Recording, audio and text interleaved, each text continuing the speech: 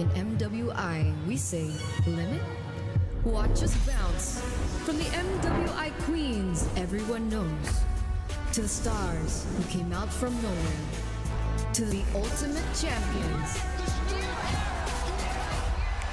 Now, MWI is expanding greater than ever. Turkey, EECA, Africa, Mongolia, and beyond. We're stretching the map wider. MWI, where dreams get louder. This isn't just a tournament. It's your passport to the world stage. A spotlight for women in the EWC. No rules, no ceilings, no limits. Just this. We're vibrant. We're ready. We're limitless. Dandruff keeps coming back? Your shampoo may not be 100%. Let's check. Use Head & Shoulders. Removes up to 100% dandruff and defeats itch. Protects scalp for up to 48 hours, so dandruff and itch don't come back. Head & Shoulders.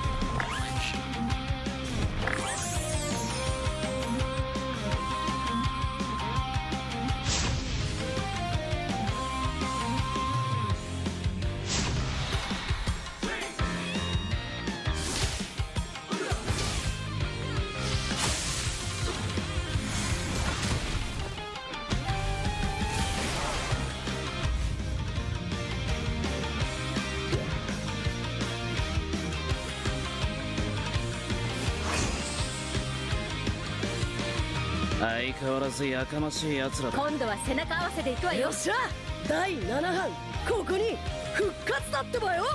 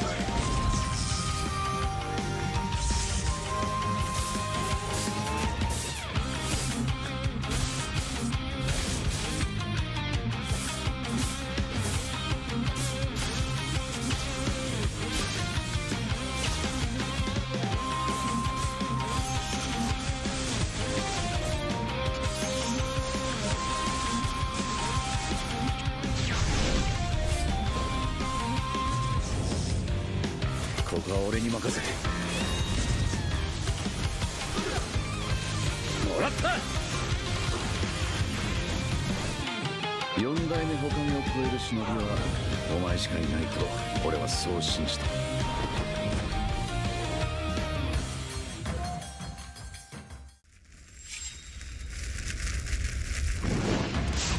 みんな、渦巻ナルトが帰ってきたぞ。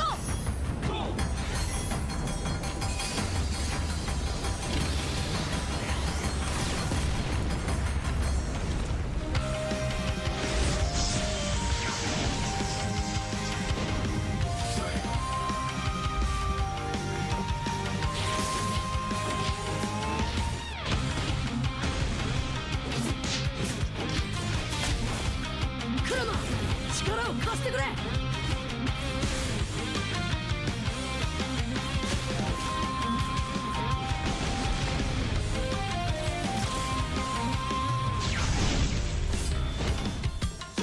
っしゃ、第7班ここに復活だってばよ。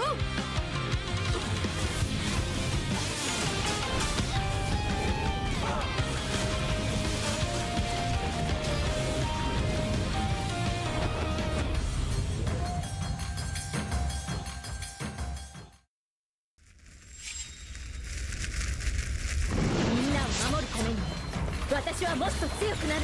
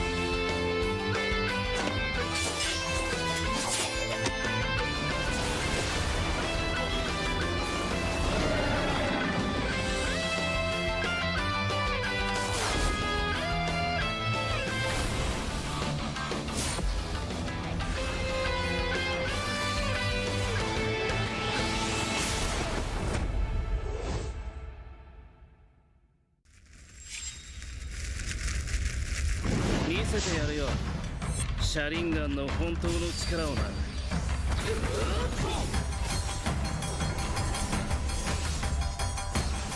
力が湧いてくる。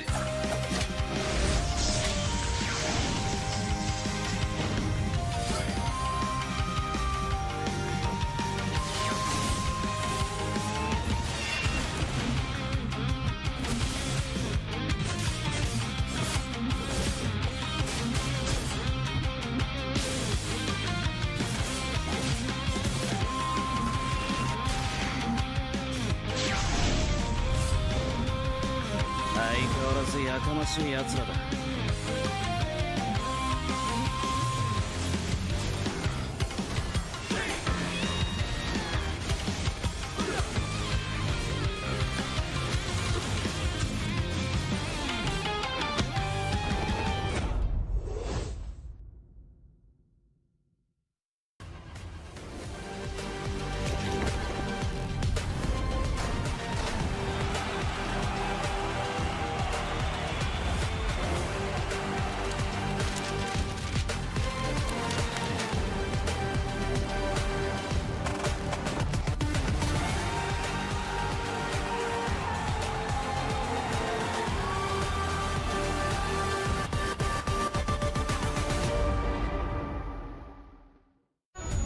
They said there's a limit in the women's league. In MWI, we say limit? Watch us bounce from the MWI queens everyone knows, to the stars who came out from nowhere, to the ultimate champions. Now, MWI is expanding greater than ever. Turkey, EECA, Africa, Mongolia, and beyond. We're stretching the map wider. MWI, where dreams get louder. This isn't just a tournament. It's your passport to the world stage. A spotlight for women in the EWC. No rules, no ceilings, no limits. Just this. We're vibrant. We're ready. We're limitless. Dandruff keeps coming back? Your shampoo may not be 100%. Let's check. Use Head and Shoulders. Removes up to 100% dandruff and defeats itch. Protects scalp for up to 48 hours. So dandruff and itch don't come back. Head and Shoulders.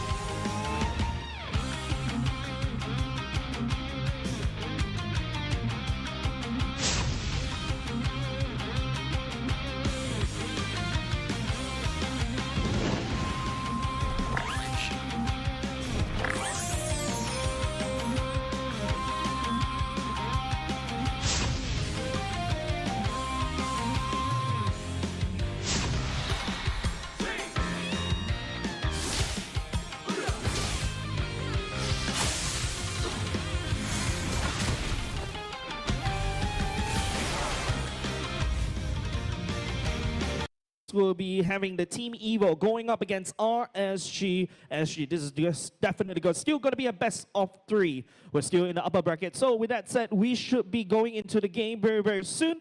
But of course, ladies and gentlemen, just to also welcome everybody for MPL Singapore Season 9. My name is Jace. I'll be your host for Playoffs Day number 2. Of course, MPL Singapore Season 9 is powered by Muntan, Pulse Nova Entertainment, Partner in Esports, Head and Shoulders, and Singapore Esports Association, official venue partner, Capital Land Mall. We're here to you live in Tampines Mall Level 4. So if you guys are in the area, please head on down. We have tons of games ready to go. Ladies and gents, of course, with that, the competition is just spicing up. We have Team Evo going up against RSG SG later on. With that said, hopefully we do have the brackets up very, very shortly so that we can quickly run through the brackets together. Yes, it's been a very, very interesting competition for the past few weeks. And now, if you can see on your screen right here, we had the brackets for you yesterday. It is Absolute Zero going up against Kingdom Esports, knocking Kingdom Esports off.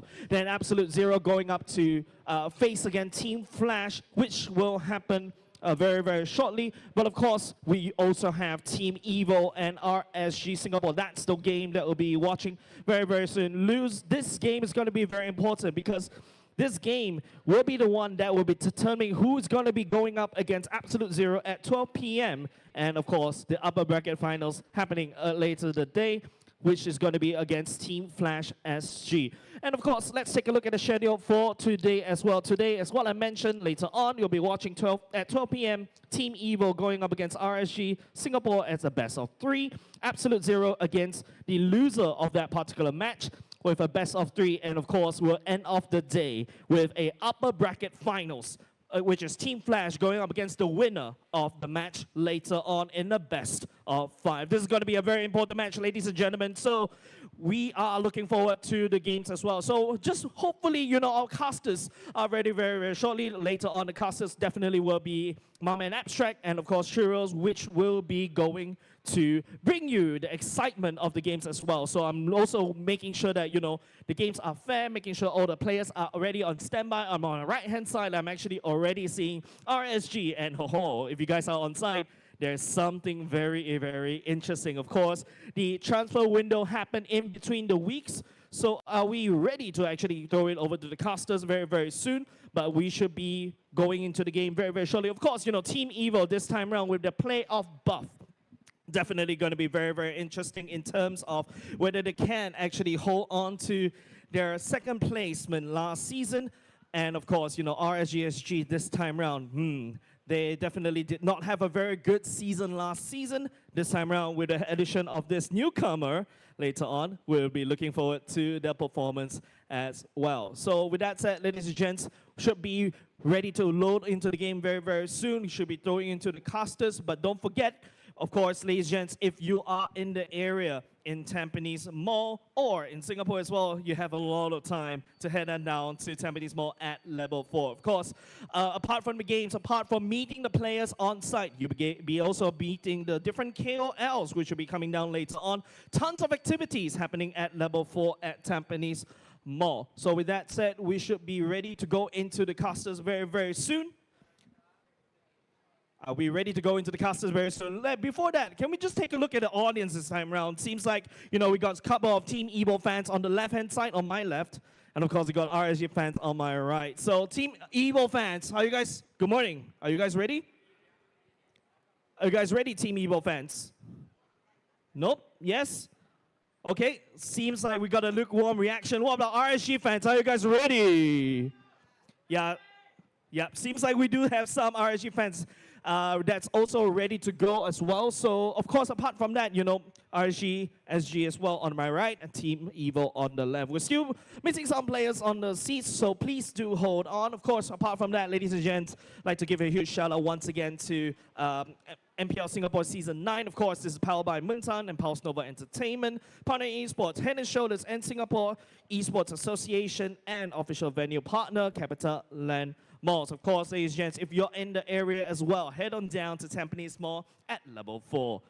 Of course, Team Evil, they've been around in the season for a long, long time. Of course, they're your community heroes. And of course, with RSG, the contender, have been here since season 1. And with that said, we are already throwing over to the casters. Abshang and Churros, take it away. All right, ladies and gentlemen, welcome back to MPL SG Season 9. My name is Abstract. My name is Shros, and we are the casters for today. We almost got that right. We almost got that perfect. I stumbled a little bit. That's on me. You were flawless, though. You were flawless. Thank you. You were flawless. It's all on me. It's all on me. Man, you shout out to Jace, though. Yeah. You shout out to Jace, You though. shout out to Jace. He did a very, very good job. Very, very good job indeed. Yeah. Of course, when it comes down to the on-site behaviors, or rather the on-site patterns, we do have got a little bit of a change when it comes down to host. In fact, tomorrow we'll have a new host as well. So What? Yeah, we're trying something out new. You just kind of don't say. everything about MPL SG is new. Well. We've got a brackets that's new. We've got some teams that is new. We've got a host that's new. We haven't really seen Jace on the MPL SG broadcast as a host before. So that's pretty new. That's pretty new. He's replacing Cheryl Yao. So this is a tall order for Jace. How dare you? But okay, let's take a look at the draft for Evil. Vincent, Powerful, Sailor, Ven, and Gear. Man, this team is very, very strong. And really excited to see how they go up against the team alongside RSG, because I hear they have some new faces showing up today as well. Yes. I mean, new but not new. New but not new. New but not new. So I'm honestly very concerned in some sense, because I don't know if whether this new, quote-unquote, new player has been training with them. But hey, maybe 2 weeks is enough. We'll take a look at the RSG SG's lineup in a short little bit. But with Vincent, Powerful, Sela, Van, and Gear, I think that they pretty much have got an idea how they want to play. Although they kind of lost a little bit of their evil magic. Yeah. Not exactly very micro-based anymore per se. But we'll talk about that in the game itself.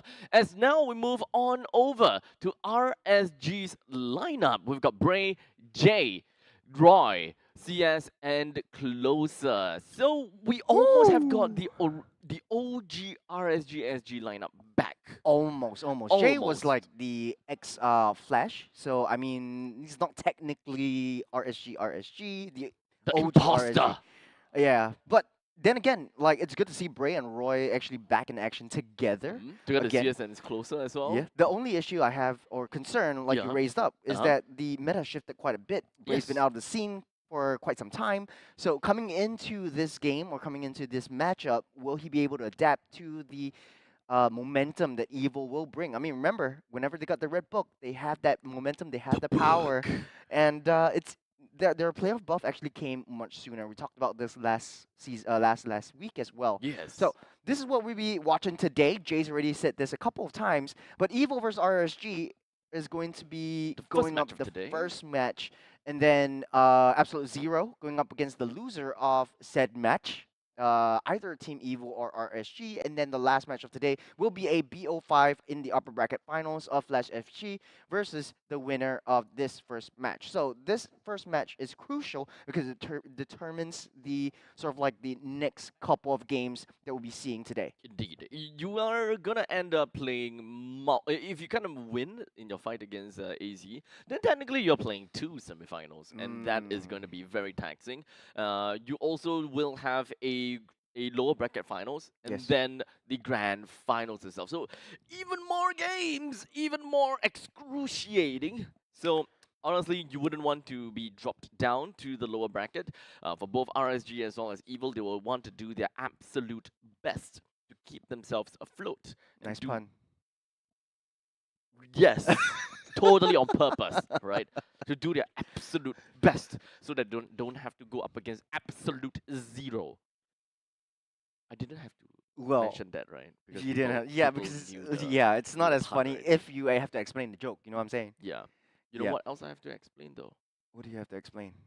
That Bray was originally an assassin jungler. Yeah. And he always had a difficulty playing the assassin jungler because of the synergy between him and Diablo. So this might actually be the season for Bray to pop off.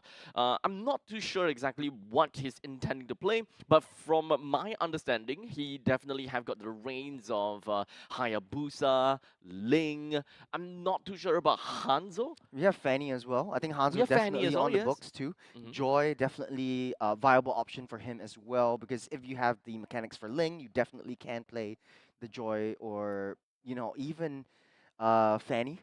If you want to cook that up as well. Yeah. So we'll see in the draft as we come in. Coach Carrot probably has his red book with him. They will be starting off with the first ban of today's match. RSG, on the other hand, Coach Amux. I mean, this guy has been coaching for international teams, and then once what he brings to RSG's table, and remember the first season or the first match of this entire season, RSG actually popped off. So I'm really excited to see how they play and how they draft around Bray now that ultimately similar playstyle, similar hero pools between Yon and Bray. Just that Yon has no, Bray has a little bit more confidence in the jungle scene because he has that international experience as well. Indeed. Now, my question also lies onto Bray because of his confidence. Just how much confidence does he have? Like, is he brimming with it? Because he's not exactly super fresh into this. I mean, he's technically kind of fresh in the scene again, right? Because there is a certain amount of hiatus, so he may be confident in the past, but you know, coming into MPL SG, how confident would he be? And if he continues to have that confidence and have that amount of resilience, there could be a possibility that he becomes overly aggressive in this lineup, which I'm not too sure if whether that is going to go too well for them, considering the fact that CS actually is a goal laner that would actually take some time before popping off, right? Yep. Early game is not really a CS kind of game. He's a lot more of a late game monster. Throw any marksman that is great at late game, he will be able to carry the game.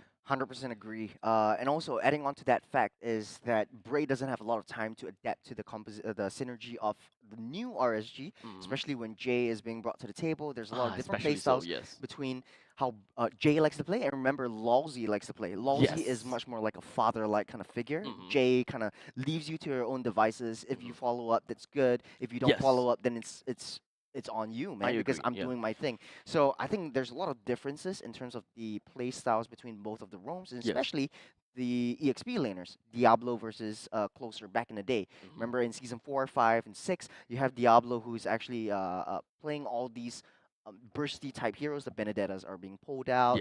You have the Badangs, or the damage Badangs actually pulled out by Diablo. The Khalids are being pulled out as well. And I think the core difference is that Closer is a more passive EXP laner. A lot more utility. More utility, Technically more passive. works for this current meta as well. Yeah, I don't see Closer actually diving in as much to the back lines, because I don't know if it's the lack of confidence, but it's I guess how RSG wants to play around. You want to protect the back line as much as possible. He feels more like an anchor of the team, right? Correct. He wants to be safe, or rather he wants to keep the mage and as well as the marksman safe, which actually kind of makes sense because Jay is actually a very aggressive roamer. He's the kind that will look for any opportunity and just go straight dive for it. He's literally the sacrificial lamb of the team, and he's not afraid of sacrificing himself. In fact, sometimes he would overestimate the amount of time, or rather the gap between his team and the opponent's team. He will launch an attack, he will go so far and deep in, and the amount of time taken to for RSG to travel all the way to J, it will take a little bit too long. This is one of the core problems that I usually see coming in from Jay, and it's mostly all about initiations. That's right. Everything else, when it comes down to tempo, when it comes down to rotations, I think that Jay has got it handled pretty well. Correct. I mean, Jay's playing chess. The rest of the squad is playing checkers. He's always 2 steps ahead. Everyone else needs to really match his pace. I think if they sort that out, if they're able to sort that out, I think RSG has a very strong chance, and we might be able to see 3 games coming up from this best of 3. But then again, going into the draft, Coach Carrot starting to ban off with Matilda. Coach Mooks doesn't want to deal with Sayla's Luoyi. Remember, last week we talked a lot about RSG, but right now, turning the tables over to Evil, the villains coming to play. We have the Baxia and the Phovius on both sides of the map, and you have Sayla's Luoyi literally just quote-unquote AFKing in the mid-bush and waiting for the right time to use that diversion. So Amux doesn't want to deal with that, banning both of these out so that they don't have to deal with the the hyper momentum that Evil likes to play around, especially in the mid to late stages of the game. Coach Carrot, juice in, chip, taken off. I think that the mobility might actually be the name of the game for Evil, right? As such, I would like to expect that there will be a lot of assassin junglers such as Hayabusa as well as Joy being drafted out, much less of a Lucas. I would still believe that they would want to have a Lucas, but with the Kalia currently available, that might be their first and foremost most priority pick, and just kind of yielding the Lucas over to the side of RSG. Yeah, I think quite a bit open right now. Usually we'll see a Kalea or a Kimmy right here since the Yep. Juicing's been banned out. You don't really have any counter in lane except if Roy picks up the Farsa to match the tempo that Okay. the Kalea and the Juicin might be able to bring, or the Kimmy might be able to Ah. bring. So it will be the Farsa and the Phobius. The Farsa and the Phobius will be picked up. Barca and the Pobius. Yeah. Okay. Suyo is available, Gatakacha is also available. There could be a possibility. I'm not too sure whether Evil will want to play that Gatakacha for themselves, but it is, of course, a very good answer over to Fasa, Yep. being a sitting duck. Otherwise, you can always draft out an assassin for you, for your team, and just kind of play around it. Because now Kalia is a very flexible pick, right? You Mhm. kind of want to go for pickoffs. At this point in time, I'm just expecting to see a Hayabusa on their end. But finally, we are gonna be looking at a Kimi. Oh, Glue even. Okay, so Glue. they just want to beat down the EXP lane at this point in time Yeah. and just kind of focus on that. Yeah, I think Glue and Phobius are sort of like very evenly matched in the EXP lane. Glue really needs that distance because you throw down your skill 1 and you walk towards it, try to make it explode and try to get a mini stun off. Phobius has a similar kind of range with his first skill. So if it's sort of like an EXP to EXP clash, it would be an even matchup. So Glue is able to match the tempo for Phobius. I'm just more worried about the mid lane that Kimi and Kalea would bring in comparison to Farsa. If Coach Mooks actually picks up the Gatsukacha in the second phase, that's going to be spelling disaster for Evil because there's not a lot of protection on that back line. You have Glue that's very high committal, especially with the possession from that grab and the split. But Kalea also very high committal because once you jump in, the only way to escape is only if you catch someone else. So at this point in time, RSG actually do have quite a lot more damage within their mix. Quite a bit of them, or rather all of them, are level 4 dependent. They're very ultimate dependent. So if Evil will want to move towards a certain direction, especially since they have a Glue, Glue is a winning matchup in the EXP only pre-level 4. So if you want, you can be a lot more aggressive in that start. We got Kalia that is really good at tempo building as well. So the next two upcoming picks, unfortunately, when it comes down to gold lane, I don't really expect too much. Kimi can still be a relatively good pick for them since it's not exactly super ultimate reliant. You still have very good damage over time in the early stages. So looking at the roaming trio, unfortunately, I think that Lucas would be okay, never mind. Yeah, Lucas is Yeah. already banned out by Mooks. I mean, Lucas he is smelled a supposed to be mile away. Yeah, we want to look for snowbally heroes. Correct. So in this case, fighter junglers might actually be the better choice over assassin junglers. Yeah. So let's see. Suyo's Alpha is good. Suyo's already banned out. Oh, okay. Very, yeah. very snowbally, very early game centric. Then Bray, back to his roots, back to the Hayabusa. I think this might be able to play out well. However, I don't see that RSG has a lot of tanks right now. The only tank that they have currently in their draft is the Phobius. Yes. Very good in just catching that back line, trying to catch and throw Kimi out of position. But then again, I think that last slot would be one of the most crucial ones. The only option right now I can think of is maybe the Gato Kacha, just to disrupt that the Kimi from Fair.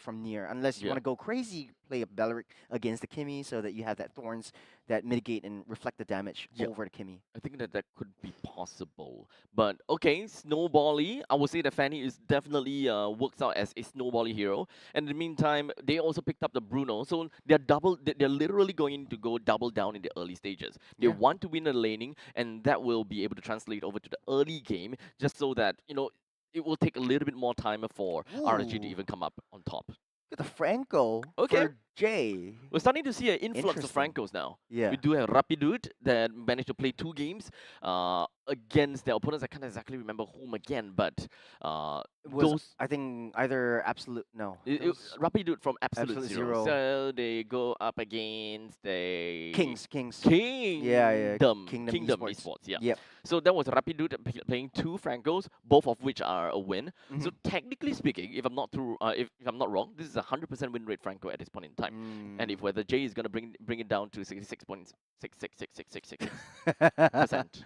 You know, I think it's a viable pick right here because it is the hook itself. It's a deterrent factor from you to come any closer. And Jay plays a lean mean Franco. We've seen it way back in like season 7, season 8.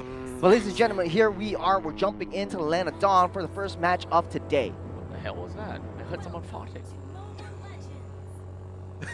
Was it a helicopter? Very long fart. It's like a helicopter kind of sound. But anyways, as we move on over to the land of Dawn, we've got Evil and RSG going. Okay. How is he there so fast? I don't know, but this is gonna be fun and exciting. He But doesn't of know. course, I'm not too sure how this relates, or rather how this reacts over to the stream or on site. So I'm not gonna mention anything that is too too blatant at this point in time. But as expected, we've got Gear that will be able to dominate in the early stages. He still has a flicker, so if he managed to find that opportunity, he can always just go blasting with that.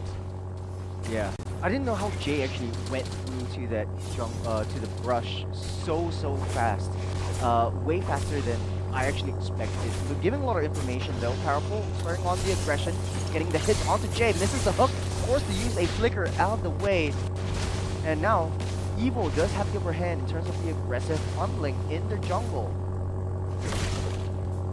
Man, this is looking like a very tight matchup. I think both teams in the early game don't want to make too much of a big move. You don't want to make too much aggressions that lead to your downfall in the mid game because, you know, as you said, Abstract RSG SG really needs that level 4 power spike to come on, especially for all of them.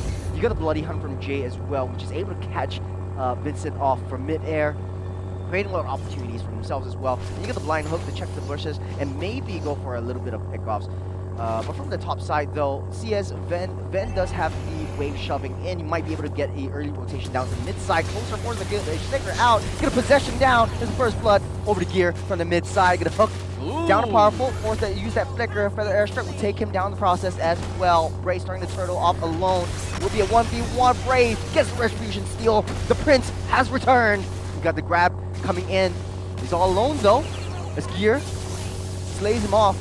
But he will be facing off against 2, healing everything back up. I think he might be able to come for this. Oh! It's got possession once again, getting pulled back here.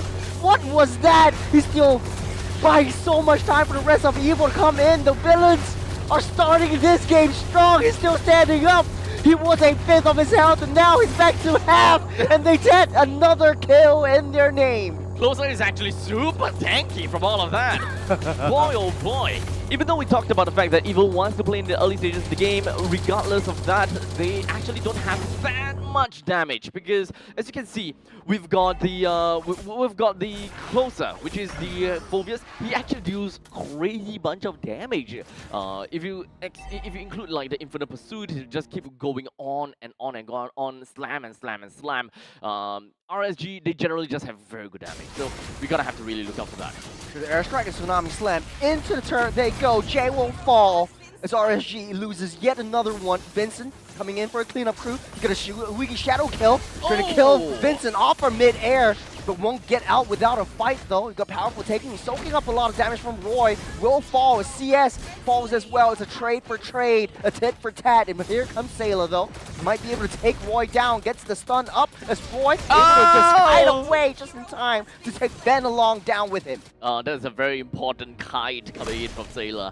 But regardless, this is pretty much an expected outcome. 7-4 with a shy bit of 1,000 gold lead in favor for Evil. What they want to do is a very micro-based composition for Evil. They want to win in every single team fight, or maybe not team fight. They want to win in these skirmishes. They want to pick off as much as possible. They even have powerful as the Kalia. They have that pick up potential. They have Vincent that will be able to deal damage. Oh, big play from Closer. Getting pulled back into the midst of that back line. You got Jay dealing a lot of damage as well. Closer falls. No more Phobius for the side of RSG. Franco might be next on the chopping block, but Jay walks away safe and sound. This is a game that requires RSG SG to kind of hold their fort and just ensure that they will be able to make it away or make it into the mid stages of the game. Because at this point in time, all you're expecting and all you're seeing is Evil will just be throwing bodies at RSG. Always blocking the last weakness point. You gotta purify CS though. Will fall in the end. Goon Squad comes in. The villains will show dominance in the early stage. Expected outcome still very, very expected. 5 minutes into the game now, we have entered the end of the laning phase and now in the early stages, where the turrets are all dependent on the siege that Evil have got. So at least now they managed to bring down the T1 turrets up top. Well, Vincent gets a shadow kill onto himself, able to cable himself to safety. But Evil now shifting the composition a little bit. 1 to 4. Here comes the flicker play into the turret. They go. As Gear left all alone underneath the turret, taking too much damage. Won't be able to soak up this time around as the T1 mid falls to the hands of the villains. Good enough. Even though they did not manage to get a kill on Roy, although it was definitely a respectful play coming from Gear, but not quite there. But at least the main thing is they take objectives down, which is T1 in the middle lane. This will allow them to be increasingly aggressive and push RSG to have even lesser amount of gold. This is gonna snowball. Powerful, bloody hunt, stop, suppress, thrown to the graveyard. RSG, good pickoff right there. That is a one lifetime opportunity to land a bloody hunt with so many other of your teammates just around the brush as well. If you don't have that opportunity, honestly, it's actually going to be a little bit difficult to catch up onto the Kalia, given the amount of mobility that he has. But Flicker has already been expended. That is actually a very crucial Flicker, because we do have got the turtle that's coming up right now. I'm not too sure whether it will come back in time or not for the next turtle, but hopefully it does. No, sorry, next Lord actually. Easy turtle take for the side of Evil. As Bray out of position, busy trying to find trades up on that top side. So far, Evil still leading the charge with 3,000 gold. If they can maintain this mid lane aggression, they might be able to take down RSG and seep through that snowball to the late game. Early game compositions are always going to be really tough to hold on to. They may have had a pretty decent early game. They only have got about 3,000 gold lead, but hold on a second, bottom. Nice hook, but Tsunami Slam back in closer. Taking on 3, gonna fire airstrike, dealing with tons of damage down. Gear with the split, able to get that in, able to sustain a little bit more till his mates go back to safety. They lost 2, but they managed to just cut their losses right now on the mid side. Vincent, 1v1 on top of the shadow kill, able to cable himself safe. Saved by the minions too. I think that largely we don't really see Vincent in team fights all that much, or these kind of skirmishes all that much, but at least and probably we want to play more on the macro, right? Because the moment that they kind of stop getting that advantage of the early game, they no longer have the goal advantage. That is when they will want to look for other avenues of winning. This is a very front-to-back competition, hands down front-to-back, right? With the Bruno onto the side, their main win condition, but they can actually just focus and see what Vincent is able to bring to the team. He does have very good split potential, with not much people being able to catch up onto him, except for Bray. Now, 20 seconds till the Lord spawns up. RSG does have the aggression, it does have the damage from that Farsa and that 1-1 alone. Oh, Gear taking a little bit too much damage, able to walk himself safe and out of the way as RSG sets their sights up on that top side. They see where Vincent is, but the hook lands and down goes Powerful. He's gonna fire airstrike to try to zone everyone out of the way. Gonna flank from Vincent as well, trying to find his way down to Roy. But Gear is left alone, also his own devices as is closer. Sent to the graveyard, they go. Might be able to take out Jay though. One more hit won't be enough. As gear falls to the hands of RSG, they will be able to blitz down that Lord. Will be a very tricky situation for RSG to try to contest for this one. Out of position, out of the way. Evil snatches this one up.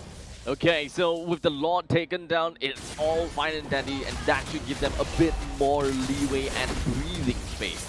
Now, of course, a quick little roundup, we do have to slide the fight that eventually splits up into two is a EXP lane for an EXP lane, so there's not too much losses coming in from RSG. In fact, they have hit a little bit better because I think that they managed to bring down Powerful, if I recall correctly. Yeah. So it's a 2-for-1 trade, definitely towards RSG, and I think it's slowly creeping in.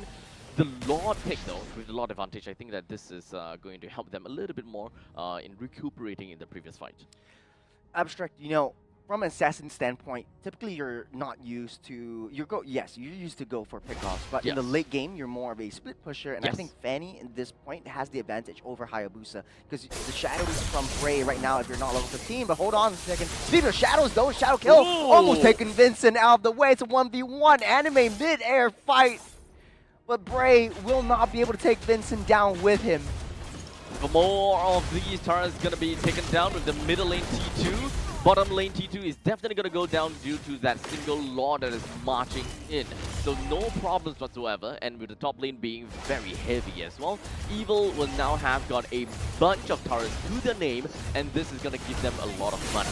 Oh, trapped in. The burst comes in from Vincent, though might not be enough. Gonna weaken his points. The crossbow Tang will chase and keep Vincent out safe as now. Now, continuing to see Evil hold on to the lead.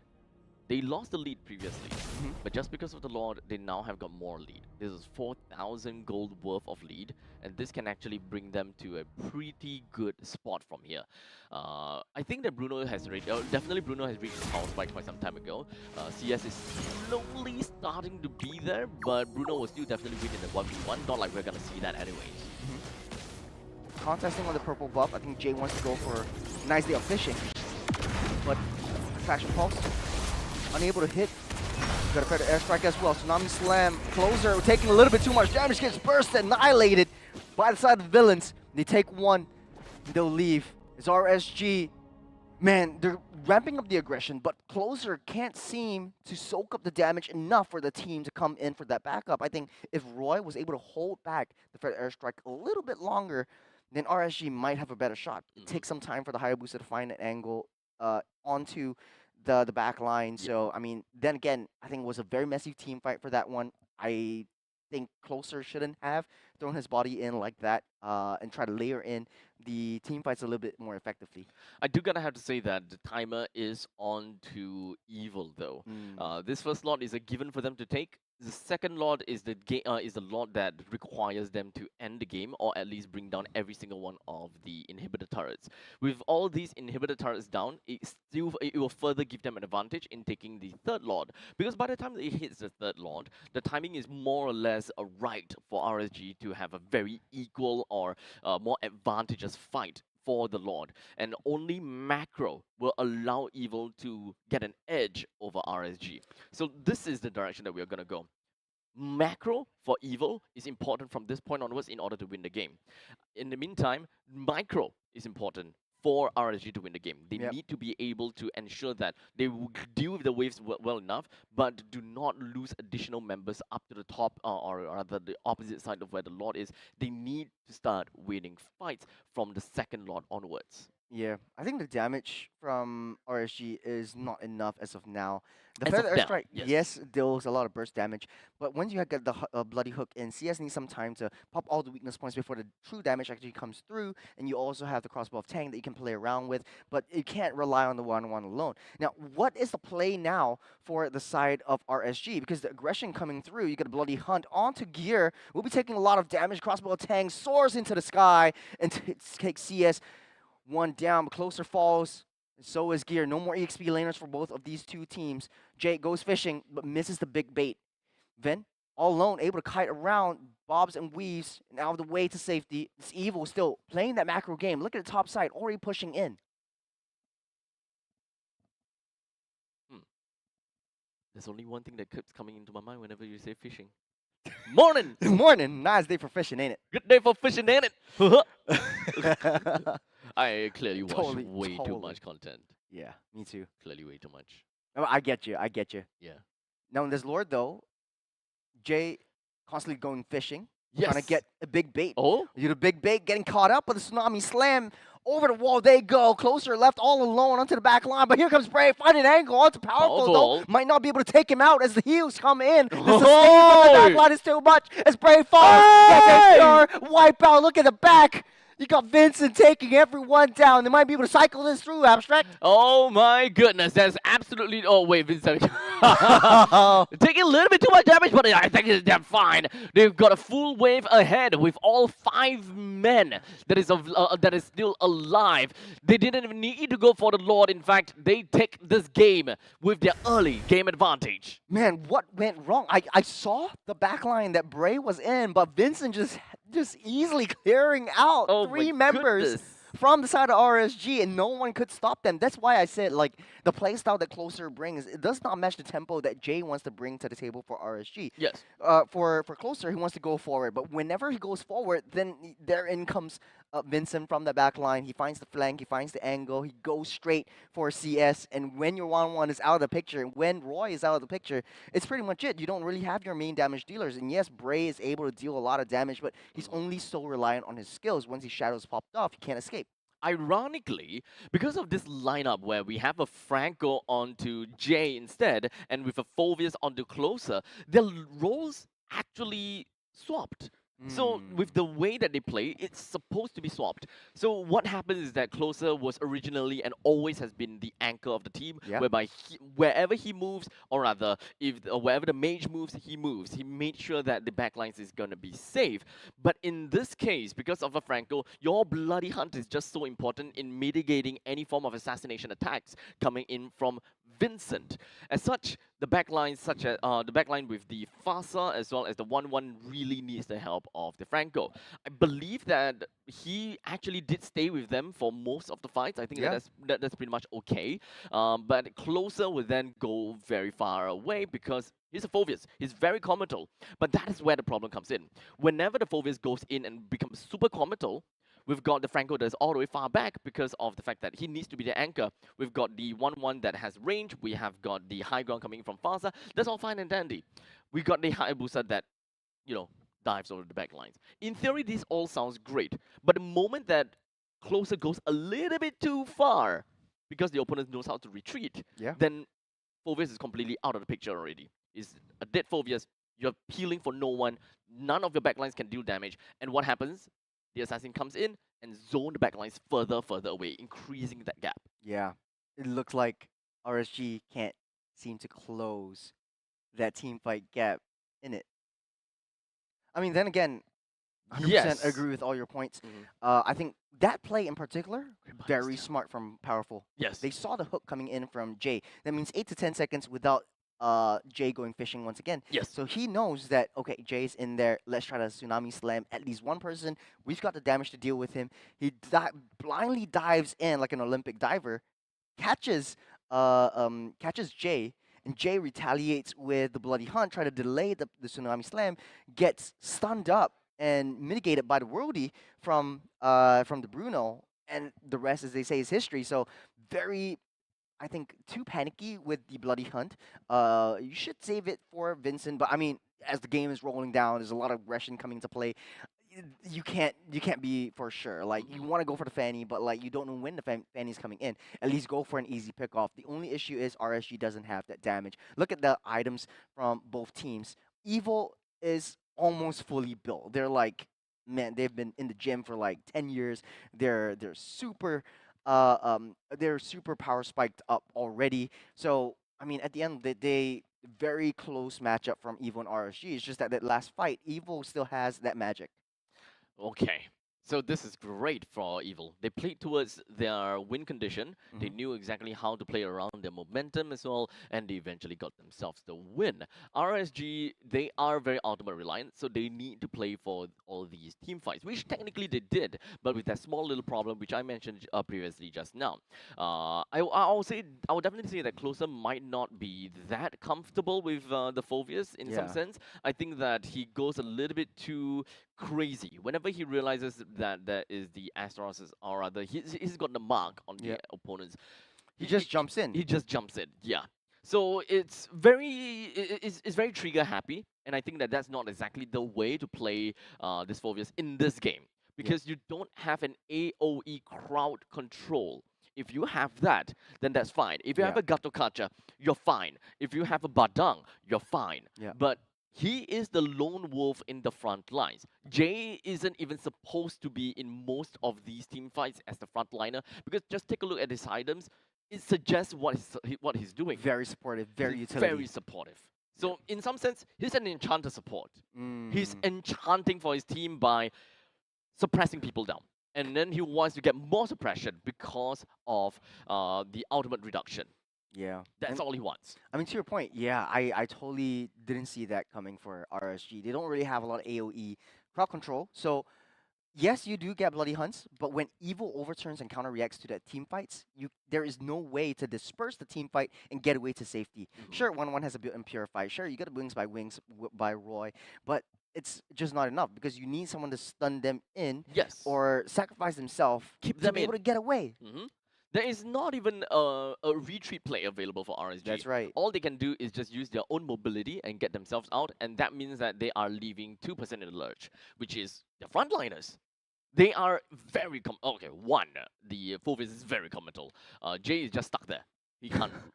You expect him to kind of like shake his way back home? Yeah. Yeah, he's not doing that. You have a 1-1 that can hop to safety. You have a Plaza that can unfairly fly away, leaves everyone away. And of course, we have a random assassin, or rather, random ninja that somehow can teleport to his clones. So that's fine and all. But all in all, I think that RSG's lineup is lacking in that control. They don't have a way to literally control a fight. In the early stages, they have the damage.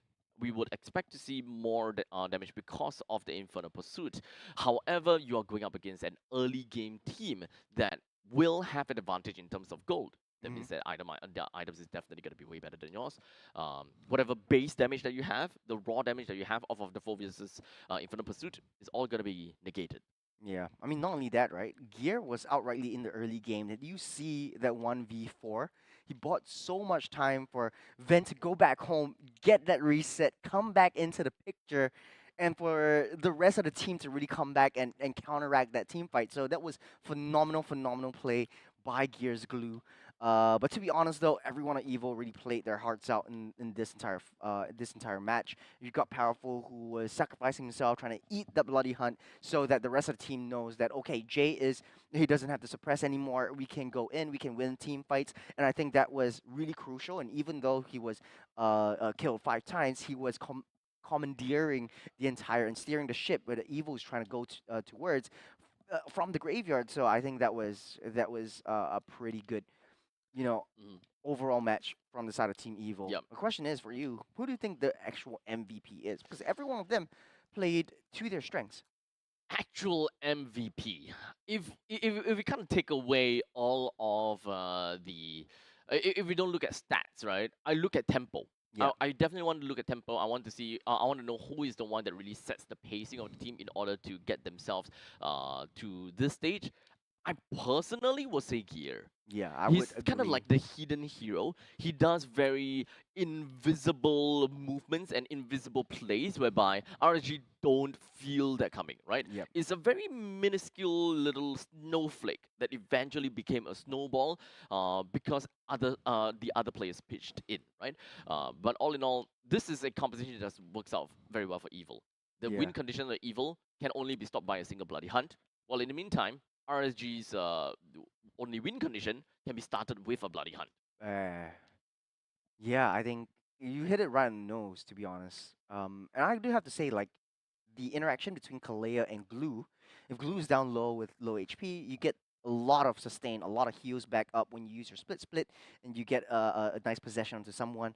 But not only that, you have the Kalea coming in with the passive as well, so you heal the lowest member of your team. So I think that fight, that one fight that turned the tides of the battle for Evo and RSG was honestly in the early game before that first turtle actually spawns up. MVP though won't be Gear, but honorable mention to him though it will be Vincent as Fanny 7-1 and 2. You have 56% total kill participation, flying all over the map, zipping, zapping, and just dodging the Wiggy shadow kills from Bray. Yep. So of course, with the cables from the side of Vincent, he definitely will have presence all across the map. He's getting massive farm all across. He's more or less the pos one in this game, right? Yep. He's the pos one. While in the meantime, Bruno is pos two because he's an early game marksman. He doesn't need to kind of spiral out of control and all. He will naturally be able to get all of these kills because of all the bruising that the opponent is able to do, perhaps or rather bruising that his own team is able to do. Glue's a great bruiser. We've got Kimi, which is a great setup and bruiser as well. As long as non-committal CC very as non-committal well. CC, yes. Fanny is probably one of the main person that is able to bruise the enemies, and if possible, even take some of these free kills. Yeah. It's an AOE, right? AOE spins, and technically it's also technically single target. So Fanny is kind of a disgusting hero if you ask me, because you're so flexible. You AOE, but yet you single target also. A lot of damage, but a super high mechanic, so it kind of tallies out. It's balance. It's balance. But still, nerf 1-1. Okay, I got a controversial topic for you, right? Okay. Wait. Is this topic about the game or About the game. About the game. About the game. Okay. Yeah. Okay. We're not doing our Short Kings podcast. It's the playoffs, man. You gotta be serious. Damn, you want to go Short Kings podcast? Why not? Welcome To the Short Kings podcast. So a little bit of controversial question for you. Okay. Still regarding the game. Yep. But still we're in a podcast mode. Right? Yes. Bray Yes. coming into RSG. Yes. Is it a mistake, or do you think they are testing out something? And do you think Yon might be a better fit for RSG? Do you think if Yon was playing this game, it might went a little bit differently? I definitely think that with Yon in, it would have been a lot more different. The reason why I say this is because of chemistry. How I see their chemistry on RSG is a chemistry of 4-person and 1. With Yon in, is a chemistry of 3-person and 2. At least there is a combo here. At least there's a tag team in here. They can help each other out, Jay as well as Yon, right? And these 3-person, they're good for themselves. 4-1, Jay is alone, and he's a very aggressive player as well. He needs the help of these 4. If they are unable to bridge the gap between these 4, or rather, if they are unable to bridge the gap, they can't be a 5. So, I honestly think that with Brain here, it makes the 4 really good, really strong. Yep. But that means that they can't play their objectives and they can't play the win condition around Jay anymore. And Jay can only be Enchanter support. Enchanter utility as well. Utility, yes. Yeah. So, can't be initiator. I really don't think he should be initiator. I kind of agree with what you're saying because, for Bray, he's really a one-man show. He can solo and just play long lanes as he wants. He had a couple of kills onto Vincent as well in the mid to late stage of the game. But then that 4 can't fight together because they're not too confident with fighting as 4 against a 5-man team because Vincent is so much more mobile than Bray's Hayabusa. So I think going into this matchup, I think it's much better to relook at how Coach Mooks actually wants to draft around Evil. Now, knowing that they like to play the team fight composition, what is the answer? Starting off with the bans, though, will be the Loi and the Juicen taking it out for RSG. For Evil's side, though, taking out Baxia and the Chip for themselves. Quite the respect over to Sailor. Just went out banning these 2 heroes. We still have a lot of heroes that we're gonna have to cover, though. Gato Kacha, okay, Focus gone. Gato Kacha, Badang, we've got the Lucas, Fanny. What else are we looking out for? Kalia is definitely going to be one of the things that we got to look out for too. Yeah. Kimi has been leaked out a couple of times already for yesterday as well, and perhaps not even picked up all that much. I think that Kimi is starting to dwindle down in terms of popularity for some reason, but I still think the Kimi is really good if you're trying to play a little bit of death ball / front to back con position.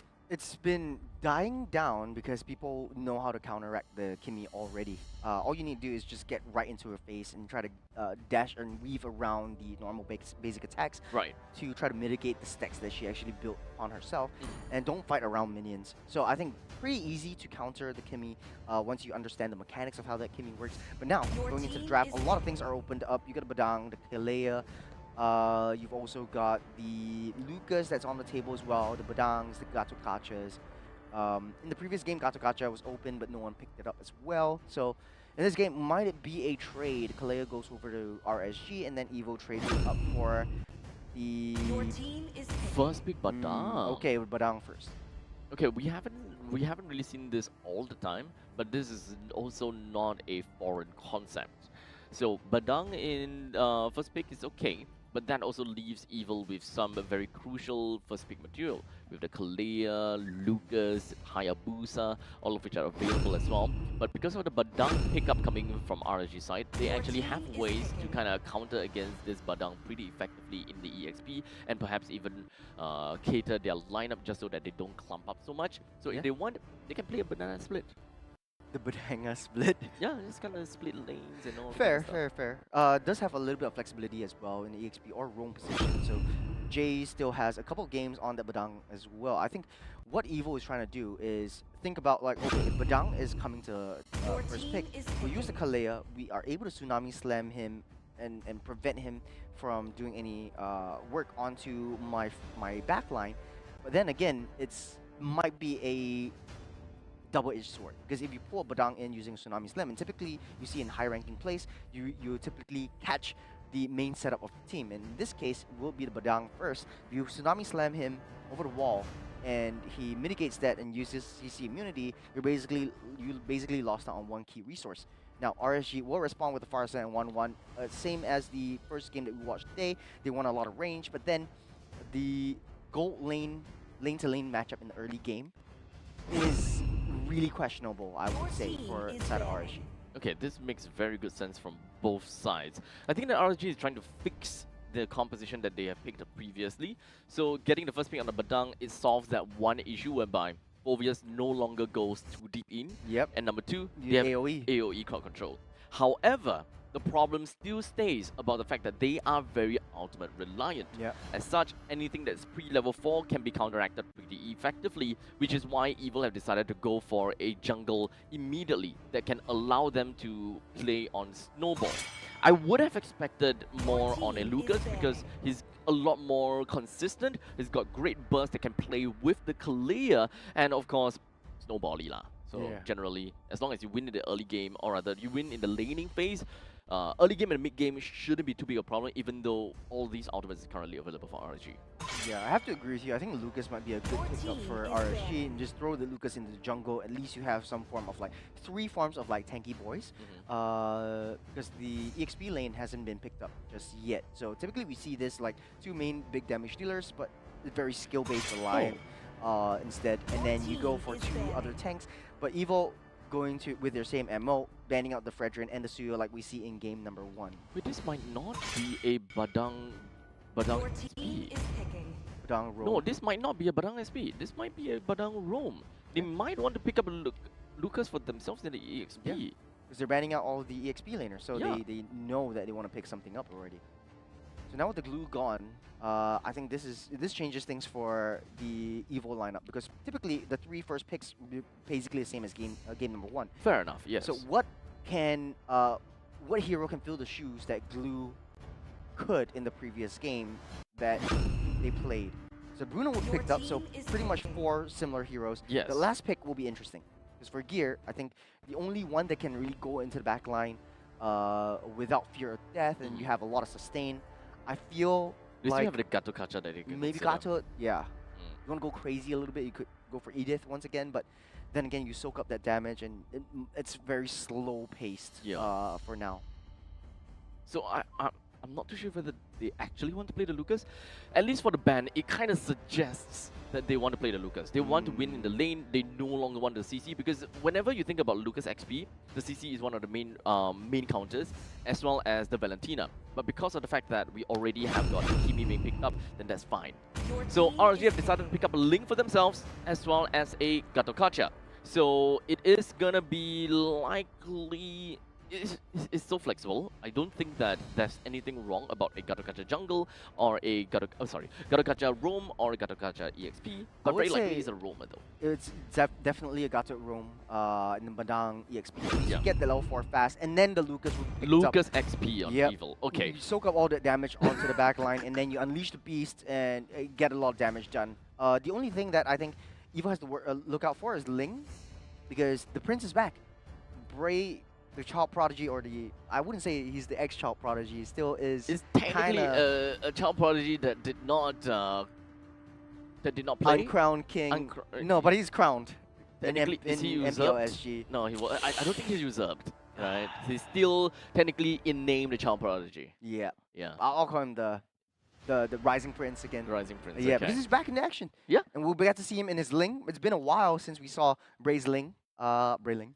Brayling. Brayling once again. Brayling. But yeah, I think Kimi and Bruno definitely, RSG found an answer for those of these two heroes. Man, what draft are you favoring right now? I actually kind of like what Evil have for themselves, right? Yeah, they the same, but I mean, you're a sucker for Lucas anyways. Yes. Dude, he's handsome, dude. hey, I don't blame you, because I see Fredrin, I'm the same way. Yeah. Fredrin's handsome. He's like an old man. What, I mean, he's not that old. He's a dada. He's a... I will beat you. Hold on a second. Roy's taking out first blood. Way too deep. Trapped by the wall. No flicker, no purify. He will get taken down. Sayla showing a lot of dominance in the early game. Now, of course, people are just wondering, why are they drafting at the exact same composition? Like, almost the exact same composition. I mean, why not? Because RSG seems like they're trying to work out the mistakes that they made in the previous composition and trying to go for it all over again.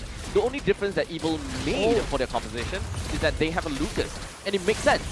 What is that damage? You got the wall getting built up. Vincent flew too close to the sun. He gets taken out mid-air. Sayla taking a lot of damage as well. Roy tries to go in for that stop, but Sayla tries to take in a lot of damage as well. Oh, Bray! But Powerful's left all alone. One more hit and they might be able to go down. It's Powerful against the world, but here comes Vincent here for the second strike as Roy is just around the corner.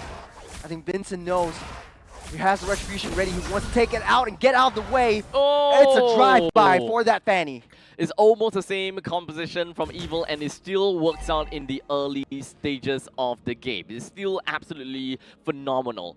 Now, I really like the Lucas pick, right? The only reason why I say I like that is because RSG set them up. Yeah. They set it up. I don't know why RSG doesn't want to pick the Lucas up for themselves. Maybe they really wanted to deny the Gatokacha. But then again, yeah, it makes sense because the Gatokacha can disrupt the Farsa, and I think that was what they're worried about. But I feel like Lucas can as well. Yes, jump straight with the Unleash the Beast, dash through, and then go in with the skill 1. Let's take a little replay and see what happens. Abstract, I really need your eyes on this. I don't know how Powerful is able to survive so much. Okay, we start things off with the very first fight. So Roy with the Purify, it will make sense that he picks up a Purify for himself, right? Powerful, this is the power of Kalia, right? Kalia has got great tempo and he constantly turns up on the fight.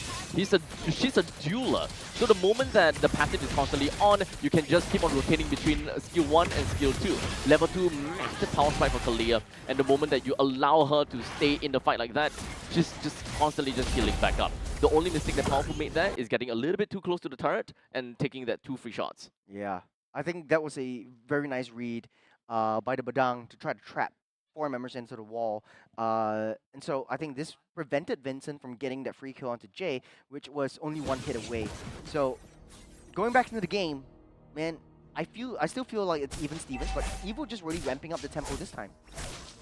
I still don't think that is so much of an even Stevens. I think that this is just the tip of the iceberg. This small little lead and this small little tempo change can actually help Evil a lot more coming in, because especially number 1, we do have Vincent that has got from buff. Number 2, Bray is currently still at level 3. So they shouldn't even be fighting for this turtle. Jay soaking up a lot of damage, trying to tank as much as he can, but they're already zoned out. Evil will be able to pick that turtle up out of the way against the hands, but Roy, Sayla, will be able to deal a lot of damage onto Roy. Comes the blades, popped by Bray. If we get 3 swords and out and away.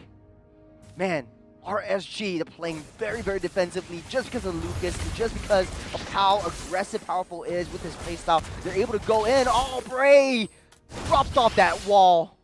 But then again, man, oh man, Evil. Is there nothing that RSG is able to do to stop the momentum that Evil has built up for themselves? I think that what RSG... The problem is that Ling is a +1. They have a 1-1, right? 1-1 for, 1-1 for the gold lane. yeah, for CS. So once again, it's kind of a greedy lineup as well, right? +1 onto Ling, +2 onto 1-1. Both of them are fighting for farms. At this stage of the game, none of them should even be getting be funneled farm. Yeah. No matter how much that they farm, in the next 5 minutes or so, they can't realistically do too much. The only one that I can expect is Ling, right? Ling has flight edge. Jumping back into the game, got closer with the fist crack onto 2, but still RSG, 2 members down. Evil has that tempo, has the momentum, and has that rotational speed. You gotta fight down the bottom side. The rest of Evil are coming in, and the villainous magic is coming into question. So here's the next problem, right? 1-1 in the lane against a Bruno. Bruno is gonna pop up a lot earlier, so you can't exactly funnel too much farm over the 1-1 unless you force the 1-1 to rotate lanes, change lanes, swap lanes. But that means that you need to win in the XP lane. But getting caught out! The Gambles! That's gonna bite him in the foot later. Q replay. Q replay. Man. Hey. We don't talk about Vincent. We don't talk about Vincent. And we don't talk about Bruno. And we don't talk about Fight Club. Where are we going with this? Hey, you know what? Even though they don't talk about Bruno, they truly didn't. But they made a song about Bruno. They did. So, yeah, so they made a song about not talking to Bruno. Yeah, so they didn't violate their own clause. They actually didn't. But they accelerated it. Okay. In the middle of the game. We're gonna stay serious. It's the playoffs right now, and I think for RSG, they're clawing their way back up 3,000 gold behind Evil. But Evil is so dominant in this game. Now Bray trying to pick up all the constellation prize in the long lanes. He got the little turtle getting started up by Evil, getting resetted by Jay. Very good calls by Bray. A little bit more time to get power spikes, to get farm up. I think RSG can't fight and can't afford to be aggressive at this point unless they make a very good call with an AOG onto the back line and try to take out one of the core heroes. Vincent's already got 2 deaths, so one more and it might spell trouble for Evil. Now, I really want to see the roaming trio coming in from RSG that actually works out well. However, because Bray is technically and currently out of the picture, I'm currently looking at who are going to be great prey for Bray. I can't think of anyone except for Sayla and Ven. Yeah, but still, Sayla is able to navigate his way out of tight and tricky situations. Turtle getting spawned up. Powerful slams in the wall. Gear from that back line trying to keep Roy busy. Down in. Turtle will be stolen up by Bray with a nice retribution fingers. Powerful soaking up all that damage. Gonna fed airstrike. Bray stopped him in his tracks in that back line. Roy is still alive, but Evil took down the turtle. No, RSG took down the turtle as they're coming in. Fist crack. Sayla able to get a flicker out of the way. Some of the blades, 3 blades. Won't be able to hit it up. Get a nice straight down to T1. Evil scrambling for that defense. It's a very good attack coming in from RSG. Even though they may not have been able to get the side lane pressure, they did manage to bring down the T1 turret in the middle lane. This will allow them to kind of ease up some of the tension if they want to play a little bit more aggressively, but I don't think that is going to be their main problem. In most situations, I will always want to have the T1 turret in the middle lane taken down so that they can play aggressively and take away the opponent's farm. But this game, for RSG, they need side lane control. They need to bring down the side lanes. Ooh, nice little juke from Ben to slide out the way. He's taking a lot of damage underneath the turret. They go. Ben will fall as well. They're powerful. Next to fall, good attraction pulse down the backside. Sayla will take CS out as well. It's a 2-for-2 trade from both sides. So good defense coming in from Evil. Even Evil themselves also understands that the side lane pressure is all that is one of the main winning conditions for RSG. Keep these side lanes up, and 1-1 will not be able to get enough farm. I think that was a good counteractive play. He read the AOG like an open book, and Ven popped that flicker as soon as he saw Closer coming closer to him with the fist crack and with the dash to create a wall. So very good read from the side of Evil. You got the last turret of the game getting spawned up in 15 seconds. They're leading the charge. Unleash the Beast over from Gear. Trash and Pulse closer can't escape from the hands of the villains. As RSG trying to get busy with the T1 op on the top side. Turtle will get spawned up. Evil in a better position to get that contest. Now the turtle is currently available. Evil will have the main turtle priority coming in, especially since they have about 2,000 gold lead, plus minus, more or minus. But RSG, they're definitely trying to look for external control and external pressure, which Bray is doing pretty well. Yeah, starting things off though. No junglers being seen or in attendance on that turtle pit. Turtle gets a reset on the backside. You got a crossbow tang, taking down one, taking down two. CS still alive, but barely standing as Gear comes in from that flank, able to take one down as well. Jay was next to fall. Sayla barely surviving with his life. Closer will not be long for the world as Roy getting the feather out of the way. Caught out midair by that nine-tailed fox, I should say. Gear still ramping up the aggression. Ray comes into question once again. It's Evil still barely salvaging that situation, turning that turtle into a lord, and this will be a big objective fight for both sides. Is this a damage Lucas in the XP? It kind of feels like he's got a lot of damage. But hold on a second, let's talk a little bit more about this replay. Really do appreciate the fact that CS held on to the crossbow of Tang and only pop on the crossbow of Tang when it's absolutely necessary. Managed to find that kill even when it comes down to whoever that was underneath the turret too. Oh, it's just trades for trades. Jumping back into the game, Gear already fell, and Vincent found an angle to take out CS. Now the Lord still barely standing up strong as Jay starting that Lord dance. Evil has to wait 5 seconds until Gear comes back out. You have only Powerful is able to zone the backline out, and I think the only issue that Evil has to deal with is Roy. With the Feather Airstrike, you need to be able to close that range with the Barca. So I think for the side of Evil though, not too worried about this Lord. They are able to push down the bottom side as well. Now Lord third quarter. Vincent won't be able to get there in time though. They're starting things off with Bray. They're able to snatch that up though. A little bit too late, but they took that T1 down in process. Gear starting it up with the Unleash the Beast, dealing a lot of damage, but here comes Vincent as well. Here comes the Tempest of Blades, taking down two members of the side of Evil. It's Ven barely standing up strong, one side Powerful. Vincent, the cable out to safety this time, but RSG has to deal with the barrage of minions coming down from the bottom side. But with the fact that RSG managed to take the Lord for themselves, this is even more breathing space. Seems like they managed to take control of the previous fight, and that was amazingly done from them. And moving on forward, I think that with the amount of AoE that they have gone, with the crowd control that they have gotten as well, this is the composition that we want to see from them. So they managed to fix that problem, right? It is still very ultimate reliant. So as long as Evil understands that, okay, we split fights up, we ensure that we don't give them all these big ticket plays, that would probably work out well for Evil. Taking a look at the high ground. Lord leading the charge down to mid T3. Then dealing a lot of damage. They will be able to deal with this one. Discipline comes into play as RSG. Scissor starts up on Vincent, the back line. Bray takes him down. And Evil, one member down. You have to deal with the enhanced minions though. Gear already ready in position. Ammo locked in and ready to go. Unleashing the Beast underneath the turret. Gear taking a lot of damage from CS. Won't be able to make its mark as Gear barely surviving up strong and barely breathing Evil lives to fight another day. Unfortunately, Evil is not exactly a lineup that does very well in defense. They don't have that good of a wave clear. So the moment that RSG has managed to get that kind of momentum and that tempo working out for them, I think that it's more or less in the bag for RSG, right? So the only one that can realistically be able to clear wave fast as well as to be able to split push, it will be Vincent.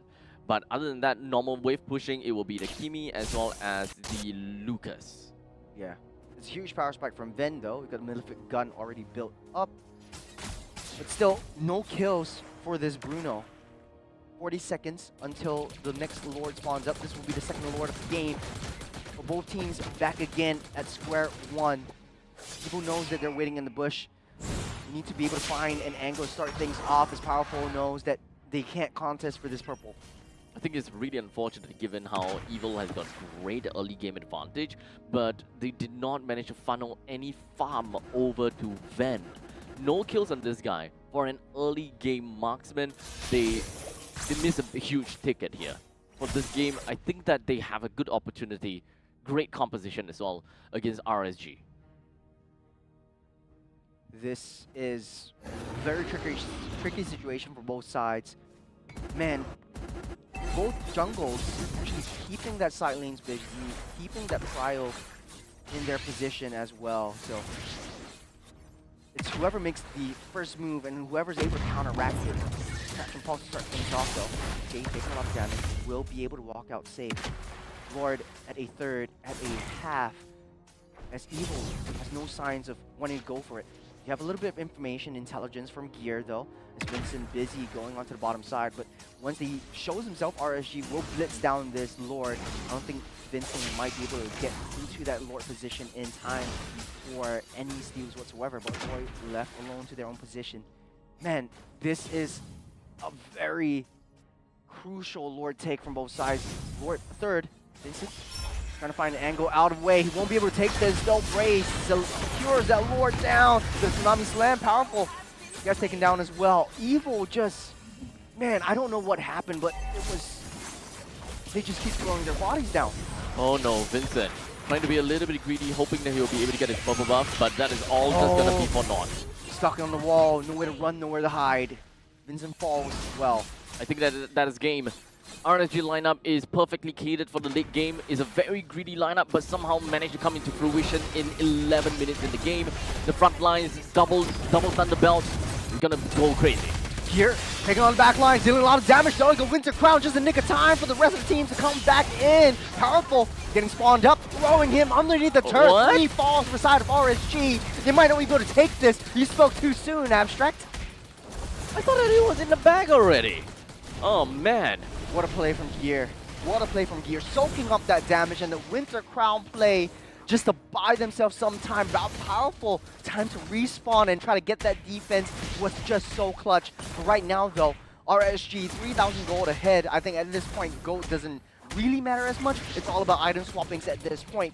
15 minutes into the game, 100 seconds until the third Lord of the game spawns up. Particular itemizations. Yep, so as you mentioned, most, if not all, of the main damage dealers and the main important ones have already gotten their full items. 1-1 as well as the Bruno have yet to get full items though. The only difference is that 1-1 does not need boots. So she's still working his way onto the final item. While for Bruno, he's currently at 10,000 gold and looking for the last item, which I would like to believe that is going to be the Sea Halberd. Yeah, very likely it should be the Sea Halberd. Great amount of defenses coming in. Surprisingly, the Garukacha didn't have the Thunderbelt. It would allow him to scale to the late stages even better. Yep. But at least Badang does have it. But with the Oracle? No, I think it's pretty good with the, it stacks up with the ultimate as well. Okay. So you get extra shields when you use your fist crack. But then again, I think for the side of Evil, they have what it takes to fight mano-a-mano in all these big objective takes. It's just for Gear, he finds it a little bit harder because look at his items. It's more of a utility Lucas instead of a go crazy, go ham, soak in a lot of damage, and go insane onto the back line. So I think he's still finding a little bit of trouble with the damage department, but I think right now, in the late stage of the game, with the Winter Crown, he's able to buy time for Evil to get in position. I think Vincent, though, in the first game, he was phenomenal, going for the side lanes. I think RSG managed to deal with this with the Ling instead of Hayabusa this time around, as Bray starting leading the charge with 5, 2, and 4, and having full items way ahead of where Vincent was. Lord spawning up, though. What is the play for the side of Evil? They're on the losing end. They are definitely losing end.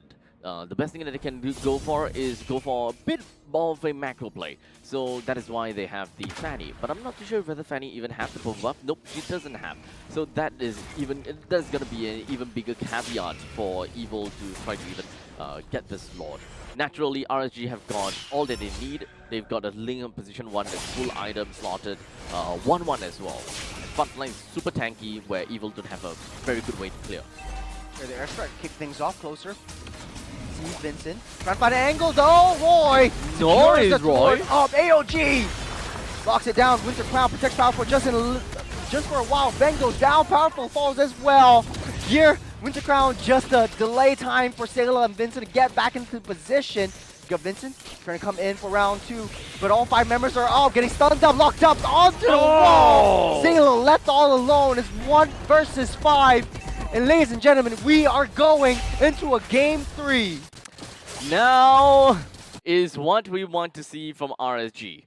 Definitely, I would say that they went unpunished, right? Yeah. This is an early game lineup coming in from Evil, but they were not playing off the same pace and tempo as they did in the previous game. They had a good one, considering the fact that they managed to steal the purple buff away from Ling.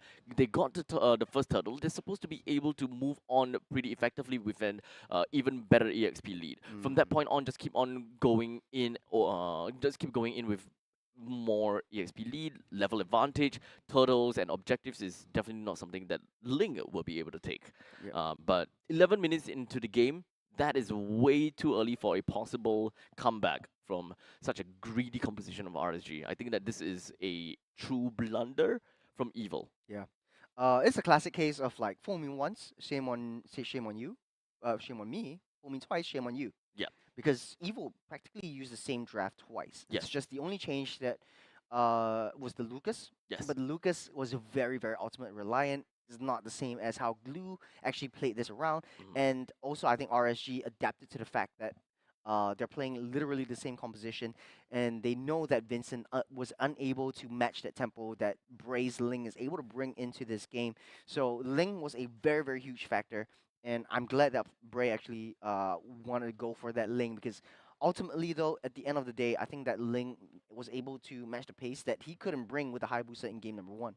Yeah, so it's a good start of the day. Good start of the day. 1-1 in the very first BO3 series. Yep. It's not that it's not that big of I guess a pop stomp, I'll guess. Yeah. I was initially thinking that it could have been because of the amount of resources that needs to go over the Ling and the 1-1, and they need to make it work within the first 15 minutes because they need to hold out. But I guess it's because of the fact that they are ultimate reliant. They just need to deter those one big fights that Evil comes in at them. Even though this is not something that Evil should have been playing into, they are a team that is generally very good at continuously fighting, dueling, because of the Kalia plus the Lucas that they have on hand. And let's talk about Fanny. Fanny can come in for quick little bursts and take some time before the energy regenerates and come in for the final kill again. Yeah, I think the ultimate blunder was from the early stages of the game, where Bray was able to freely take the objectives, like the turtles, the first couple of lords, without fear of the Fanny. I mean, Fanny was able to go to the side lanes, but once they see where Vincent was at all times, they were able to capitalize on that situation and basically just go in, blitz down that lord, blitz down the objective, and take it for themselves, and that what caused the snowball for RSG. Take a look at itemizations and the scoreline right now. I don't think that, man, RSG could have played this any better, because they do have to still watch out for Vincent. At the end of the day, the damage from the Fanny was a lot to take down CS. But the way that they played this around, now they have options. You can throw closer in first, or they can let Jade come in with the AOG. Yes. So most of the time we'll want to see a closer that closes the gap with Flicker plus the fist break plus fist crack, and then Jay comes in shortly after with a follow-up, or of course use that as a zoning tool. But speaking of zoning, even Roy's Feathered Airstrike is also a zoning tool, which really allows CS to go siege style on some of these turrets, which is probably one of the main reasons why RSG was able to break themselves out of that turtle shell, realizes that, okay, we got the T1 turret in the middle lane, now we should be able to get a pretty decent chance in the side lane, which allowed Bray to focus on the bottom lane push. They got that covered out, and I think that from that point on, RSG just played their game, while Evil unfortunately was not able to take back control and funnel those farm over to Ven. He popped off a little bit too late, if you ask me. Yeah, I think Ven didn't pop off at all. Like they were just hyper focusing on Ven every single team fight. And now with the added fact of Badang and Gatokacha, you can close that gap so much faster and so much easier. Block off the escape pouts, manipulate the way that Ven wants to move around. And you know, he's just a Bruno. He's only got one dash and maybe a flicker. So there's only so many ways that he can play around with that mechanic of Bruno. Yeah. So all in all, as we take a look at the statistics, it's understandable that this sieging from 1-1 will show itself. With a total of 16,000 damage to the turret, and of course Brave with a couple of split pushes, 6.8 thousand. You know what's interesting to me is that Vincent spent the entire game split pushing, but he has 0% Yeah. damage to tower. I think So it it's was just clear pushing the waves. the minions. So it was pushing the minions away, but he didn't convert all these minion pushes to turret takes. I think I feel like it was the lack of confidence from the rest of the team, because every single time that he wants to push down a turret, like I think he wants to go for the Lord instead, and I think that dynamic around that Fanny and going into the Lord pit or the turtle pit is needs some work, especially from the side of Evil. Mm. Oh well, 17 minutes, and that is GG's for RSG. We more or less have got a good idea as to how both of these two teams play against one another, right? I don't think that Evil will want to do the same thing again. Perhaps trying to go for a couple of these bans that they find it important. I think RSG Amox have also been banning out the Loi as well as I think the Juicin, right? Yeah, just target banning Sayla in the first phase. And then after that, the generic bans or the respect bans, especially like the glue getting taken out as well for gear. And I think it's like just hyper focusing on specific players from the side of Evil only. Yeah, and also looking for potential shortcomings, right? I do like the update of the composition though. It fixed the problem that they originally had. It's actually more of a brand new lineup, considering that more than half has actually been changed out. But the functions are generally the same, right? Yep. Hayabusa and the Ling is functionally the same. However, though, I would say that the Badang plus the Gadokacha change is the biggest change to the tempo and the way that they play fights. Speaking of biggest change, you got Jay as Gatokacha as the MVP, 2-3-14 with 84% kill participation every part of the game. He was there. He wasn't as aggressive that I thought he'd be, but I guess that's the modus operandi that RSG wants to play around, just being very protective, try to get Ling that farm and play towards that late game, and I think Jay played it beautifully. Yeah, so the good thing about Jay on the Gattacacha is that, remember how we talked about the fact that their identity kind of swapped between him and Closer? So it is still the same concept, right? Jay stays behind, being the anchor of the team. Sometimes, if not most of the time, when it comes down to objective takes, that is when he starts to go a little bit further, playing his aggressive style. While for Closer, all he wants to do is look out for the opportunities to be able to wall people in. Yep. And as long as that happens, Jay, as the anchor, can always relieve himself of his duty the moment he realizes that his backline is no longer in any form of danger, because Fanny appeared. So just AOG right into the fist break and pretty much get himself the game with full out crowd control for days. You can see just how much crowd control they had onto the Fanny, which is something that they never had before, by the way. So that is super important on locking down the Fanny and bringing her to rest. I think the entire, composition, drafting aside, it was down to the early game as well. Yes. Powerful and Sayla, very aggressive. They got the first blood onto Roy. And they want to go for more. They want to go into the purple buff. Vincent Stole was it. right there. The Badang closer actually played it beautifully.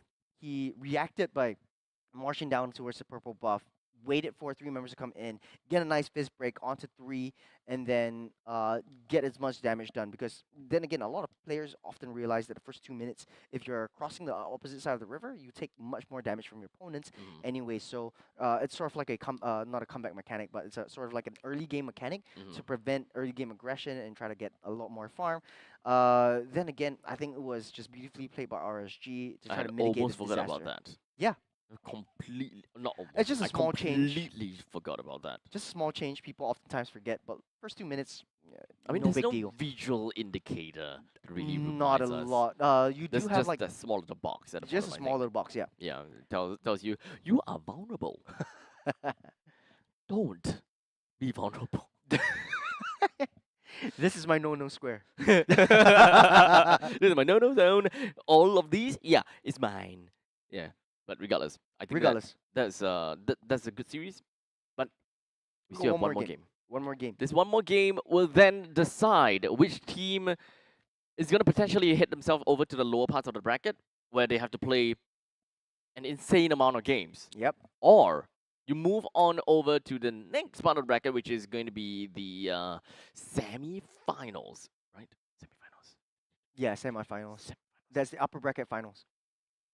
And then the lower bracket Quarterfinals. lower bracket finals, Wait, and then they are- upper bracket finals. And then you get a grand finals They're tomorrow. moving to quarterfinals, yeah. No, whoever wins this game goes over the quarterfinals. They will fight. Flash. No, not yet. That's that's the upper bracket finals. Yes. Really? Yeah. So Oh man. yeah.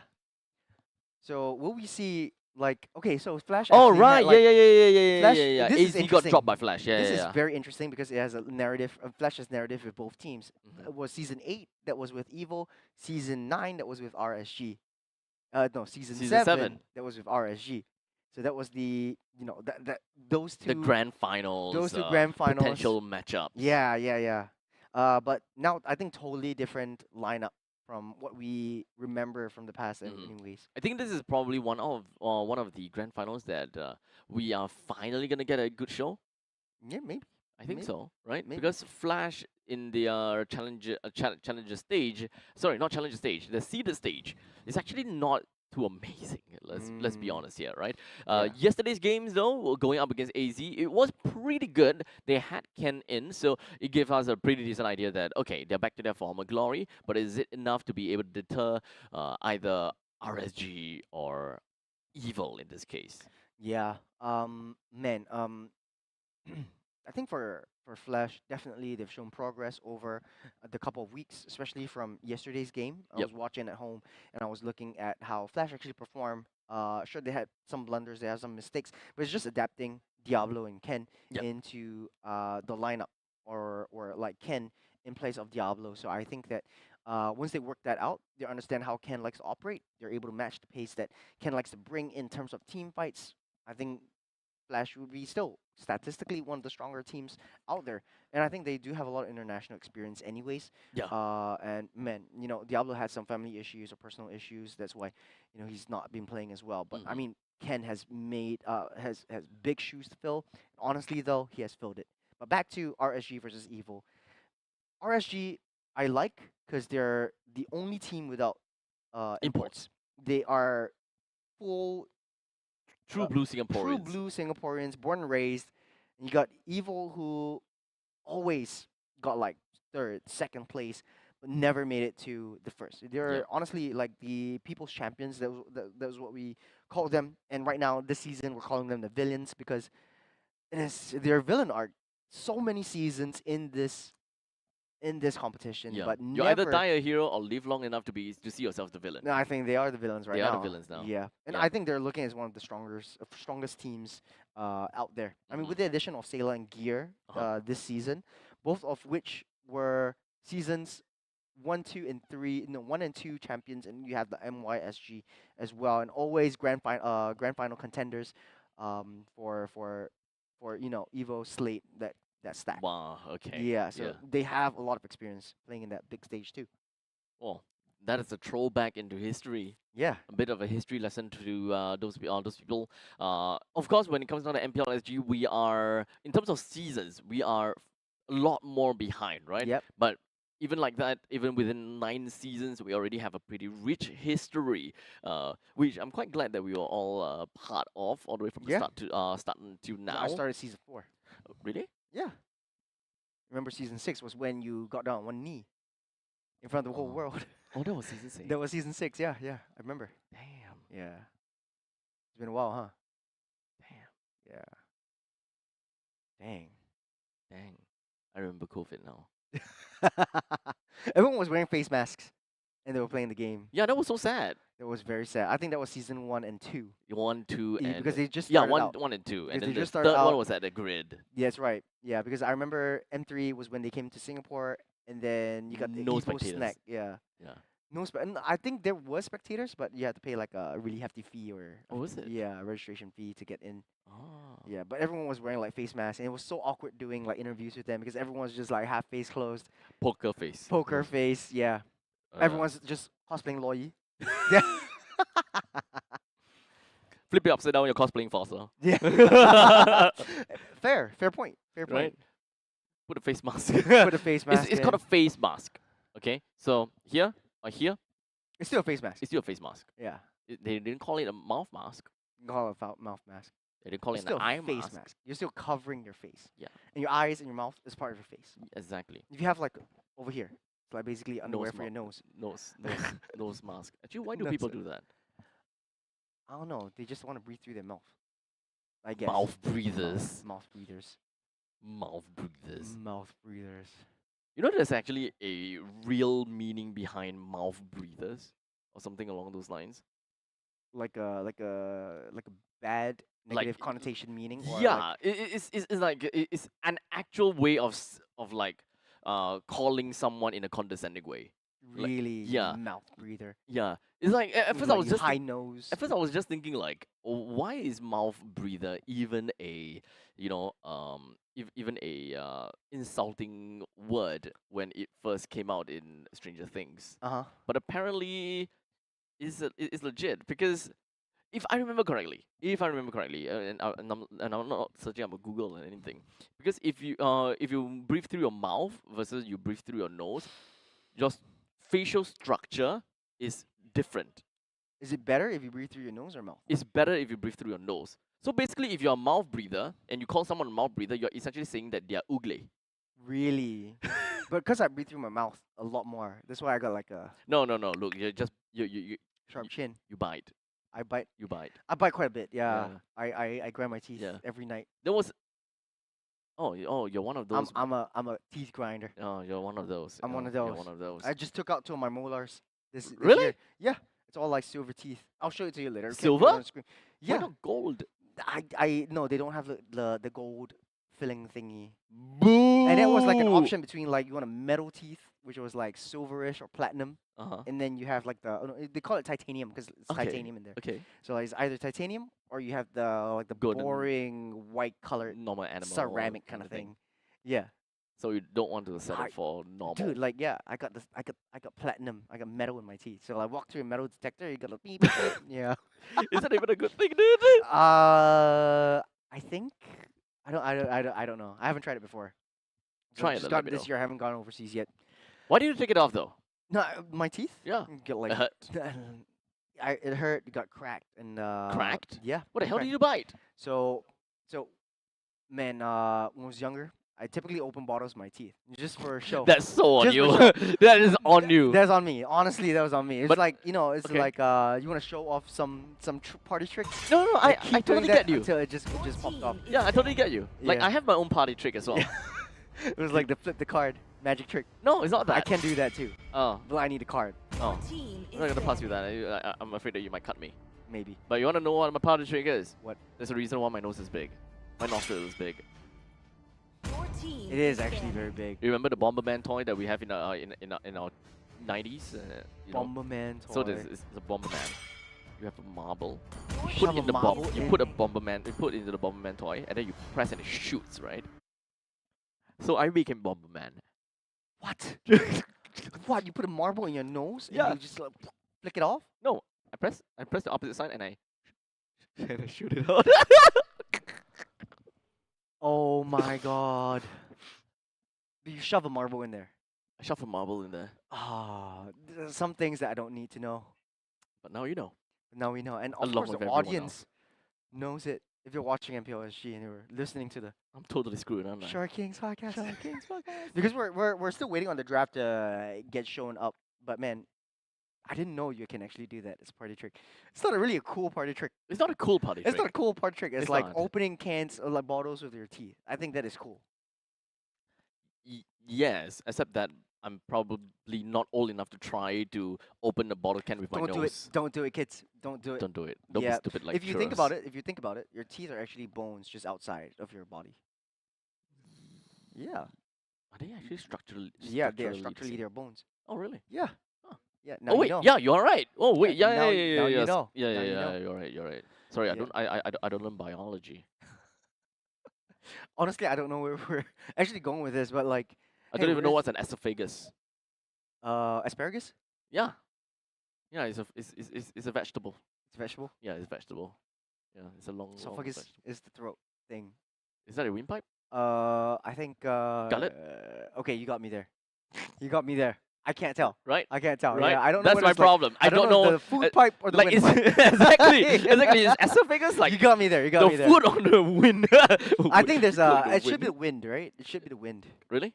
Yeah. Then why is it called the windpipe? If it's called esophagus, Just scientific name. It's like you have your arm. You then also if call it a tricep bicep kind of thing. so, if the gullet is a scientific name, then what is the non-scientific name? The food pipe. What's a gullet again? The food pipe. The gullet's a food pipe. Yeah. I can't believe I don't know this. It's been a long time. It's been a long time since I You know, all the Study biology bio. students out there is probably laughing the crap out of us right now. Do you learn? Do you do biology? Yeah, I did bio. I did bio. How dare you! Yeah, I did bio. I did but I wasn't any good at bio. I was more I You're was only good more- at chapter 7. I was super good in chapter 7, reproductive. Yeah. How you remember the chapter? Yeah, I think so. Why? Why? It's always a thing. It's always a thing. Now we know. Now we know Now we know. what fills you. Got all the When I was young. all the when I was young. hormones raging. Yeah, when I was young. When I was young. that Way was back a- when. That was a young thing. 我的少女时代. Like 14, 15 years old. Dang. It was fun days in secondary school. We are live, abstract. Yeah, real life. So Why are you no, talking I'm about- saying classes. Classes Yeah. are fun. Yeah, but like we're going a little bit too far off tangent. Not don't really. you This think? is like the Shark Kings podcast. We talk about school now. We talk about school. We talk about school. And by the way, let us know Stay in how school. Stay in school. Stay Let in us school. know what you think of your school down below. Actually, Campus Legends Secondary School has just passed. We see a lot of big players actually going through as well. Actually, yes. Quite a lot. Yeah. Yeah. I think it's always good to come back to community. I think I see like everlasting love from like the community side as well. Yeah. They were actually kind of a very old name, actually. Yeah. Yeah, but it's unfortunate. If you guys want to find out more, you can. I mean, we won't explicitly say too much on broadcast, but you can find out more on mpl.singapore, npl.sg.official. Yeah, mpl.sg.official. If you find out more. Moving on. Heavy. Draft. Draft. We're Yeah. going into game number 3. What do you think the change should be on both sides? Do you think Evo should stay the same? I remember their draft very clearly. It's Okay. the Kalea, Yes. Bruno, Yes. Kimmy, Yes. and then you have Fanny. the Fanny. Yes. Yep. And one more. And then just anything that fills the shoes of like Glue or Lucas. Right. Okay, so I think that I'm not too sure whether they are still the same evil with the evil magic anymore. I really don't think that it is the same thing I anymore. still feel like they are. It's You just still feel they are? yeah. It's just that last game it was Vincent playing off too tangent from the rest of the team. And he missed quite a bit of cables. Yeah, he missed quite a bit of cables. It's like a very clippable content in the first half of the game. Yep. But yeah, okay. Jumping into the draft though, pretty much all even Stevens. Now the change is that there's not gonna be a Kalea anymore for the side of Evil. Okay, so we're starting to see quite a bit of differences now. Even though the Loi as well as the Juicin is still banned out, so that is still normal stuff. So what are we looking out for? Badang. Okay. Yeah. Badang first pick onto Evil, taking a little bit of a Page page out of out. Yes. page out of RSG's book. Yeah. Yeah. So what's left of RSG? I still feel that Bray might not be that confident with Lucas, so I think that that is not going to be that is not going to be a choice for RSG. We'll stick to the normal assassins that we see. I don't think that Lancelot is available anymore. I think that Lancelot is just like kind of out of the meta. Hayabusa, Hanzo, Ling, Fanny. All these four. Joy, Suyo, if it's not getting banned out. Yeah, I don't think that Joy and Suyo is gonna be that much of RSG's priority per se. Yeah. I still think that Bray will want to go for either one of these four. And there was no respect band about these at all, so I don't think that RSG is gonna even care too much about Yeah. which jungle to pick out. You know, This early. Kimmy's open though. Kimi is open, yes. Yeah, And in they fact, I don't think wanna that pick it this up. is a good pickup for RSG if they continue onto the phase number 1. Unless Evil don't pick it up. I think RSG just wants the Farsa. That's why they picked up the Gato Gacha for themselves, so that Evil forced to pick up the Kimmy. Fair point. Fair point. Then RSG can pick up the Farsa in the second phase, unless Evil bans it out. But you still have quite a bit to play around because you can still use the Sicilian. But now, Glue coming back into the picture here will have his hands on that sticky little object. But now, the What? counter is Aramis. Totally didn't expect that. I mean, I kind of did expect it, but like I wasn't. Oh, really right, glue. expecting it coming in. Yeah, because of glue. Yeah. Because of glue. Yeah, because of glue. The interaction's still the same. The damage is a little bit nerfed as of now because the bounces only bounce one time instead of like multiple times. But still, it still hurts a lot for glue. Okay, so from this point onwards, we've got the Lucas ban from RSG because they are not gonna play the Lucas. Yeah. It makes good sense. Coming forward, maybe I don't think that they will ban the Suyo either. So perhaps just stop the jungle bans from this point onwards and take a look at some of the gold lane bans because Yeah. they have RSG. They have the first pick. Oh wait, never mind. They already picked up the gold laner, so they just ban whatever the hell they want. They're just lacking of a single EXP/roam and a single jungle. Jungle. Yeah. I think for Evil side though, they don't want to deal with high mobility heroes. I think that might be first time they open up the Fredrin. So if RSG wants to pick up the Fredrin, together the Faramis has a lot of really nice interactions with the Nether Realm, and then Moskov can just free hit from the back. Doesn't seem like Evil has anything to deal with Uber backlines or slightly split pushes, so Evil has to pick up a jungle for themselves as well. I think what's left, maybe the Joy or the Suyo might be a viable option to just maintain the side pressure, but then Vincent really has to play around those major objectives and not leave it over the hands of the other four. Yeah. Fredrin will still be banned out though. I was mistaken. RG won't get the hands on the Fredrin. It is a very good pick. Together, Faramis and the Gato with the Hayabusa. Yep. Okay, that Okay. makes good sense. I don't. Even for me, I don't think that Bray will want to go back to a Fredrin. I mean, this is a season where he doesn't have to play tank jungle anymore. Why would he go Yeah, back? he doesn't have to. Right? Doesn't Why have would to. he go back to it? The dark days, the dark times. Dark days. The hardest days. Oh. Oh. Okay, so Evil now, you're looking at a Joy plus a Bruno. Looks like Evil really likes to They're pick up a doubling Bruno down. for Ven. They're doubling down. They have the glue for backline. You have Joy for side lane split push, as well as a little bit more mobility and high burst damage down major objectives. You got the Kimmy and the Badang just to give you some extra bit of setups, non-committal setups as well. So they're just trading out the Kalea for the Badang, and then they brought back the glue. So I think Evil is set. They've practiced this before, and they feel confident with this composition. Now, for RSG though, last pick standing is the EXP lane. What can deal with the glue? The Phobius is still up. Will Closer go with the Phobias once again? Hmm. Big questions. Unless you want to go for the CC, at least to deal with the momentum and the going cross-map up. plays. Hilda. Hilda. Interesting. Interesting. Okay. I wasn't expecting a Hilda because, yeah, sure, you can deal with the lane proxy and immediately go into the jungle, but then in the late game, you're sitting down. There's Yeah. not I don't much think that he's gonna do any proxying in this game. It's a little bit too risky. risky, yes, because you're going up against a Joy. A Joy literally thrives in the jungle. Yeah. As long as she can kind of bounce between the jungle creeps, I don't think that you want to do that per se. There is also an early game Bruno, or the early game marksman in the form of Bruno, and also with a Rome Badang. Rombadang.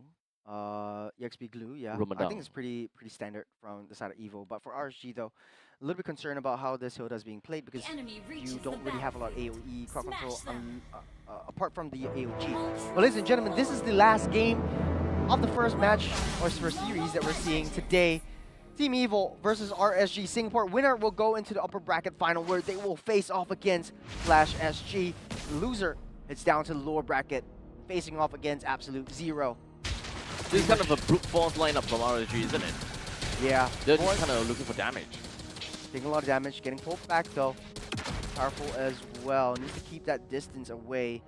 But the mid lane skirmish from these two teams definitely very aggressive still. But regardless, okay, let's take a look at all of the lanes combined. So, Glue definitely will be in his lane all by himself, as Closer generally just clears the lane fast, right? He will always get lane priority on top of that Glue for throughout the entirety of the lane phase. While in the meantime, Bruno versus the Moskov. I would like to believe that Moskov doesn't really have that good of a matchup against the Bruno. Bruno does have some pretty nutty damage in the early stages, so just leave it as that. CS gotta be real careful. Yeah, but it does look like CS playing very passively at this front. But Lord's spawning up in 30 seconds though.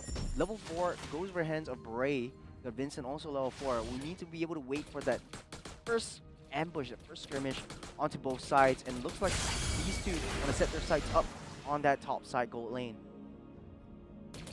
So roaming trio for RSG being the Faramis, Hayabusa, as well as the Gatokacha. They can clear waves pretty effectively, but my only problem is that they are a very committal roaming trio. As long as they go in, they can't go in. If they want to run, they gotta have to play around the ultimates, which is what's that again? I think it is Cult's Altar. Netherrealm. Netherrealm, thank you. Netherrealm, yeah. It follows the Faramis around now. Here starting things off, Zayla. Again, nice and mobilized onto Closer. There's 3 members of RSG Singapore already at the Lord's hit. Vincent wants to go for one more dash, able to get caught by the wall. Closer off the flicker to get out to safety, buying them some time for Gray to come into position once again. They're trying to blitz it though, as Powerful saving that fist crack. We're already level 4. Get the traction pulse, able to pull that in. But Gear being such a nuisance on top of all of that. Jay with the AOG, locking down Powerful. Nice 2-man fist crack into the realm. They go. Still free hitting from the backside. No one can stop him. His damage will come through. Half health for Jay, half health for Roy. SOD goes wide. Through the needle, they go. The Lord getting slain down by Bray. Nice steal. Nice retribution battle. Everyone lined up around the stars for single hit, but not enough to take them down as RSG wins out on that team fight. Okay. So looking at that, definitely I would say that Evil did do whatever that they could, but now we're starting to see that from that team fight, they play around the fist break a lot. If they do not have the ultimates to supplement that with the electrifying speeds or perhaps even the fist crack, oh no. Ooh. Vincent will not be able to survive that one underneath the turret though. It was so close though. If only he had his ultimate, but did he initiate with his ultimate? He initiated with the ultimate. Yeah, if he soaked up a little bit more damage and then he got Vincent at the later stage, he might have been able to explain him. But then again, easier said than done. Got a high rotations up to the gold lane. Powerful senses that out as well. As RSG trying to pick up the pace, pick up the loose scraps. They are up ahead in terms of economy. They might be able to maintain this lead for now if Gear doesn't play his cards right. Done. Looks like Gear is just gonna be caught out, but at least he got a split to get himself in onto Closer. We'll Not safe, much though. to expect though. Be safe, but Gear not so much. Taking a lot of damage. Will be taken down by Roy as Vincent comes in for the cleanup. Closer soaking up so much chip damage. Got another round being popped up as well. Vincent dashes out in the process. Bray on top of him. Vincent will go down, but the hands up Closer. The aggression from RSG is starting to show. It's Powerful running for the hills inside of his turret. Will be able to soak up that damage, but it does look like 20 seconds until Turtle spawns up. RSG in a better position to contest for this one. 1.5k gold lead ahead. Nay, 2k. 2k gold lead. We're looking at 2 kill lead as well. I really find it difficult to for here. I think it is really unfortunate for him. There's not much that he can realistically be able to do because of the glue links that would just probably blast him to oblivion just because of the ghost bursters. You're starting things off very risky and tricky situation to play around with the Paramiz. Roy already positioned as well. We don't really have a lot of information of where the rest of RSG is. Turtle at a half, dashing 3x4. Vincent's ready to go with the rhythm, but Ray picks it up once again. But look at that Ghostbusters damage onto Gear itself. You got the split onto Ghostbusters. That's already more than half of his health dissipated. As such, SOD did not manage to land, but it's okay. Ben in trouble. All alone, taking a lot of damage from the rest of the team. The Roadie able to keep himself at bay, but he's most powerful for the back out bottom side though. Vincent slain down. Powerful gets pulled back on the top side. Evil is in shambles right now, popping all the crucial resources for that engage. The silver lining, they do have late game potential though. A little bit of high ground, a little bit more wave clear just because of that joy. Now, of course, I still, now that I see that Evil is having difficulties in the laning phase, and now that we're entering the early stage, they are lacking in a lot of damage, and they can't even funnel anything over to Ven. So this is, once again, gonna be the same problem that they experienced in game number 2. They can't find kills, they can't give Bruno that farm, and that means that they just have got no damage, man. Lots of Ghostbusters onto the split. Gear won't be able to survive this one. Gets the possession out on the back line though. Got an AOG already landed up, but here comes Roy trying to pull everyone back out of the way. Bray comes in for the cleanup. His one-man army against the world. 2 members fall for the side of Evil. RSG Singapore maintaining that lead. Closer soaking up all that chip damage. It's just a tickle for him, getting blocked up by that wall, but he's still barely standing strong as Bray tries to find his way down onto Vincent, but will not be enough though. Evil still playing from behind. Evil, even though they did not have that much casualty in that previous fight, they did lose quite a bit though. The T1, the T1 in the top, middle, and bottom lane has already been destroyed. As such, RSG SG's aggressiveness is only gonna get even more from this point onwards. With the turtle currently available, you will definitely see that Jay will always and constantly be in the southern jungle and just forcing Evil out or getting very crucial information just so that they know what to do next. Taking a crucial kill by CS onto Ben, taking out the gold laner, zoning the rest of the members of Evil out. No support whatsoever from the side of Evil. Free turtle into the hands of RSG. Find them some time for that next lord to spawn up. Man, what is wrong with Evil right now? They played the composition in the first game and they were so dominant. The changes that RSG has made and the adaptations that they brought onto the table with Roy as that Paramis to disrupt the groove was just so crucial in this game. I think there's a lot more than it meets the eye. Most of the time we'll want to keep our eye on the powerful and his fist break, because for sure we did see quite a bit of fist breaks every now and then, but it doesn't seem like there was any form of damage per se. So what's the difference between game 1 and game 2 is the jungle change, right? Evil, who did they have for jungle? They had the Ling. No, game 1. Game 1, Fanny. Game 1, game 2. Okay, yeah. Yeah. So I think just matching the pace that Vincent wants to bring to the table, but Vincent is just falling apart at this point. There's not much that he can do. As much as he has high wave clear, he's desperately trying to maintain that top side. You got the traction pulse onto Jay to start things off for Sayla. The damage from Jay onto Jay and onto Closer will not be enough though. Here with the split once again, the Ghostbusters will take him down to half health as of now, and Gear's left all alone to his own devices. And RSG punishing this glue. SOD almost hit Vincent, but this gives them information where Vincent is. There's a turret that's going to be taken down. At least we have some breathing space for Evil, but I don't think that is going to be too big of a deal. Unfortunately, I'm still on the damage department. We do have the caveat from Evil. In order for them to deal maximum damage, is that Vincent needs to land his electrifying beats. And during that entire scenario, they have 3 seconds to make it work. 3 seconds to deal all the damage in that quick burst manner. Otherwise, all the other damage will only come from Ven or Sayla.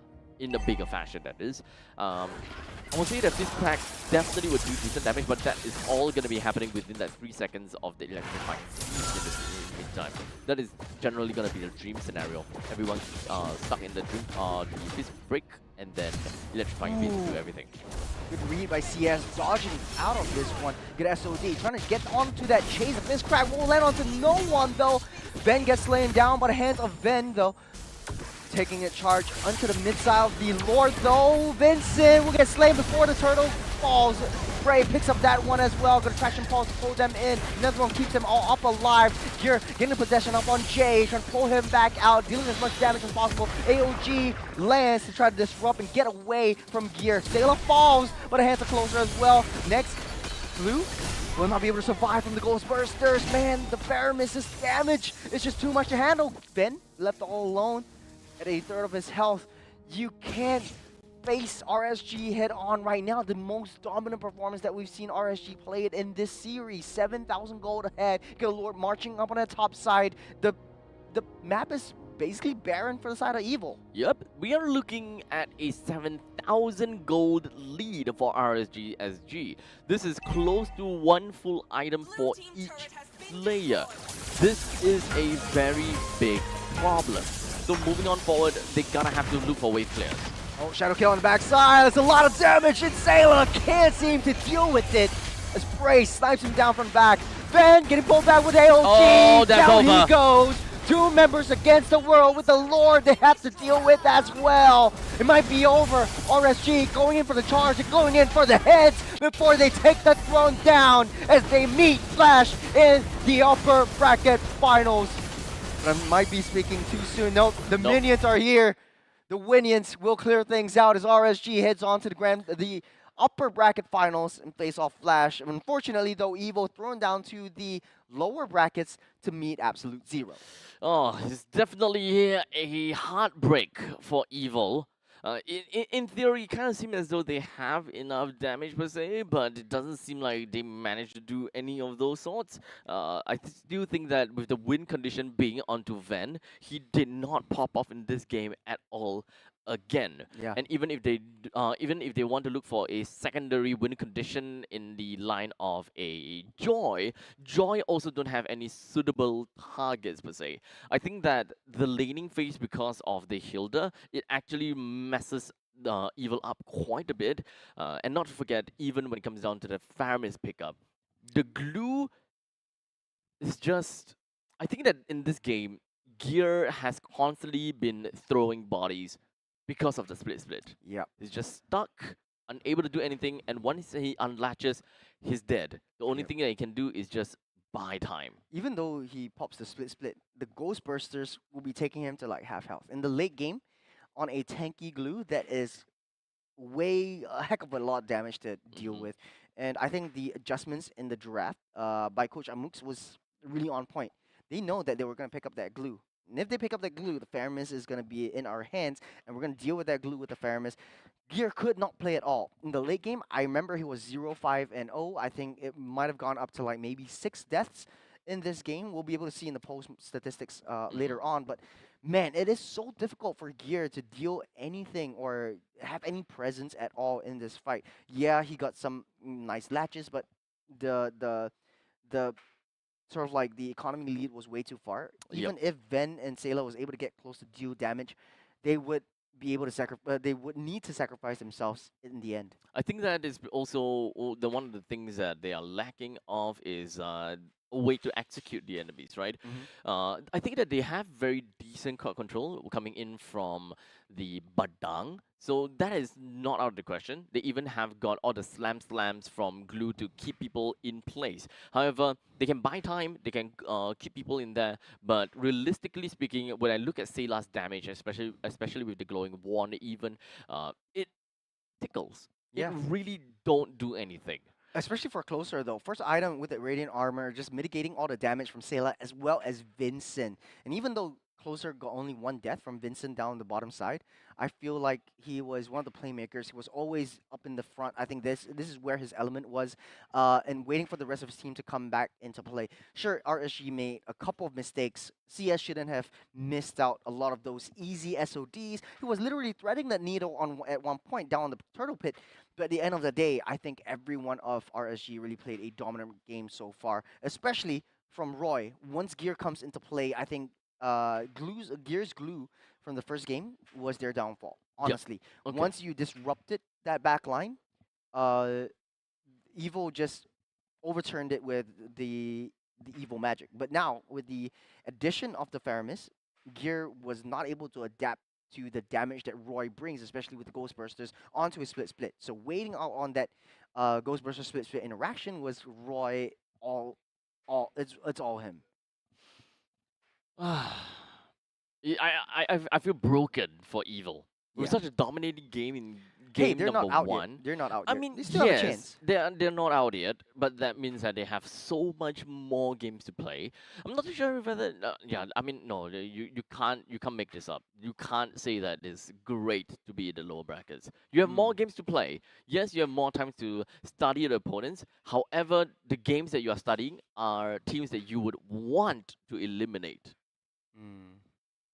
I think at the end of the day, though, for Evil, they played their hearts out. I feel like they had a really dominant performance in game number one. It's just the adaptation from RSG was way too fast, way too quick throughout all the short breaks that we had as well. And I think Bray really came back from his long hiatus and into this game and making a huge statement into how he likes to play around, and it makes him a three-time champion right from the start for a reason.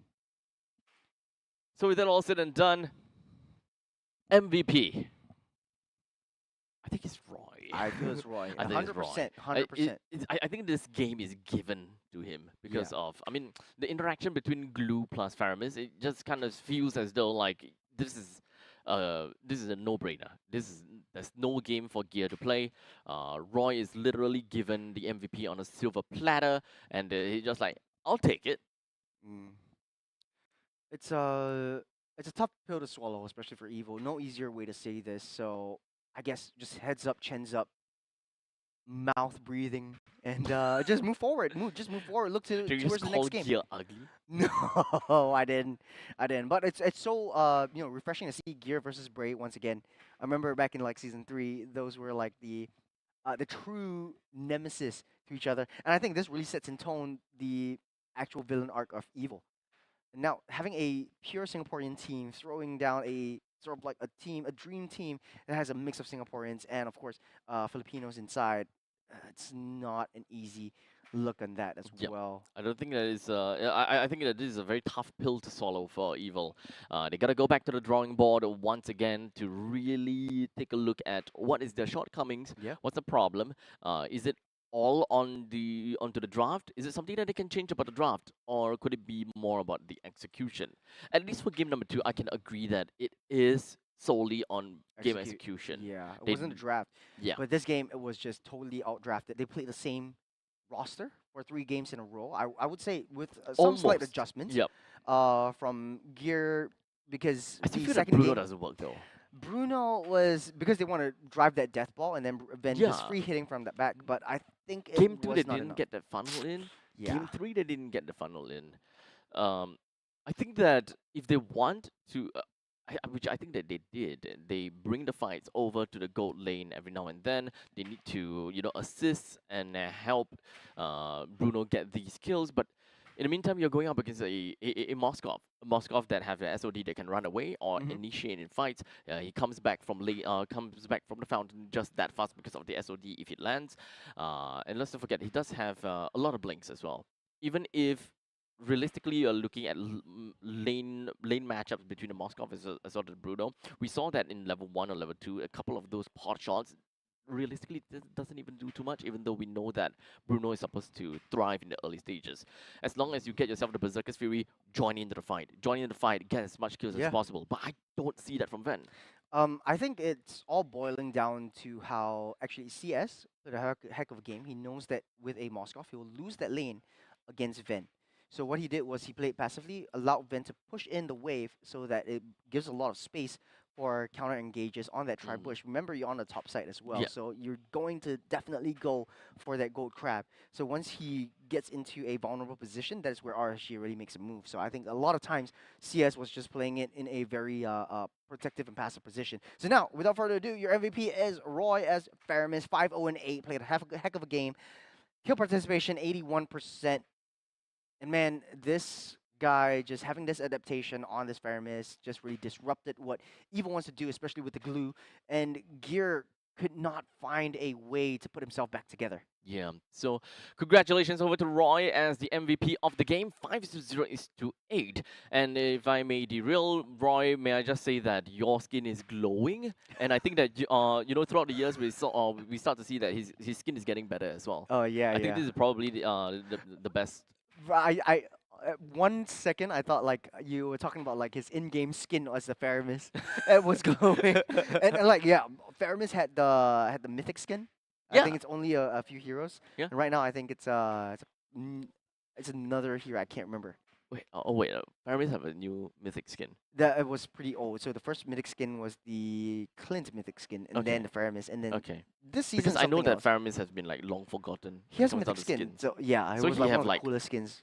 So we got the Faramis skin. Yep. We got the oh yeah, the mythic The skin. mythic skin. Yeah, the Yeah, so mythic you need to skin. hit. We got the mythic skin. And that's pretty much all, right? That's pretty much and, all. And then the basic skin. But Yeah. you know another hero that is still unloved? Obvious.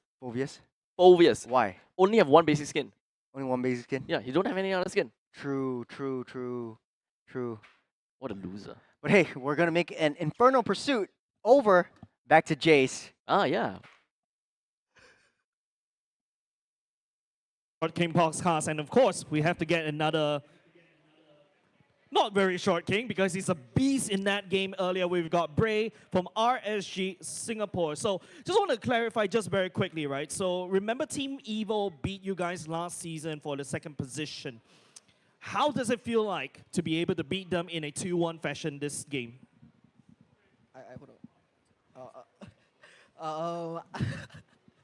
Wait, last season I wasn't playing, so maybe that's why they won. So, you know, like, this season I playing, so it's a threat to them. Yeah. So basically, you're saying the difference here is you're playing, because last season you're not playing. It was Yon that's the jungler. So do you have something to say about Yon? Like, what do you think about Yon as a jungler? He's been trying very hard to train to your position. Do you have anything to feel, like any thoughts about him? I think Yon is a good jungler. It's just maybe that his shot call isn't as good, where like my team needs someone to be a leader and to shot call for the team. Yeah, and I'm pretty sure like I can fill that role for them. Yeah, definitely, right? Because you've got experience overseas as well. So you're saying that Yon probably needs a lot more experience in terms of shot call, but he's a very vocal player. Have you played with him before? Yon? Not really. Not. Not really. Okay, so is there anything that... Okay, now we're going to have to take a look further just a little bit. So coming up next, you'll be facing against Team Flash in a upper bracket finals. So, you know, Team Flash has been really dominating the scene. You were dominating in the scene last time as RSG Singapore. Like, what, going three-peat, I remember. Are you ready to go up against Hades? I mean, I'm always ready, so yeah. Yep, he is always ready, ladies and gents. Of course, do you have anything else to say to the RSG SG fans who's, you know, spent time to come all the way down here to Tampines Mall? Do you have anything to say about them, and also to the viewers online? To the RG fans, hope y'all continue to support us and we wouldn't let you down. All right, thank you very much. That's Brave, the jungler from RSG Singapore. With that said, don't go away, ladies and gentlemen. Coming up next, we will have another banger of a match. It's going to be Absolute Zero going up against Team Evil. It will be a lower bracket, a battle for survival. So don't go away, ladies and gents. We'll be right back.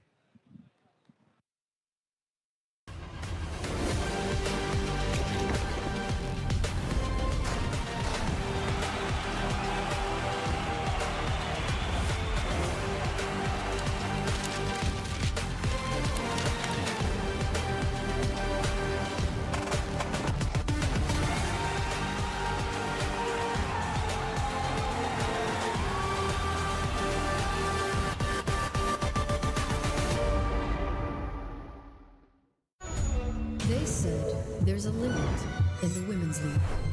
In MWI, we say limit? Watch us bounce from the MWI queens everyone knows, to the stars who came out from nowhere, to the ultimate champions. Now, MWI is expanding greater than ever. Turkey, EECA, Africa, Mongolia, and beyond. We're stretching the map wider. MWI, where dreams get louder. This isn't just a tournament. It's your passport to the world stage. A spotlight for women in the EWC. No rules, no ceilings, no limits. Just this. We're vibrant. We're ready. We're limitless. Dandruff keeps coming back? Your shampoo may not be 100%. Let's check. Use Head and Shoulders. Removes up to 100% dandruff and defeats itch. Protects scalp for up to 48 hours, so dandruff and itch don't come back. Head and Shoulders.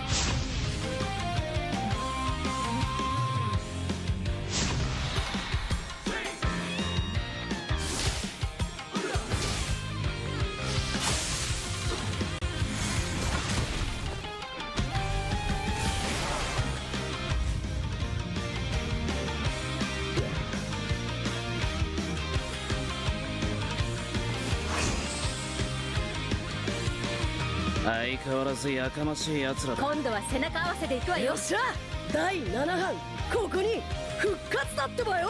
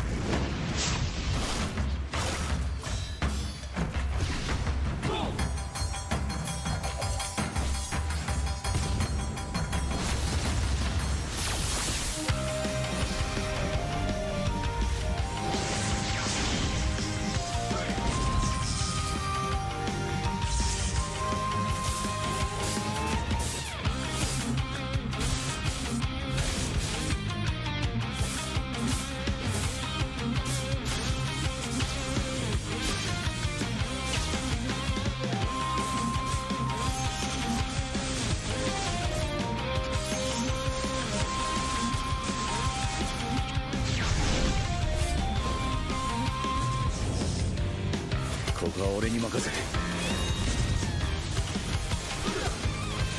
もらった。4代目他目を超える忍びはお前しかいないと俺はそう信じた。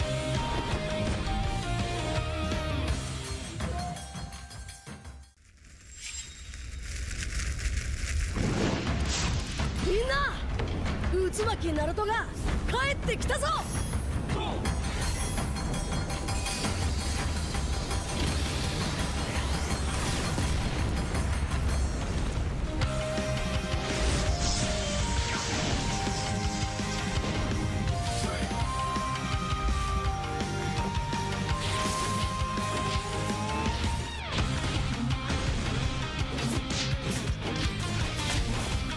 クラマ力を貸してくれ。よ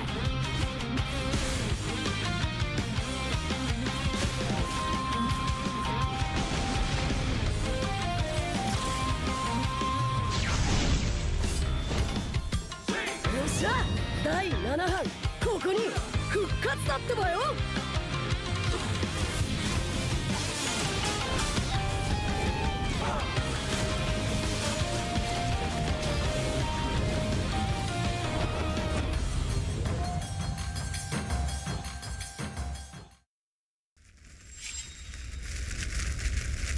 みんなを守るために私はもっと強くなる。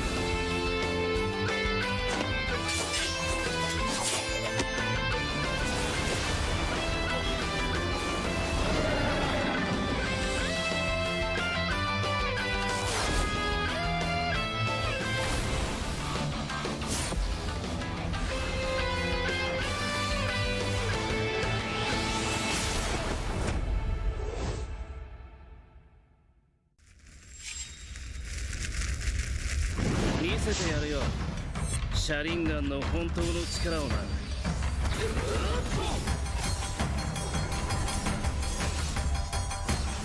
力が湧いてくる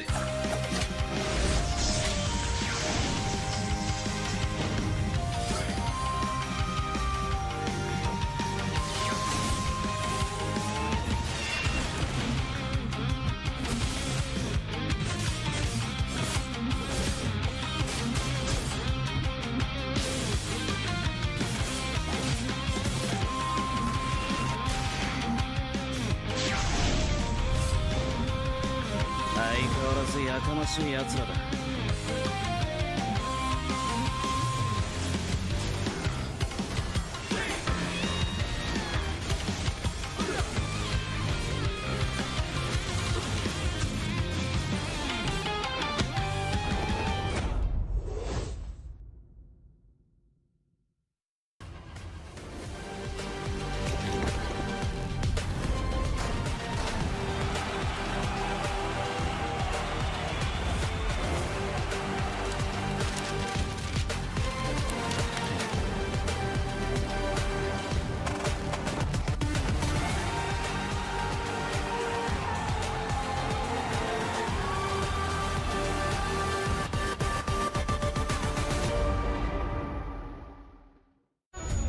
They said there's a limit in the women's league. In MWI, we say limit? Watch us bounce from the MWI queens everyone knows, to the stars who came out from nowhere, to the ultimate champions. Now, MWI is expanding greater than ever. Turkey, EECA, Africa, Mongolia, and beyond. We're stretching the map wider. MWI, where dreams get louder. This isn't just a tournament. It's your passport to the world stage. A spotlight for women in the EWC. No rules, no ceilings, no limits. Just this. We're vibrant. We're ready. We're limitless. Dandruff keeps coming back? Your shampoo may not be 100%. Let's check. Use Head and Shoulders. Removes up to 100% dandruff and defeats itch. Protects scalp for up to 48 hours. So dandruff and itch don't come back. Head and Shoulders.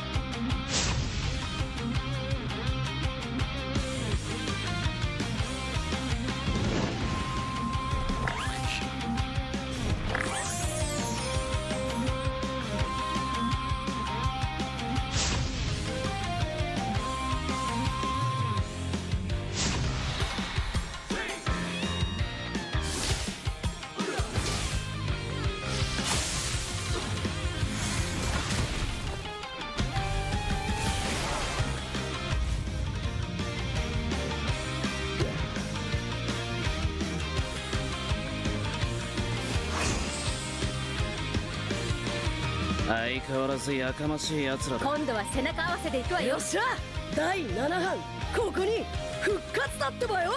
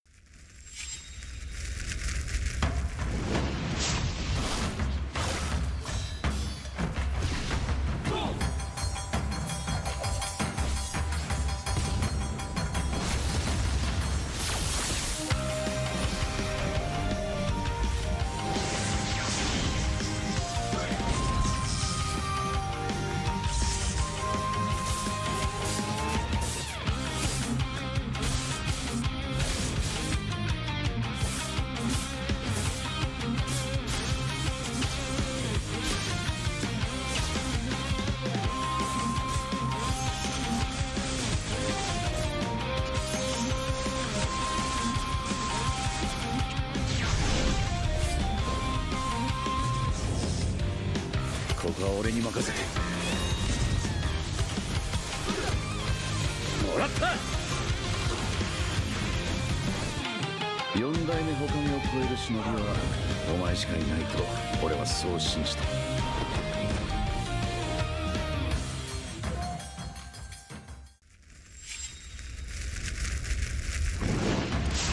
みんな渦巻きナルトが帰ってきたぞ。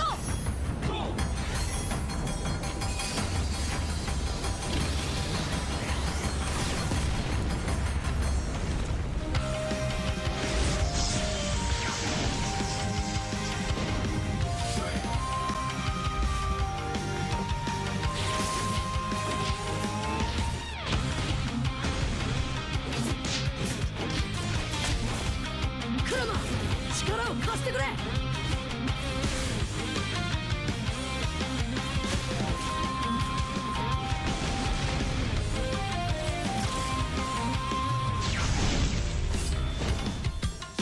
っしゃ第7班ここに復活だってばよ。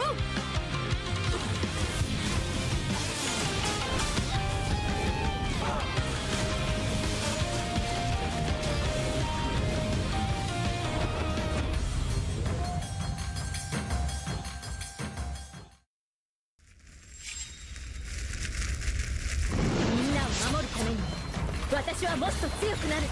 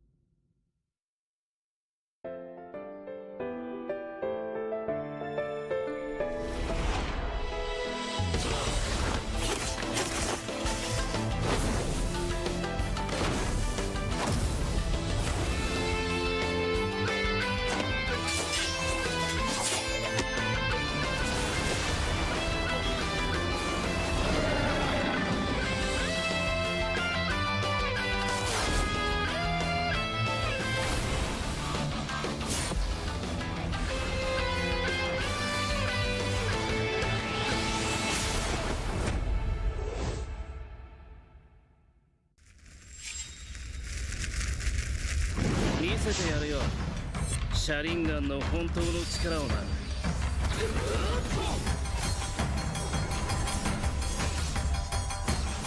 力が湧いてくる。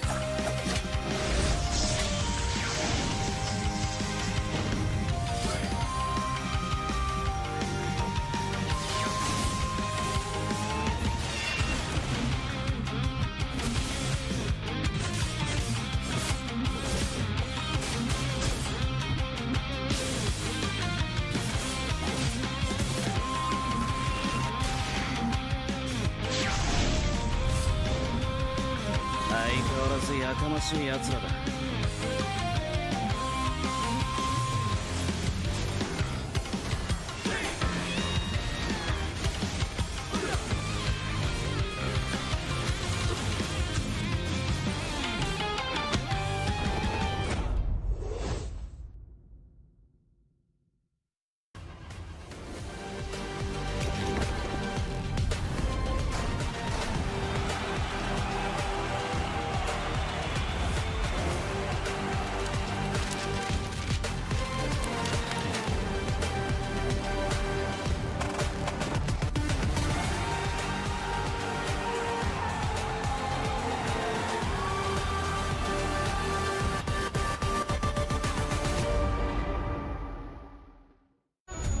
They said there's a limit in the women's league.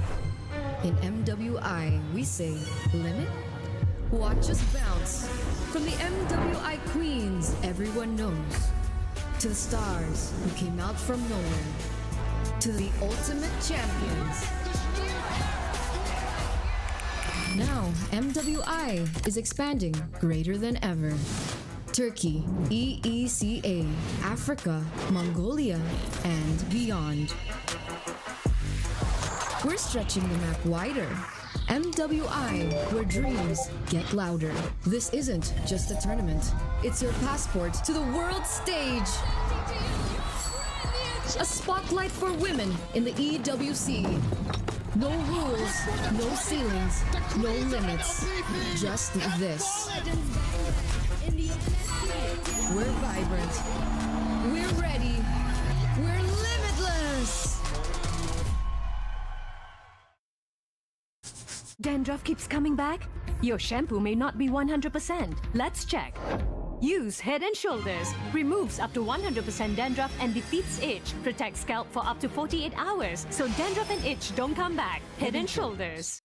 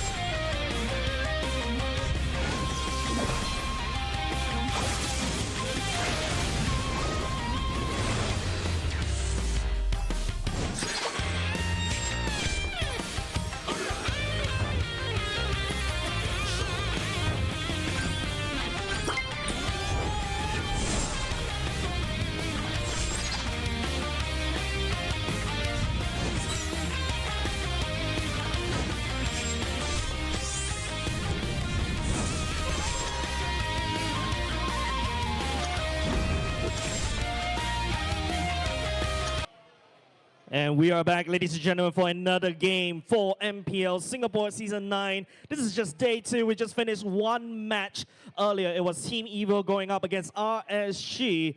But Team Evo will take the L, and they will go down to the scenic route, down to the lower brackets, which is where we are right now. Coming up next, ladies and gents, is going to be Absolute Zero going up against Team Evo. Of course, we do have a brackets ready to go to show you just a little bit, just in case if you missed out the action earlier just now. So earlier just now, it is going to be Team Evo that took 2-1 against RSG. 2-1 against RSG. RSG getting the 2. And with that said, they will, unfortunately, Team Evo will be going down to lower brackets against Absolute Zero, and RSG going up to face Team Flash later after this match. But of course, for this particular match, ladies and gents, Absolute Zero is definitely not an easy team to beat. Hailing all the way from our qualifiers and made it into the challenger stage, they have taken down 2 seeded teams, both Kings Vanguard, technically speaking, and namely Kingdom Esports. Are they the next Kingslayers that we're looking out for, especially when they're going up the former Kingslayers Team Evo itself? So ladies and gents, with that said, we should be ready to go, and looking like, you know, the Team Evo and also Absolute Zero fans are also here on stage. Ladies and gents, of course, if you guys are also in the area, do also come down to Tampines Mall at level 4, because there are a lot of action happening here. You get to see your players, get to see your fellow friends, and also activities to be won. With that said, ladies and gents, gonna throw over the casters very, very soon. Churros and also Abstract, Shock Kings Podcast, Episode 2. All right, ladies and gentlemen, welcome back to MPL SG Season 9. My name's Abstract. My name's Shuros, and we are your casters for today. Ah! We got that right. We got that right. We totally didn't rehearse for this. We totally didn't rehearse for this. You asked for it. You asked for it. What the heck, dude? What? That was... That was a firm high five. Dude, do That you was put a like firm what? high five. Like the paw, like Wait, your dog hands paw. are so smooth. I Look at don't know. mine. Yeah, I mean you Yeah, gym a but- lot. We're live. We're live. Oh, we live. We're live. Yeah. We live now. Yeah. Hi. So, So today we are going to watch Team Evil going up against Absolute. Zero. Over to you. Over to you. Wasn't it supposed to be one word? Yeah, man. Okay, so, you know, jokes aside, we are excited. We're ready to go. Yeah. Because, you know, in the lower brackets, there is quite a lot of hype. This is your one last chance to make it up to the lower bracket finals. Yes. And, you know, saving your spot as the top 3 Yes. contender. Yes. So, Absolute Zero clawing their way up from a community tournament, yes. coming into the lower bracket Yes. finals, no, the lower bracket semifinals. Yes. It is a community team, like as Jay said, they're Kingslayers. They're going up against former Kingslayers like Team Yes. Evil. Yes. This is going to be a very important match for them. They're already top 4. They secured that. Yes. Can they be top 3? Yes. Yeah. Yes. You think so? Yes. Man, I think this is just one word Abstract right now. Yes. But there's a lot of you know, understanding from what you're saying. And I think that for Team Evil, they can't play the same thing over and over again. It's the same case of like, fool me once, shame on you. Yes. Fool me twice, shame on me. Yes. Absolute Zero definitely was watching the previous match because they need to know, they need to understand, like, Yes. how are their competitors going to be drafting? How are they going to be playing? What their execution is like? Yes. And I think... No, I totally agree all the way through. You just keep saying yes. But because I agree. But honestly, though, I think it's going to be fun. Yes. It's going to be a fun match. Hopefully, again, we're going to be seeing a really close match, Yes. so to speak. And I think for the side of Team Evil, they have a lot of adaptation to do. Yes. I agree. Yeah. I'm So- just waiting for you to throw a curveball. I'm so ready for that curveball. I'm Yeah. waiting for that opportunity for me to say no. Otherwise, yes, I totally agree with that. So far, I would say that the Evil, they tried Not a lot of things actually. No, it's honestly the same, pretty much the same Pretty much the draft same. from game 1 different all the way to archetypes. same game 3. Yeah. They just swapped out Fanny for the Mhm. Joy. They swapped out the Glue for the Lucas in one game. Mm-hmm. Before RSG in the previous game, they learned to adapt. Yeah. Now, And then absolute- Paramis. exactly. Exactly. This time around, Absolute Zero, clawing their way up from community tournament, they were seen as the favorites. Everyone knew they were going to make it to the playoff stage as one of the challenger bracket as well as Yeah. the last chance, as the last chance qualifiers. And now they are here, and a lot of fans out there for Absolute Zero as well. And I think for this community team, they learned to adapt on the fly. Yesterday was no easy game for them, but they made it through Kingdom Esports. And I think this will be a very crucial match for them going up against Team Evil. And speaking of Team Evil, we've got Vincent, Powerful, Sayla, Ven, and Gear. Pretty much the same roster as before. And of course, Coach Carrot coming into the picture as well.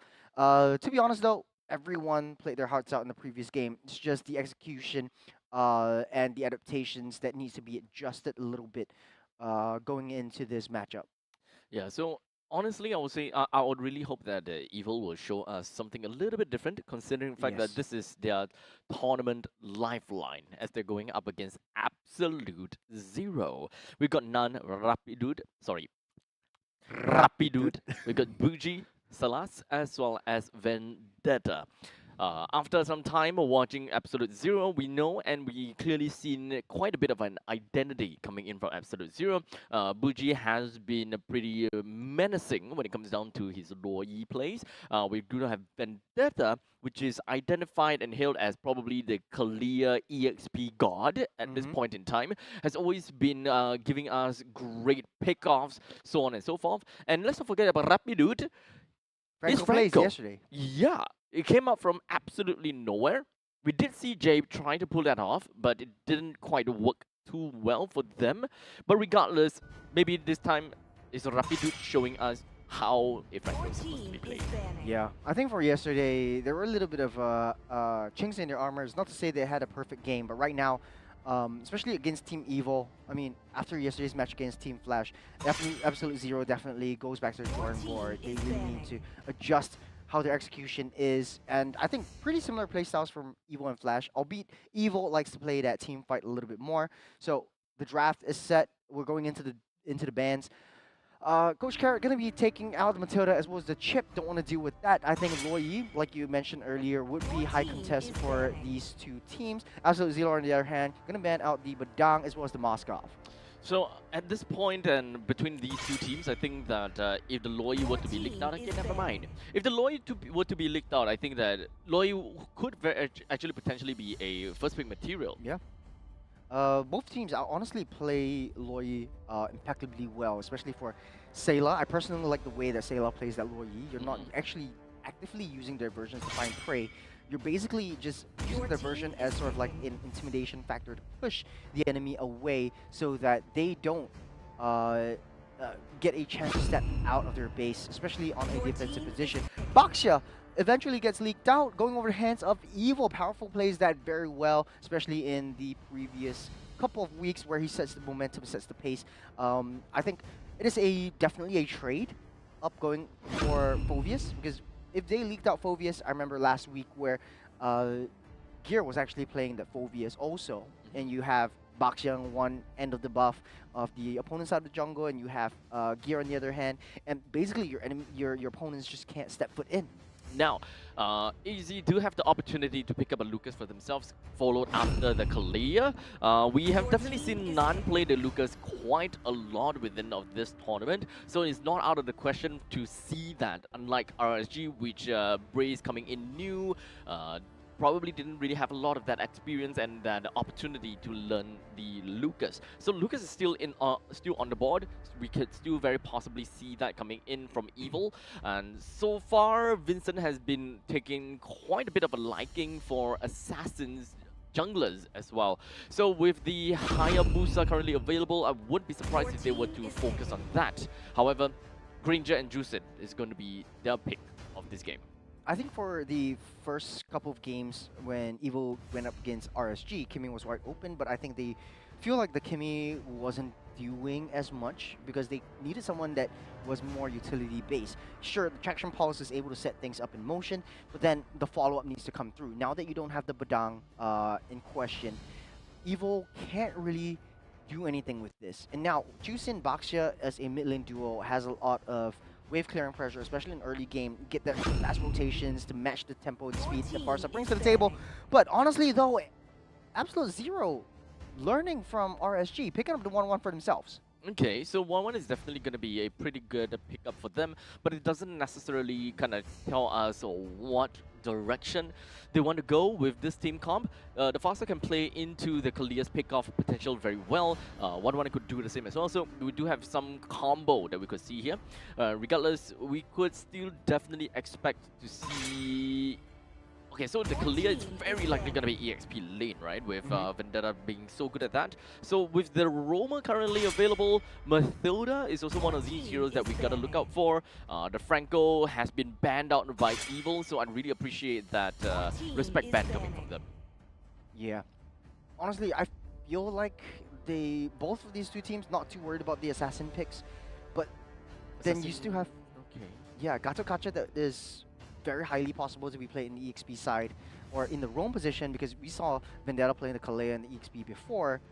So if they have the Gato Kacha, then Jusin or Granger would get zoned out by AOGs being thrown at them all the way through.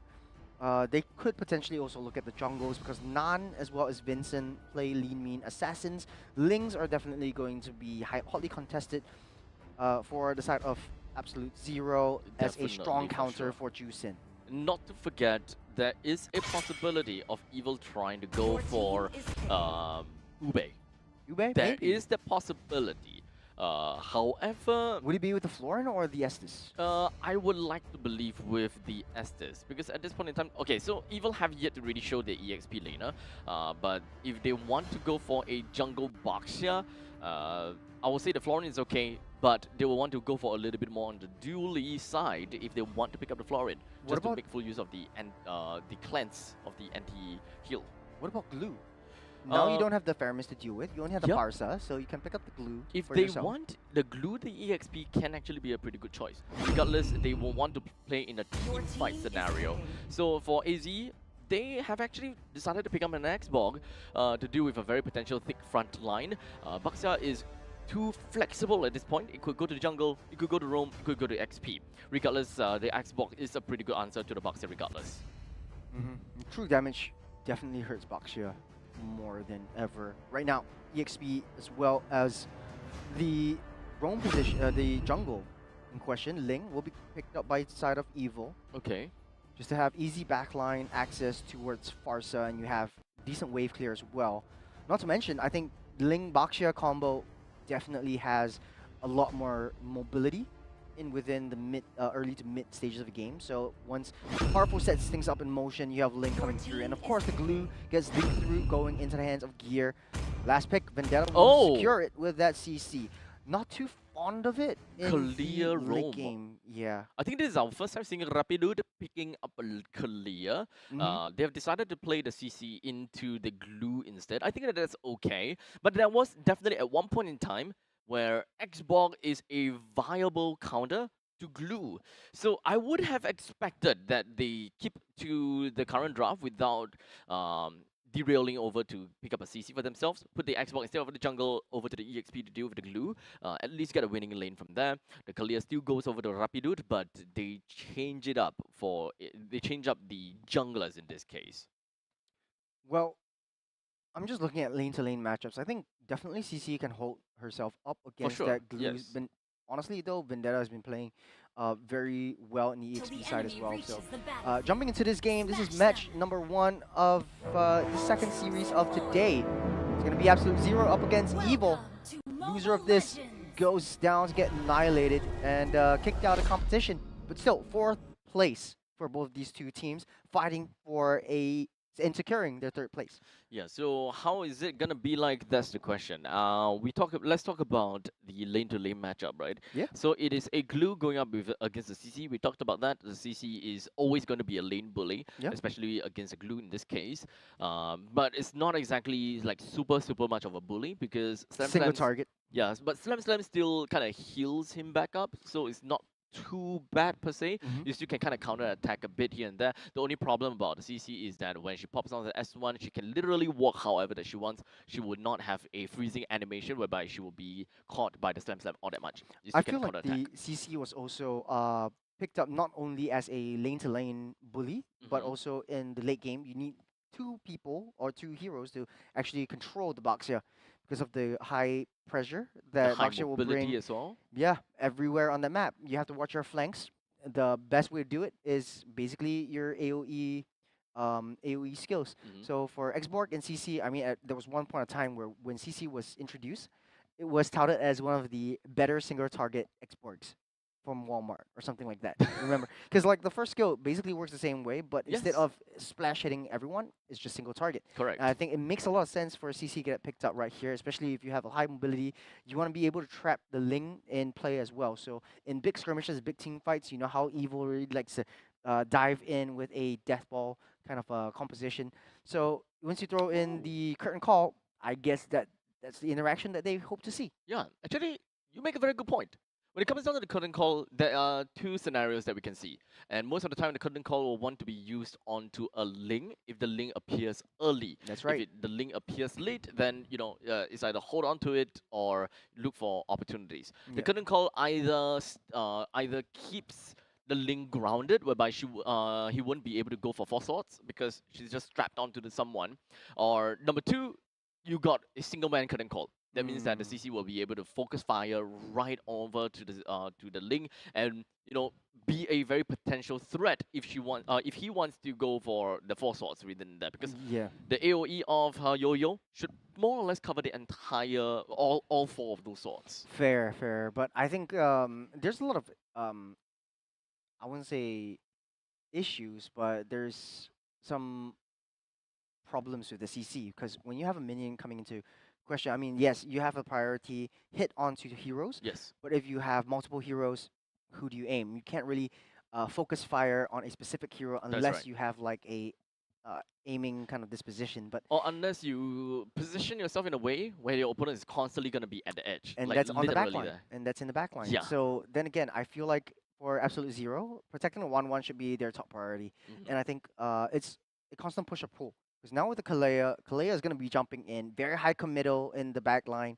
You're going to be missing out one tank. You need to be able to trade it for another. The only two that you have right now to protect your Farsa and your 1-1s are basically just the Xborg, just free hitting from the back, and you're Okay. that extra layer of support where your 1-1 and Farsa can free hit. My direction into looking into Absolute Zero's lineup is more of the fact that they are really strong at front to back, right? Yep. With the Baxia that's constantly in the front lines together with who is the other one? For Evil, Evil, yes. Glue. Glue. Okay, So so Glue two Baxia. very beefy front lines.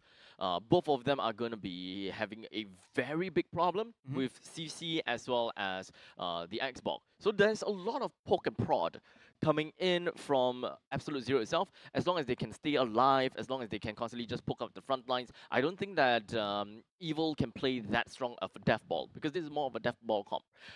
They have the Fasa, they have the 1-1. They have a single anchor coming in from their EXP laner, which is the glue. So glue kind of feels like it's stuck. Otherwise, they're gonna have to swap it out a little bit and Yep. ensure that their roamer stays behind, which I highly doubt it would be the case. Yeah. Also, to the fact of the matter is they have a Granger, which is a one-dimensional kind of hero. You're only hitting heroes right in the front. Yeah, you can move around, you can dash around, but 1-1 makes it a lot harder, especially when it comes down to late game team fights, where she's gonna be constantly dashing around and trying to proc the weakness points.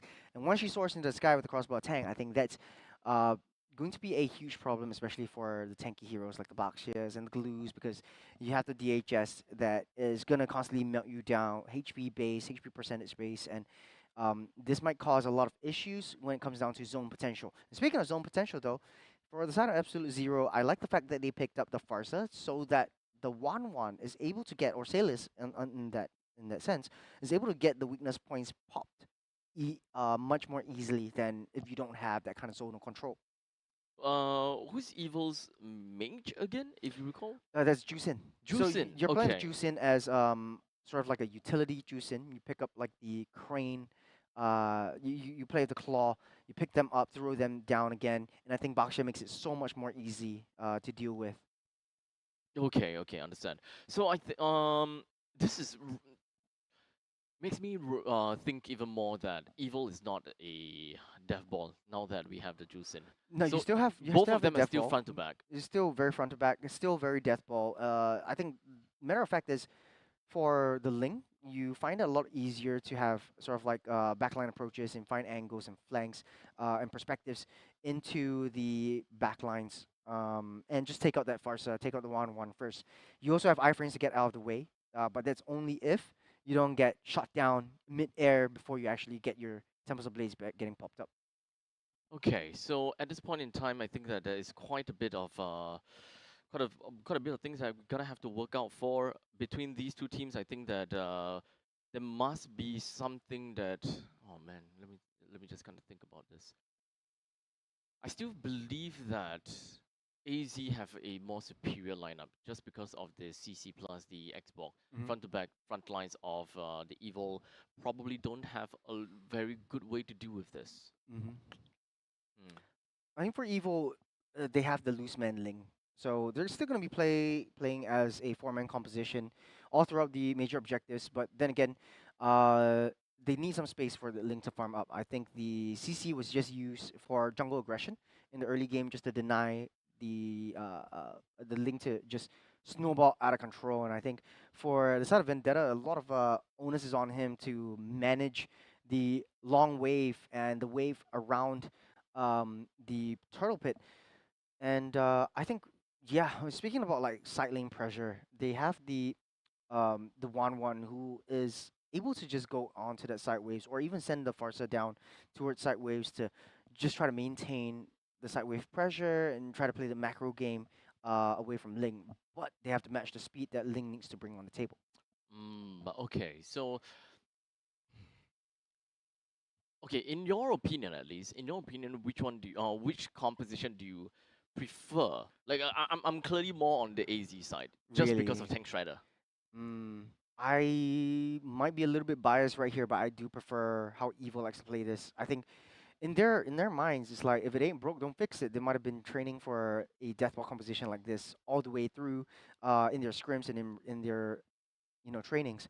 But yeah, I think it's much easier to execute. I like the fact that they changed out the Joy and the Fanny for the Ling. At least you have much more of a uh, uh, multi-dimensional gameplay if you're being a Ling, just going down to long lanes, you're going down to side waves, and also just preventing your enemy from responding as well. So definitely easy to deal with the Farsa.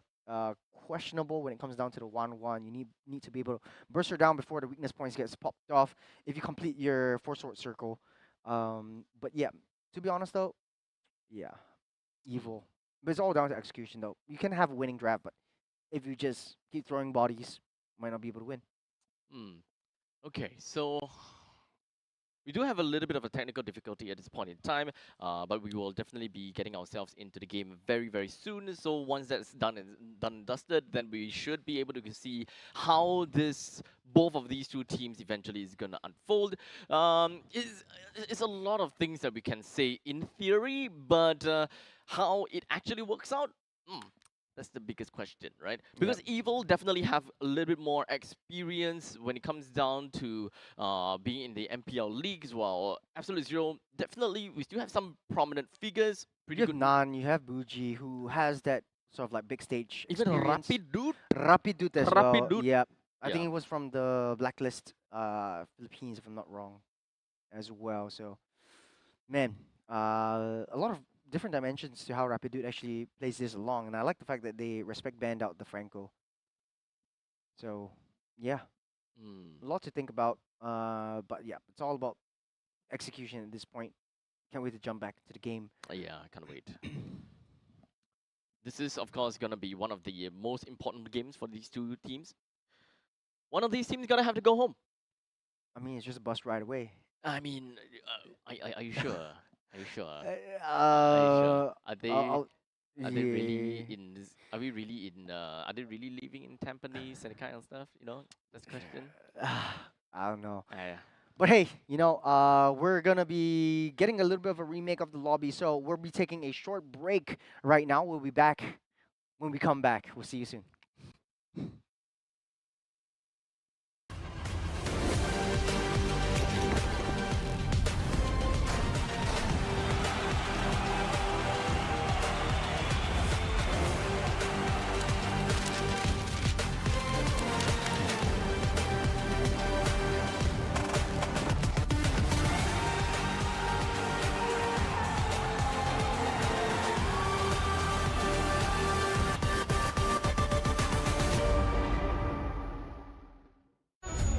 They said there's a limit in the Women's League.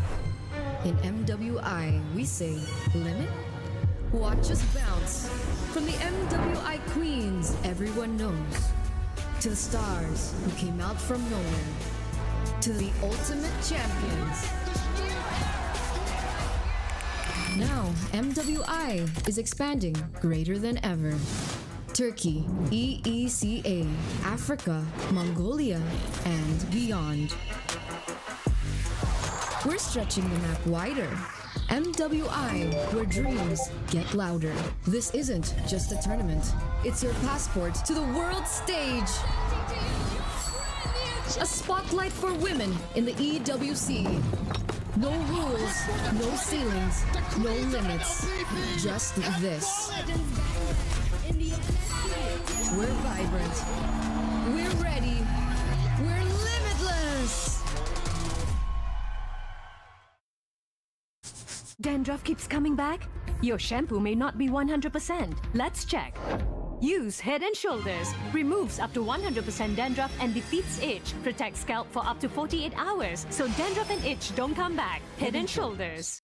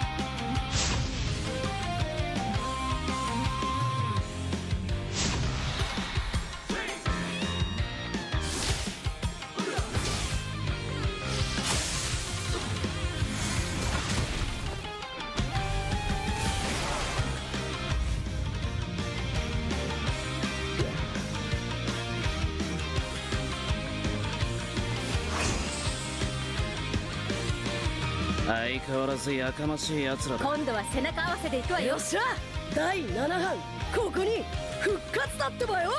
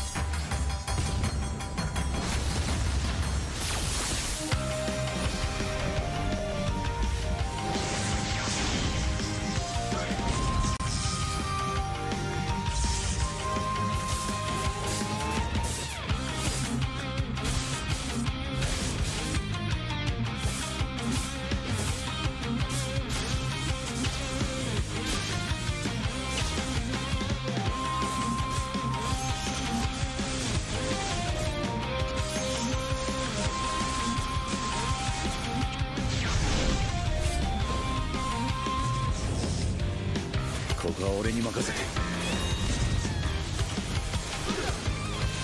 もらった。4代目ほかげを超える忍びはお前しかいないと俺はそう信じた。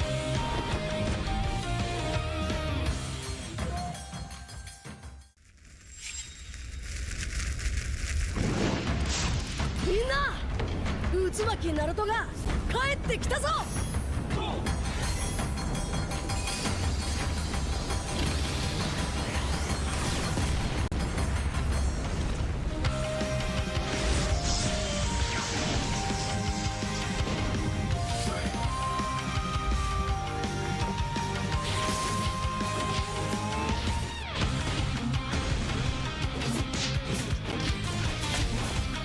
クラマ力を貸してくれ。よ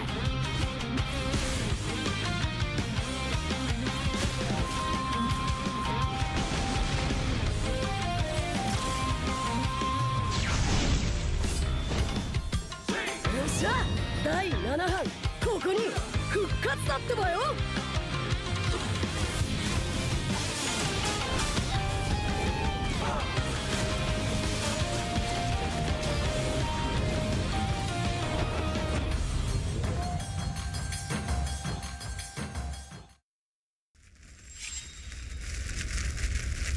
みんなを守るために私はもっと強くなる。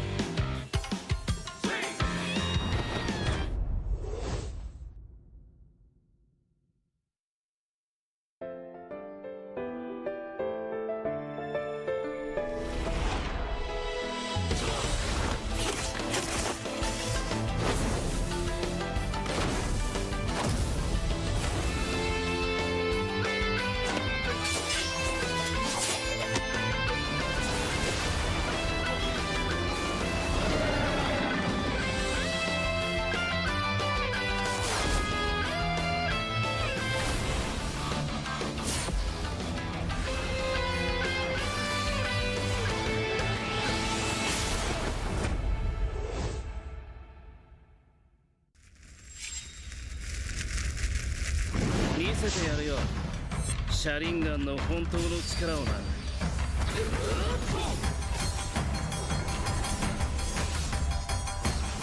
力が湧いてくる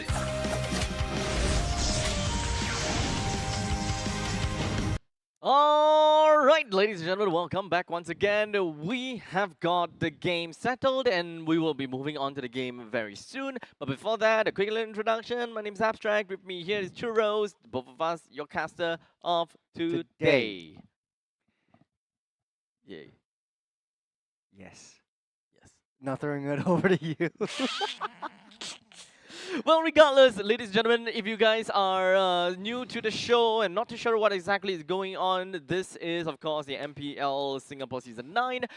This is the Singapore's only MLBB, Mobile Legends Bang Bang Professional League, where we have got teams, whether it be professional teams that have been seeded because of the previous season, or we also do have a couple of community teams that come in to challenge the league, whereas now we have one, Absolute Zero. The communities turned into challenger team. Now they are in the playoffs and they are all in contention for the prize pool in MPL SG, and even with the opportunity to move, or rather to go over to fight in the MSC, the MLBB Mid-Season Cup in Saudi Arabia, Riyadh. That will be happening very soon. Sometime in July. Sometime in July? Yeah. Okay, sometime in July, so make sure you guys look out for that. It will be happening in conjunction with the MLBB Women's Invitational, the MWI 2025, that is happening, of course, in the EWC, and that is the Esports World Cup. So grab your tickets. Grab your tickets. Go take a trip over to Riyadh.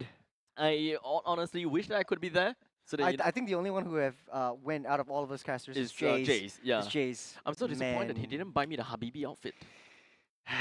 I want my Habibi outfit. You know, I'll go. He came back all high nosed and like mouth breathing. Because he's got the EWC money, man. He's come back. He's like, man, that's on me. It's on me, man. Anything you want. I think that will only apply to alcohol for him. That's true. That's true. That's true.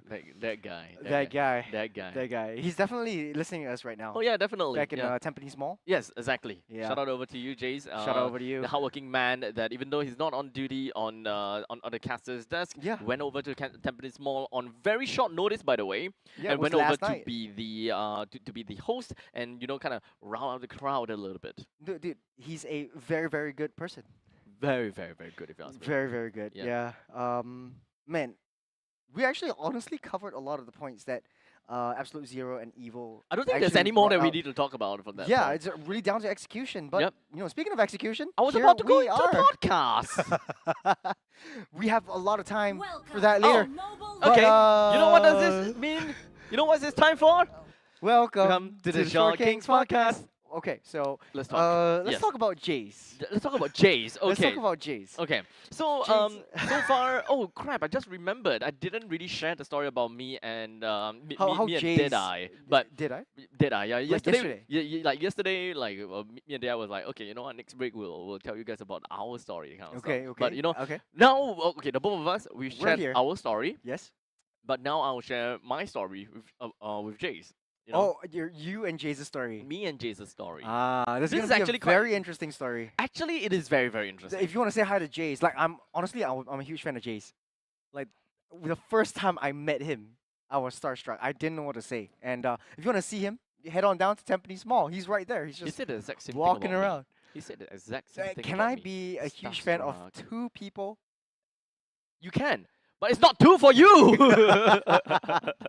Okay, so this is what happened. Okay, so when we had this esports shortcasting workshop. Yes. So it's very similar to what you've got, but it's upscaled. Yeah.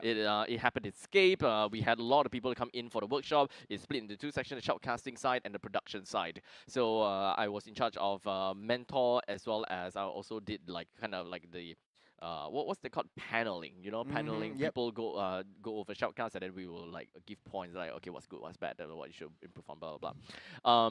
And I'll be very honest, and I even told Jace about this, right? His audition and his time in the workshop was not very prominent. Yeah, I don't Is exactly. it actually true, Jace? Yeah. Is it actually true? Yeah.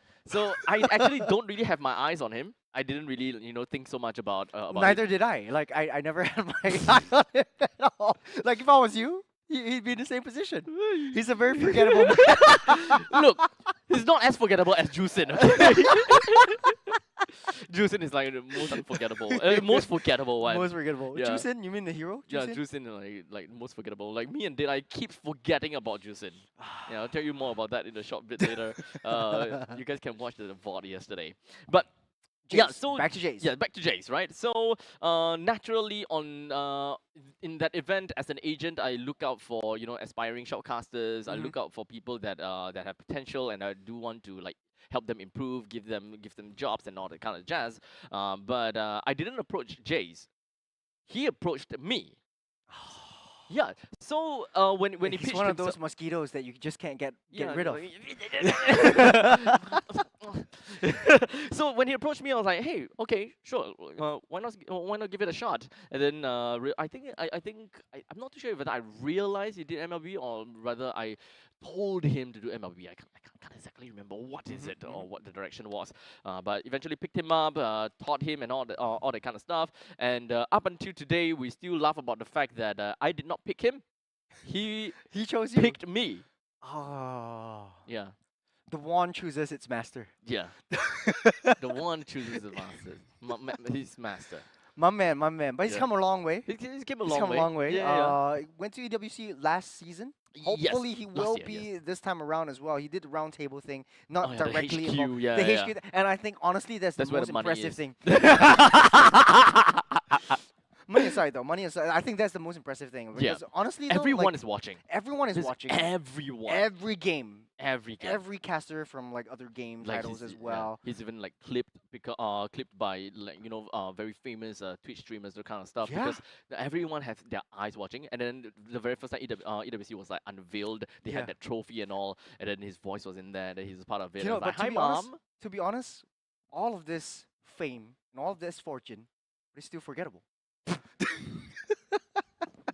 Just like Jusin. So tell me about like Jusin. You and Deadeye keep forgetting about Jusin, and Yeah. it's always being picked up. And we will have a Jusin game this time around. Yes. But we will take a short while before it loads back in. I think they're still settling some technical issues. But man, hopefully we get things sorted fast. But over to you, Jusin. Yeah. Okay. So Jusin, right? We have always talked about who are great heroes to ban, blah blah blah. Sometimes, and even at the start of like the challenger stage, me and Deadeye just be like, okay, so this one should be banned out, this one should be banned out, this one should be banned out, blah blah blah. First phase went by, Jusin was unbanned, Jusin was unpicked. Second phase, last pick, and then suddenly the Jusin came out, and then we looked at each other and it's like, isn't she banned? And then we just look at it and it's like, oh, we forgot about her. Yeah, it's like, it happened like a couple of times. And then yesterday, like literally the game just finished. We watched the entire bloody game. We even had the scoreboard on. And then right after the scoreboard went off, I asked him, wait, who is their mage? And then we just looked at each other. And we just like, I don't remember. Who's the mage? Who's the mage? Who's the mage? Who's the mage? Who's the mage? And then afterwards, we were just like, wait, is it Jusin? It can't be Jusin, right? Jusin is so forgettable. And then I went over and took a look. And like, it is Jusin! Jusin. Oh Yeah, man. so hopefully we won't forget Jusin. Hopefully. Yep. Maybe we just need some time to really kind of absorb the Jusin and really like remember that Jusin I like the is a pun. hero. I like the pun. Absorb the juice in. I totally did it on purpose, right? Yeah. Yeah, you guys know I'm like Perfect, a pun perfect. god. I'm a pun god. But regardless, ladies and gentlemen, we are going to go off once again for a very, very, very, very, very short break, okay? So we're going to have to, get everything done and dusted with. We'll be back with you guys very soon, hopefully. Okay, so don't go anywhere too far. Myself and Churros will be back with you guys very soon for MPL SG Season 9.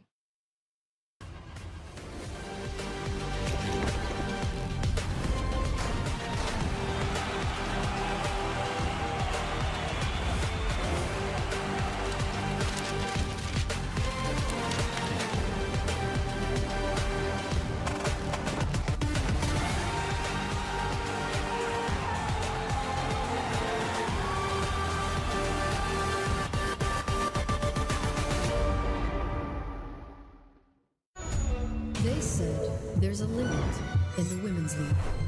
In MWI, we say limit? Watch us bounce. From the MWI Queens everyone knows, to the stars who came out from nowhere, to the ultimate champions. Now, MWI is expanding greater than ever. Turkey, EECA, Africa, Mongolia, and beyond. We're stretching the map wider. MWI, where dreams get louder. This isn't just a tournament. It's your passport to the world stage. A spotlight for women in the EWC. No rules, no ceilings, no limits. Just this. We're vibrant. We're ready. We're limitless. Dandruff keeps coming back? Your shampoo may not be 100%. Let's check. Use Head and Shoulders. Removes up to 100% dandruff and defeats itch. Protects scalp for up to 48 hours, so dandruff and itch don't come back. Head and Shoulders.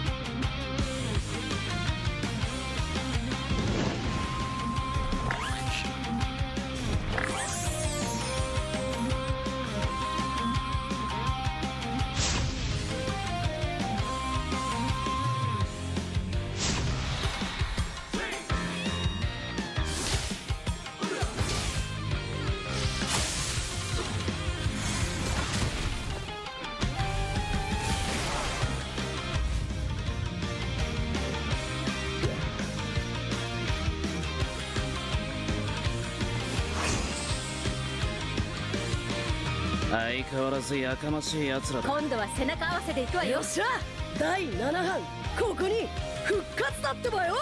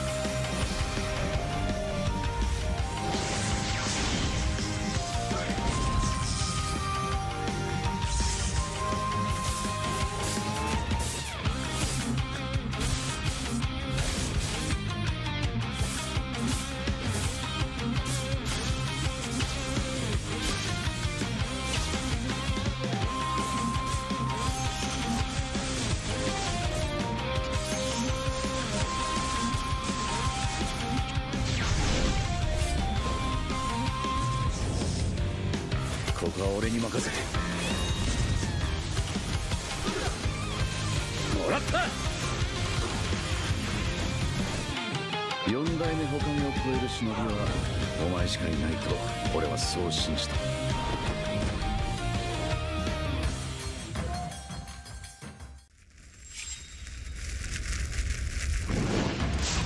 みんな渦巻きナルトが帰ってきたぞ。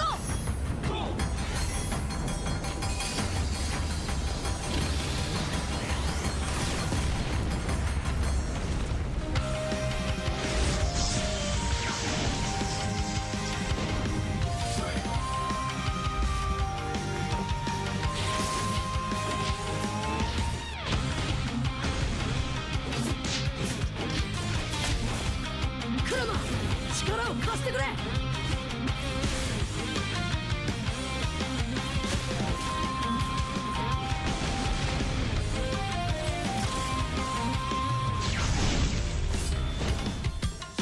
っしゃ第7班ここに復活だってばよ。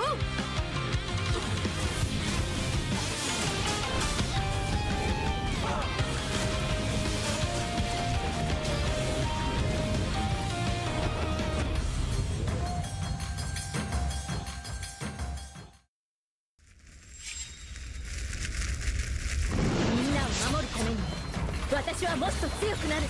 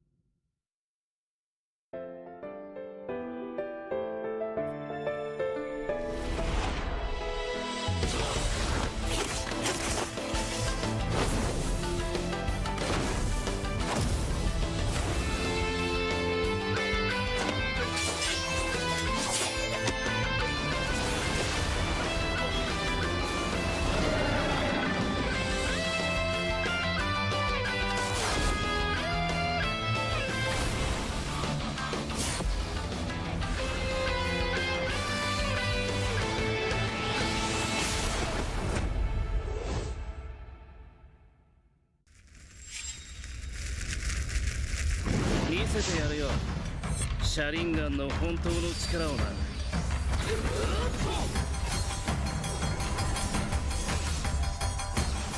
力が湧いてくる。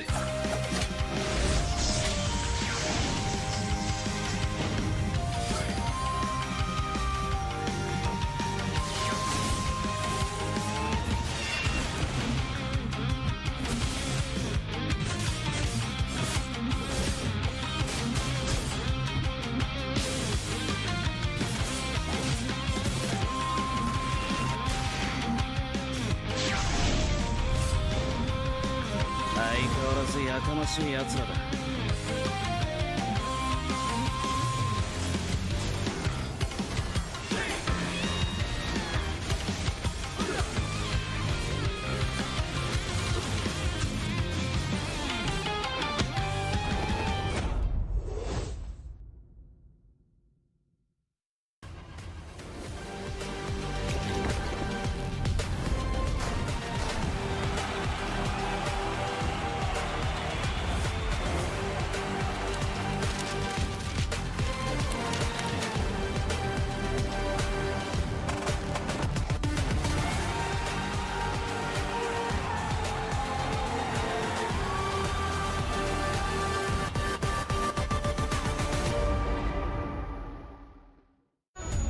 They said there's a limit in the women's league.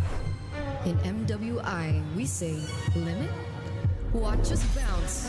From the MWI queens everyone knows, to the stars who came out from nowhere, to the ultimate champions. Now, MWI is expanding greater than ever. Turkey, EECA, Africa, Mongolia, and beyond. We're stretching the map wider. MWI, where dreams get louder. This isn't just a tournament. It's your passport to the world stage. A spotlight for women in the EWC. No rules, no ceilings, no limits. Just this. We're vibrant. We're ready. We're limitless. Dandruff keeps coming back? Your shampoo may not be 100%. Let's check. Use Head and Shoulders. Removes up to 100% dandruff and defeats itch. Protects scalp for up to 48 hours. So dandruff and itch don't come back. Head and Shoulders.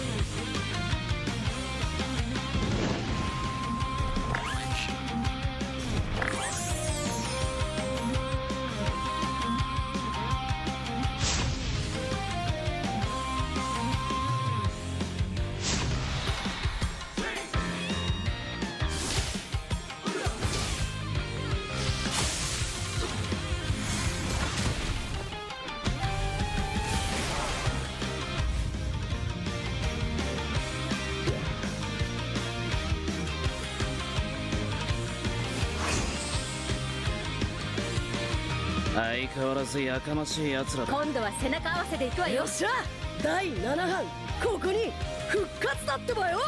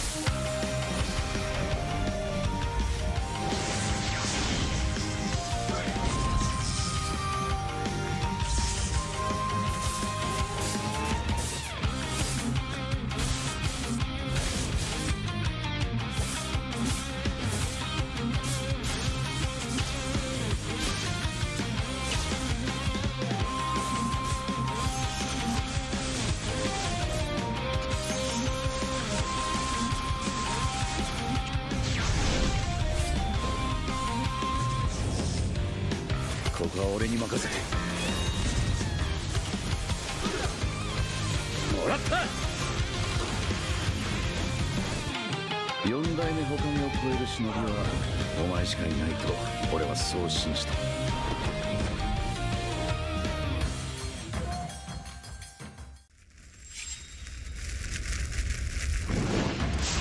みんな渦巻きナルトが帰ってきたぞ。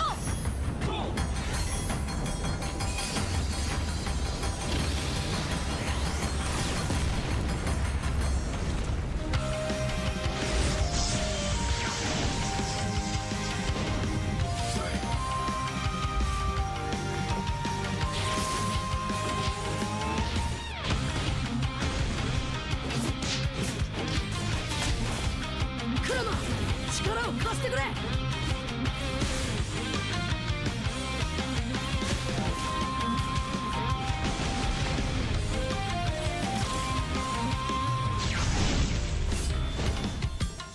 っしゃ第7班ここに復活だってばよ。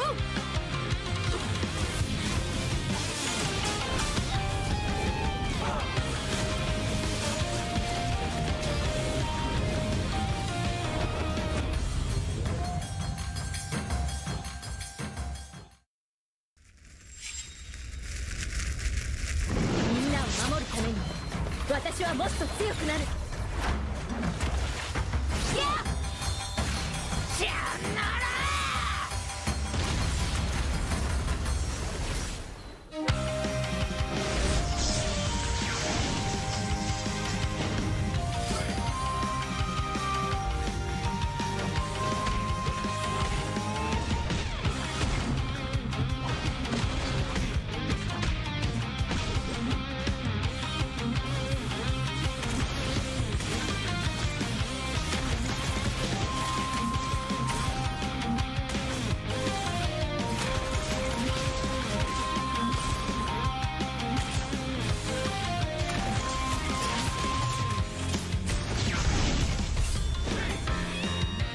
今度は背中合わせで行くわよ。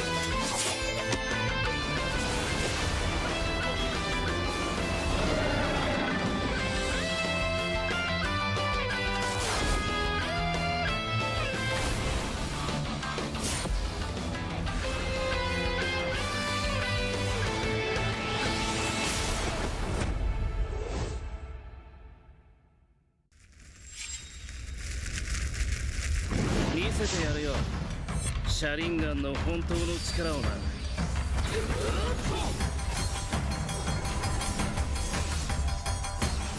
力が湧いてくる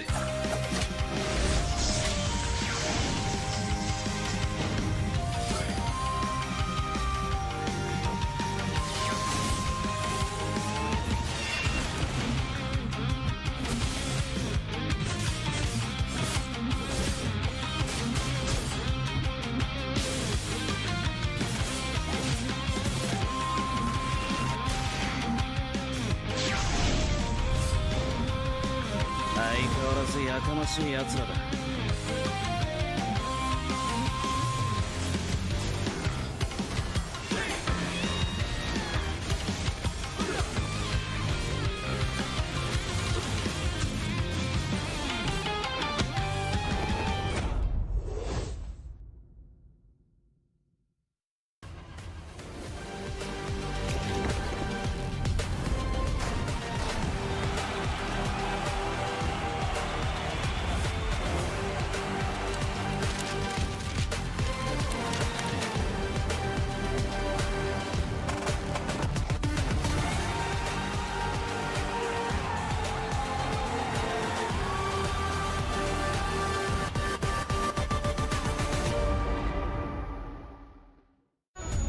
They said there's a limit in the women's league.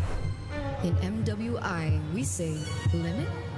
Watch us bounce from the MWI queens everyone knows, to the stars who came out from nowhere, to the ultimate champions.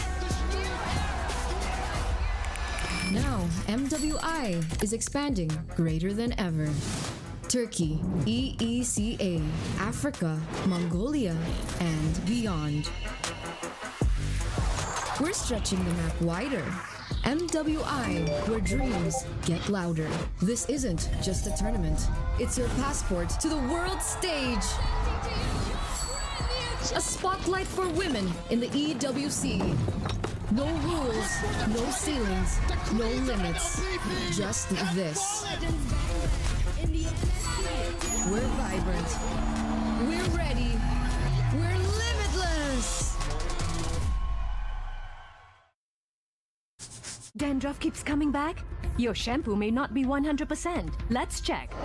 Use Head and Shoulders. Removes up to 100% dandruff and defeats itch. Protects scalp for up to 48 hours. So dandruff and itch don't come back. Head and Shoulders.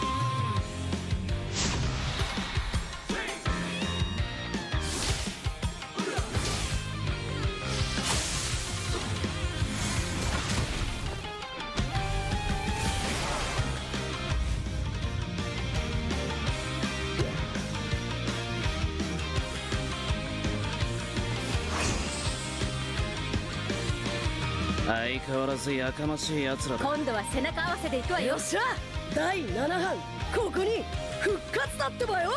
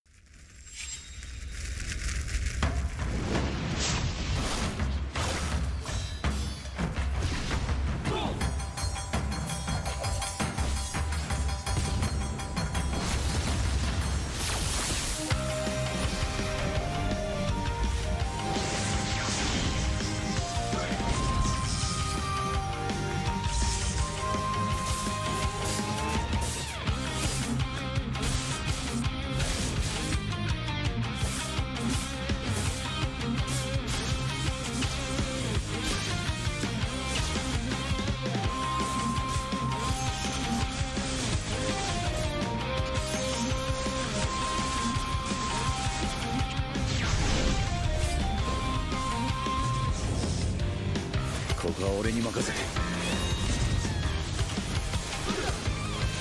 もらった。4代目他目を超える忍びはお前しかいないと俺はそう信じた。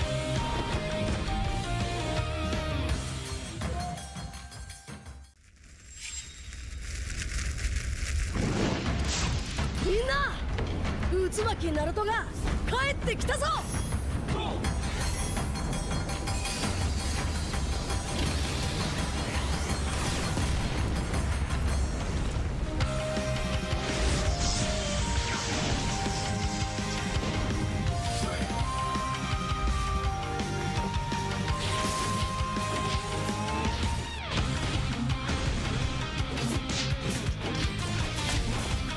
クロノ力を貸してくれ。よ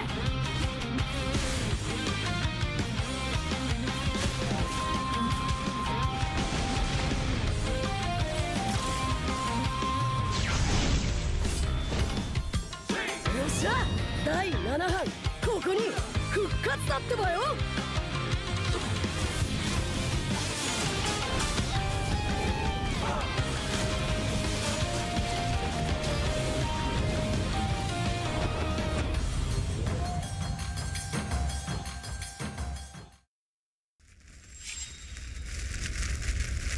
みんなを守るために私はもっと強くなる。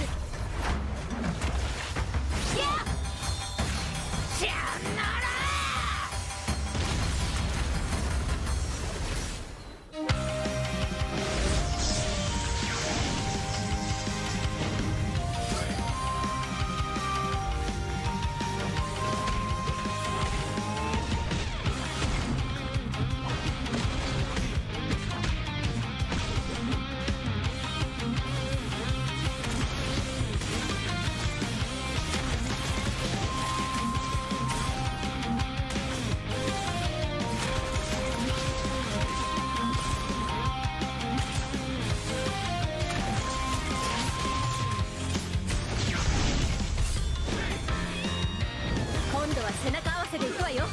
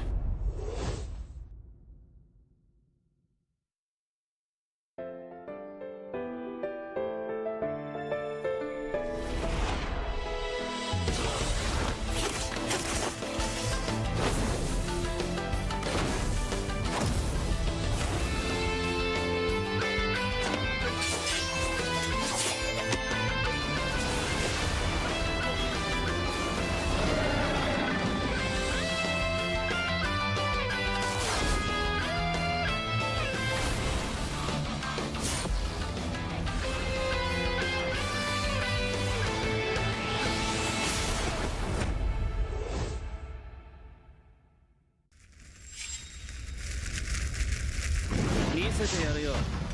シャリンガンの本当の力をな。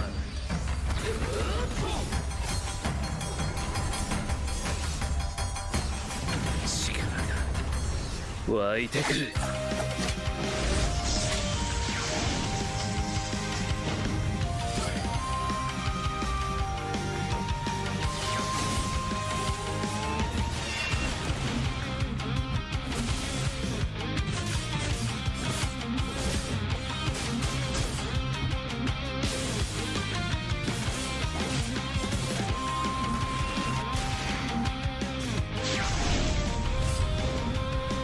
相変わらずやかましい奴らだ。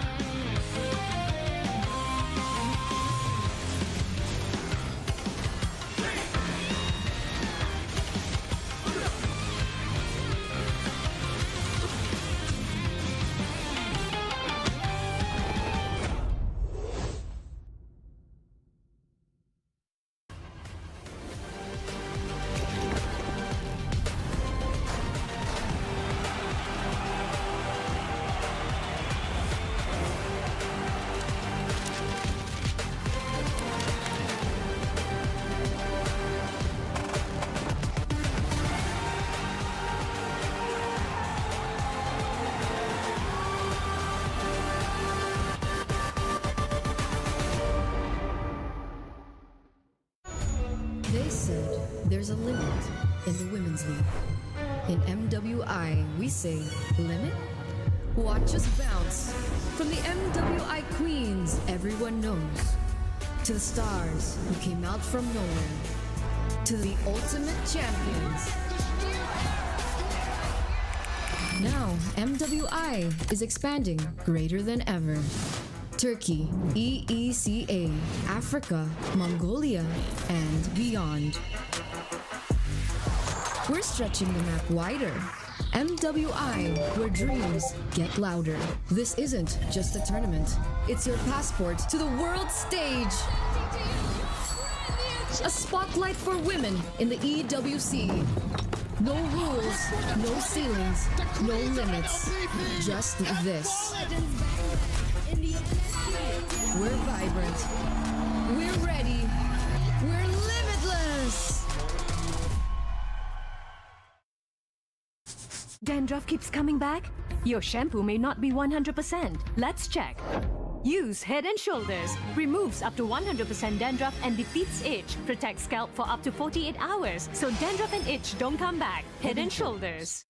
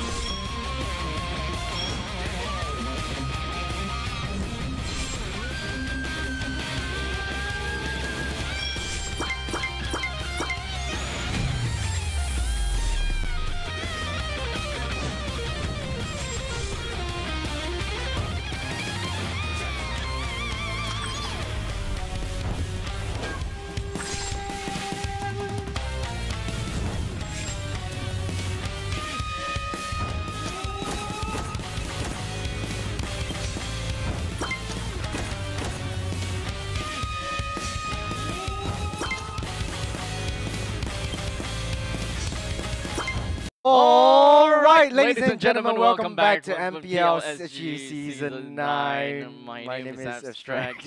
My name is Churros. And today, Today, we are your casters casters for today. Yes. Almost got that right. Almost got that perfect. Yeah. I think for all of us, Uh-huh. a little bit tired after the long break, but Yeah. there's gonna be a little bit of a remake for Uh-huh. both these two teams. And in case you missed out on the draft and what transpired before, this is gonna be the Absolute Zero up against Evil on the lower bracket semifinals. Or actually, would it be considered the? It's still semifinals because the finals will be happening tomorrow morning. So loser of the next match from Flash and no, RSG. this is the lower bracket semi. Yeah, it's a lower bracket. Yeah, semis. it's a lower bracket semis. Yeah. It is. Yeah.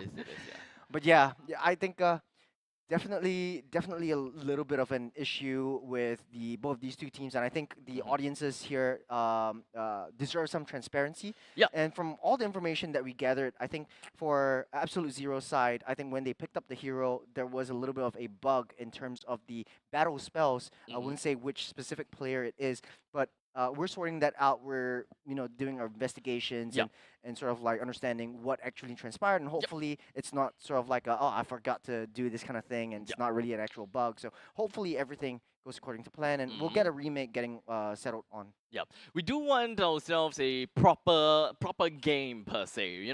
The last thing that you want is having someone with I guess an arrival or something like that. No. Hey, actually, you know what? Speaking of arrival, though, I remember the time when Chaknu and Kaora, when they were in Omega, back in MPL PH, there was a Selena, Faramis, and the Bane combo. So literally, you just hammer down the turrets, and that's why they caused the Faramis to get a rework and sort of like a huge nerf after that, nerf down the Bane's turret damage as well. So, I mean, teleport ain't so bad after all, but we haven't seen teleports being used in, this state of MPL. I think the meta doesn't really call for it, and I think a lot of teams kind of understand this is all about like team fights. It's all about like split pushing, and we can have like heroes that can go cross map plays. We don't really need a teleport anymore. I mean, technically speaking, it is still a relatively viable pick only if a specific hero is drafted just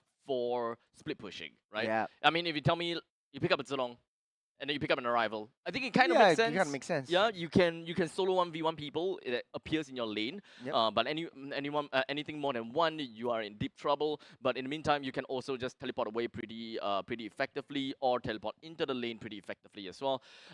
It's mostly just a really annoying cockroach. If anything, it might not win you the game, but you're just gonna be a really annoying cockroach that might eventually bring the game to 43 minutes and 33 seconds. 43 minutes. Don't remind me. Don't remind me, Abstract. But speaking about like heroes, we had the draft before. The draft will be totally the same. Absolute Zero gonna be picking up.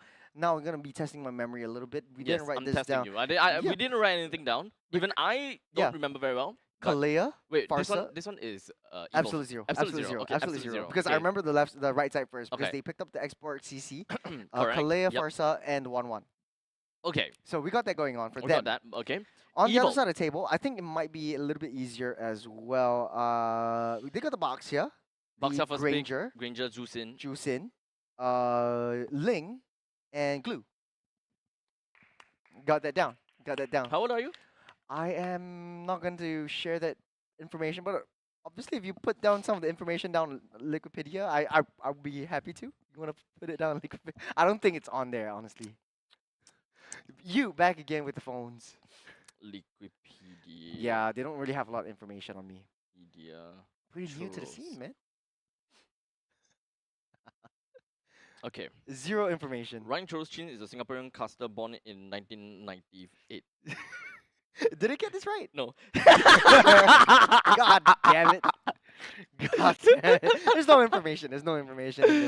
Hey, I got good news for you. I got good news for you. We won't be sharing my age, but we're going into the draft, the game really soon. So the draft is gonna get remaked. We're gonna jump into the Land of Dawn. Exactly. To finally play the game. Play the game. Watch the game that we have been theorizing about. Oh man, finally. After a long wait, here we are once again, ladies and gentlemen. Evil versus Absolute Zero, and hopefully all the battle spells are right this time around. Just to get a little bit of a recap, we got Ben, Powerful, Sayla, Vincent, and Gear rocking and piloting the Granger, Boxia, Chusin, Ling, and Glue from the side of Evil. And on the side of Absolute Zero, though, Sayla's on the 1-1, Rapid Dude on the Kalea, Buji, Farsa, Non-Export, and Vendetta with the CC. Now, we covered a lot about the lane-to-lane matchup, especially on the top side, but speaking of which, Ben taking a lot of damage. Purify as a cautionary measure, but here comes Powerful, though. This point's getting popped up. You also have the Vitalize, missing everything. Ben gets out safe.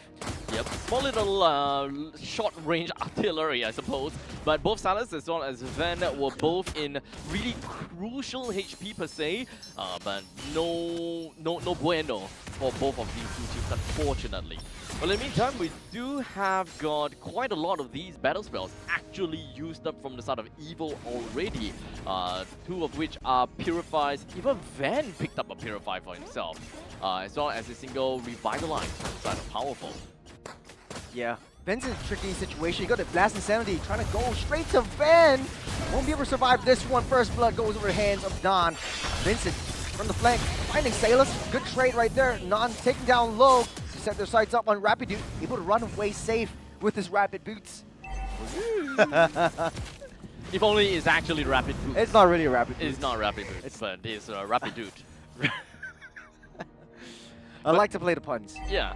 Unfortunately, I'm not that good at puns, so if I actually do make any puns, it's only because it's completely intentional. It's 2 minutes into this game. Both teams are generally very aggressive in their lanes, trying to put a lot of pressure into the gold lane. It seems like they do want to pivot a bit more of that win condition and direction more towards the gold laners, get themselves out or get them out of the lane or funnel some farm over.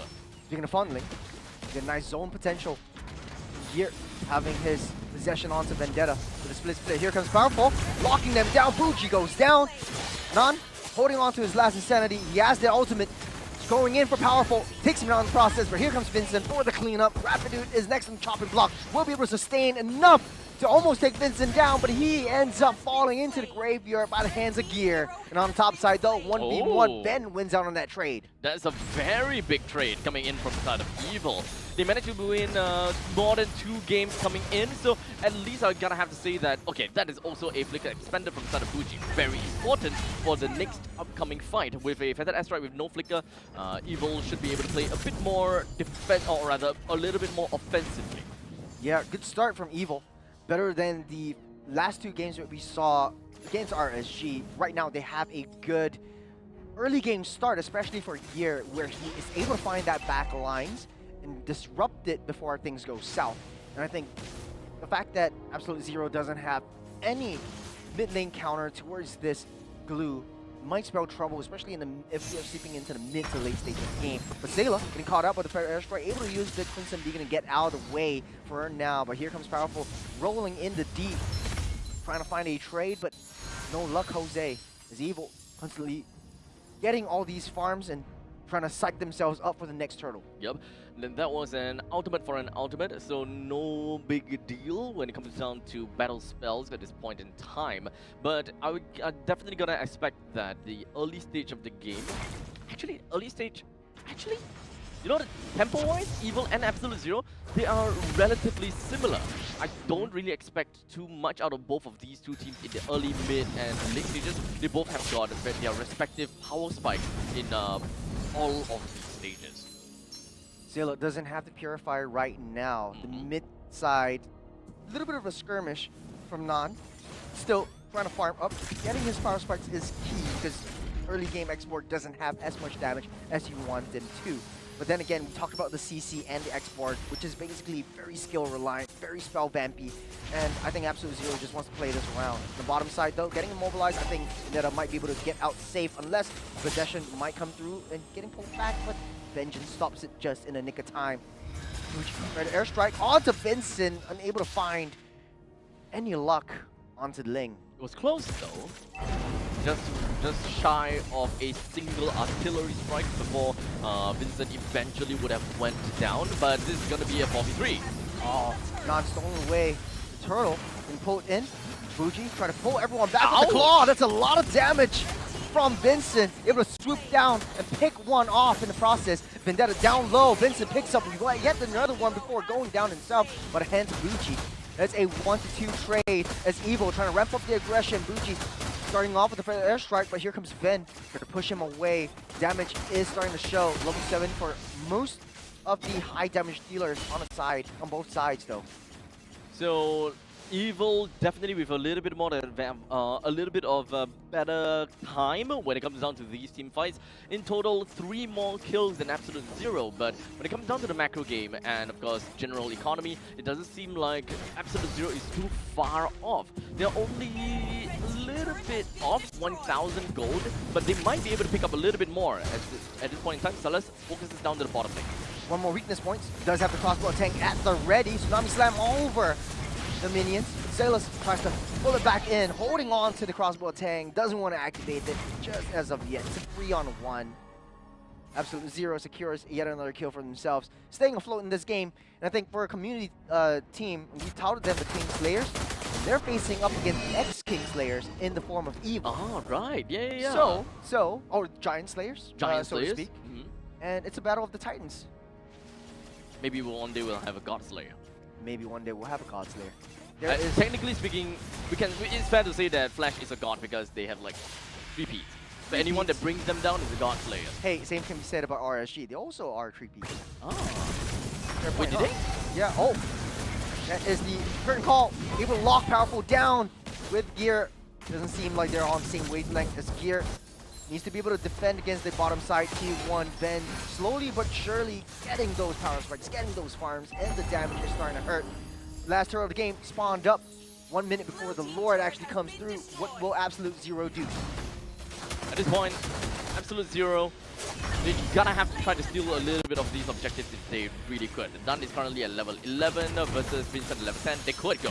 Nice thumb slam onto Gear, able to finish him off. Not tanky enough now as Absolute Zero finding trades all over the map. Rapid Dude in a spot of bother, no more dash. Vincent doesn't want to commit to this one. Evil just getting the trades as they can. And scoreline equalized 6-6, 21-21k goal.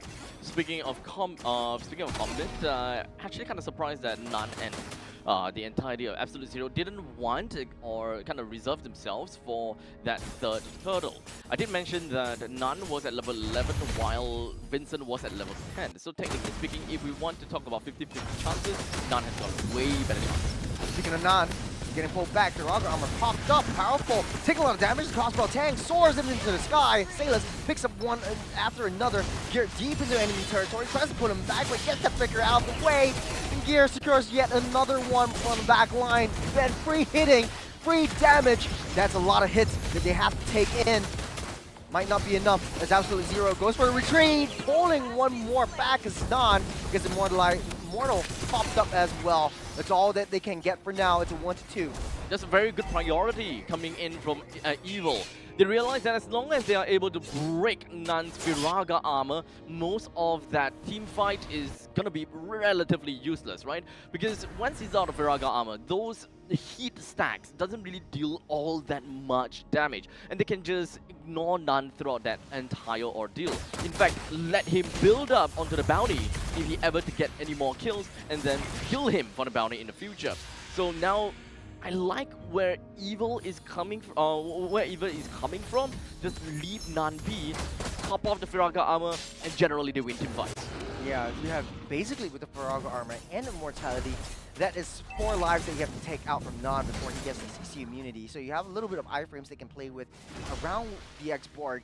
Now, seeping into the late game mark or going to mid game, Powerful doesn't seem to have as much of a dominant game that he has with Boxia as he would have expected. 1-4-4 for the Boxia. Can't find his way into enemy territory. deep enough before taking a lot of damage. Sayla's starting to come online. Bucci does have the damage right now, and Nan is just fighting them down. Better airstrike, kick things off. Tsunami slam into the wall. Powerful, down he goes. Vendetta from the back line, trying to zone Ven and Sayla out of the way. Get a Tempest of Blaze, trying to push in from Sayla's. Will not be able to survive from the hands of Vincent. There's another one down. Gear powerful. Keeps falling like flies. The only one they can take down is Sayla's. But Ven is coming online now. They do have that damage, and they do have the mobility from the side of Evil. How will Absolute Zero play around this?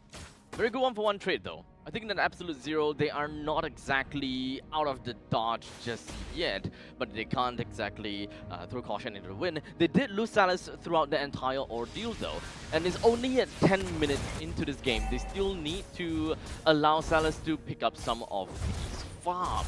He's probably 2 items in, and realistically speaking, the 1-1, okay, 3 items already, so it's not too bad, let's say, with a total of 600 gold, but we do have to fight for the Lord right now. Starting things off with Vendetta. Here comes Vincent, trying to find a flank down onto Vendetta. No more vengeance, down he goes. Done, popped out the Firaga armor. That would be enough to chase him out of the cat's den, as they are starting things off with that Lord. Nan needs to get a reset, but with Rapidude and Salas in the picture, Evil is in a tough spot. They need to be able to find a way to take this 1-1 down. I think that Evil is in a pretty good spot. Quite a lot of gold to their name, and all 5 of them still relatively healthy. We do have the Revitalize that's used by the side of Powerful though, and doesn't have a lot of HP, so I'm not sure whether they want to force out this fight for the Lord. Nan patiently waiting. Lord is at a 10. Nan picks it up with the Retribution, pops it. Got the Tempest of Blaze keeping you up alive, but iframes won't be enough. Salas takes him down.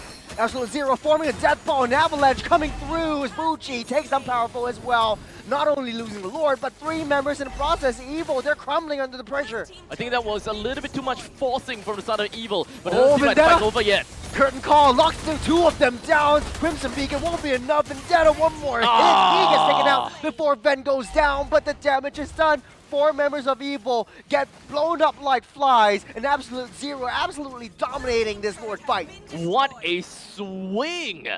That force fight from the side of Evil, wanting to hopefully get the Lord, eventually left Powerful as well as Gear. Lower than 50% HP, how exactly are they supposed to fight with their front line being so weak already? Powerful way too deep in, but gets a kill onto Rapidude. That is a nice pickup, a nice find from Evil. A little bit of a consolation prize, but Absolute Zero still up on top, 3,000 gold lead. Make quick work of this Lord as Ven still slowly starting to snowball his way through. Still 3, 1, and 2. As long as he stays alive, I think they might have a better shot. Gear way too deep in. Down underneath the turret, he might be the next to fall, as Sailors will be able to pick that up. So that's unfortunate, but it's okay. There's 1 man down, but Absolute Zero, if they really want to deal with Powerful, it's not like it will be that difficult because they do have a CC and an Xbox.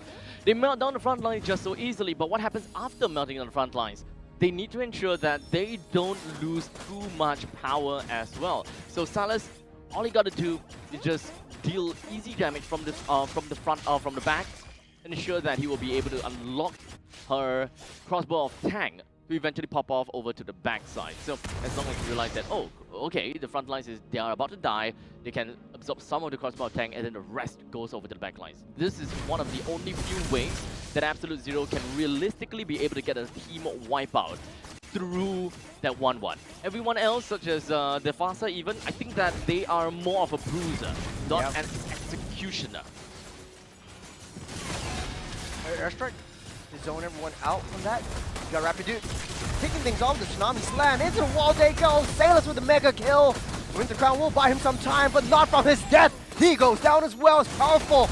And Create Gear falls again and again, as Absolute Zero just dominating the tanks from the side of Evil. The villains can't seem to find their footing. They seem very disconnected. There's not a lot of damage, but Vincent trying to find a flank and angle. Bucci with the further airstrike once again. The Crimson Beacon might not be enough to keep Sailor out from harm's way. And then it goes in deep. Will not be able to save Vincent from harm. As Ben, the only one left standing. Bucci cleans up shop. 5 men down, and Absolute Zero for a fight of 3rd place. Absolute Zero might be 1 game away from taking it all. Very big mistakes coming from Sayla and team, but regardless, this push coming in from the bottom lane may be the end of it. Oh, what was that? It's a lot of damage coming in from the 2 tanks, but it's 4 damage dealers against 2 heavy, thick boys. The airstrike to try to hit onto Powerful, not enough. The crossbow tank will take him down. It's Vendetta trying to zone them out. They need to be able to take the T1, but it's not over yet. As Sayla's trying to dash all over the world. Here into deep, but will be able to keep on safe for now. Damage from none is starting to show. Vincent, here comes his Tempest of Blades. Keeps himself alive. He's taking a little bit too much damage. He can't go in without getting popped off and annihilated just like a snap. Oh, spoke a little bit too early about that end game. Absolute Zero was so close, but that was an amazing fight from Powerful and Gear in an attempt to save the crystal. And now we even see quite a bit of power spike. Van and Vincent both with the new BOD. Sayla with the Clock of Destiny. And Gear, I forgot what he got, but some defensive items. Not gonna be too big of a deal. The block off none from the Lord. Evo takes it up with a retribution because Tsunami slammed into the wall. That's a worthy sacrifice from Gear once again. He falls by the hands of Bougie. It's 11-2 and 5 for this Farsa. And it's getting into a late game. The sun's setting. The sun's getting real low. Absolute Zero just needs to clear out this Lord. But Evo scrambling for that defense. The bad thing is, Evo doesn't really have that high ground, Abstract. Yeah, unfortunately they don't. They are a very comical team, so if anything, they're gonna have to move in together as one, as an absolute unit. So they need to look for these opportunities that Absolute Zero eventually shows for themselves. Like for example, right now, the Feather Aspect just being used. If they have that manpower, they can just jump right in, but unfortunately not. Vincent is nowhere in around the vicinity. They do not have gear as well. They need all of their battle spells to be off cooldown to be able to play, to do a big play like that. So for Bougie, having 2 kills, but that was just because Vincent was able to find angles. But right now, the jungle of Evil has been opened up, especially for Absolute Zero. It's much more difficult for them to find a footing outside of their base. They have to be able to play defense. Vincent trying to get Constellation Prize all over the map, especially on that cross lanes. They need to be able to relieve some pressure over from that base as the minions are starting to keep pushing in. Absolute Zero doesn't want to drop a needle to make a sound. Of course, a single sound can really echo throughout this entire echo chamber. So Absolute Zero, they're looking for that small little opportunity. While Evil, they stay safe, they stay very quiet within of their own base. But as they stay quiet, they let their turret go down. Jumping in, Tsunami Slam deep into the back line. Bougie once again with a kill onto Gear.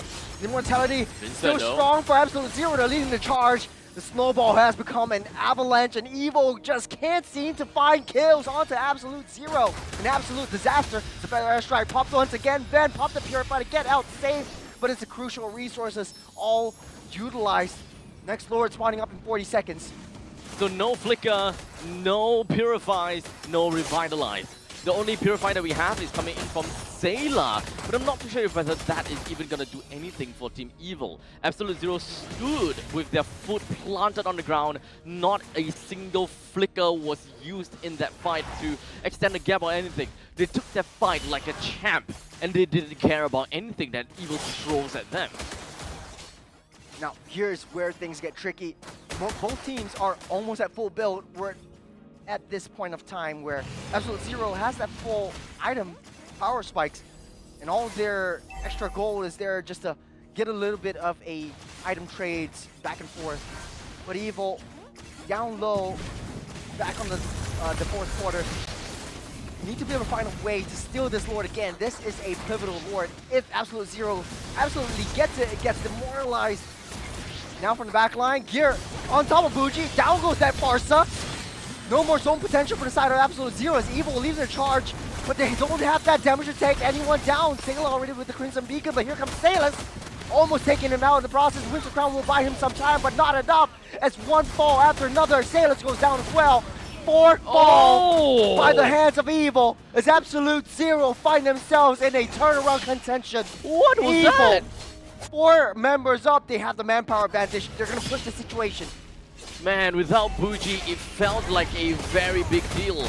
But this replay is going to give us a very good idea, right? Main thing first is that they lost Bougie right off the bat. So their artillery is no longer present for Absolute Zero. They lost a huge chunk of damage. But take a look at the northern side, right? Rapido, the Vendetta, as well as Salas. The three of them are supposed to survive pretty effectively. But unfortunately, Vincent, Finch Poise, gets the kill down onto 1-1. And then they go for one after another. Unfortunately, Absolute Zero were a little bit too spaced out.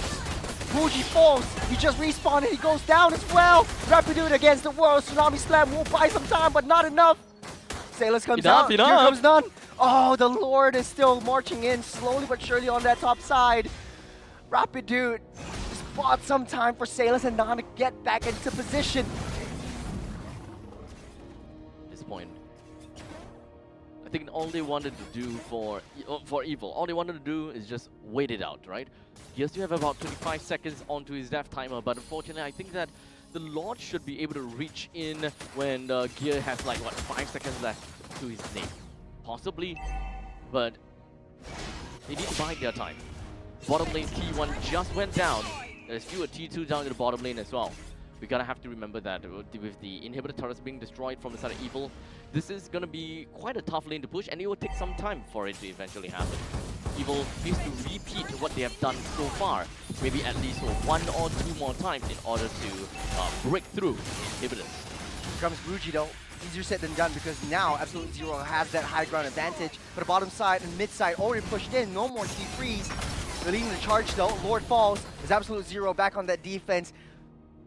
It's all a waiting game once again. Next Lord, 60 seconds. I think Absolute Zero is able to defend this pretty easily. But Evil wants to take down all the T3s, at least open up the options. Tsunami Slam into the wall. Down goes Gear once again. He's 5-9 and 9. He can't seem to tank against the hits that Absolute Zero is throwing onto him. Do they have the wave clear to do what we wanted them to, though? With the middle lane and the bottom lane being mega creeps, the only one that can realistically be able to push lanes fast enough is really just going to be Bougie. Salas, Nan as well as Vendetta, they don't clear wave all that well, so the moment that Evil finds an opportunity and realizes that there is a lot of heavy lanes, that is where they want to put most of their resources in. Good damage, good range from Bougie to keep them all at bay. It's a one-on-one fight, Vendetta and Vincent. For Evil, I think it's just sacrificing gear, trying to find angles and flanks onto Bougie and take him out in the process, but this leaves room open for Salas to just do his thing, is kite around the enemy. And it's much easier for them because it's just a death ball coming at you. So it's easier to pop all the points and even across one tank. Tsunami Slam over the wall into the Predator Airstrike. Lord down low, Vincent trying to find an angle from the back.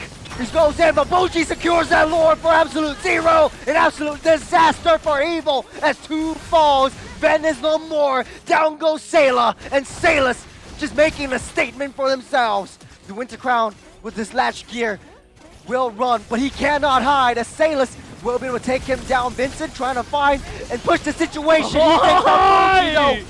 They're taking a tank, but they forgot about the Finch. Now we've got a pushing lane down in the bottom lane, but Vincent should be able to deal with this no problems. The Lord will then march in from the middle lane, and this is a 20 minutes Lord, mind you. With 20 plus seconds left from the start of Evil, there's no way, Jose, that Vincent is gonna do anything about this. Now he's a Ling though. Got the Temples of Blaze all readied up. His Firaga armor already popped up, but Vincent will just let this one slide as Absolute Zero absolutely demolished Evil. This was a community team, mind you, Abstract, up against the ex-community favorites in Team Evil. 1 game away is what they need to secure top 3, a community team in the top 3 spot. We haven't seen that since season 3. You're right. Evil was the one coming in as a community team into MPL SG and secure the top 3. It would really suck if Evil were to be knocked out this early. But however, on the flip side, it is definitely a beautiful narrative to see Absolute Zero from 0 to hero. Can't teach an old dog new tricks? Apparently, I mean, I don't know whether they're counted as the old dogs or not. I think pretty much. They've been here a couple seasons already. Yeah, I mean, I don't think that if they were to win this game, they're gonna have to rename themselves. It's no longer Absolute Zero, or honestly, it's Absolute Heroes. True. Right? True. So I'm looking out for them. This is a great game from them. It is definitely a very close seesaw kind of pattern. It seems like it's going over to Evil. Yeah. It seems like it's going to Absolute Zero. But what's really important was that final fight for Absolute Zero. It was definitely a little bit scrappy, not gonna lie. Yeah. But what matters is that they managed to end the game. They managed to win, or rather, they managed to leave it all the way until it's the link, it's the glue, what's left from them with a big little lord pushing in with Mega Creep. So what can these two possibly do? Even if they just left these two to their devices, it's not like they can't end the game anyways. Yeah. I think that was a good try by Vincent trying to delay time by taking out all the minions, but you don't want to lose yourself as a Ling. So I guess he just throw all his resources, but in the end, he's just eating popcorn on the high ledge and just watching his team fall. And yeah, we'll just work out next game. Yep. But speaking of which, next game is going to get very intense. And trust me, because Evil will find a way to, if they do not adapt, I feel like Absolute Zero will take over this battlefield. Let's take a look at the post-game statistics right here. Notable mention to Bougie with 13 kills, 5 deaths, and 8 assists on this Farsa. Yeah, I think that he played a phenomenal role and a very big role in this, right? If only the 2 is a 1 for the game time. Yeah. 1, 2, 7. Oh, perfect. This is like our generation thing. Maybe. Up until now, I still have no idea what lead means. What? L-E-E-T. Oh, yeah, L-E-T. It's like 1, 2, 7. You know, it's like our generation stuff. Nah, I don't get you. My age is showing. But anyways, back to Bucci once again, right? He played a phenomenal role. He's pretty much the one that zones everyone from the side of Evil. And we mentioned about the fact that Evil, they have to go to you in order to realistically be able to do anything, be it Vincent, Gear, or Powerful. I already mentioned that Gear and Powerful is already more or less counted by by 2 of the members from the side of AZ with that Xbox as well as the CC. They melt down the front line so easily. And Evil, unfortunately, really requires these 2 glue and the Baxia to stay alive in order to, kind of whittle down the back lines. Yeah, I just kind of feel like the glue and Baksha combo was very 2 weeks ago. And 2 weeks ago, like, a lot of teams don't know how to deal with 2 tanks. But right now, a lot of teams are actually pulling out the 1-1 to try to get easy weakness points. You're able to kite around. You have a built-in Purify. It's a good answer to It's like, always a good answer chunky to tanks. big chunky tanks. And you build up the DHS. That's how you melt them down as well. And once you have the Malefic gun, Free I feel like it's weakness. all over. You have the extra range to play with. You have the extra attack speed. And I think Sailors really played a heck of a game this time around. Not only that, I think he was just empowered by Buji, because once you have the Feather Airstrike, Sailors can just go around the zone that the Feather Airstrike has created and just try to get as much weakness points as possible.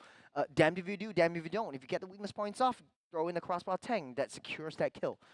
This really feels like a tiny little throwback over to metas from months, if not years ago, right? Yeah. Looking at CCs and Xbox. In fact, I really appreciate the fact that AZ, as a coachless team, came up with an Xbox.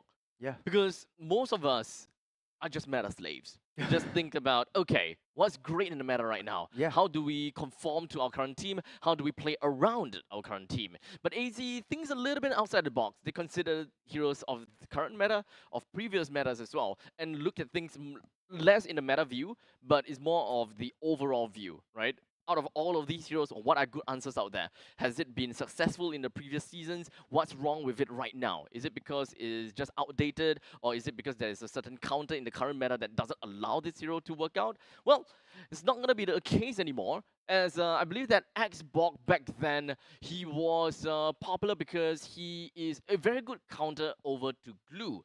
But why was he phased out again? I think he was only phased out because is a new evolved meta. No, it's just the early game that doesn't really have a lot of Firaga armor. You need to be very skilled in terms of mechanics to be able to kite around to deal as much damage as possible while just mitigating the damage taken to you. Because in the early game, the Firaga armor is not as much as the late game, where you can out-sustain, and even with your actual health bar, you can still stay alive in team fights. But then again, I have to say, this is actually AZ with a pickoff composition in the form of Rapidude getting those Tsunami Slams in. He knows that the tanks will come in first. So let's just deal with the tanks because it takes some time for Sayla, it takes some time for Ven to really come in to deal that damage. So let's just take care of the tanks first, and then we'll set our sights and our focus up on all of the main damage dealers. And I think they played it so beautifully well. Although I gotta have to say, I do prefer Ven onto Granger this time. Yes. In the previous games, he has been playing Bruno so much, but he ended the game with like 0 kills all the time. It's honestly kind of a downer. It is a downer. So now with the Granger, I think that he's way better than that and definitely good. But for this game, MVP goes over to Vendetta as the CC. 2 kills, 6 deaths, 16 assists. Definitely don't expect. I definitely don't expect that because CC is probably one of the most unimpactful hero in terms of flair and clout. Well, I understand where they're coming from, especially for Vendetta in how he plays the CC on a split lane potential. Because now, don't forget, they have not really an assassin in their lineup. They have to throw one person into the long lanes to make sure that it's pushed in. Make sure you alleviate the pressure off on the long side so that you don't need to claw your way up on the opposite side of the map. And I think CC actually did it well. And the matter of fact is, whenever Vendetta comes, whenever the Ling comes into the picture, and Vendetta was there to try to stop the approach, he throws in the curtain call, he gets the yo-yos down, deals a lot of damage, and forces the Tempest of Blades for Ling to pop back out. So there's a lot of crucial resources waiting, and honestly though, I think an unsung member of the entire roster of Absolute Zero. And huge shout out to all the EXP laners out there, especially for you, Abstract. I know this meta is really a very tough meta, especially for EXP laners, and only the best of the best can adapt to that situation. Yeah. I like Kalia. You like Kalia? Kalia EXP. Yeah, I've been spamming a lot of Kalia EXP. Vendetta also played a Kalia EXP. Yeah, actually inspired from him. Ah, fair. I didn't think so much about playing Kalia in the EXP. Most of the people it's just like Kalia roam. He's probably the only one that went for Kalia XP, and I thought, hey, actually this it looks pretty viable. It sounds very viable, and it looks fun as well. But now he's bringing in the CC, and he's still really good at that as well. So I gotta have to say, Vendetta is definitely showing up here, and I think we gotta keep an eye on to Absolute Zero. We gotta keep an eye on to Vendetta. Especially for game number 2. You know, this is the lower bracket semifinals. One more win, and this community team goes over to the lower bracket finals. They're guaranteed top 3. Oof. If you're evil, this is a lot of stress, a lot of pressure. You lose 3 games in a row, counting the game against RSG. You had such long breaks in between as well. This really shakes up your momentum. And I think for a lot of the evil players, you really need to get a lot of resets and get some time to put yourself together. Yeah. No pun intended for No pun the battle intended. spells. But yeah, I think Emblems. it's very difficult to, as a matter of fact, to jump into this game with a brand new draft and how do you switch things up, because you've practiced for so long this death ball meta. It worked once with RSG, but after that, teams learn to counter it. Teams learn to play around it. If I can't go for the glue, let's take him out first.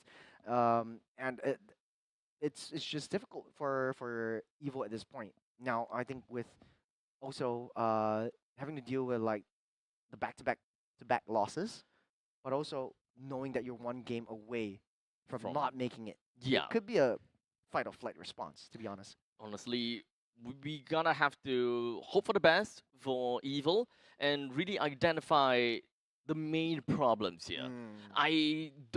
Previously, we thought that, okay, Van might be the problem because they're not really funneling the farm over to him. This time, he's doing pretty A-okay. They're putting a lot of fights over to the northern side and trying to force some fights to give it over to Van, which stayed true. However, it helped only to a certain extent. The team still kind of fell short in certain scenarios, even though AZ technically shouldn't have given them like lot takes. Some of these lot takes AZ should have given them. Some of the turtle takes AZ shouldn't have given them. At one point in time, it was like level 10 Link versus level 11 Xbox. I don't know why the Link even managed to get the Lord. These are the examples that AZ yielded over to Evil, but unfortunately, it still wasn't taken advantage of. You know, 2 factors that I want to point out as well. The first is, especially from the jungler from the side of Evil, right? He is unable to match the tempo and the speed that they want to bring into the table when it comes down to the objective takes. Okay. He needs to be able to go down to the side lanes and get into the objective pit as fast as possible. But you only have one dash. So this creates a lot of opportunity and time for the enemy to come into you. It's not only the Ling that he was using. It was the Fanny in the previous games. It was the Joy as well. He can't seem to do both at once. Whenever he's spotted at the opposite side of the map, Jungle's not here, and then Absolute Zero sounds the alarm, sounds the horns, and pulls the trigger, and starts the ball rolling, and gets a death ball coming through. Then Buji starts off with a Feather Airstrike as well. And, you know, as the rest they say is history. But I think that would be the biggest adjustments that they have to make. If you're not comfortable with assassins, is there any way to deal with the side lanes that you don't need to force yourself using an assassin with? Well, I think that this kind of go back to the basics. Yeah. We gotta go back to the basics. We gotta understand a little bit more on that macro play. Do we want to focus? How much priority do we want out of our mid laner? And then how is that gonna influence our gold lane? How is that gonna influence our EXP lane?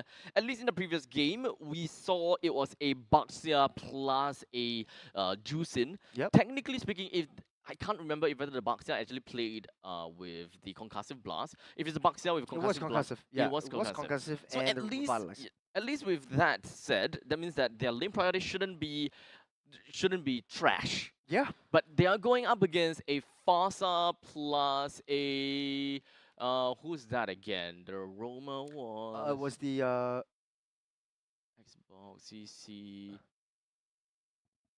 It's not Juicin for sure. Kalea. Kalea. Man.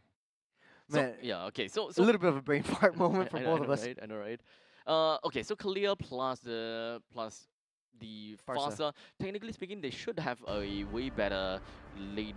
They should have a better lane priority. But the early game, I think Buji played well because they almost got the kill onto Sayla, and I think that just caused that snowball effect to happen. So we're jumping into the draft right now. What do you think the adaptations should be for Evo now that, you know, AZ banning out the Badang in their first pick? Do you think you should let the Kalea go? Do you think you should let the Baxia go? I would never ever want to see AZ playing the Kalea. To be fairly honest, I do not want to see them playing Kalea. So as much as possible, if I am carried, one of the few heroes that I will ban based on the respect pits, or rather respect bans, I will ban out the Kalea, I will ban out the Loi, and I would generally just ban out whichever that is left based on what AZ has. Matilda is a pretty okay pick, or rather okay ban, but I don't think it's that big of a deal having the Matilda into the hands of Rapidude.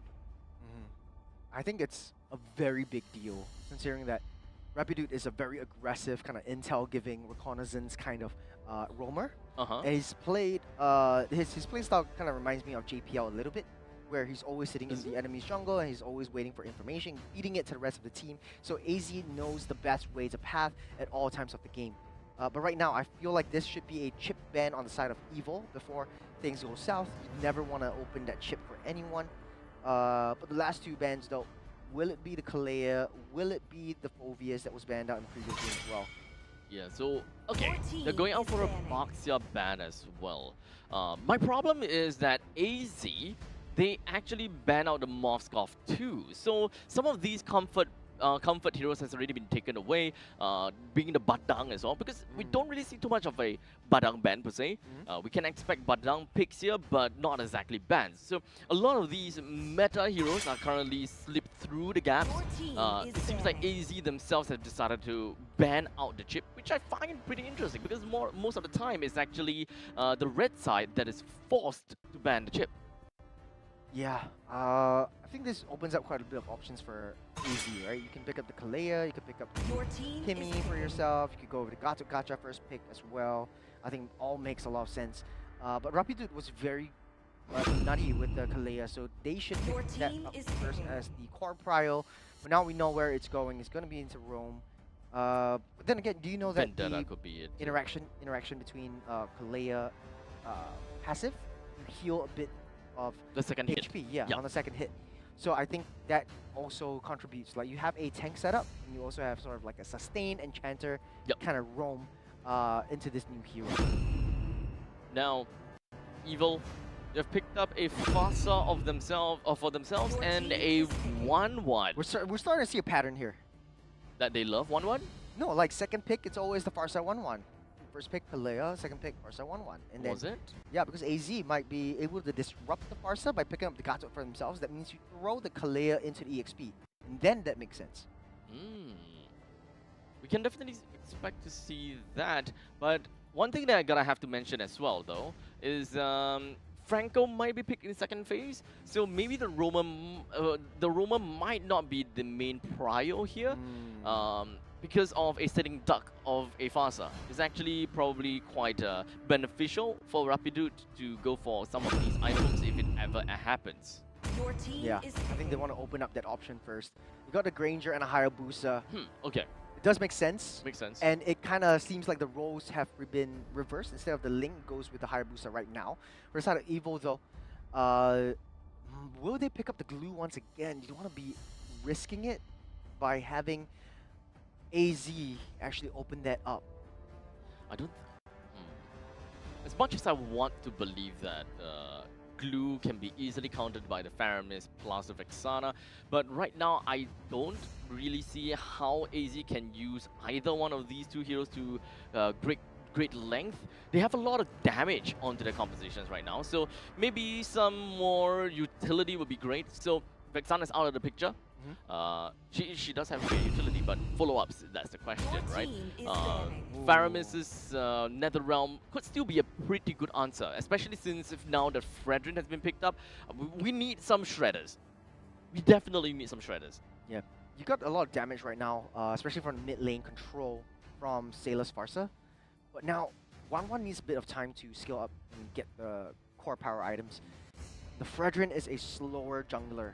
If Evo is able to make this game last for at least 15 minutes, I feel like they have a lot of a better upper hand.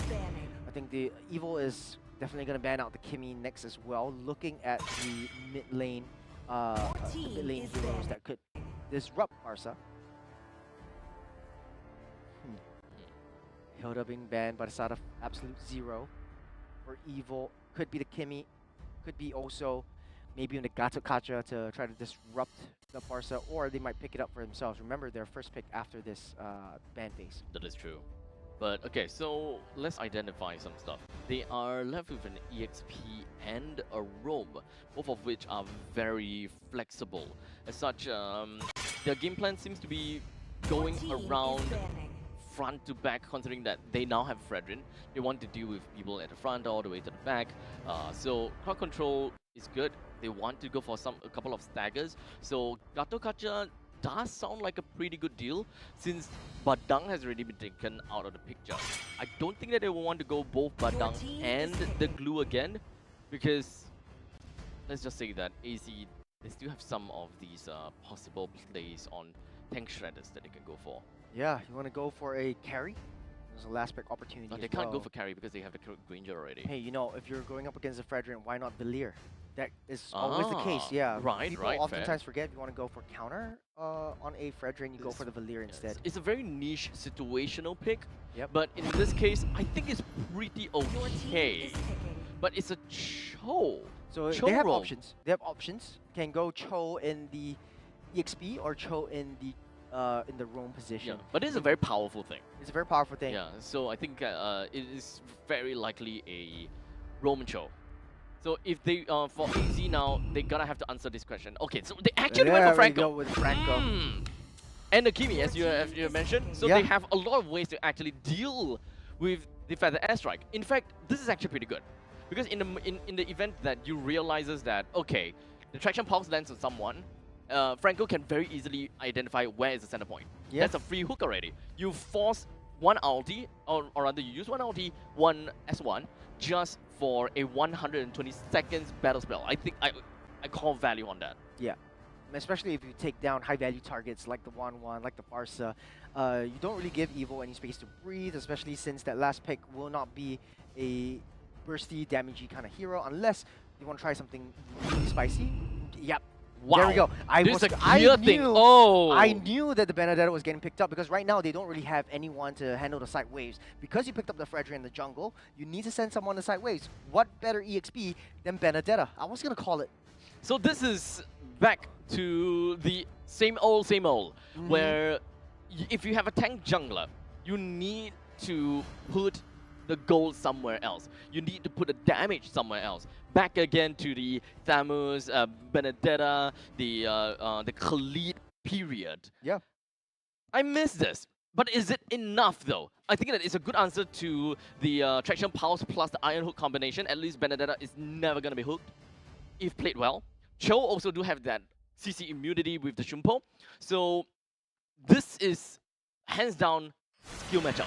But still, the Bloody Hunt will be able to lock the Benedetta down anyway. Yes. So that's going to be a tough pill to swallow. But ladies and gentlemen, we are jumping into game number 2 of the second match of the day. This is the lower bracket semi-finals. Absolute Zero now having blue side and Evil on the red, with a little bit of a shift in terms of their composition with the introduction of Cho and Benedetta. Will they change anything? Oh, okay, so this is indeed gonna be a Assassin Benedetta first item, Blade of the Heptases, followed by the Hunter Strike kind of thing, right? So, would it be Blade of the Heptases though? Oh, we'll see how that We'll see how he plays. Yeah, we'll see how he plays. But right off the bat, okay, Evil or Absolute Zero's composition? Hard to say. Right now, I do like Evil's composition more because a lot of people don't really understand how the Benedetta has been so viable in the previous metas. But in the tank meta, they pick up like double tanks in the side lanes that your side lanes are shambles. Mid side, Rapid take a lot of damage though. I think he will be safe because he's got the hook too. He won't commit. Bottom side, the top side though, that is right. He's gonna be Kalea on the EXP side. Skier taking a lot of damage. Forced to get a retreat now. I would say that the Benedetta should be able to clear the lanes pretty effectively, but she can't brawl against a Kalea up to the EXP. That would likely be my problem. Only post level 4, or actually post level 7, where the Benedetta should start to get some really good items. Then she will be able to do this Kalea pretty nicely. We look at level, we look at maybe 5-6 minutes in. That's where it wouldn't be so bad for here. You know, to be honest, like, there's a lot of things that Absolute Zero is, you can tell from their grab, right? They pick up the Kimmy Ranger kind of competition with a lot of international teams like to play around as well. It's all like single-dimensional, I just hit you from that back with all the straight line kind of play, and they want to go death ball. Rapid Duke needs to start things off with the Bloody Hunt or the Iron Hook. Try to go fishing, grab anyone at all. Turtle's spawning up and starting up as well. On bottom side, a little bit of 1v1 action. Sailor's will pop the flicker and fall.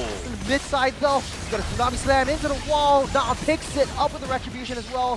Vincent, one more hit, he might be taken down. 2 members fall on the side of Absolute Zero. Buju with a jetpack over the wall as Evil wins out in this fight. And it's very close shave for most of the members from Evil, all across the map actually. Even for Absolute Zero Salas, down in the bottom lane, he found himself with such a sliver of health to kind of work with. So eventually, I guess is relatively, yeah, I don't have any other thing to say other than the fact that this is really a skill matchup, and it's all about the execution. Whichever team wins this game is only because they played better. It's all about target prior, especially in the turtle fight, right? You start things off with Vendetta's Tsunami Slam. But I feel like Evil was much faster and much more burstier in the early game from Sayla. Mid side though, not trying to get a little bit of chunk damage off. Got a Bloody Hunt, keeping him in at bay. Can push back as well, Vincent will fall. Absolute Zero wrapping up the aggression slowly but surely. Still even Stevens at this point, 3 minutes in, 50 seconds until the next turtle spawns up.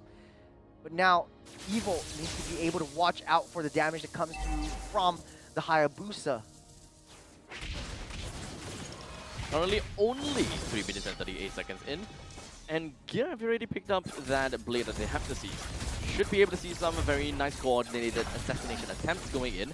But let's identify the kind of heroes that you can go for, right? It would be the Gringer as well as the Kimi. I'm not sure whether he will be able to go for a good fight or not. Nice electric blow into the Petrify, into the Feather Airstrike. Here takes on the back line. He might not be able to survive this from Nan, but he set the tone of battle. He's got a 2 for 2 in both teams, giving up trades one after another. It's a Roma XP for a Mage XP trade-off. So if you ask me, that's completely fine for the side of Evil. While for Absolute Zero, Nan managed to pick up a kill of his own. So technically, in terms of that context, the assassin game-wise, Absolute Zero has got that on top of everyone else. Salas may not have a lot of farm, or rather may not have a lot of kills, no death, no assist. So it's only a matter of time where we start to see more involvement, because the third turtle is where we'll start to see and have a very good evaluation of how both of these lineups gonna be. Good hook into the bloody hunt. There you go. Nan tries to take Gear out. He will with the shurikens. Gonna praise this Rav, won't deal too much damage. Tsunami Slam under the wall to keep the rest of the members safe. Powerful will take a lot of damage from Nan as well. Asayla still fine and dandy from the backside, but without gear, it will be much harder for Evil to contest for this turtle unless Vincent is able to do anything at all. The Retribution still won out by Nan. Is Vincent on the run right now? Absolute Zero took what they can, and they're still right on top of the game.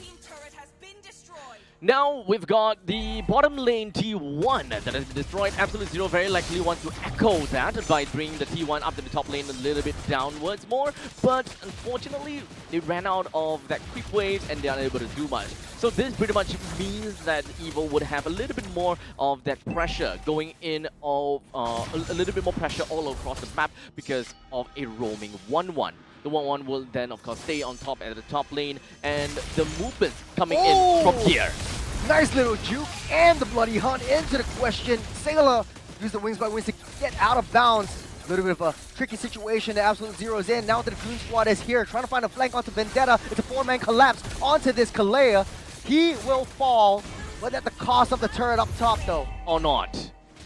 They didn't manage to get a turret. Man, on the bottom side, though. At least they got a bottom side. At least they got a turret. At least they got something. So a little bit of trades here and there. They're still a little bit behind in terms of turrets, but oh wait, actually they're not.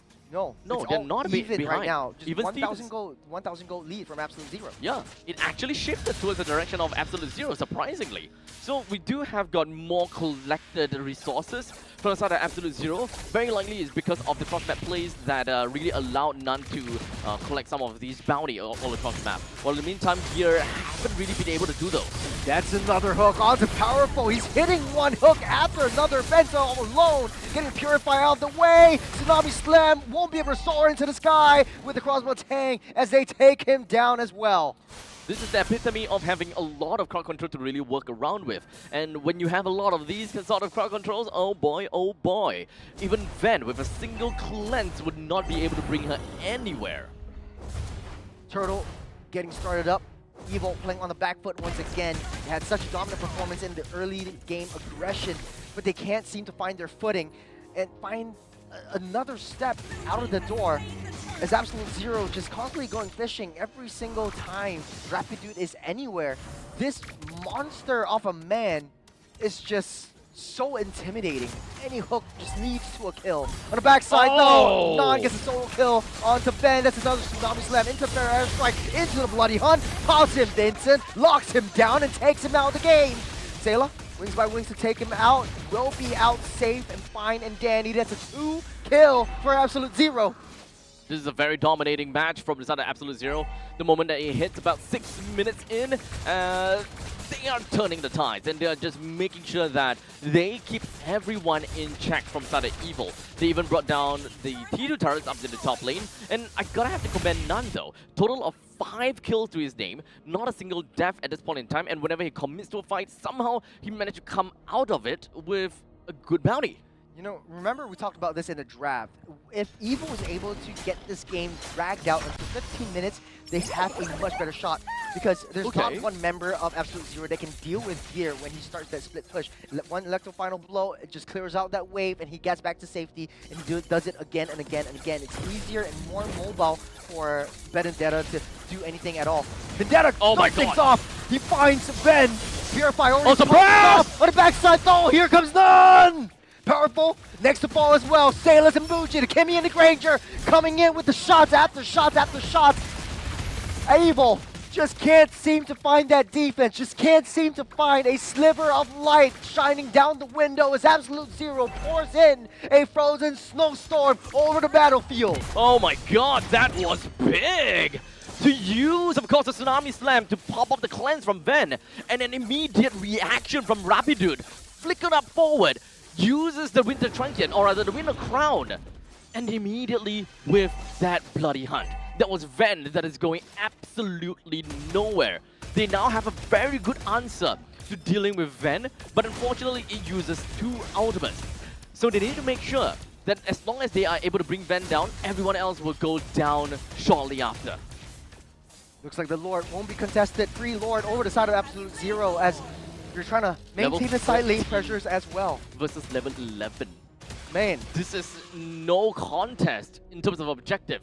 There's no way that Vincent is able to do anything. And unfortunately, I think that Vincent is unable to do this. As a Fredrin here, I'm not gonna lie. I don't remember seeing a single usage of Appraisal's Wrath. I remember, but just not a lot of damage Not that whatsoever. big of a deal, huh? And Vincent already has the Brute Force Breastplate as well as Radiant Armor, so he is tanky, but not He enough. even have the Blade Armor, which Yeah, actually should mitigate damage. it kind of confuses me as that being the first item.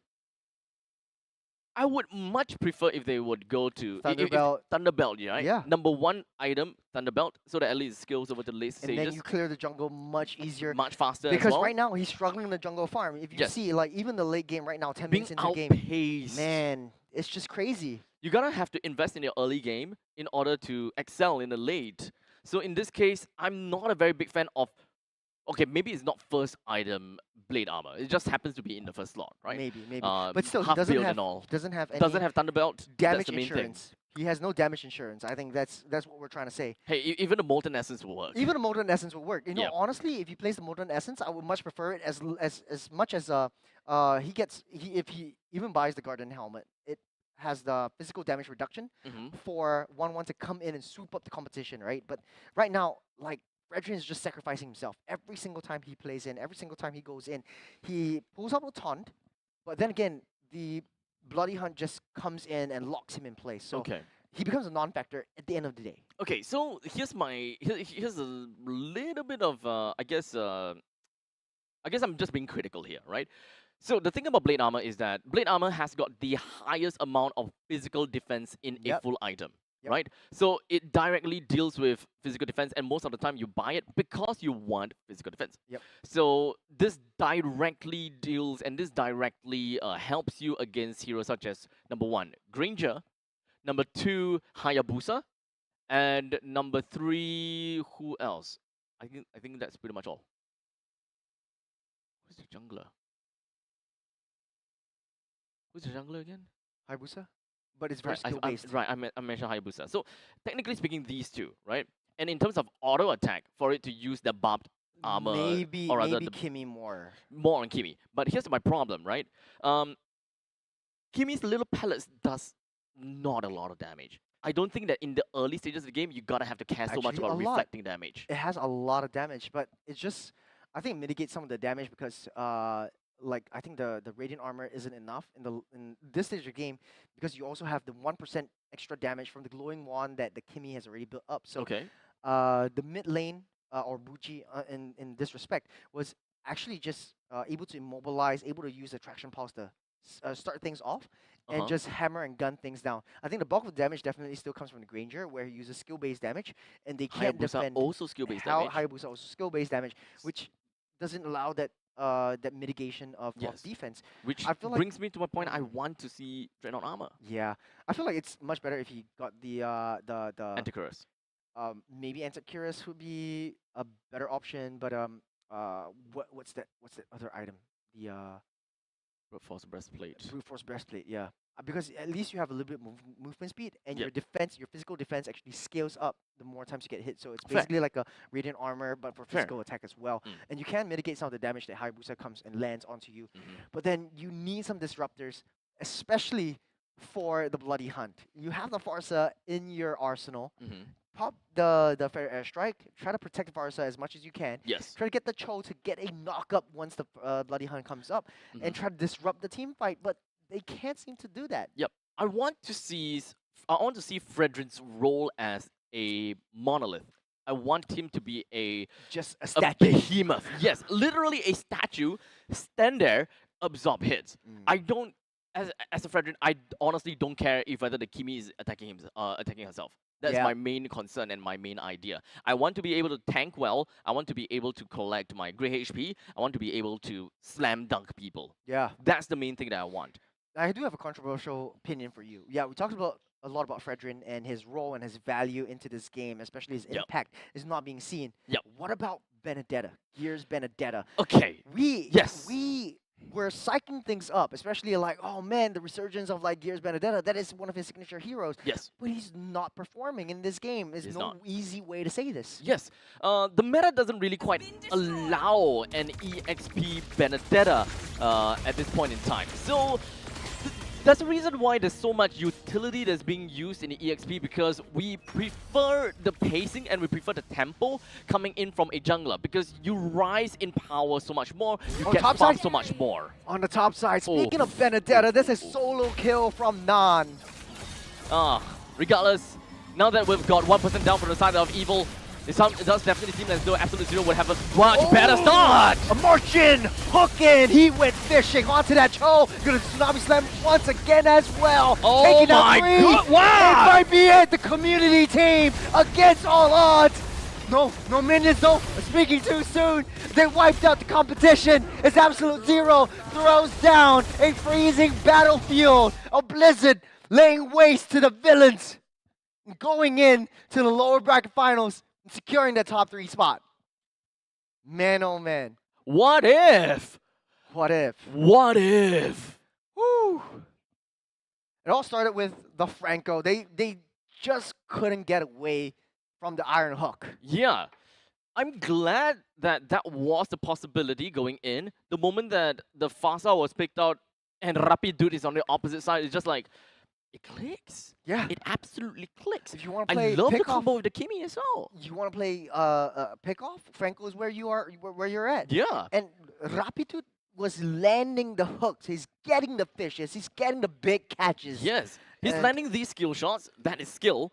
But unfortunately, being hit by these iron hooks as a Cho, Yeah. I think that is, for lack of, okay, with a better word, unfortunate. Fair. And you also got the Winter Crown on the Franco. Yes. So you can't You disrupt, literally can't do you anything can't about disrupt him. the Bloody Hunt. So Yeah. you're literally just suppressed and just stuck there. And you got Kimmy and Granger just free hitting on that one shot single Exactly. target. And that's it. Man. Oh man, Man. this is kind of tough to see, because Evil is now gonna be moving out of the competition now.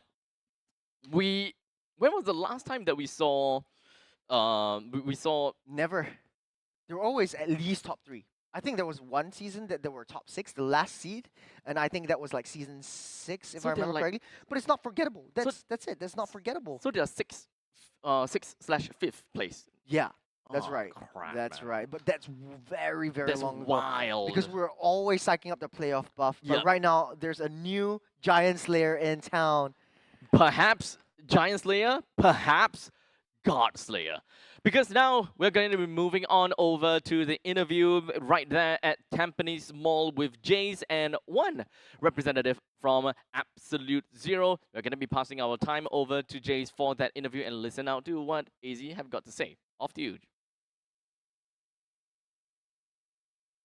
It is a very, very long day for Absolute Zero, and of course for the audience on site. Can you give, ladies and gentlemen, can you give Absolute Zero a huge round of applause, please?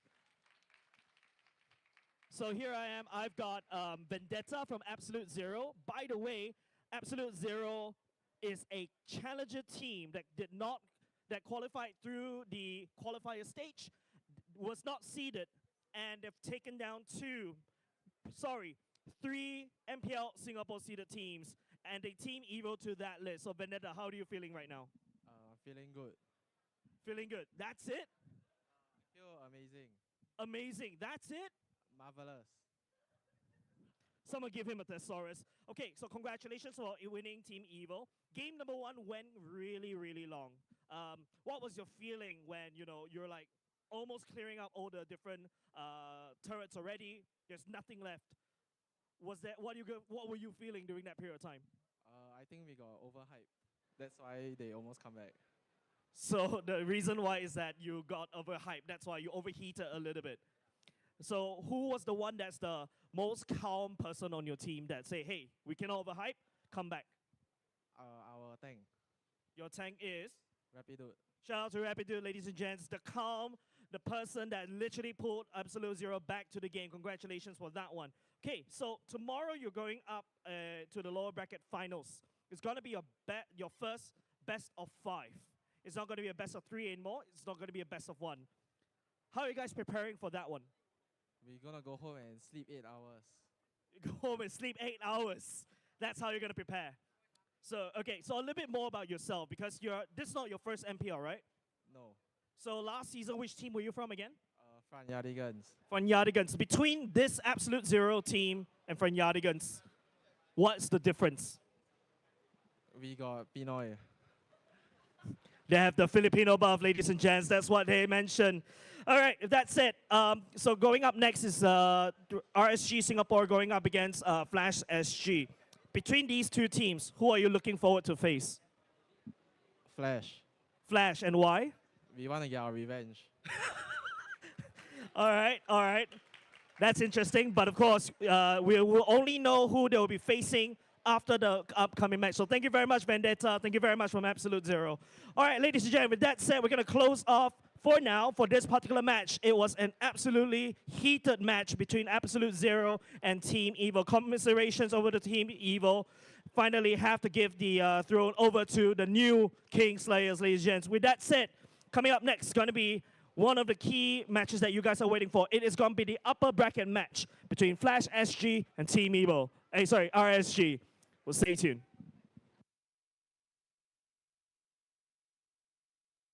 Not only do the boys at AZ have got A Filipino import. Filipino import, we also have. Okay, Shout out to Deadeye. shout out. Yeah. Yeah, he taught us the prankos, the paramis, and the parses. The parsa. Yeah, I love it. I love it. And speaking of which, let's take a look at post-game statistics. Man, oh man. Evil, as much as they tried, they just weren't able to break through that ice cube. You know what I mean? There's so many. There's so many. Oh my God! There are 3 winter crowns. 3 winter crowns. 3 winter crowns. So technically speaking, if Vendetta really want to hold on to someone without being interrupted, Winter crown in, and then literally you're still in the fray, and you're basically like a jaw hit throw. So that's the interaction between that. I forgot looking at it, but it's basically used as a sort of like defensive position. yep, you still kind of throw people backwards. You still kind of throw people Yep. backwards. Rapidude, we don't have to talk about that. We saw that firsthand. Buji is mostly just for defensive purposes. But your controversial opinion, we talked about gear. Yes. It is unfortunate. This is the game that we wanted to see from Evil. Is a flash to the past. Hopefully that a meta like this will work out. But unfortunately, with the new meta, new hero, there's so many catches that we're gonna have to look out for. And I wouldn't even say that AZ is just superior in terms of micro. We've definitely seen flash of brilliances coming in from Evil when it comes down to micro mechanics as well. But this is one thing that we're gonna have to look out for, and the fact that if Powerful do get a nice kick for that pickoff, the only one that can fully utilize that pickoff is Sailor. Yeah. However, as a Farsa, your main priority will always be the Lightning Truncheon. Yep. And Lightning Truncheon does better in a team fight or orientation, not to a single player, single target. So only Gear can do well in that. However, his role has already been stretched out. As a Vendetta, you want to control your lane, you want to split push, you want to find a lot of these kind of opportunities. So what do you want to do? Do you want to team fight or do you want to split push?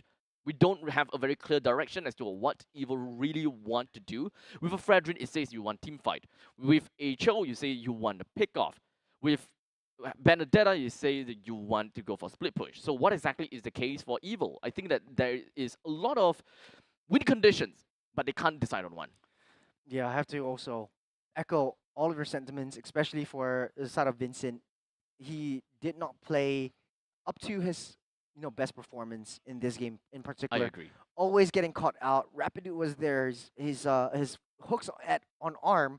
He's juking everyone with the second skill as well. The stomp into the hooks. So he's throwing out kind of like the dashes all willy-nilly, and it's very, very reactive gameplay. And of course, the MVP of the game is Rapidu.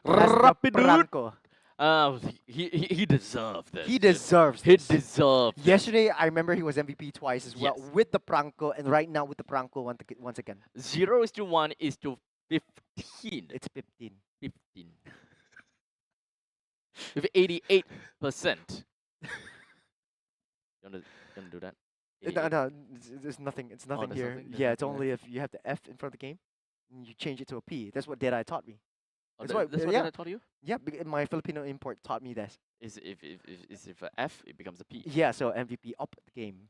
Up Up the game. Ah. But man, Don't come after us. congratulations. Go after Deadeye. Go He's after the Deadeye. one that taught us this. He taught us that. He said- taught us. But honestly, though, congratulations to Absolute Zero once again. You're going into top 3. Woo! From the bottom now, we here. That means that you have a best of 5 game next. Tomorrow, though. So they're going home for Yes. an 8-hour. Yeah. So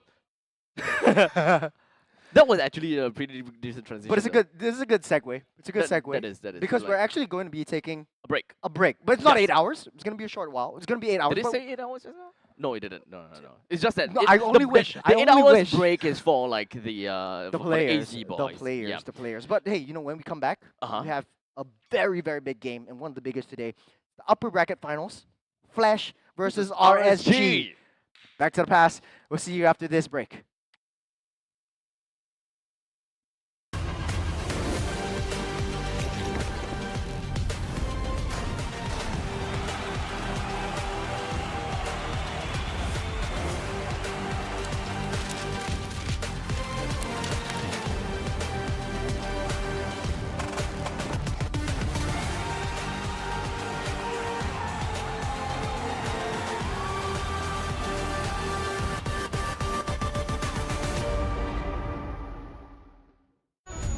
They said there's a limit in the women's league. In MWI, we say limit?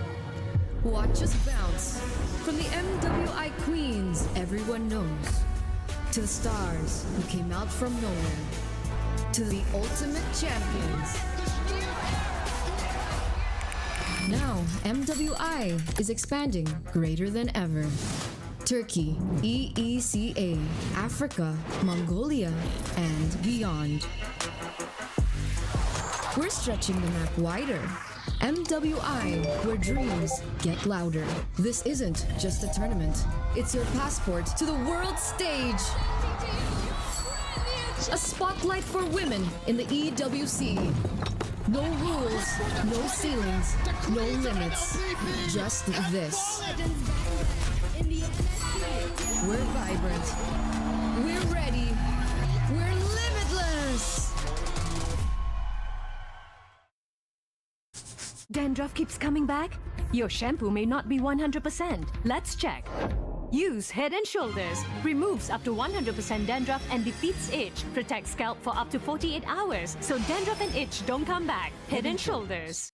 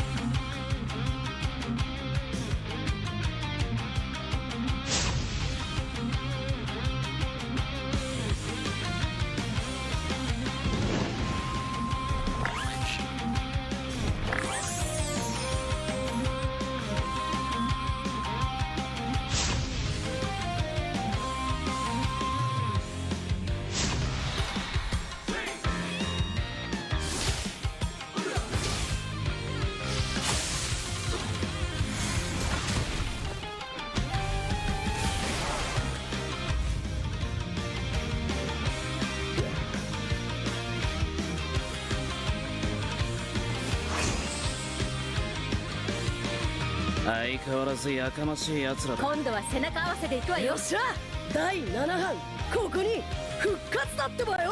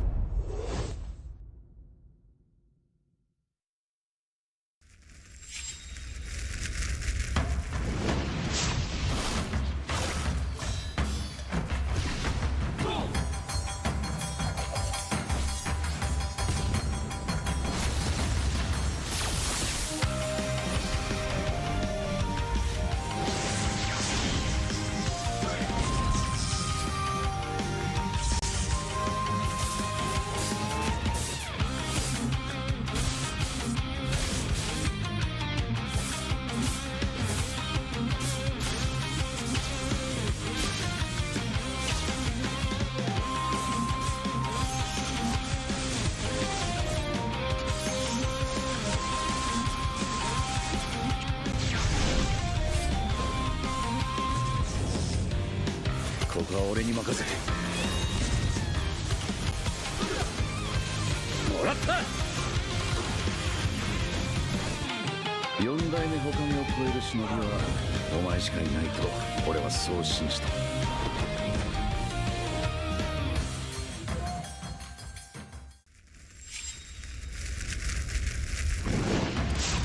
みんな渦巻きナルトが帰ってきたぞ。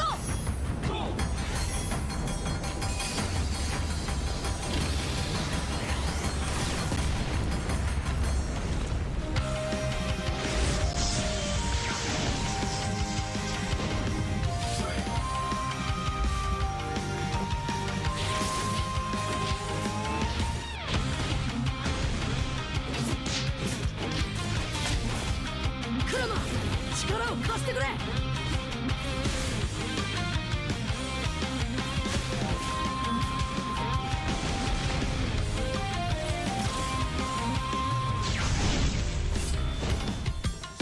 っしゃ第7班ここに復活だってばよ。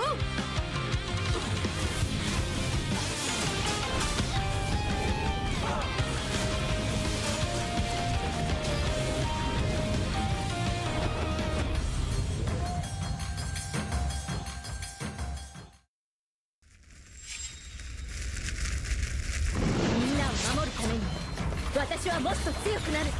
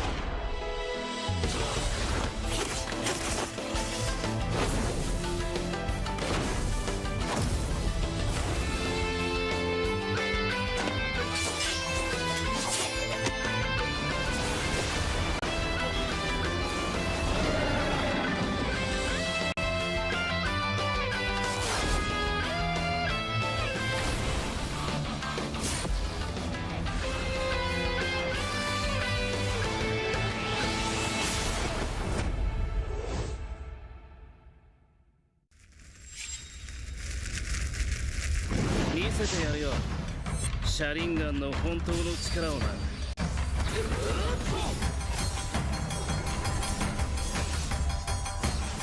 力が湧いてくる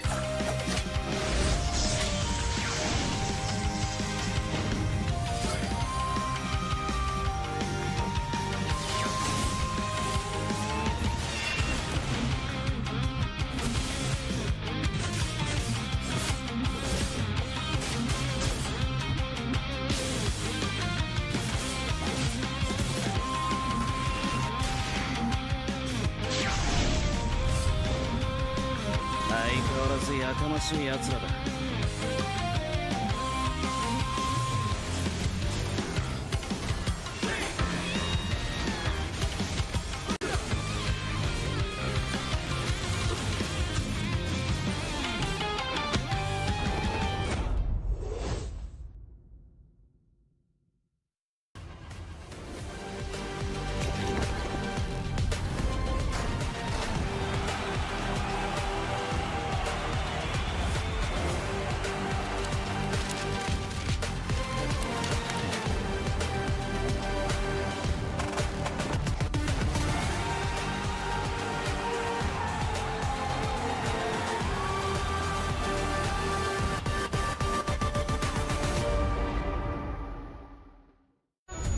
They said there's a limit in the women's league. In MWI, we say limit?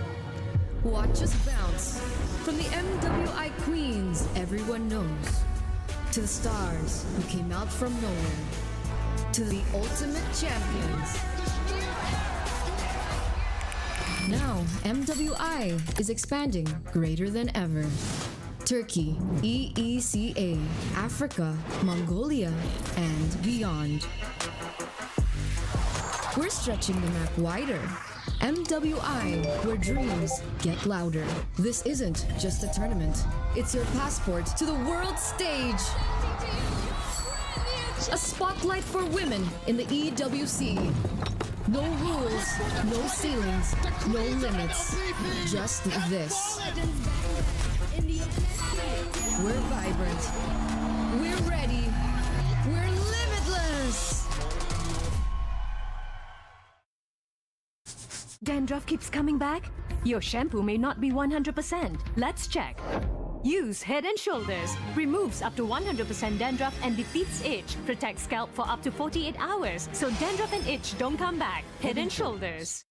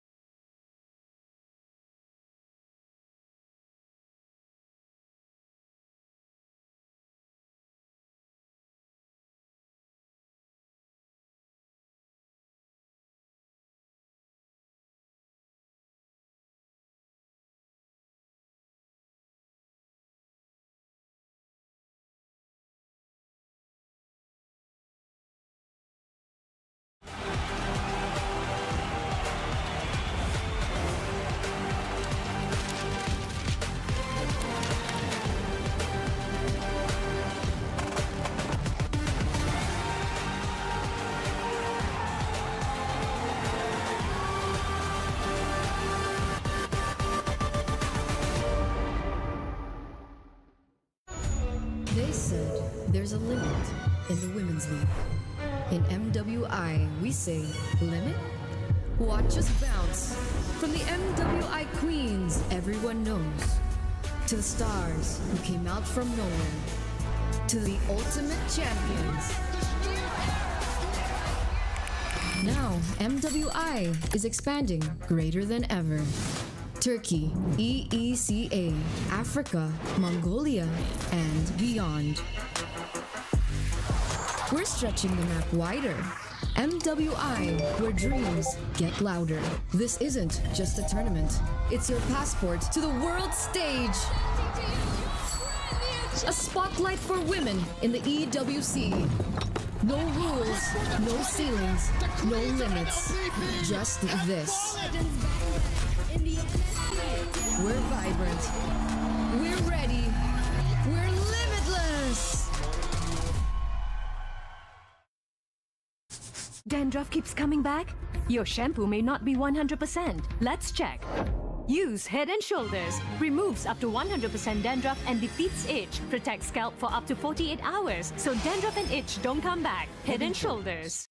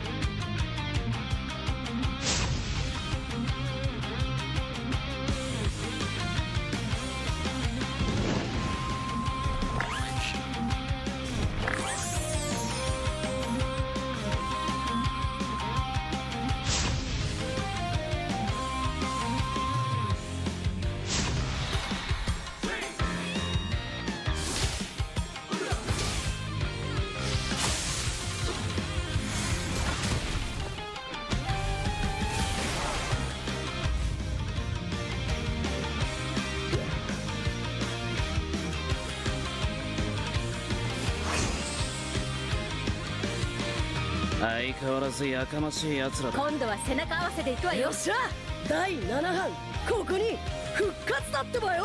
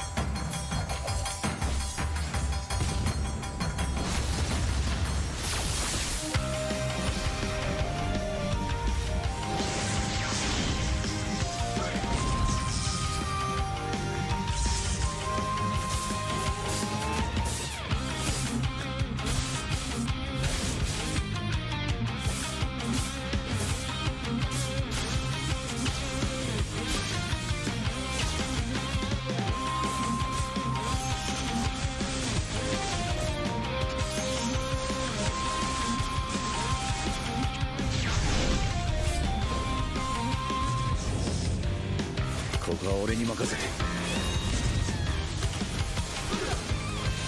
もらった。4代目他目を超える忍びはお前しかいないと俺はそう信じた。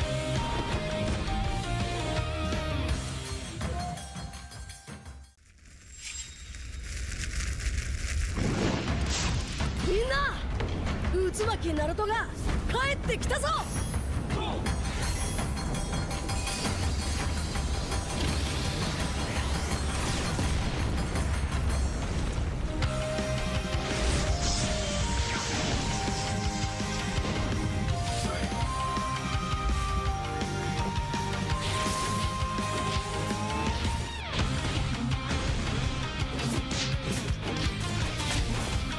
クラマ力を貸してくれ。よ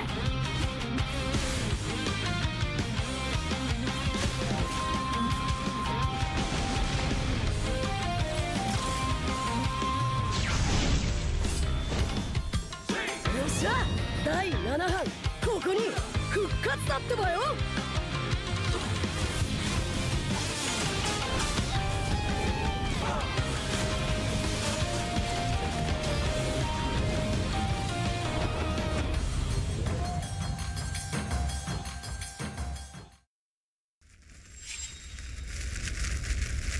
みんなを守るために私はもっと強くなる。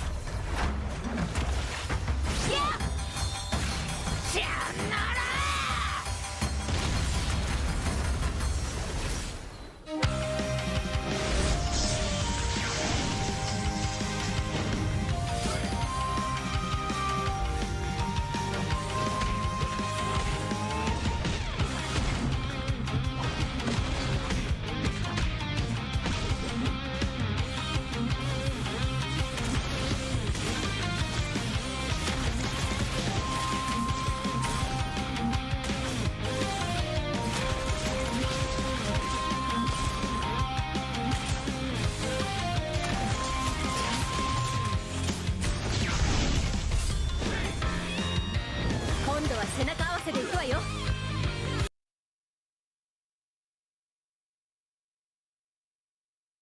To the upper bracket grand finals, ladies and gents. My name is Jace. This has been a very interesting day today, of course, ladies and gents. For those people who are on site, thank you so much for joining us. Of course, this is the last match of the day. It's going to be the upper bracket finals for Flash SG going against RSG SG. This is us inching closer to the conclusion, and we've already eliminated Team Evo for today, and we're only left with our top 3 so far. Just in case you missed it, it's Absolute Zero, Flash SG, and RSG.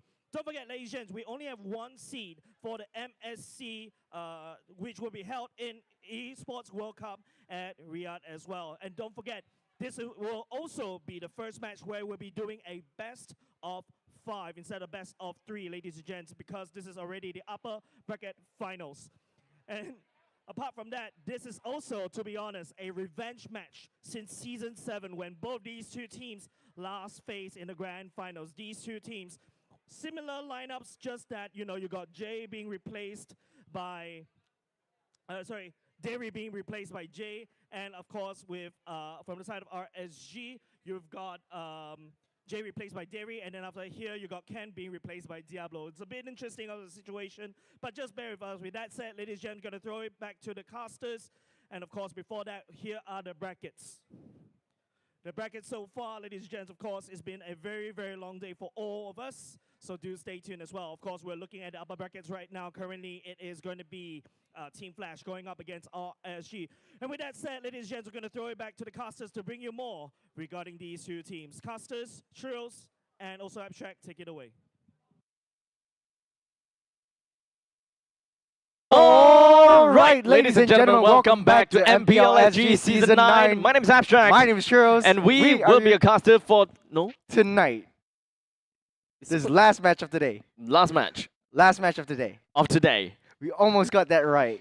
Will be your caster for today. We'll be your casters for today. We are your caster for today. You know, we've been casting a very long time. Yes. Yeah. I remember... For today? Not for today. Oh, like overall timeline. Overall timeline. Yes. Overall timeline. Yes. We've seen the El Clasico. Yes. Which was the RSG Evo, Slay, Bleed kind of era. Uh-huh. It sort of shifted over from Season 6, where Flash brought in Cortese and Hades into the mix. Uh-huh. That was the tightest game that we've seen so far in MPL, all like the entire history of MPL SG. We don't talk about Season 6. We don't talk about Season 6. If you know, you know. If you've been there, you've been there. But it was entertainment. It was entertainment. It was peak absolute MPL SG. Absolute cinema. Yes. Absolute cinema. Absolute cinema. Constant back and forth. Team Flash was 1 game. RSG 3 games. 1 more win, they take home the grand final. They clawed their way back up with a reverse sweep 3 series. 3 series. If you guys know, you know. Yes. You guys know. Fun fact: Bray is playing again for RSG. Yes. So this is basically a rematch of that Season 6. It is a redemption. It is a redemption because remember Season 7 when Jace talked about it, it wasn't with the Bray stack. It was they threw in Yon. I think they had mix like as well. Dairy as They well. had Dairy as well. Yeah. So this is really a really long throwback to 3 seasons ago, back in Season 6. And we have pretty much the same roster. Bray, Jay, Roy, CS, and Closer. Jay was in Team Flash on the other hand. Right now he's with the enemy, quote unquote. The enemy. Good old days though. I remember that even when we had, I think we had Hades at one point in time. I think I can't remember whether that was actually Season 5. But they were close. Very close. Oh wait. Yeah, I think Hades was there already. Yeah. Right? Hades. We got. I think KZP was playing also. Yeah. Was he playing? He was. I think he was. Jay also coaching, and Jay was in the mix. So that was in Season 6. Yeah. Season 5, they made their debut together, but they didn't. Adamir's amazing defense. I still remember that. Yeah. But of course, you know them, you love them. There's Hades, JPL, Cortese, Vanix, and Ken for Team Flash. It's Ken. Ken. He can do it. Ken. If no one can, he Ken can. can't. No, Ken can. Yeah. Can. If no one can't, if no one can't, he can. If no one else, he can. He can. Ken cans. But of course, like we know him, we love him. We know him and love him. A lot of the audiences have been asking about like, hey, where's Diablo and all that. He has been dealing with some family issues and things like that. That's why. So we're just gonna leave it as it is. We're gonna leave it as it is. We're back into the mix, and Ken, definitely maybe going to be, you know, if they ever make it to the grand finals and into EWC, that will be their main roster all the way through. Very likely, yes. This is gonna be a very tough matchup because RSG is the only team with all Singaporeans left in the playoffs. Every other teams have got some sort of imported players. Even our teams. Even our team. Yes, even our team. Even our team. We have an import. In the form of Deadeye. You saw him yesterday. Yeah. It was great. It was great. It was great. Together we forget Jusin's existence. He's also kind of forget. No, I'm just kidding. But honestly though, hopefully the draft is already ready. We will be jumping in to this draft, and this is where things get very exciting because then we are seeing the resurgence, no pun intended once again, of Bray versus Hades like we've seen back in Season 6. So now Loi will be very highly contested alongside Matilda as well as Chip. So we won't see these 3 heroes, and hopefully if anyone else, if any one of these teams open it up, one of these teams will snap pick that up. So I would believe that RSG are okay. So it would seem that Coach Amox really dislikes the Juicin as well as the Luoyi. It has been a constant pattern that these two are out of the question and never to be seen in their games. But with the games that we have seen thus far, we have pretty much identified that very likely Bray is gonna go full out on Assassin Heroes and will always pick out on Assassin Heroes. We did manage to see Jay playing a little bit of that Franco for a while. It did not work out all that well. However, there are of course many other different possible picks out there, such as a Gatokacha, which he has picked up before in the previous games, if I remember correctly. Yeah.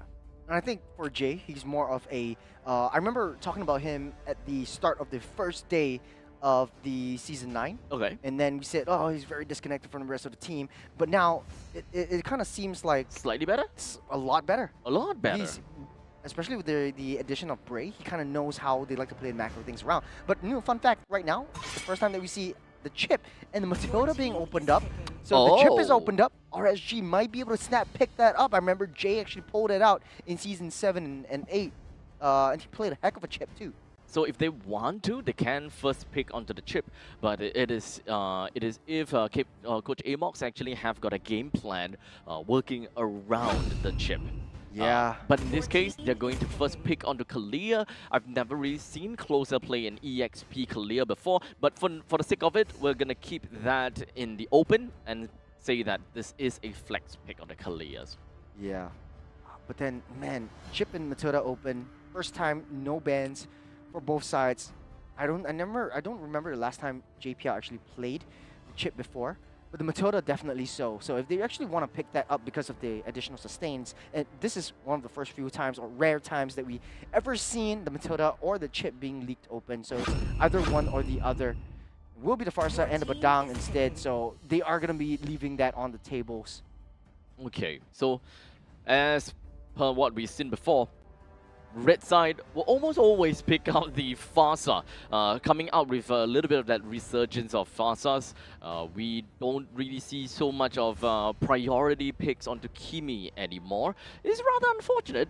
It's a very good traction pulse skill. I mean, the skill traction pulse is great, and also the immobilize that follow us up afterwards is always great. But I guess nowadays we are looking for more of artillery mages instead of more utility, considering the fact that EXP laners, they are working a lot more on the utility side and really more on setups. Yeah. So I think right now with the Granger and the Hayabusa and the Kalea also being picked up, I don't think we will be seeing any of the chip going into the picture as well. I don't remember last time Kalea was played in the EXP, especially by the hands of Closer. Yeah. And you definitely don't want to leak it over to the side of Flash SG. So the last pick though, if they want to pick up any of these two setup heroes, now might be the best time. So just pick one up and throw away the other. I think Matilda might be pretty good right here, considering the fact that for Flash SG, they like these long extended team fights, and it's really going down into the picture as well. JPL likes Matilda quite a bit. I know it's one of his more comfort signature heroes that we've seen way back when he was in Season 1, Season 2. There is... Oh! Harith. We completely didn't... Okay, at least for me, I didn't realize that Harith is unbanned. And actually, we haven't seen Harith being picked out quite a lot nowadays, and not exactly banned all the time even. We do definitely see that 1-1 has been rising up a lot more. So finally with no more 1-1 in play, the Harith joins into the fray. So this is Team Flash that's playing a lot more crowd control, a lot more area denial. They want to zone people out, or rather within of the Zaman force. So Gatokacha is understandably going to be one of the possible good picks as the roamer, since they have pretty good artillery mage from the Farsa. They've got pretty good damage coming from the Harith. They can double down onto these death ball kind of games and leave it up to assassins to kind of do whatever that he wants. Yeah, I have to agree with you, especially since if you have Vanix in your party and you want to play around the gold lane, you just leave him alone, let him do his thing, because he thrives best when he's left to his own devices and you don't really have a lot of clashes onto the gold lane, so Vanix can just freely farm about. Now, second phase of the bans, we see the Kimmy Bane banned out finally, alongside the glue. This can definitely a threat for the back lanes of RSG. Now, I think what could be possible is, you know, Hades could play even the Hanzo, because right now you have quite a bit of nice little setups. You got nice zone Hanzo has control, got really good AoE skills. very as good well. AoE. If you want to single target out the Granger, you could as well. You have double lives if you are able to play the Hanzo from far as well. Gato Kacha, like you mentioned, will be taken out for the side of Flash SG because you don't want to give it over the hands of RSG anyways. Yeah. So they are removing all those heroes that could possibly contest for areas. I would want to expect and believe that Yves might be one of the heroes that RSG might want to look out for, considering the fact that it's mostly on AoE. You want to keep, if Harith want to stay within of the Zaman Force, then just keep her in there. And especially since Gato Kacha is no longer available to be picked, Yves would not have a counter. Interesting. But then that means that they don't have a lot of early game damage, especially coming in from utility mage alone, and not a lot of high rotations to be able to match Flash SG. That means they would need kind of like a more damagey EXP leader. Yeah, I would assume so. I would assume so. Matilda and Chip's still open though, so if RSG actually wants to play that, it might work well in their favor instead. But you have to throw Kalea in the EXP side. Would Lucas still work out as an EXP, but Possible. damage EXP? Possible, especially for Flash, then it becomes super tanky and scary. I would like to hope that it would be a Badang XP though. Or otherwise, a Hilda on the RSG can always be pretty decent if they want to get themselves the Yves.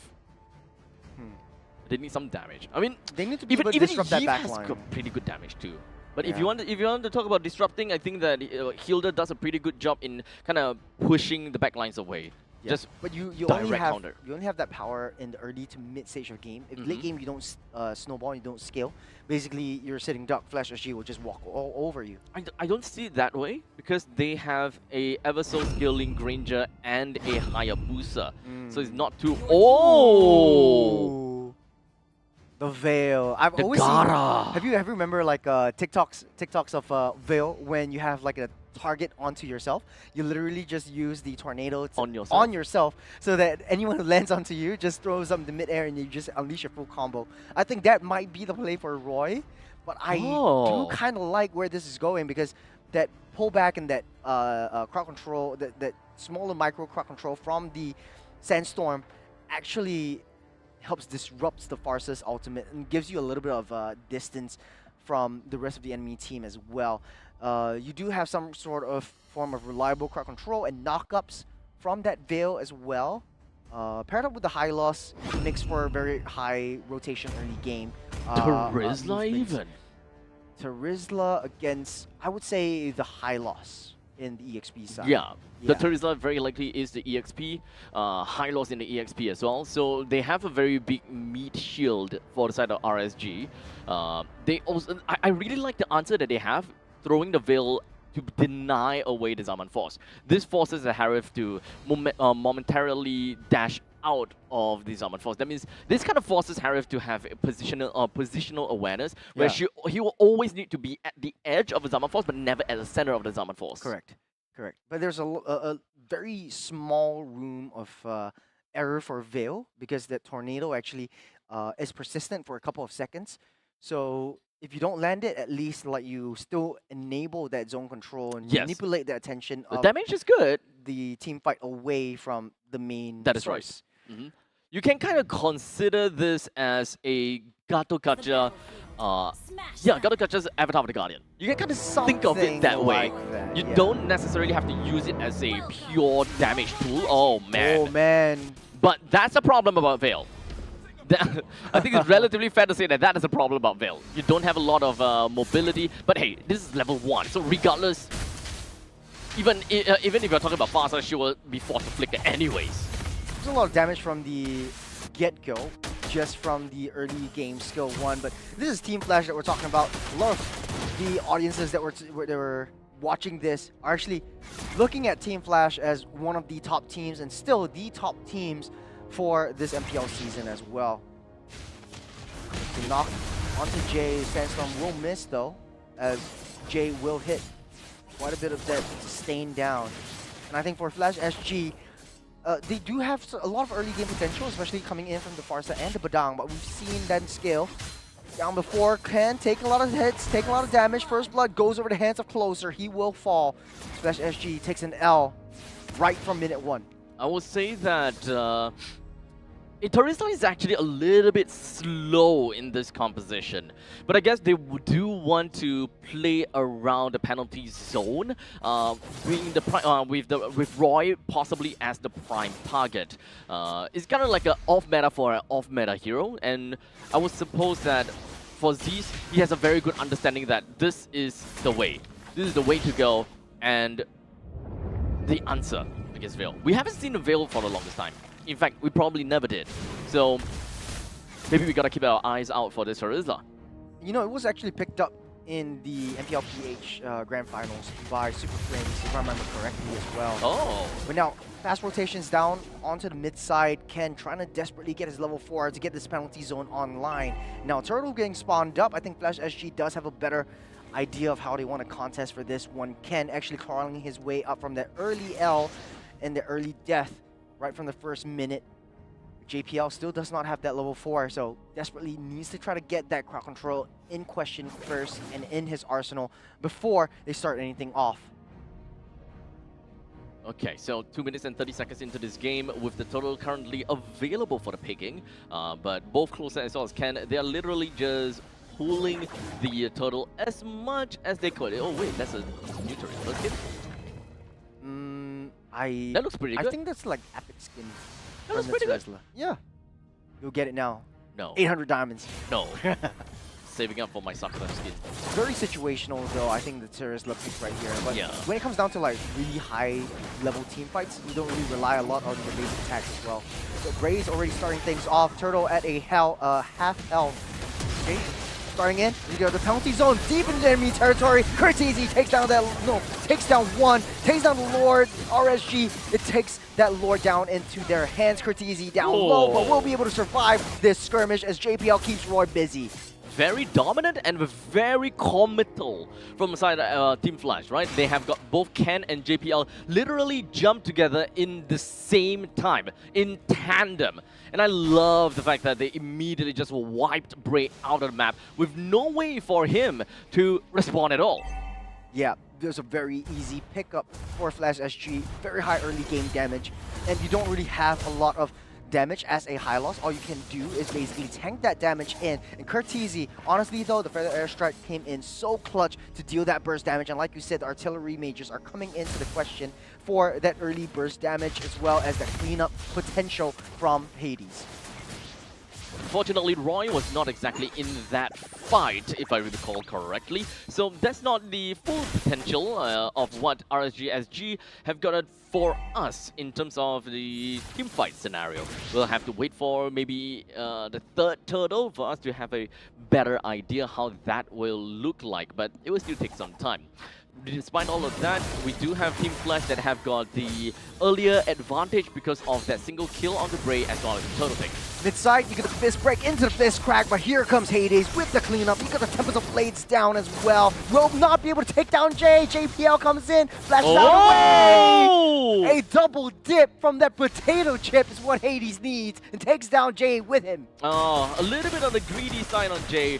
Realizes and saw that Hades seems to get really close to the turret and wanted to hold him down in the turret a little while longer and hoping that that will be enough to deal sufficient damage to Hades. But unfortunately, he was just a shy shot away from Hades to actually land the Tsunami Strike, or rather the Title Strike.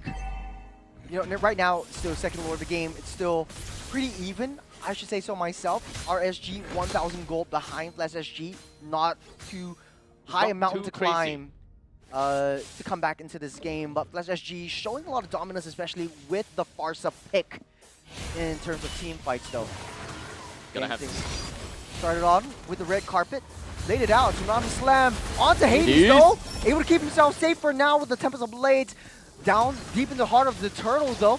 Almost getting that reset. They're trying to do something with penalty zone as well. Can't take a lot of damage. JPL back for backup. Roy takes down Turtle for themselves. Ken down low, will fall by the hands of Closer as the Federal Airstrike comes in a little bit too late.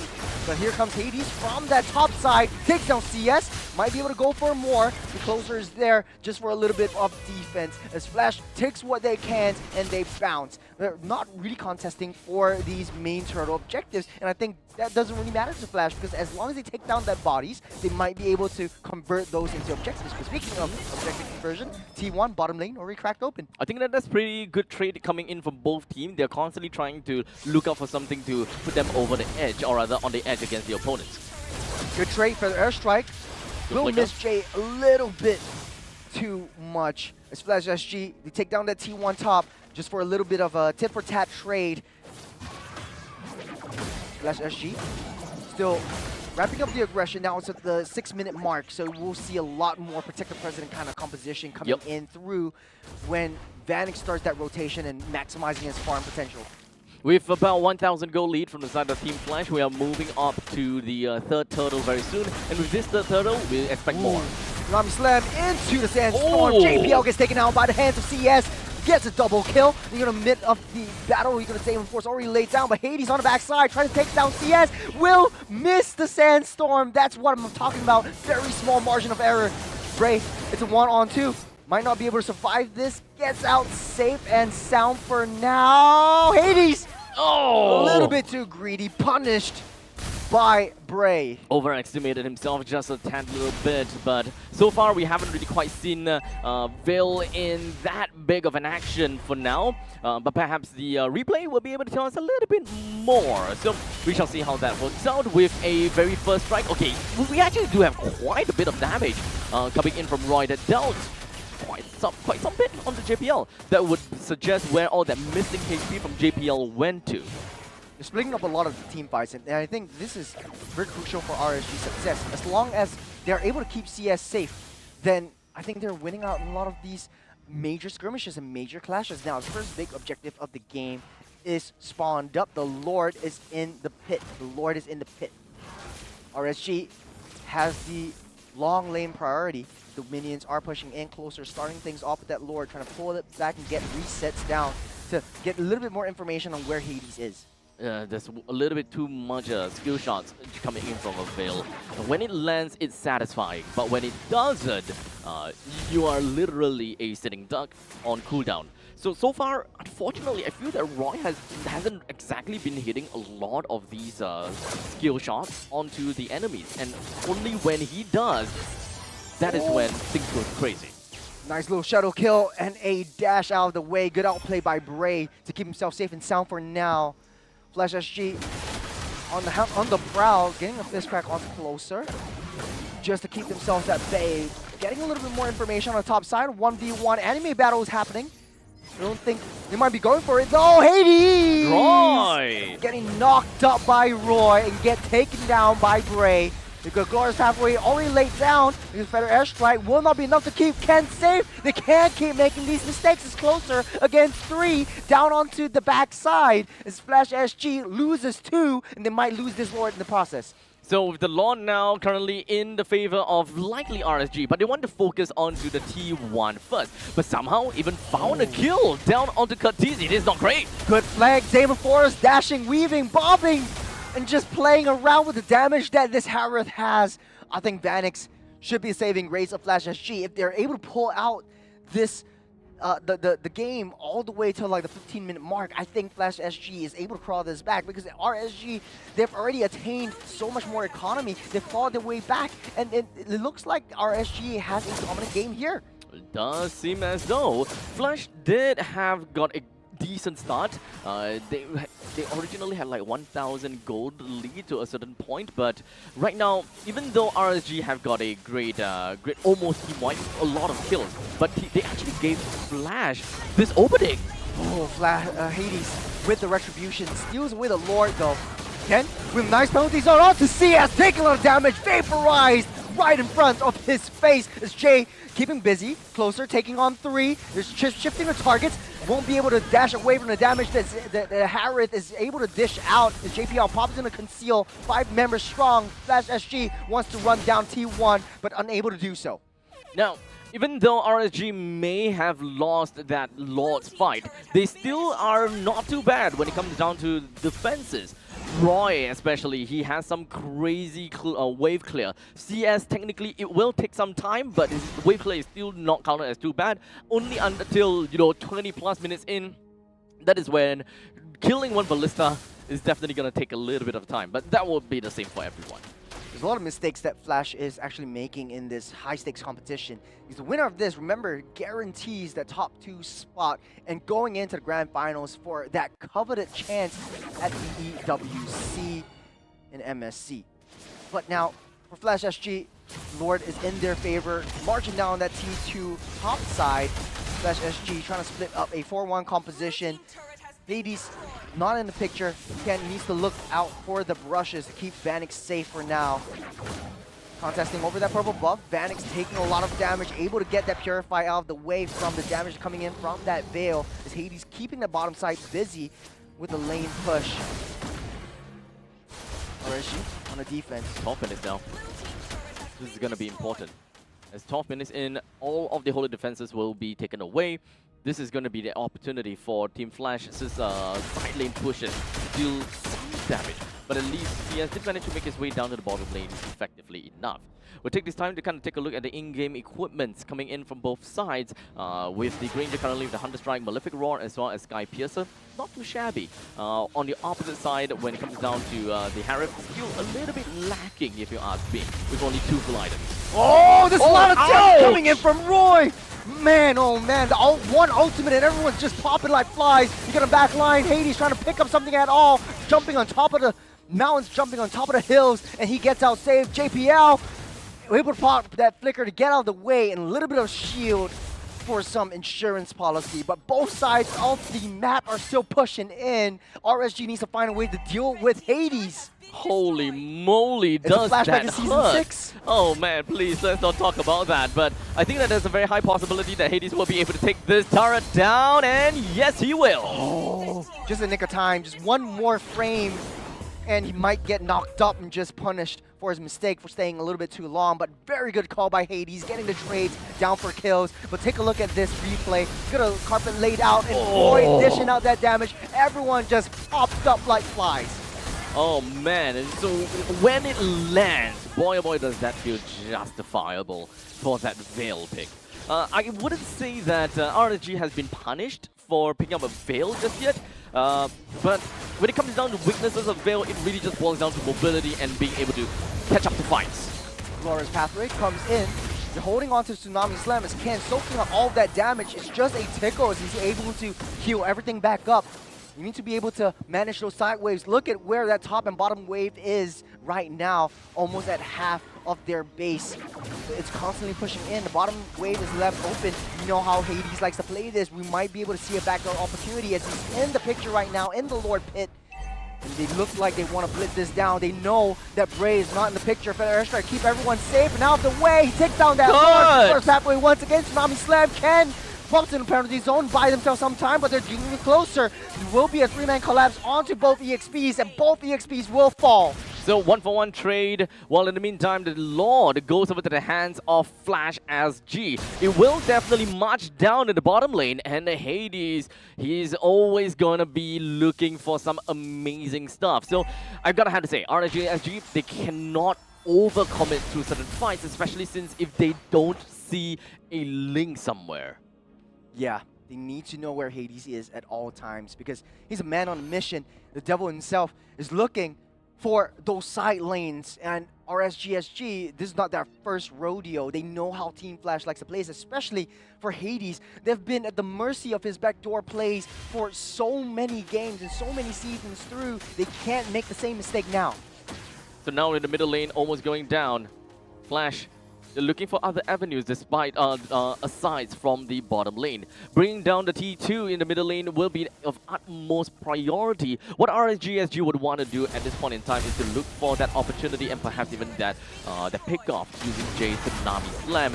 As long as they land Roy's ultimate, I think that is going to be one of the main winning conditions. If they can't, they gotta have to cower back and turtle up within of their own base. I'm sure. Look at the score line. Look at the economy difference between both teams. It's not much, but Flash looks like they have full control of that map just because Hades is controlling that side wave pressure. He's blocking that wave and forcing the wave in. So RSG, the only thing that they can do is play together as 5 because they only know that they can win as 5 members.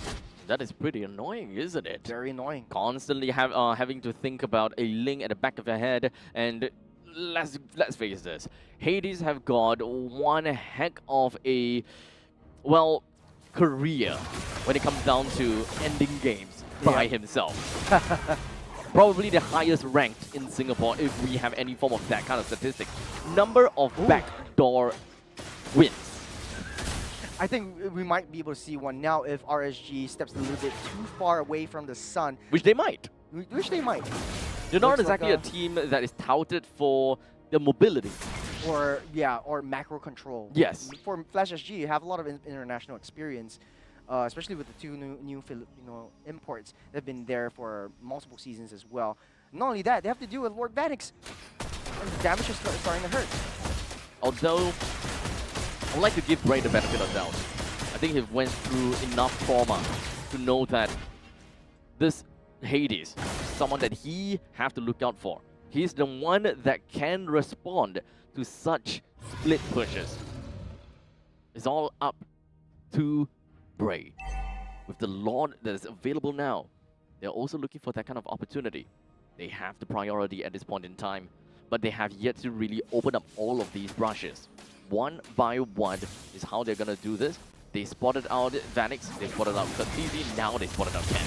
Trying to blitz this though. Tsunami Slam underneath the Lord. Get a fair airstrike to kick things up to zone everyone out of the way. But here comes Hades, but Bray steals it from underneath Hades' nose. But down goes Bray. The Saber Force gets popped up.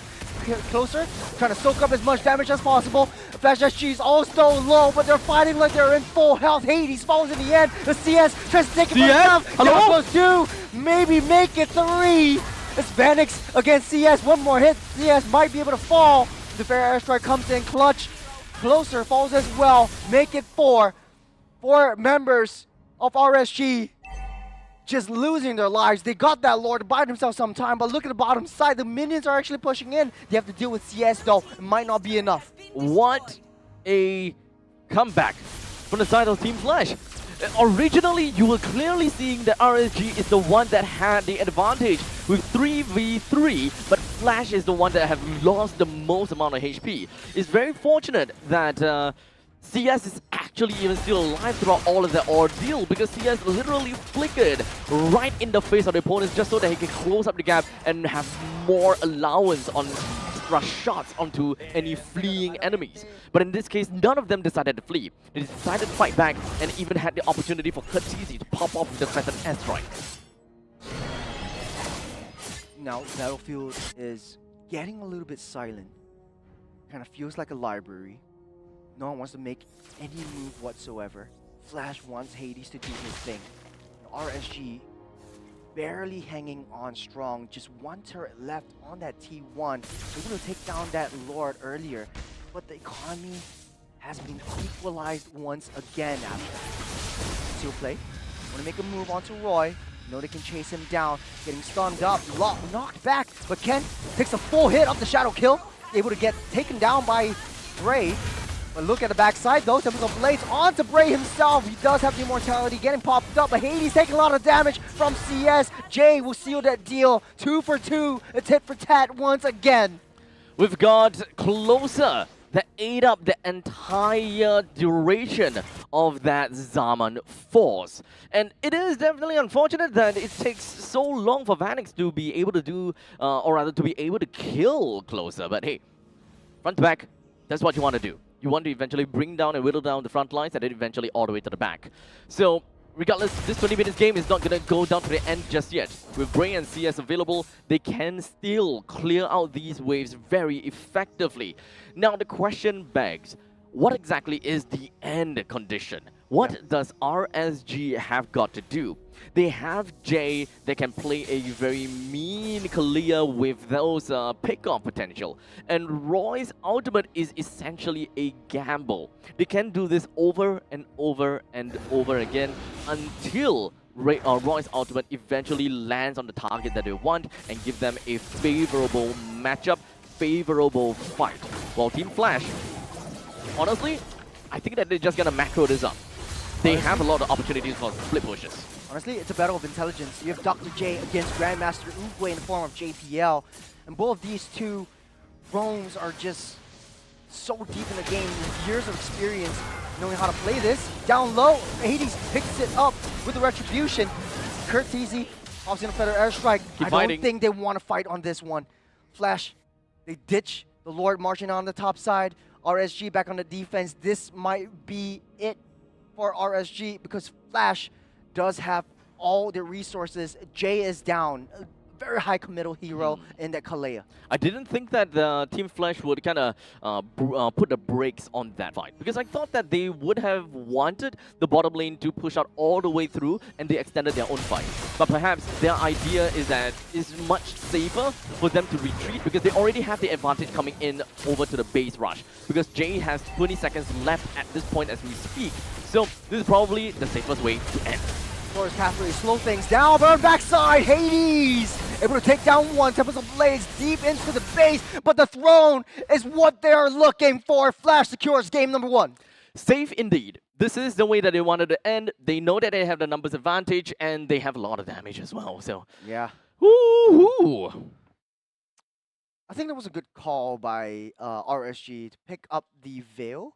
Because within team fights, and we talked about this during the draft, once you lay out on Zabin Force, the Gara could just throw in a sand tomb, basically everyone entrapped in that particular area, which is just takes a lot of damage, and that's basically just spells their doom.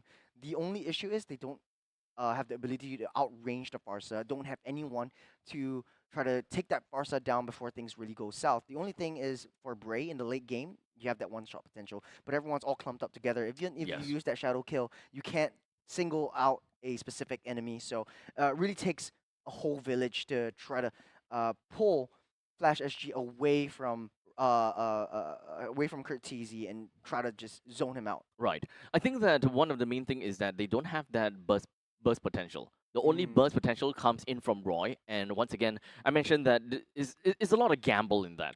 If you land a sand barrel, I can't remember whether that's actually the I name. Changed it for the skins. For the skin, yeah. For the skins also, yeah. Yeah. So if you actually land the sand barrel, then at least everyone is going to be whittled down. They have been completely, I guess, bruised in this case. Yeah. So this will allow Hayabusa to go in with a couple of those shurikens, and I think that it should be more than enough to convert into the Ogi Shadow Kill and kill everyone else, right? This is the caveat of winning a team fight is Roy landing all those shots. Because if you look at it, Hylos, no damage. Yep. Absolutely zero. Just nada. tank everything, Tank soak everything. up all the ultimates that you can, and then get out of the way. Kalia is a very slow, painful death.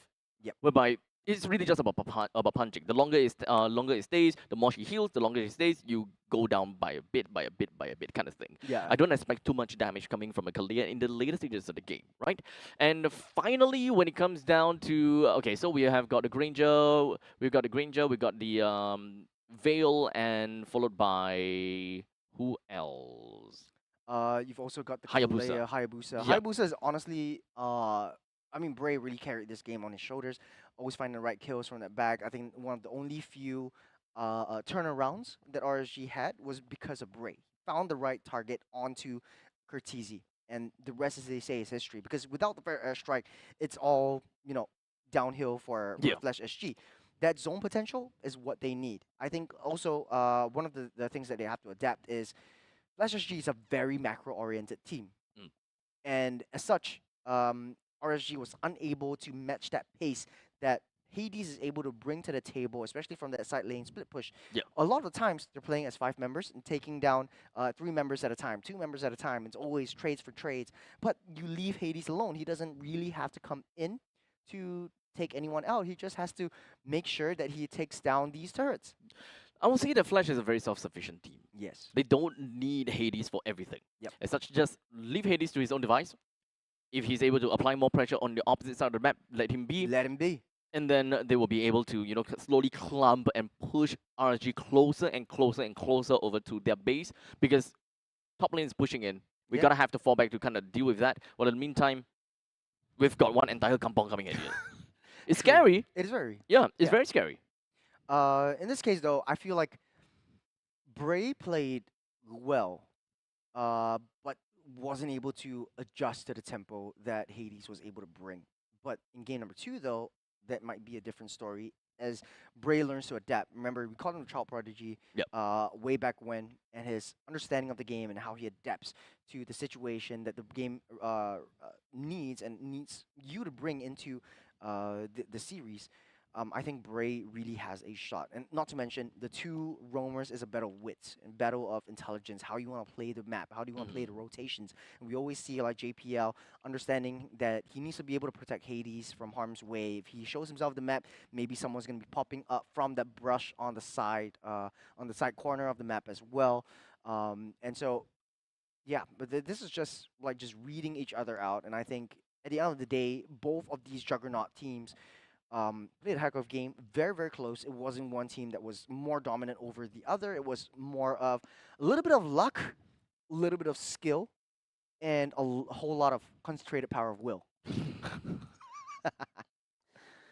Now, as we talk about the Hayabusa plus the Ling as well, in the most ideal scenario for both of these junglers, none of them would die in the 1v1. Yeah, I think the only time that that 1v1 anime crossfight on that top side was because Roy came into the picture. Yes. And so if you want to blame anyone, just blame Roy. Just blame Roy. It's like, well, I want a 1v1, 1v1, you all chat 1v1. No honor. No honor. Redo. Redo the fight. Go back to the top lane. Go back to the top lane. Come again.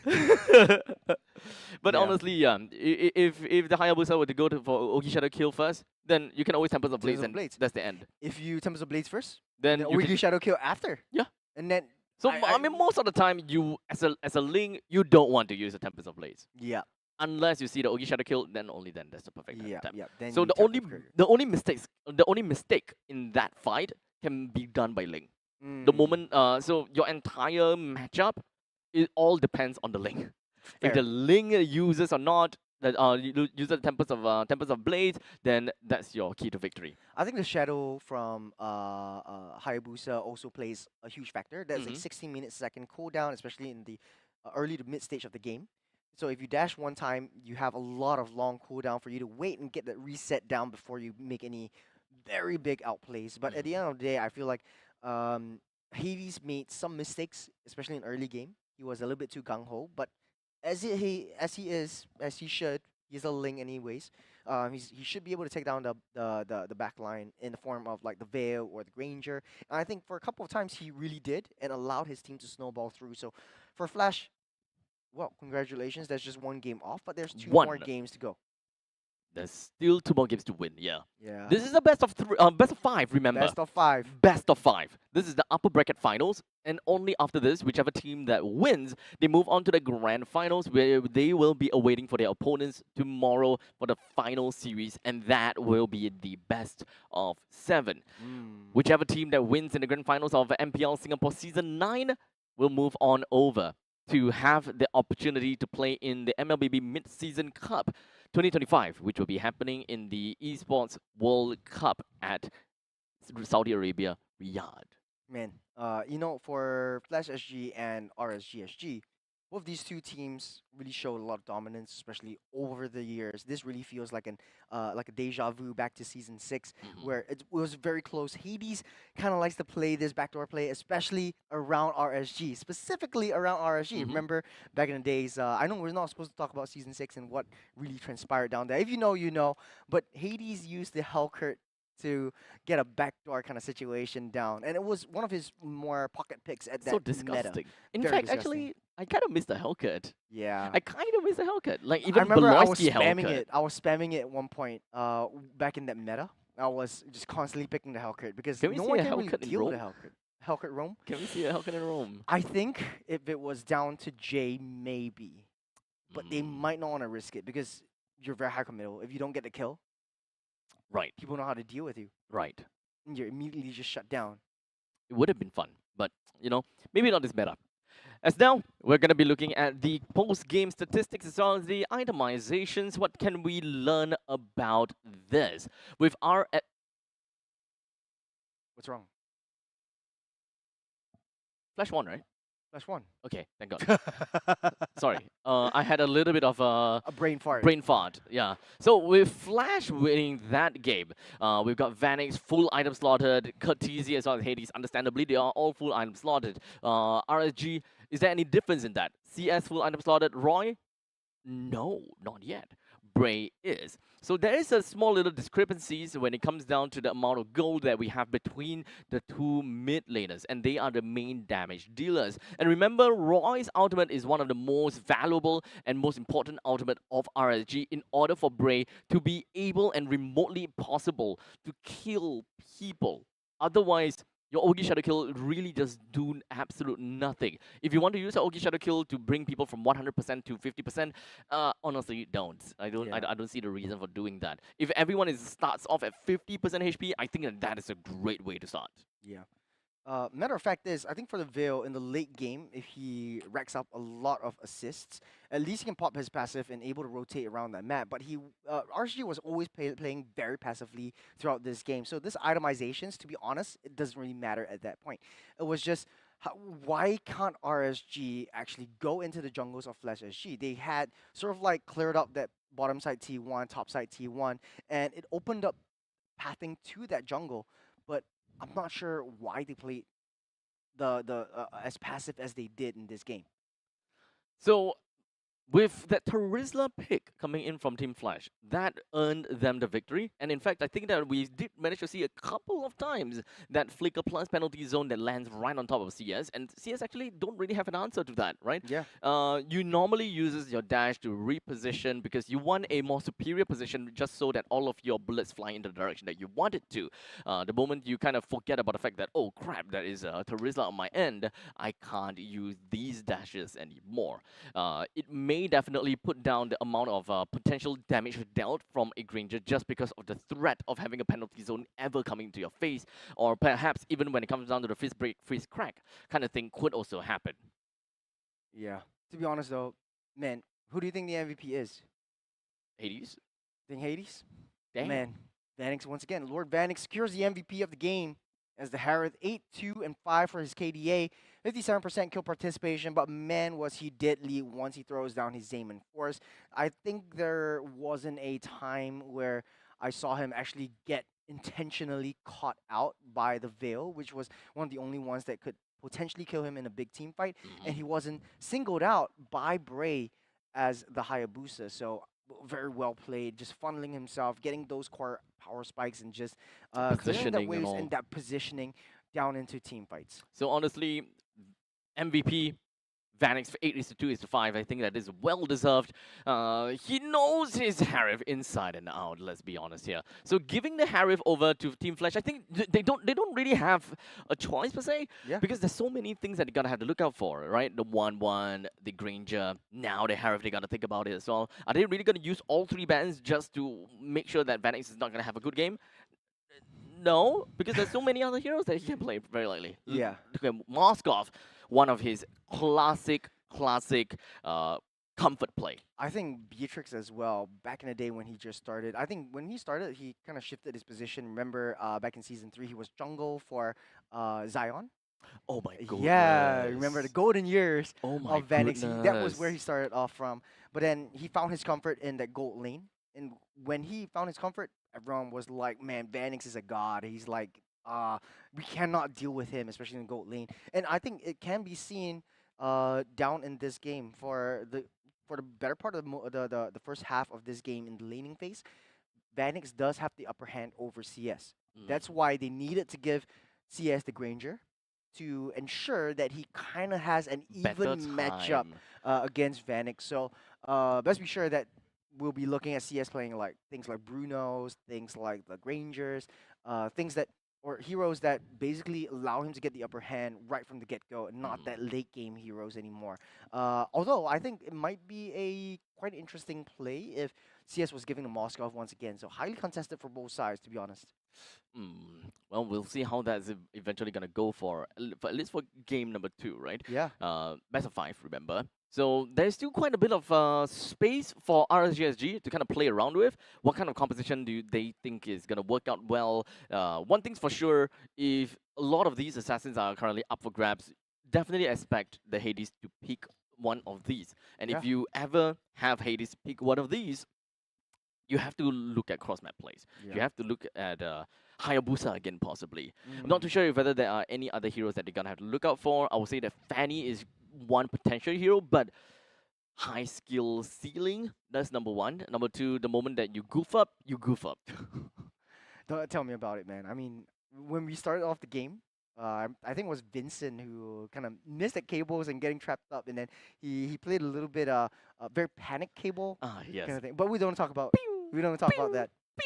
So we are going into the draft. We expect to see some changes from both sides coming down into this game. Now, tables have turned, or turned has tabled. Flash SG will have that first pick, first ban. RSG second pick, second ban. Ball's in RSG's favor though, because whatever Flash SG picks up, RSG might be able to counteract this one. The first two in the first game, we didn't see the Matilda being picked up. We didn't see the chip being picked up.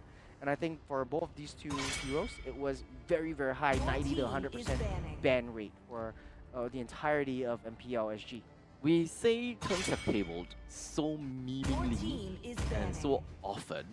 I actually kind of forgotten how to say the turns have the tables have turned. Fair, me too. Sometimes. This has become a tip. This has become my dictionary. Like the turns have the tables have turned has now become that meme for me. Like that's the wrong one now. I feel you. Actually, I feel kind of the same too. Right? Yeah. Oh man. I hope that we don't make people that's say the wrong that's thing like as well. dad abstract really talking right now. Yes. You're coming up with dad jokes as well, but hey, it's not that bad. Hey man, I love your dad jokes, Dada. But I don't. Okay, let's move on. Let's move on into the draft. We go. Yes. Jose's gonna ban out the Wan and the Badang. I think for the better part for Juicing. Flash SG doesn't want to deal with the Badang in the early game. That wall and the fist crack is so disastrous. For Mooks though, very concentrated and respect Ben for Ken and Curtizi. So you don't want to deal with the Loyi, you don't want to deal with the Phobias. I think if memory serves me right, that might be the Juice in Ben right there. So it opens up opportunities for the Chip, Kalea, Kimmy to be picked up, as well as the Matilda if they want to play that as well. Yeah, honestly, just take that Juicing away.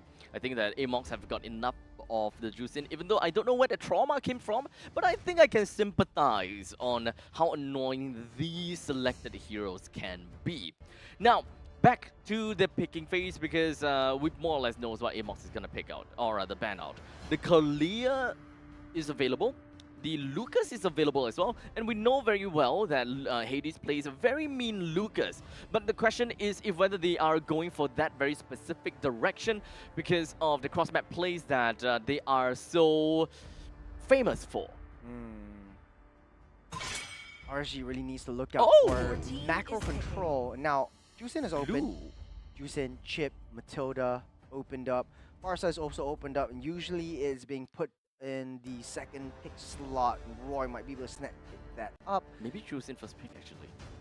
I don't think Juicin over Farsa. I think Farsa would be much better. High rotation speed as well, yeah.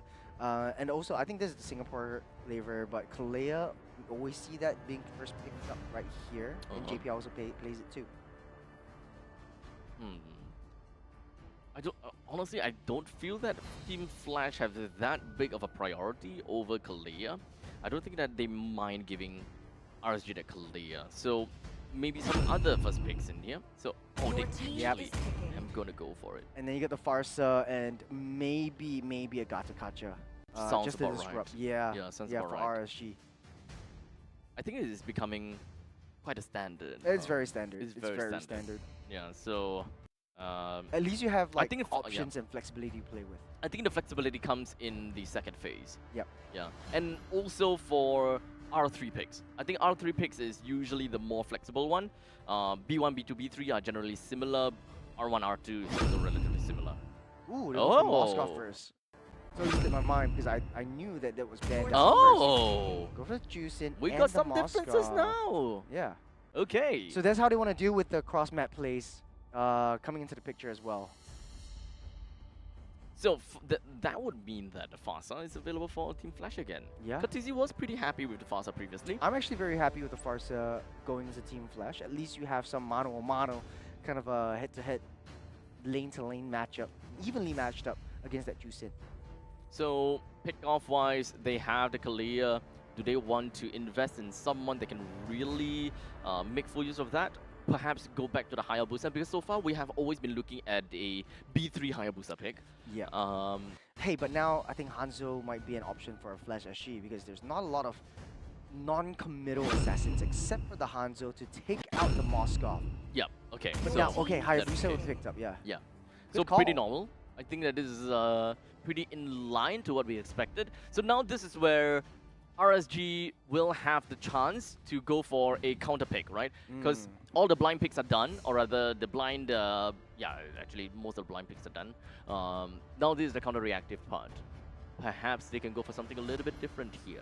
Chip or Matilda, at least you have some form of... Chip or Matilda, huh? Yeah. It's still open for them though. They pick one or the other. Because I think for them, I still feel Gato would be the Gato case. will be good to Because- disrupt the Farsa. Yeah, and not only that, it does enable Jucin's lane priority a lot better. Yeah, there we go. Gato. is banning. I can't really think about anyone that could realistically be able to fill that role well enough. But the Gato is the one for Juicin. 2 peas in pod, huh? I suppose so. Unless we want to find a way to put 3 Ps in there. I think kind of they actually do have 3 peas in the in pod. pods. Yeah. I mean, if we're looking at Edamame, it's actually more than 3 as well, right? Why are we always like going off tangent with this script? We can't cast with one another. No. Yeah, we no, shouldn't. this is the last time. We should never ever do I this promise. I promise. This is the last time. again. I'm never scheduling us ever together. But together hey, ever we're again. starting a podcast Oh no. soon. We are actually. So we're building a neon sign and all that. So. You want to pay for that?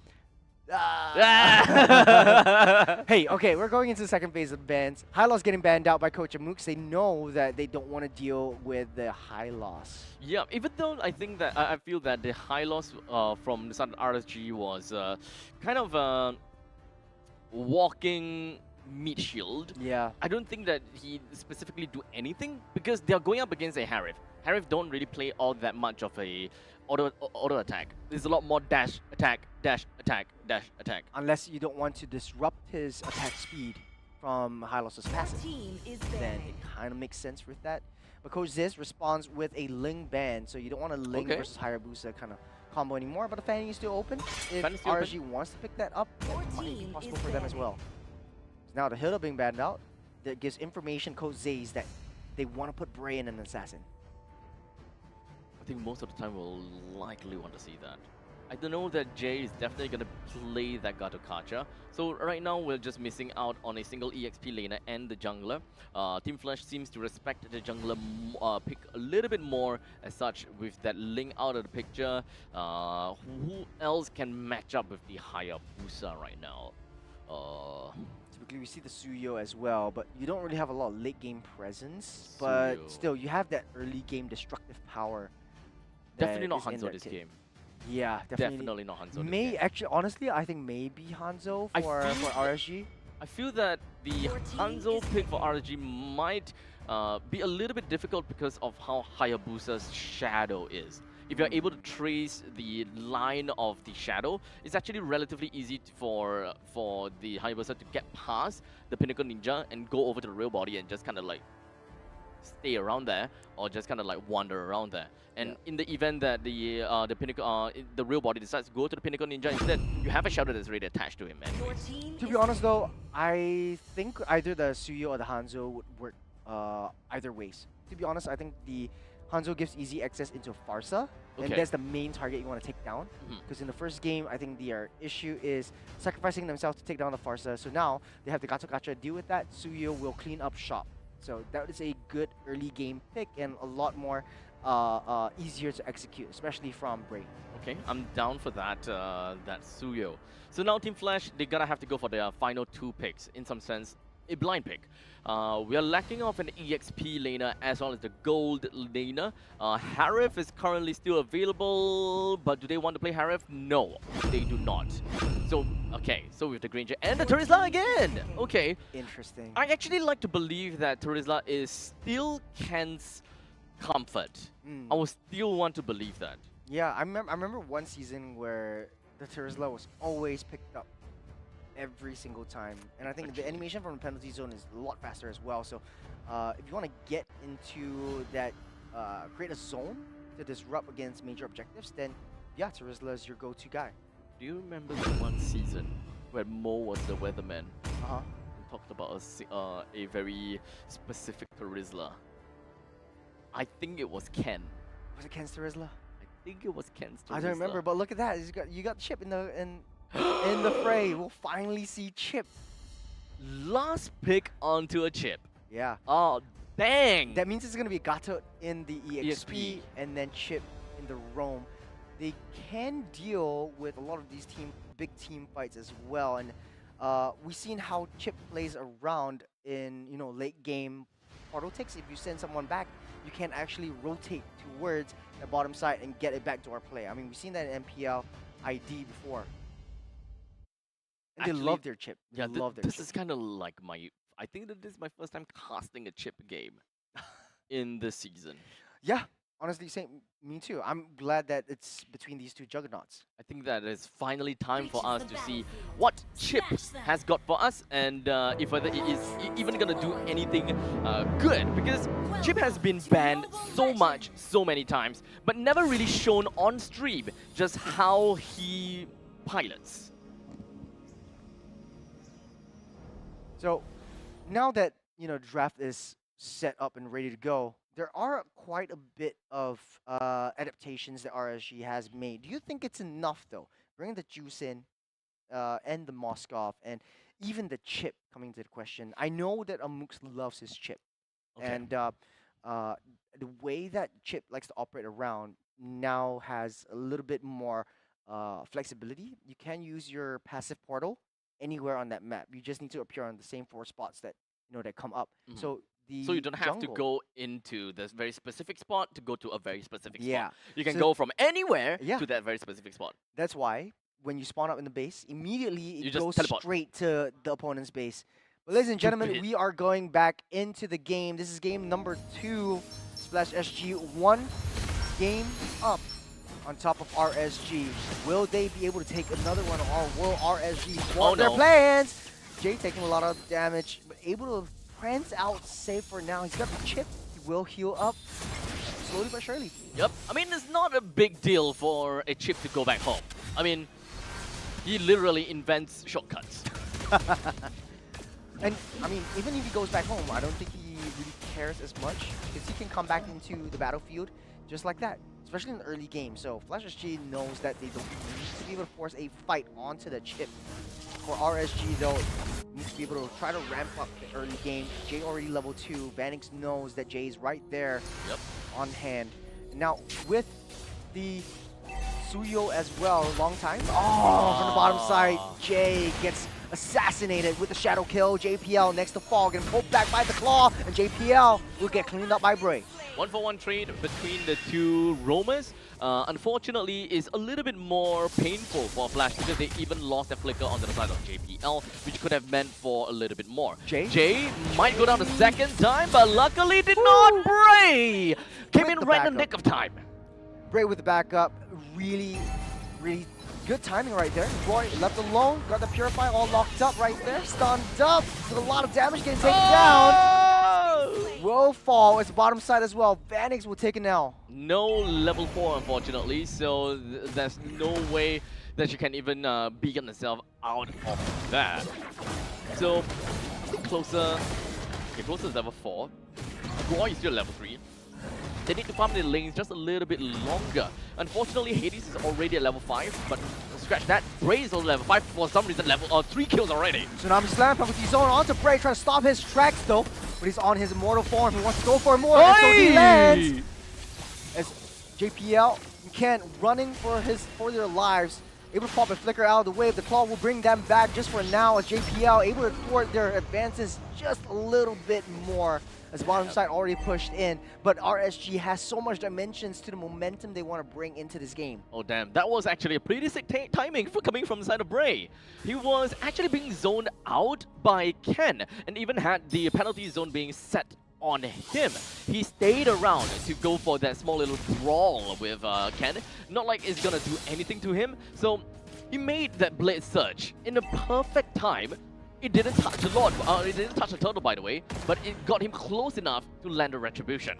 Bray still has a perfect early game so far. 70 seconds until the next turtle spawns up, but he's 3-0-0 on this Suyo, and this is what you want to expect when you have such an early game burst potential from this kind of assassin. 2 levels ahead of Hades, so to speak. Now Flash SG on a little bit of a defensive as they're 1,000 gold behind RSG SG. Let's not forget that Jay actually do have a lot of damage. Wow. You see the shadow kill, getting pushed back by the spear. Good play by RSG. Regardless, it is still very early to dictate the pace of this game because Flash is not exactly a team composition that's amazing in the early stages. So it's only natural for them to kind of lose in this early stage. But the one thing that they gotta have to do to ensure is to not allow Bray that snowball momentum, because as per normal for every single fighter jungles, you will always expect that fighter jungles, the moment that they have a lead, they can snowball out of control. Speaking of snowball though, you have a lot of momentum that Jay can build up. Pardo still holding on strong. Haven't been able to find any team fight pickoffs just as of yet. This is holding it in. Ken trying to find an angle over to Bray.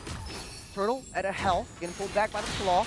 Is Ken taking a little bit too much damage right now. JPL forces a ditch, good SOD onto back line, finds Hades and Vanix hiding in the brushes. Here comes closer, trying to disrupt their team fight. Fair airstrike will get laid down. Roy tries to pull everyone back out of picture. Closer goes down. Bray takes down that turtle. Ken in the heart of battle. It's Ken and Bray against the world. Cortese able to pop that flicker out of the way. Got a tsunami slam down into the heart of Flash SG as they're taking one after another, way too deep into Flash SG's home. Get out of here, says Flash. Okay, so we pretty much saw 3 men taken down from the side of RSG. Well, for Team Flash, I would like to believe that I can't actually remember that. I don't think that we saw much death coming from the side of Team Flash. In fact, what RSG at least have for themselves is that they got the turtle, they got the T1 in the top lane as to exchange for that 3 deaths on their side. Yeah. Oh, shadow kill onto CS. Cortese will pick that up. Jay pops out the portal. This Ken trying to buy some time away from the rest of his team. But I think for Flash, they just need some time to get their power spikes. You already got a Sky Piercer from Vanix, so that's a huge power spike moment coming in for Flash. He just needs to kill to stack up those executions. LC zone onto Bray. Might be able to escape this. Slam, tsunami slam into the turret. Bray falls. Goes down, 2 goes down as well for the side of Flash SG. It's RSG SG. They're still standing up strong. This is of course a pretty good trade thus far, but they found Cortese. Cortese getting pushed back by the spear. Unfortunate, but from the flank, Hades finds one more as Roy gets sent to the graveyard. Pretty good initial start coming from Roy, but unfortunately they do not have enough of the damage to really bring down Cortese. As such, we've got Hades. They found that opportunity to get a free kill off of Roy, and that is Roy with 3 deaths, which is actually very unfortunate. I thought that RSG might have been able to do things a lot better in terms of the team fights. Honestly, the objective is still good. As such, Bray is at level 10, which is neck and neck with Hades. They are still not out of the game just yet. If they are able to constantly just keep up with the turtle takes, that means the Lord takes will generally go towards the same direction. Yeah, I have to 100% agree with you. And now I think RSG's early game spike has kind of ended. And Flash SG, that one turnaround very deep into the jungle actually turned the tides of battle. But you got a portal getting laid down. AOG down as well. Currency zone just to try to disrupt every of the team fights that the portal is able to bring in through. Bray will secure that turtle, but down goes Hades. And from the mid side, though, Bray's left all alone to their own devices, though, taking a lot of damage. Ken as well, getting chased up by 2 members. Bray falls by the hands of Vanix, getting a split fight on that cross-map play. Ken almost getting pulled back by the claw and the lantern. It's closer, taking a lot of damage, soaking everything back in underneath the turret. Will keep himself safe for now. It's Flash SG, it's RSG trading flows back and forth once again. Well, kills is not that important for CS. Right now, the main thing he wants to do is apply a little bit more pressure down to the bottom lane. As such, he completely forgo that chasing the Tom and Jerry game. Together with Ken. So decided to just push the lane down to the bottom lane, get a little bit of farm bottom all the way to the middle, now to the top. They're funneling. They're hands down just funneling whatever that they could over to CS. So I think it's fair to say that CS have got a lot more farm as compared to Vanix, even though we are looking at quite a bit of a difference when it comes down to kills. 10 for Flash, 6 for RSG. Yeah, I think not only that though, I think for Flash SG, they have to watch their 6. At every one point of time, you got Jay, who's able to pop out any point of the portals that gives a lot of attention towards one member. So there's a lot of like team fight pickup potential that RSG is able to bring onto the tables. They just have to find the right angle to do so. 7,000 gold for this for CS, and in the meantime 6,000 gold for Vanix, and that translates to a Hunter Strike and a Sky Piercer, and as well as a single sword for the Granger. While in the meantime, 3 items already done: Corrosion Scythe, the Golden Staff, as well as the DHS. Pretty good. I think that this is more than enough for a Mosquito Hammer. Conceal onto the portal. Down goes Vanix, just instantly vaporized by RSG, and all 5 members get that collapse in. Ken getting a lantern, getting pulled back, getting slowed down. There's nowhere he can run, nowhere he can hide. Gonna Tsunami Slam into the wall, try to knock down Bray, lock him down with a airstrike as well. Try to zone everyone out of the way, but damage is not enough. As RSG building that snowball into a snowman and into an avalanche as CS is starting to hurt. It's Hades against the world and an open lord for RSG to take. Before the fight happened, CS had got 7,000 gold. As such, 7,000 gold. So post-fight, I'm pretty sure that even getting himself a mega kill, I think that this is more than enough for us to see that he's probably got, what, 8,000 gold already. So itemizations-wise, I think that this will pretty much allow him to go even further. And this is where Moskov will probably pop up even more. Portal's so fun to see. You have a little bit of stun as well, so no retribution on the side of Flash SG. RSG might be able to snap pick that up. The silver lining is Flash was able to take down Jay, but at the cost of the Lord. But this is still the first Lord. Flash SG has everything in them to make everything count. Bray getting thrown back by the Tsunami Slam, able to get himself out to safety, but CS! Oh my god! Army against the world, not even Ken can save him! Oh my god! Make that 3 as CS goes ham! This CS, this Moskov is now out of this world. We started that fight, or rather we started 2 fights ago with 7,000 gold with 3 items, and just within 1 minute, he's got 9.6 thousand gold. And even with that wind of nature, he got a 1 in the middle of the fight even.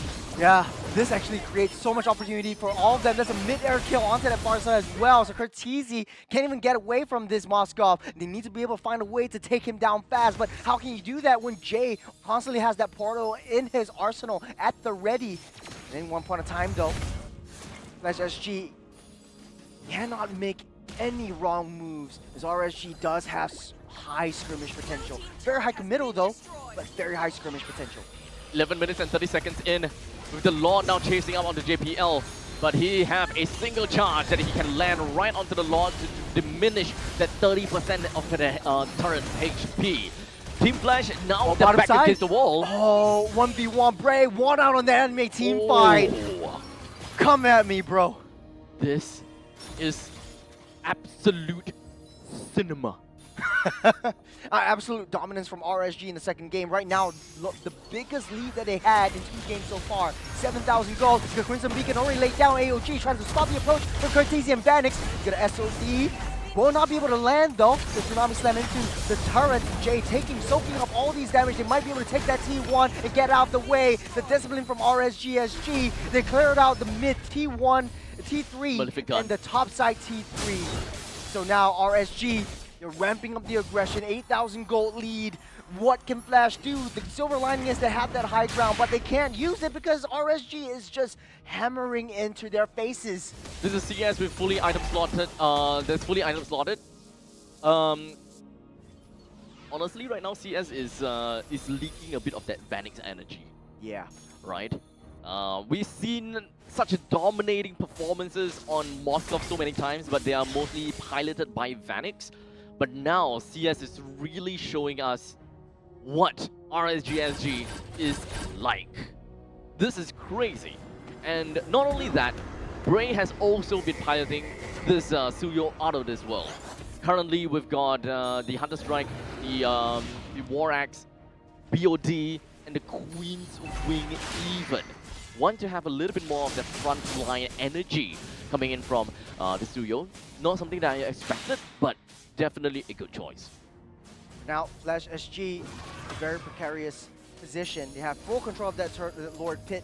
There's no way and no chance that Flash SG was able to go out of their base because at any one point in time, Jay can just use the portal and appear in front of your face. And Hades struggling to even find a side lane pressure push into RSG to buy themselves time and space to be able to work anything at all. JPL really needs to find an angle onto CS, try to roll him in, but he has that Purify at the ready and is holding it for that Tsunami Slam at any point. So it's going to be a small order right here. They try to make things work. They got the concealed play being laid down by Jay. Lord marching down the mid side. CS just free hitting onto that turret. Down goes 3. AOG blocking everything off. He's got so much zone potential coming in on the top side though. Cortese able to use the Fair Airstrike, clear everything out of the way. Is RSG able to get that throne and bring us to the next game. It won't be a clean sweep this time like I think most of us were expecting, as RSG actually coming into the picture really strong, especially CS with the Moskov play. Man, what a game! Yeah. This is hands down going to be the season that will give us I guess no longer a possibility of clean sweeps from Team Flash anymore. Yeah. I don't know about this, but I am not exactly too fond of the pick of Terizla for this game. Yeah. In the previous game, it kind of seems pretty nutty because his penalty zones along with the Badang's clashes, it all feels that it gels together pretty well. Yep. And they have constantly been able to catch CS completely off guard. But this time, the rope is not on the, or rather the leash is no longer on the hands of, who is that again? Can as well as JPL, but CS literally have got a leash on all of them. Yep. And he's got free reign, completely uncontested, unpunished. He can reposition however he wants. Yeah. I think to add fuel to the fire, you don't only have to deal with the Moskov, but you have to deal with the Chip. Chip as well, yes. To be honest, I think Chip was the main game changer. Yeah, they had a little bit of a turnaround in the early stages, I think the third turtle of the game, where they were a little bit too aggressive, but on the top side, when they singled out Vanix and popped that portal in, I think that was where, you know, CS's farm just exploded out of control. Yep. And it was just, yeah, it's so hard to deal with Moskov at that point. So ban out Chip. I think honestly, it is so hard to deal with, especially when you're on the losing end. Everywhere you walk, everywhere you go, Jay is gonna be there. Jay is gonna be right at your face, even though you see Chip at the turtle, the Lord, or any of the major objectives. At one snap of his finger, he will appear on the opposite side of the map. So this is going to be a hero that is very disasterly to deal with. The thing about having a Chip in your lineup is that you naturally will feel that you don't have to clump up and you don't have to group up all that much No, during rotational just phases. farm and do your thing. Yep. And then when it's time to attack and when it's time to clash, then we'll just come together. That's If right. not, just do your own thing. That's why I love playing with chips. And That's right. it's constantly being banned out too. So with that idea in mind, that means that this is supposed to be a team fight, or rather, this is supposed to be a composition that Hayabusa loves. Yep. Because there's so many of them that is away, they're spread out. As long as you identify that, look, the chip is down at the bottom, and you know that there's no teleportation that's around your area. You know, here's the thing: when you have the chip, you can sort of like have a slight vision play on when you open the portals. So when Jay actually uses the passive, like the shortcut, anywhere on that map, you can open up the portal a little bit to give yourself a little bit of information. You can see like, oh, if he's attacking the purple buff, yeah, then you have like the slices. You can hear the sounds of the buff being taken. Right. And of course, not to mention though, I think at the end of the day, it was Closer who was actually there to block off the escape routes from the rest of the team, so that it kind of created that zone for CS to really gun everyone down in the late game. And yeah, ban chip. Ban chip. Ban chip. I would have expected a little bit more out of Hayabusa. So many of them are generally going to be far away. Yep. They're going to be prime targets. As long as you get information from the opponents where exactly Chip is, where some of these other players are, okay, Hayabusa, go for it. This is a free kill. There's no one around except for maybe, creep waves. So do your magic. But I think that the problem about that they didn't exactly do too much of that. I think that maybe they did, but it's mostly on JPL. I haven't really seen a lot of JPL playing a Kalia. As such, I feel that this is a little bit out of his comfort zone. Yeah. This is more of a catch hero, which is very synonymous to a Cho. But Kalia doesn't necessarily allow you to really tag onto the opponents and just kind of just casually look around. Hey, they're here. Hey, they're there, and then just casually get out. Titan Strike allows you, yes, but it's super high committal. If you jump in and you see all 4 or 5 enemies waiting for you on that brush, you're just basically dead. There's no way you can have an escape too. Ooh. You actually went for photo first. Yeah, because the passive actually heals it back up. But I actually remember the point that I want to bring up. The Turisla pick was actually good in a way that you were a little bit defensive drafting. If in case the opponent picks up a chip. Because remember, the way you deal with chip is AoE, crowd controls AoE stuns on top of the portals. We saw that a couple of times from Ken. However, the rest of the team was just too far spread out for anything to come into fruition. Right. Because the portal only appears on the opponent's side, and it's your backside, right? Yeah. So you can only enter the portal if you're very near an enemy hero. So note that Jay didn't utilize the portal in the laning phase because that's where things can go south. You don't want to initiate team fights where your enemies can actually come back. Yeah, come into the battle as well. So I think that was a very good point that Jay actually not Jay brought up, but like that we actually noticed in this game where Jay. I was wondering why doesn't he go for the side lanes? Why doesn't he open a portal on the sides? Because the rest of the team has easy access to the portals, and then Flash, and if you're facing a strong team like Flash, you don't want to risk anything a chance. So if you have a singled out enemy and you know that your entire team is far away from you, away from all the enemies, you just pop in your portal, get everyone come in, and then just wipe out the competition. Very good point, actually. Yeah. Very good point. Yeah. Just kind of slipped out my mind sometimes that you can hijack the opponent's portal. You can hijack the portals, yeah. A lot of people forget that because Chip has been reworked so many times after he was released. And I remember the first time he was released, he was immediately banned out every MPL on every international stage. It's always fun to see Chip fun to play. Being banned to the point that you forget that, hey, Chip is a playable hero. That's right. That is mostly just a dead portrait. I remember also like Jay was one of the first few players who played Chip in the MPL scene. Right. Back when Chip was first released in I think season 7. Okay. He was alongside FMM, and they also had the Loi as well. So the Loi Chip combo alongside a high hitting damage dealer like either Moskov or even the Beatrix. You could play that in. would be one of the better ways to play with that chip, and it gives so much potential. So that's why 100% pick ban rate, 100% win rate so far. I don't remember seeing any chips Leaked out except for today. this week, Yeah. or rather this entire season 9. Yeah. Never really seen that much. So Unless we go back to Jay's statistics once again, Yeah. which I'm kind of lazy to pull out. I know, right? He put a lot of effort in that thing. Yeah, but Jay's is just so forgettable, you know. I would say that. Juicin. Juicin is forgettable. Speaking of Juicin, do we remember Juicin in this game? Yeah. Oh, Roy actually picked up the shoes in. And to be honest though, I think he played a heck of a game using the lanterns to try to pull everyone back out of the into the mix of battle, and you can use that to chase and slow them down as well. And we always see that Ken was constantly pulled back. We always see JPL constantly pulled back by Chu Sin. That causes a lot of downfall and breakdown in their communications because it doesn't go according to plan. You want to be able to set up for your team, and if you're very counteractive into dashing away from Chu Sin's lanterns, then you're in a tough spot. So what do I gonna have to say about this? Team Flash, they won game 1, sure, great and all. But game number 2, this is a dominant performance for RSG. Let's not forget about the fact that previous game, it was not an easy game. No. Okay, Team Flash took 20 plus minutes, 20 odd minutes to end the game.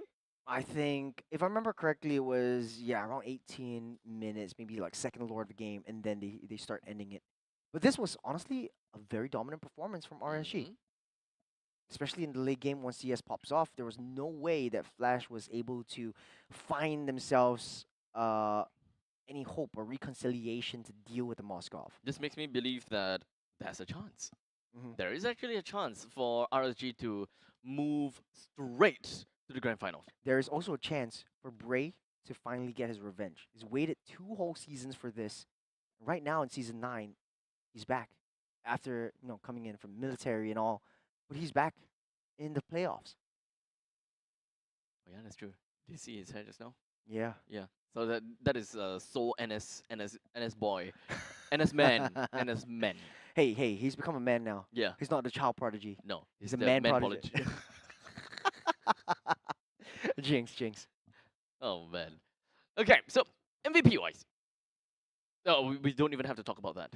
Yeah. Yeah, that's like hands down CS. I would say CS, 100%. If it's not CS, I blame production. If it's not CS, I blame production. I mean, that could be... Okay, no. I definitely say it's CS. Even though J is really important in that fight, I will still say that CS have got, number 1, the biggest amount of kills, one of the biggest amount of kills plus assists, add on together, they're great. And he's been pretty much in a lot of these team fights. Team fight participation is great. Amount of gold that he received is great. He died one of the least as well. Wait, Closer only died once? Closer only died once. Shame on him. But to be honest though, I feel like he is the forgotten one for a lot of reasons. Okay. Like without the AOG, Flash SG was able to come back with the Feather Airstrike. He was always there to disrupt either the Feather Airstrike or stop the approach coming in from Vanix and Curtizi. The only time he died was when he sacrificed himself just to keep everyone up and alive. And I think that was pretty much in the super uber late stage of the game. But to be honest though, adapted to the situation, adapted to how they want to play things around RSG. I really like this one thing. Every single one of RSG's players, except for the jungler and Gatokacha, They have like center parting? Purify. No, They have- Purify. they have what? Sorry? A center parting? Oh yeah, you're right. Kinda. Yeah, kinda all of them kinda have certain parting. I'm just joshing with you. Yeah, Purify. Yeah, they have Purify. Yes. No, except Gato. Yeah, except for we Gatot. revitalized. Yeah, Okay. Gatot as well as the Suyo. So Because you don't want to get caught by either Tsunami Slam or the penalty zone. yeah, so I really like how they really respected that. Yep. I know that at sometimes Moskov can be seen pulling off a flicker. Yep. But there are one point in time where we see a lot of Inspire. Do we still have a Moskov Inspire right now? No, because you already max out your attack speed when you build up the Holy Trinity. So Right. you don't need additional attack speed unless you are 1-1 who needs to be able to get out of the way because they just anyways you have to hit your enemy to get the stacks going on strong. I would prefer Flicker There's and actually max Purify. attack speed. There is kind of okay. So the Inspire actually breaks past the max attack speed limit, but only for maybe like 1-2 seconds. But honestly, once you have the DHS, the damage is done. Like that is just crazy amounts of damage Hey, 1 to 2 seconds can mean a lot. in a life and death situation like in this game. Yeah. Fair. I still like the Inspire. But regardless, total stats, we do have, of course, the totals and the Lord absolutely dominated by RSG. But aside from that, turret takedowns, Flash did manage to get a couple of turrets here and there, 2 turrets altogether. Not great, but not the worst. I do have to say also that Hayabusas today not really performing well. Yeah. Either from anyone. What? Of course, MVP goes over to closer as Gatakacha. I think the Forgotten One deserves some love. 3, 1, and 4 is his KDA with 44% kill participation, but super valuable and very high impact in terms of these team fights. If he does not have that AOG, then the team fights would definitely go south. Okay, that's actually a surprise. Yeah. I even said if it's It's not either CS, that or production is just trolling us. yeah. I even said if it's not CS, I blame Prod. I also blame Prod. I blame Prod. But to be honest though, everyone of RSG everyone is an played- MVP. Everyone is MVP. Everyone's an MVP. Everyone's an MVP. Safe answers. Very safe answer. Yeah. Okay, moving towards game number 3. This is the second game number 3 that we have. Yes. With the But- first one being the very first series of the day. Guaranteed another 2 more games. Yes. Yes. Guaranteed at least 2. Man. What time is it now again? It is 7:32. 7:32. It's time for dinner. It's time for dinner. And also time for the draft. Is it going to draft already? I don't know. I hope that we're going into the draft. Oh, we might actually just go straight to the draft soon. Yeah. Yeah. I do want to see some changes though in draft. And speaking of it. What kind of changes do you want to see? I don't know, B1. What do you want to see? I don't know, B2. What do you want to see? That is just so stupid abstract. We cannot cast I'm together. B1. You are B1. Okay, we're jumping into the draft. This is basically our dinner right now. But now, Plaza SG actually taking up the first pick, first ban, and they're respecting CS's Moskov. And that's what I want to see. B1. Ah. Okay, I do like what I'm seeing. B2. Indeed. Very good. With the Loi being banned out, okay, let's just assume that we know what Amos is gonna ban, right? Yep. We got the Juicin, we got the Loi, we've got the Phobius. Done. Gone. But what about the chip and what about Matilda? I will say It's that been that is. leaked out so many times in the first 2 matches that these 2 teams have met. Yeah, you know what? You're right. Yeah. To be honest, I feel like you should pick up the chip instead of the Kalea in the first pick. At least secure that in and play around the chip. This is kind of the chip ban is actually for ASG, RSG. RSG is the one that needs to ban out the chip. But looking at the fact that I think that they may actually ban the chip actually because they let go of the Juicin once.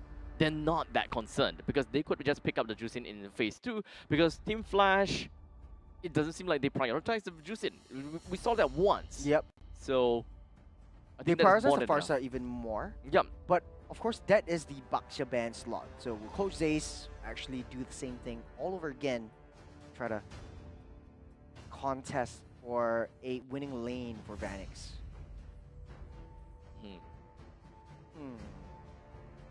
Don't mind me. Let me just test something. Yeah, this is Baxia. Baxia ban. Why does it feel like my forehead so high? I'm sorry. That just came out of nowhere, Abstract. That came out of nowhere. It suddenly felt my forehead is super high. What's going on? Am I losing hair? I am not. That came out of nowhere. I was just looking at myself and just like, I look old. Yeah, now we know how narcissistic you are. Hey. I look old. I just look old. I just looking at like, why do I have such high receding hairline? Because you're a Dada. Oh, shut up. You're evolving, you're transforming. Oh, shut up. Speaking of Dadas, actually there are no allowance for you. You're too old for that. that is just weird, man. That's just kind of weird. I thought you liked weird. But I was gonna say like I thought you liked weird, I B2. kind of want to see Angela and Florence coming in. We teased it quite a lot, but You know, You this anytime, pervert. no time like the present. You Speaking of daughters, pervert. speaking of daughters. Okay, we've got a clear that is snap pick coming in from the side of the Team Flash, while RSG have decided to pick up the Granger and the Juicin for themselves. Since no more Moskov, I think it does make pretty good sense to give CS that priority Granger pick. The Juicin is also going to be a pretty good pick for themselves, so now the ball is on the court of Team Flash Singapore. What is currently available? Chip. Typically, Unless you want they- to go for another marksman, but now with Wan, Moskov, and Harith out of the picture, It's kind of tough, huh? it's kind of tough. If you want to leave it to the second phase, maybe you can pick up the Hayabusa and the Farsight once again, because they did I think it they will do that. 3 times in the first 2 games. Can as they well. not? Oh, the Fanny comes through. Oh, alongside they Kimmy. actually did not. We'll try something different. Try something different now. Yeah, fool me once, shame on. I feel like I say this quite a lot Yeah, today. but it's okay. You can continue saying that B2. Is it actually okay, B1? Yeah, it's okay B2. No, so this will be the 3rd time we see the Fanny and the Kimmy. Is it? I think so. I think the first 2 games today was these couple of heroes, but now with the Ling, I think it changes the- things a little bit for the RSG. battle of the purple buff. Battle of the purple buffs. So Said it right. aggressiveness, I guess. Maybe the teams will want to look for something more aggressive. Roaming trio. That means that Juicin. Oh, Okay, wait. Gato Kacha needs to be banned. Badang is to open. Badang. Badang. And SG was prioritizing the Badang pick earlier on. Mm. So second pick might be leaked out. I Yeah. don't know if Ken actually plays the Lucas. I think Lucas might be quite good, considering the fact that they have to deal against the Granger and Juicin. I don't think they don't want the Lucas here. Yeah, maybe not. Okay, number one, they need to expect that the Gato Kacha would want to be picked up by RSG. That is a given. They don't have a choice unless they want to specifically ban out the Gato Kacha. Is it worth it? I'm not too sure, but I think that there are some other heroes that they're gonna have to be concerned about, because it's both the roamer as well as the EXP laner that they have to look out for. What really allows RSG to be aggressive? That's the question, because they need to ensure that the Fanny can get her buff, and they need to ensure that the early game is for them. Yeah. To be honest though, RSG can still pick up the Matilda for themselves. And it works very well against the with the Granger. You maximize his farm to infinity and beyond, and you just funnel CS to get his power spikes right from the get-go. What kind of roamer is very aggressive? Jawhead. Actually, Jawhead sounds pretty good. But they're just denying all of the EXP laners. Yeah. I think for Flash SG, that might be a Gato ban as well. Then Ken forced to go with the Terazla once again, unless you want to try something different and play maybe the Yuzhong or something else. Definitely not the Yuzhong here. Yeah. I don't want to see the Khalid, but Khalid is one of the few heroes that can be very aggressive right off the bat as well. And that's it falls something that off- we can see from JPL too. Falls off quite hard in the late game. Yes. Yeah, so I'm not too keen on the Khalid. It's more of like a Diablo kind of pick, a Diablo composition kind of pick, rather than a Ken composition. I feel that, no, I'm actually looking at the Khalid onto JPL. Yeah.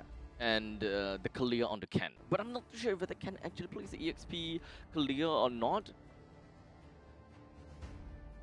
Probably some No flexibility. time like the present. Oh man, I actually high don't really loss. like that. Yeah, I but don't like that. still quite a lot of options though for high loss, because you need some reliable form of stun to lock Fanny in place once she comes in with the cables.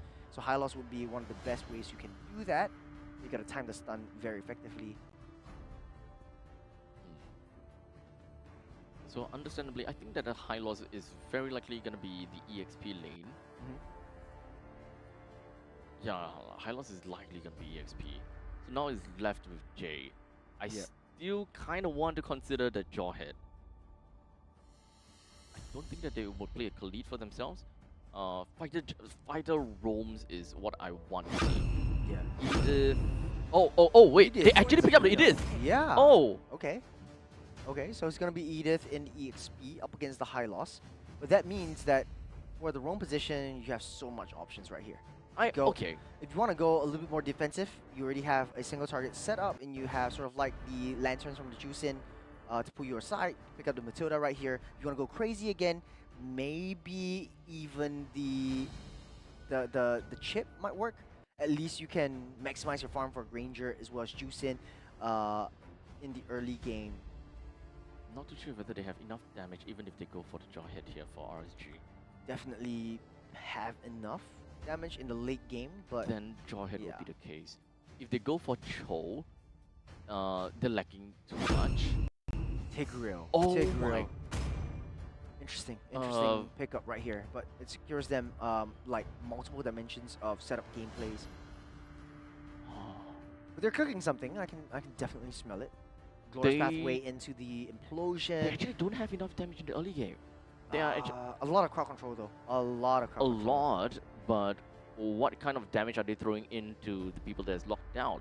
Because the members of Team Flash, they can just casually continue the fight after the crowd control is ended, or they can just retreat afterwards. Fair point. I cannot see a way that RSG can execute the members of Team Flash. Not in the early game though, but in the late game, once they get their power spikes, I think definitely highly possible, especially from the Ling. This is on Bray then, actually. To be honest, Bruno definitely very difficult to deal with. Yep. Because, you know, once you are, even if you're in late game, Ling swoops in, a couple balls might just knock you out. So, jumping into game 3, ladies and gentlemen, this is the third game. Both one apiece from RSG SG as well as Flash, starting on the same side of map this time around. And a little bit of changes and adaptations from both sides. Edith finally sees the light of day in the upper bracket finals, as well as Tigreal. So, at this point, it is an Edith as well as the Hylos. So, technically speaking, this is going to be a wet pool noodle fight down in the bottom lane. Gold lane-wise, I would say that Granger, I'm not too sure even.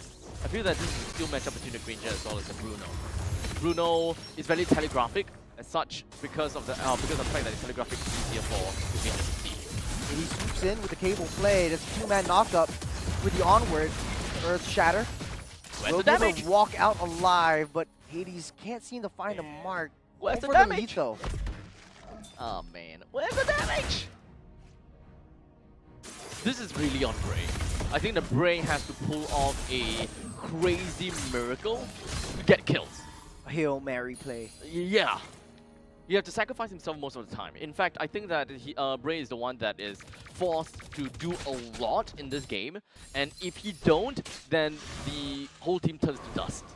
Yeah, but this is just the only early game kind of mechanic that they're banking on. But they don't really have to go for these fights because Bray can just swoop down and take in all the turtles.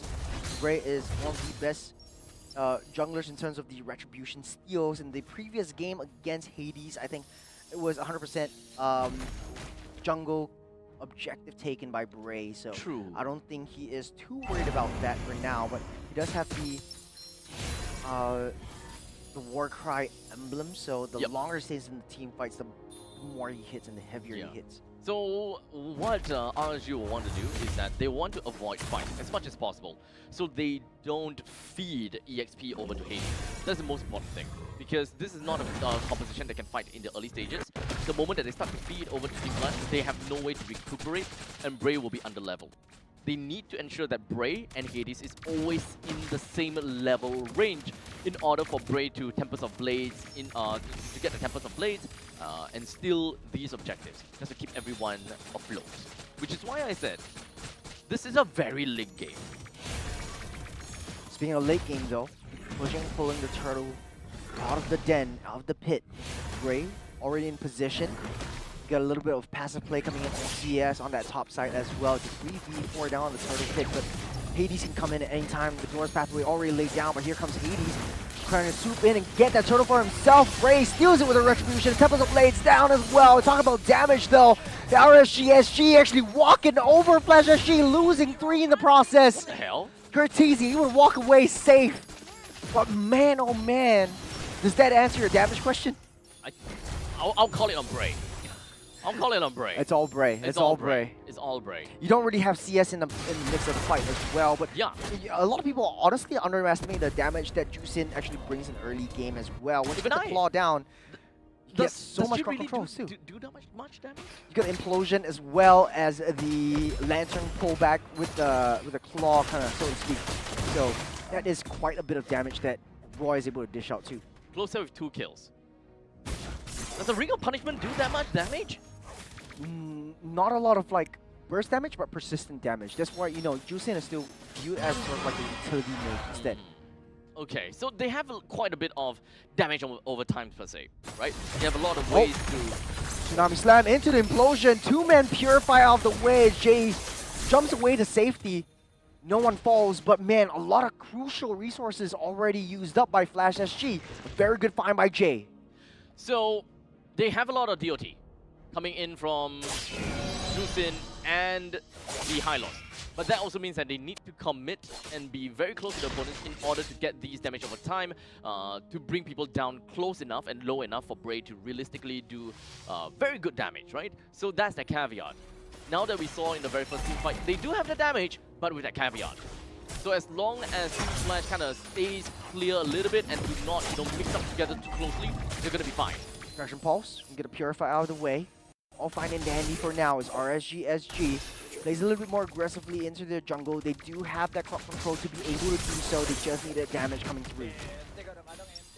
5 minutes now. All of the energy shields of the turrets have been taken off.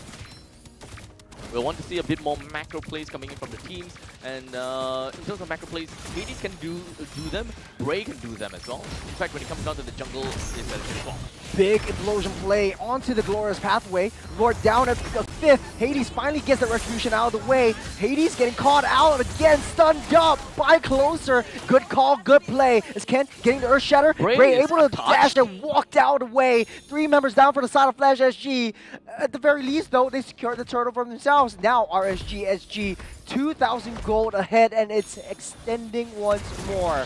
They actually have got no answer for Bray. They allowed that 4 swords for Bray to be absorbed. I gotta have to solo my words here. That does apparently show that they have very decent damage in the early stages. They have been dominating in some of these team fights even. And Team Flash, I haven't exactly seen that onwards plus the Earth Shatter combo from Ken over to Bray. I think that it is also because of the fact that they are relying on Ken on some of these engage opportunities, or to do some CC layering right after the Tsunami Slam. Because right after Tsunami Slam, realistically, they don't have any more crowd control. They need to leave it over to Ken. So Bray's timing is actually very important. They need the front lines to soak up as much as possible, which will make sense why they have a Tigreal and a Hylos. Both of them to peel. Take a long time and make sure that they waste all the resources from Team Flash, and only then Bray joins into the fray.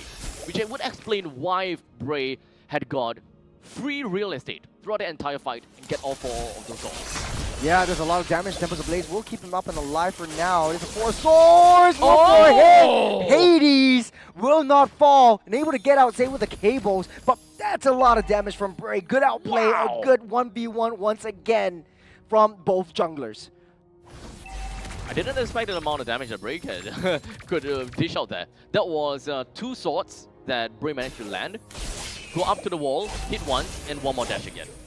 We're going for round 2, but I think the House from Bray actually heals him back up a little bit more, as both junglers not even looking at the turtle. Yeah.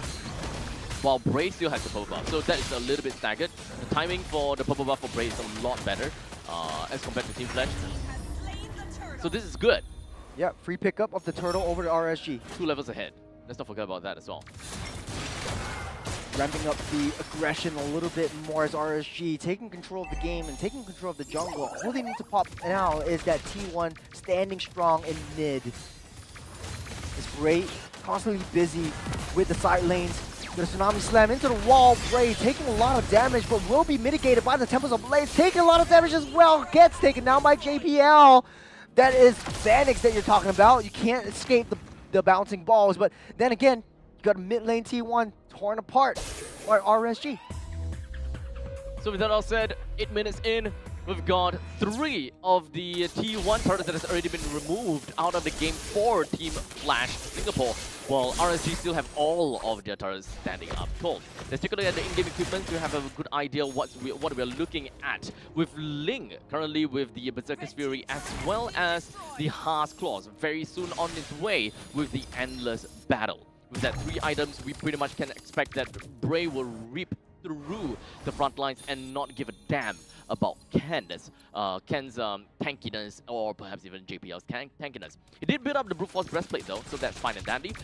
We also do have the Dominant Ice from Ken, so it helps to a certain extent.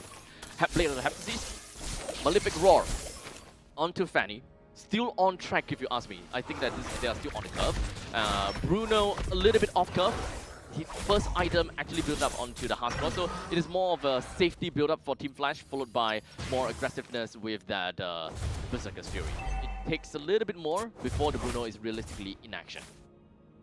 The question I have in my head is, how is Flash SG playing into the hands of RSG SG? A lot of the major objective fights, Bray was there and doing most of the damage, and I think Flash SG is starting to find it a little bit harder to manage how Bray wants to play. You have the range that CS is able to deal with, able to take down that T2 at bottom side, so that opens up a lot of opportunities. Look at the rest of Flash SG, making a beeline towards CS, but there comes Closer and Roy, able to protect CS from any harm whatsoever. You get Bray starting off with that Lord. It doesn't look like Hades won't be able to steal it out as Bray secures that with the Retribution. First Lord game goes over RSG SG, and they're back on that defense. Not yet, though! Stunned out by Closer. What I tell you, the committal stun from that high loss is enough to stop Fanny in its tracks. Oh man, the great timing, great place to be. RSG now have got a Lord that will be marching down to the bottom lane at 10 minutes mark with no Hades for the next 15 seconds. This pretty much means that all of the T2 turrets will be destroyed, and that means that Purple Buff coming in from Fanny is going to be absent for the next minute or so. RSG SG, 4 members strong on the mid side. Bray slowly waiting for the waves to push in. No more T2s to be found for the side of Flash SG. Lord crashes through the bottom side. RSG SG playing it patiently, playing it safe, very disciplined. They'll let the minions just push in. They have to deal with Hades on the top. Not gonna be a big deal, but they might lose the T2. Oh, Tsunami Slam into the fray. JPL doing a lot of damage. Vanix, one more hit. He might be able to go down here as Bray comes onto the wall, keeps himself safe for now. Jay's the only one down for the side of RSG SG, as well as the turret. The T1 has been cracked wide open. Such value. It's just a level 1 Lord, a baby Lord, that allowed them to get themselves mid-lane inhibitor. That T3 is so important. And Team Flash, I don't even see how they can play the late stages. They had the early game damage, but they couldn't do anything or even crack open RSG. RSG even have a skilling late game from the Granger. They have a Ling that naturally skills amazingly with the items and with that kind of assassination play. Most of these backline units, such as the Kimi as well as the Bruno, they are in so much trouble. Finding concealed play, Tsunami Slam onto Bray. Won't be able to survive this one. The damage from Vanix is a little bit too much as RSG gunning everyone down. As CS, the secondary damage dealer of the team, putting in the work to alleviate some of the pressure from Bray. Now that's overconfidence coming in from Bray. Went straight in for the throat while the Tsunami Slam was still available over to the side of JPL. Gotta respect that. It is already coming in. They're trying to buy as much time as possible. They have to deal with the Fanny as well. JPL trying to slow everyone down, but implosion lands onto him. Two goes down, down goes three. It's Fanny against the world. If anyone else might be Hades as the minions. Oh, they don't have the minions coming through. One more hit. Ballista! Closer! Ballista! What was that? Oh my gosh. I apologize to Amox. It worked out. It worked out. It worked out. It worked out very well. I was critical about their early game. The early game worked out. The DOT coming in from the Juicin, the DOT coming in from the Hylos as well. They are all invisible damage, which compounded with one another. Yeah. And to be honest though, I think Bray's damage in the early game and seeping through that late game, and he's so effectively farming onto this Ling that he's got his level 15 at the 10th minute mark, and Hades was actually falling way far behind. It was 3 levels behind of where Bray was at that time, and this causes the rest of the RSG team to really go along with how fast the pace is when Bray has that Ling in his hands. I can't help but keep on theorizing on the possibilities of Ken being able to touch Bray, because I would like to believe that it's kind of like an either-or situation. You gotta have to leave the onwards, or you leave the Tsunami Slam for the Ling. Especially in the early game, you know that a Ling with so much mobility potential will want to get into these fights. Is it a waste to hold on to these skills for an extended period of time and not use for the entire initial battle? Or do I just seize the opportunity, go in with these skills, layer it on top of the Onwards and the Earth Shatter? Because it kind of seems as though that option was the one that Team Flash chose. Yeah. And Bray realizing that most of these crowd control abilities has already been used, that is a perfect time for him to strike. Yep. I think I echo you 100%, especially for the Edith. And Ken's Edith was very much forgotten in this entire game. He doesn't really have a lot of presence, especially in these big objective team fights. You see how easily dodgeable the Onward and Earth Shatter is. That's why we don't really see Edith as much. And to add on to that, to be honest, the Primal Raft, never remember a time where I actually seen Edith or Ken actually throw down his ultimate just to disrupt all of these team fights. Because remember, there is the same mechanic as a Fredrin. The more you soak, the more you dish out. Yes. But the fact of the matter is, Ken couldn't soak in as much damage as he thought he would as an Edith. Yeah. So naturally, I think that in most situations, once you're down to half HP of continuous damage, your Wrath bar is more or less full. Yep. You can abandon your Firelights from that point in time, and all your Chain Lightnings will start to decimate everyone. But I think that is also contributed by the amount of AoE damage that we are seeing throughout the entirety of the battle. Yeah. Once you're out of Firelights, you are under great vulnerability coming in from the Lantern Flare. That's one. Number 2, the Ring of Punishment. And speaking of the Ring of Punishment actually slows down even more of the attack speed coming in from a Edith. Once she's out of Firelights, she plays around with her attack speed so much. Yeah. So the fact that we have the high loss added into that mix, that means that the Edith is just kind of like a sitting duck that is unable to unleash her full exact potential just because of the Ring of Punishment and the continuously compounding damage that the Mage as well the ESP laner has got. And let's not forget, a free Tempest of Blades, free 4 blades from 4 swords rather from Bray. To be honest, I think Bray played the iframes very effectively. He went in first, tried to soak in all of the crucial skills, but in the late game, not as easy as he thought he would. I think if it went on a little bit longer into the uber late game, he would have swapped out his final item for an Immortality. At least he was able to save the Tempest of Blades until he resurrected in, and then maybe even a Winter Crown as well. But then again, pulling all of these crucial resources for the rest of the team to come in and just gun them down, because at the end of the day, RSG acted like a barrage. CS very safe down, and a front-to-back composition is all they need to win out the first 2 games that they had over Flash SG, right? But man, looking forward to game number 4. Can't believe we're going actually to game number 4 with a match point in favor of RSG. Yeah. What should Flash or what can Flash do? It's nothing with the draft. We talked about the draft, and I think like the draft. They played very well in the early game. It was just the counteractive damage coming in from RSG was just too much for them to handle. Is it really the draft problem? Because I feel that it's really normal. For you to Tsunami Slam and then follow up with another crowd control in order to layer that, right? But now that I think about it, if you were to do that, then you have no answer for the Ling. You are looking at a... Let me think again. We're looking at a Bruno. We're looking at a... Wow, I have terrible memory. Bruno, Fanny, Edith, Kalea, and then Chusin. No, not Chusin. You have Kimmy. Kimmy! Yeah, so this Kimmy is the first has time very low win rate now, huh? Yeah, I think teams just understand how to deal with the Kimmy. That's the first to go.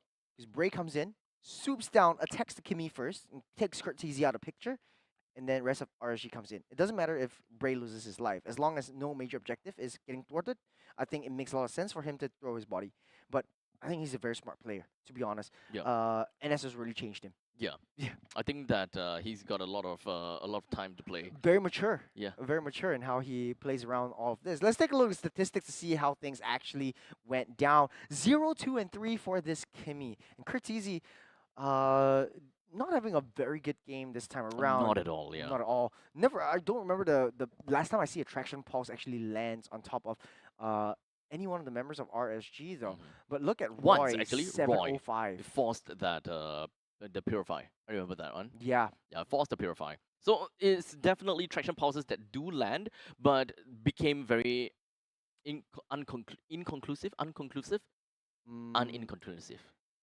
Insignificant. Insignificant. Insignificant. Insignificant. Insignificant. Yeah, it's insignificant. Yeah. Is it?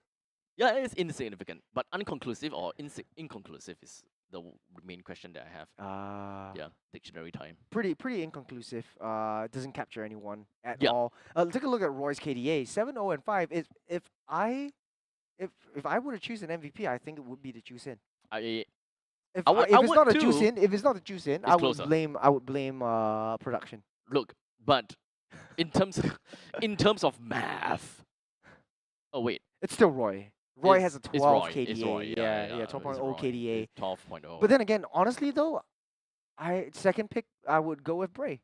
Even if the KDA is down low, I think he had so much significant impact in the entirety of this game. No, I Even though agree. the kill was like 227, Yep. sacrificed But he himself dealt for the greater probably, cause. like the biggest chunk of damage. Yes, sir. Or maybe not. I think that CS has been the hidden man in here. He Yeah. is the marksman here, but he don't have a single kill. He has 5 assists. Yep. And so far in the late stages of the game, I see that most of his Death Sonata and his Rhapsody, they're mostly landing on his enemies. Yeah. So he's he should be racking up a lot of those damage department. providing that distance from the rest of his enemies as well. Yeah. Even though he's got the Sky Piercer, unable to get any kills at all. But look at Roy though, with the Sky Piercer and getting 7 kills right off the bat. I think that contributes to a lot of the killing power that Roy has. So Even the don't Sky worry about the Piercer. damage, man. Just trust in Amooks. Just trust the process. Trust the process. Trust the process. Let him cook. Oh, man. Let them cook. It feels so weird that a draft like this worked out. I actually kind of, in hindsight, I like this draft quite a bit. At least you have like some like split pushing potential. Crowd control, crowd Even control, crowd Hades played a great game. However, it was just stopped in by Closer. So I wouldn't be surprised if Closer just pops out on our screen as the MVP once again. Nah, I doubt so. Yeah. Yeah, highly Unless, doubt you so. know, if he does, I blame Prod. But still, I mean, he played a fair game. Whenever Fanny was flying in, whenever Fanny was mid-air, he just stands wherever Fanny is, just pushes that button. Fanny gets stunned up. Literally, Bray just cleans up shop. It takes experience to also identify and know, based on the pathing. cable length, Yeah. where he's gonna land. Yeah. Or where he's pathing with the cables. Yes. The vector. Is it really called vector? Yeah, it's called vectoring. Because you're Right. basically taking the midline of the 2 cables. So you always travel in between like a triangular formation. Right. You don't Thank play you, Fanny? Professor Churros. You don't play Fanny? I don't play Fanny. Yeah, you're gonna trust me, I'm jungle main. Oh my gosh. Sorry, I'm not. I'm not jungle main. The audacity of me to assume. Oh man, I haven't heard about that in a long. Very long time, yeah. I kind of Maybe I should buy. Maybe I should buy. What's that again? Blade armor. You should. Yeah, You should. should have bought blade As did Vincent when he was playing the Frederick. Exactly. This is why he's a tank main. Yeah. Yeah. Why it always get blade armor, bro. Always get blade armor. Just a little bit of inside joke from both of us, but man, shout out to Icy Baby 1-2. Yeah, hopefully he sees this. I don't think he will. I don't know. I don't know. It's been a long time. It's been a long time indeed. Yeah. But okay, what else do we have here? Between these two teams, I think that I really want to see the amount of damage that the Granger is able to dish out, or rather the amount of damage that the Granger dished out all in total. 41,000. Okay, that makes sense. Wait, Juicin 41k damage It's Huh? honestly, the longer that they stay in the team fights, and it's so easy to hit because you have the Kalea and you have the Edith that you can throw your lanterns on. And the longer it's on you, I think it deals so much more significant damage. Pair that up with the glowing wand. Every second you do additional 1%. It might not seem like much, but for a tank, that is a lot of damage. Oh, I guess that's fair. Sometimes you kinda just look past the 1%. Yeah, But sometimes you just need that 1% to get from 99 to 100. yeah. The 99 to 100 is a very far shot away as well. So, take a look at MVP. We will see who it is finally. Roy, of though. course. Or It Roy, will be of course. Roy as Juicin, 7-0-5, 2 MVP so far. 100% KP. Dang. 100%. Yeah, he's everywhere in the Every map. single fight in this chaotic game. They have 12 kills all together in total. Okay. I can respect that. Yeah. I can respect that. But to be honest, I don't think they were even going for the kills. Instead, like those skirmishes that Roy initiated alongside Jay was just an empowering ordeal to enable the side lane split pushes by Bray. But man, this has been a heck of a game. There's still 3 games. We're not over yet because it still is But a it's match best point of though. 5. It's match point. It's match point But though. it might not be 4 games. It might be 5. It and might be 5. I'm praying for 5. I'm praying for. No, it's 8:30. 8:07. No, stop it. Stop it. we want to I want to see a very close series. I Not want to like see close. I want to see us go all 5 games. Yeah? And each game end in like 8 minutes. that is best outcome for you. Best possible Yes. outcome for me. For you. For I me. want to see 43.36 minutes every single game. I will beat. I will slap you. Do you know what we need right now? I probably need some time off. We need a break. So we're jumping into a break. It's dinner time. Go grab yourself a snack and then come back in because don't go anywhere. We're not finished yet. We'll be right back with more of the upper bracket finals. We'll see you soon.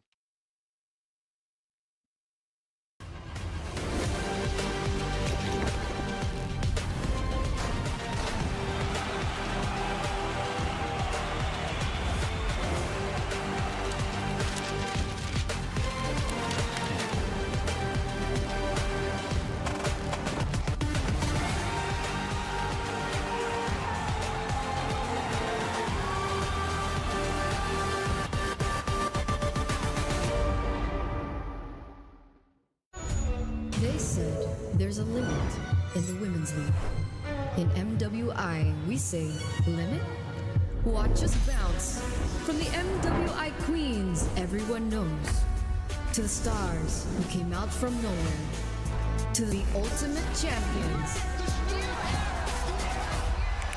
Now, MWI is expanding greater than ever. Turkey, EECA, Africa, Mongolia, and beyond. We're stretching the map wider. MWI, where dreams get louder. This isn't just a tournament. It's your passport to the world stage. A spotlight for women in the EWC. No rules, no ceilings, no limits. Just this. We're vibrant. We're ready. We're limitless. Dandruff keeps coming back? Your shampoo may not be 100%. Let's check. Use Head and Shoulders. Removes up to 100% dandruff and defeats itch. Protects scalp for up to 48 hours. So dandruff and itch don't come back. Head and Shoulders.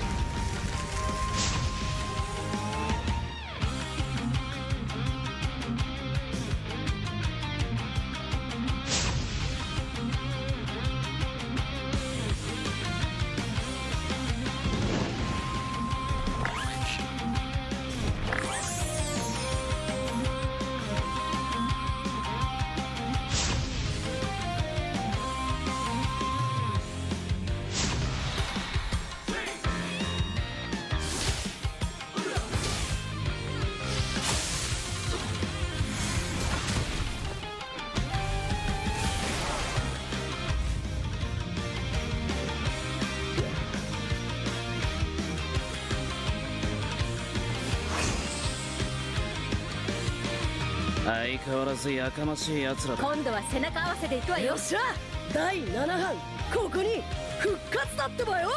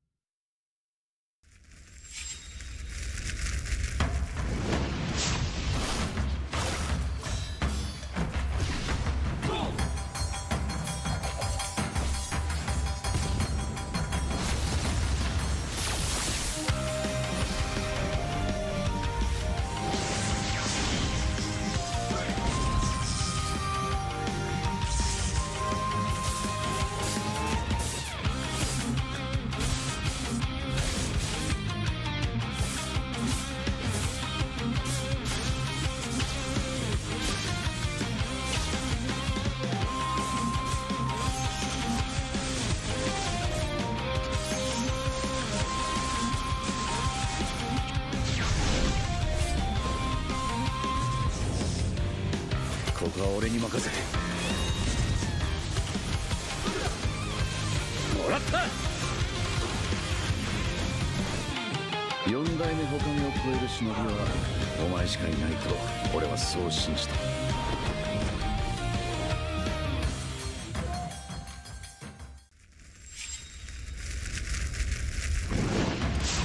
みんな渦巻きナルトが帰ってきたぞ。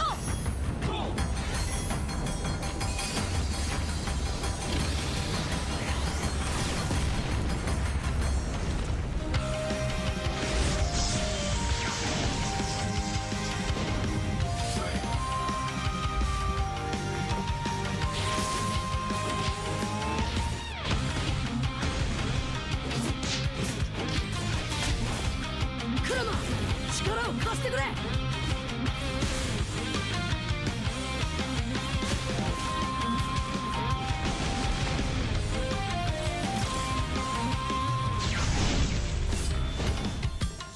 っしゃ第7班ここに復活だってばよ。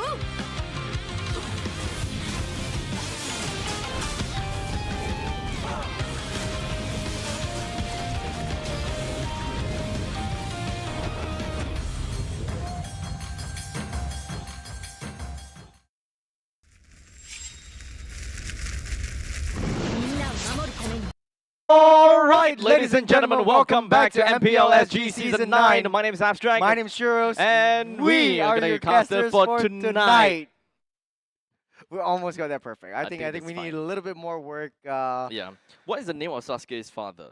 Are you playing the quiz right now? Yes, Fugaku Uchiha. Bro, Okay. it's the upper bracket finals, bro. Yep.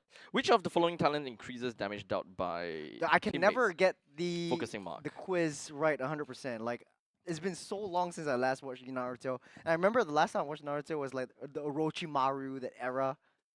And then that's it. Unlike for some of you who, remember Kids Central. But yeah. It's been a really long time ago. When is the first battle? Oh crap! How would I know? Just Always the Is it right? Actually, always the middle answer. Yes, it's damn it! He actually did the quiz. So this was like his quiz. We were doing it over the break, but he's got like 4 right. And the last one that he picked is I wrong. picked it. I didn't even see that question. You see, now I have to redo it again. Can you actually redo it? Yeah. You need to get all 5 right. Who to get... activated Susanoo complete body form? Oh That's, my gosh. Oh my gosh. So if you remember to do the quiz, do it right now because the Naruto Madara. skins or the Naruto event is going to be ending soon. How long is First it? 19 Jinchuriki, Kushina.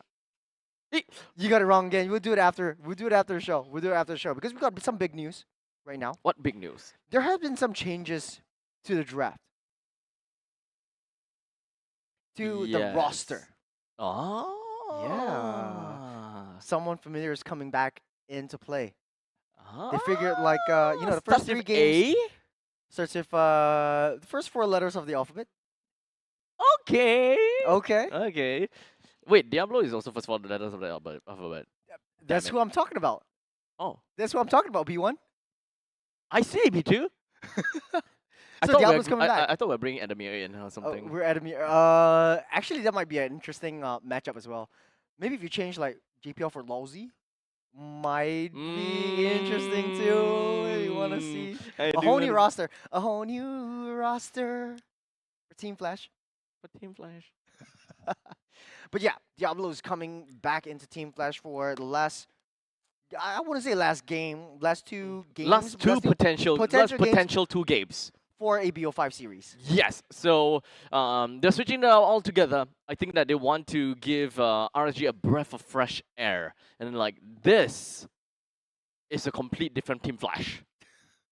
With a change of an EXP laner. But then it's not completely new, is it? Because And it's then the they put in same the old Benedetta roster. in the EXP. It's the same old roster as the previous game as well. It's different. It's different It's different. because now sibling rivalry. Diablo versus Bray once again. Oh no, I the hate that. narrative. The Ah. Sasuke versus who is Sasuke's brother again? Sasuke's brother? Yeah, Itachi. Itachi. Sasuke versus Itachi once again. Oh, I hate that. Now I'm trying too hard. It's starting to be a little bit cringe with all the Naruto fans. Don't kill me. Don't clip me on this one. But yeah, sibling rivalry. Yeah. I don't like to see them fight against one another. You They really? have been together for in the same team for the longest time ever. Since season 1. Yeah. I think. Do yeah, you I think remember Bray starts to Diablo looked like a absolute playboy? He in still looks like season Playboy. one? What are you talking No, about? no, no, no. No, Last you know. Fun fact. I actually saw him downstairs, like at my house, right? Okay, okay. And then he was with his girlfriend. So like I pointed at him. I just stood there, and I was with my wife too. And then I was like, "Dude, I'm a huge fan." In front of crowded space You in know the what? MRT. I'm scrolling like the whole thing just to give you guys Okay, the okay. season 1 photos. I remember I didn't have a very good impression of him. I told him before, like, dude, you look like a typical Abing. I guess that's his MO. That's what he's going for. Your team is That's basically what he's going for. Is there albums instead? Yeah. Okay. Okay, So just while keep he's on. looking at the photos and bringing back some old memories of Diablo way back in season 1, this 9th season goes, mind you. It's a very long time ago, man. 2019. Are you actually looking at it?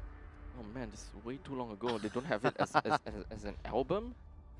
Okay, Man. guess I have to do this. I have to Man. do this. Okay.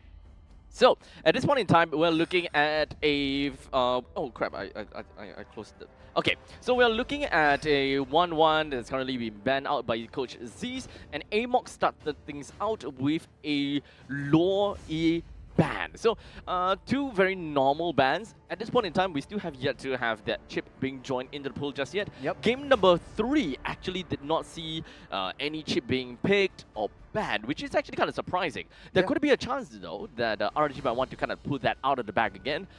They are last pick, right? Final pick. So if they want to go for a little bit of that switcheroo, a little bit of that surprise factor, they can still, however, go for it. Yeah, I think bring Diablo in and knowing that his hero pool is a little bit wider and knowing that he has complete synergy with the entire squad of Plaza SG, being together for like four to 5 seasons and all, this would be a very interesting pickup for Diablo. I'm close. Will he be able to match the pace and tempo that Flash SG wants to bring, and will he be that change that Flash SG actually needs? The Moskov will be banned out, but aside of Flash SG, RSG typically responds with basically either a Harith pick or a Phoveus Harith ban, a Phoveus ban. Oh my god, is that Diablo? No shot. Yeah. No shot. When I first saw this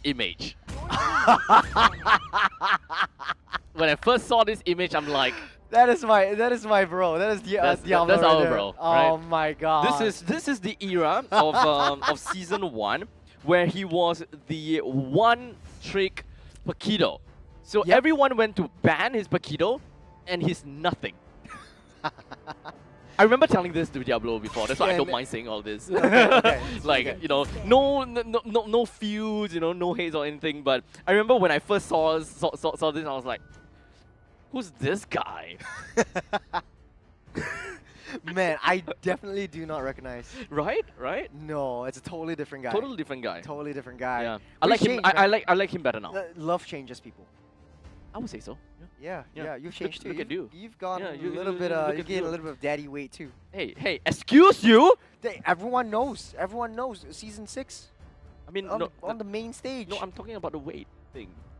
yeah, Yeah, yeah. yeah. You got happy weight on you. I do have some happy weight on me, thank you. You know what's happier? We actually go back to the draft. man. We've been off tangent for so long. You got the Ling being targeted ban onto Bray. They taken out by finally Coach first picked the Stace. juice in. Finally first picking the juice in. Finally. Amox banning out the Fanny from the side of Hades. And now RSG, the ball's in their court. Might be able to pick up the chip once again, or maybe leave that to the last pick now that things have been opened up. Maybe RSG might be able to even pick up the Gacha as well as the Arsa. They want to play that way.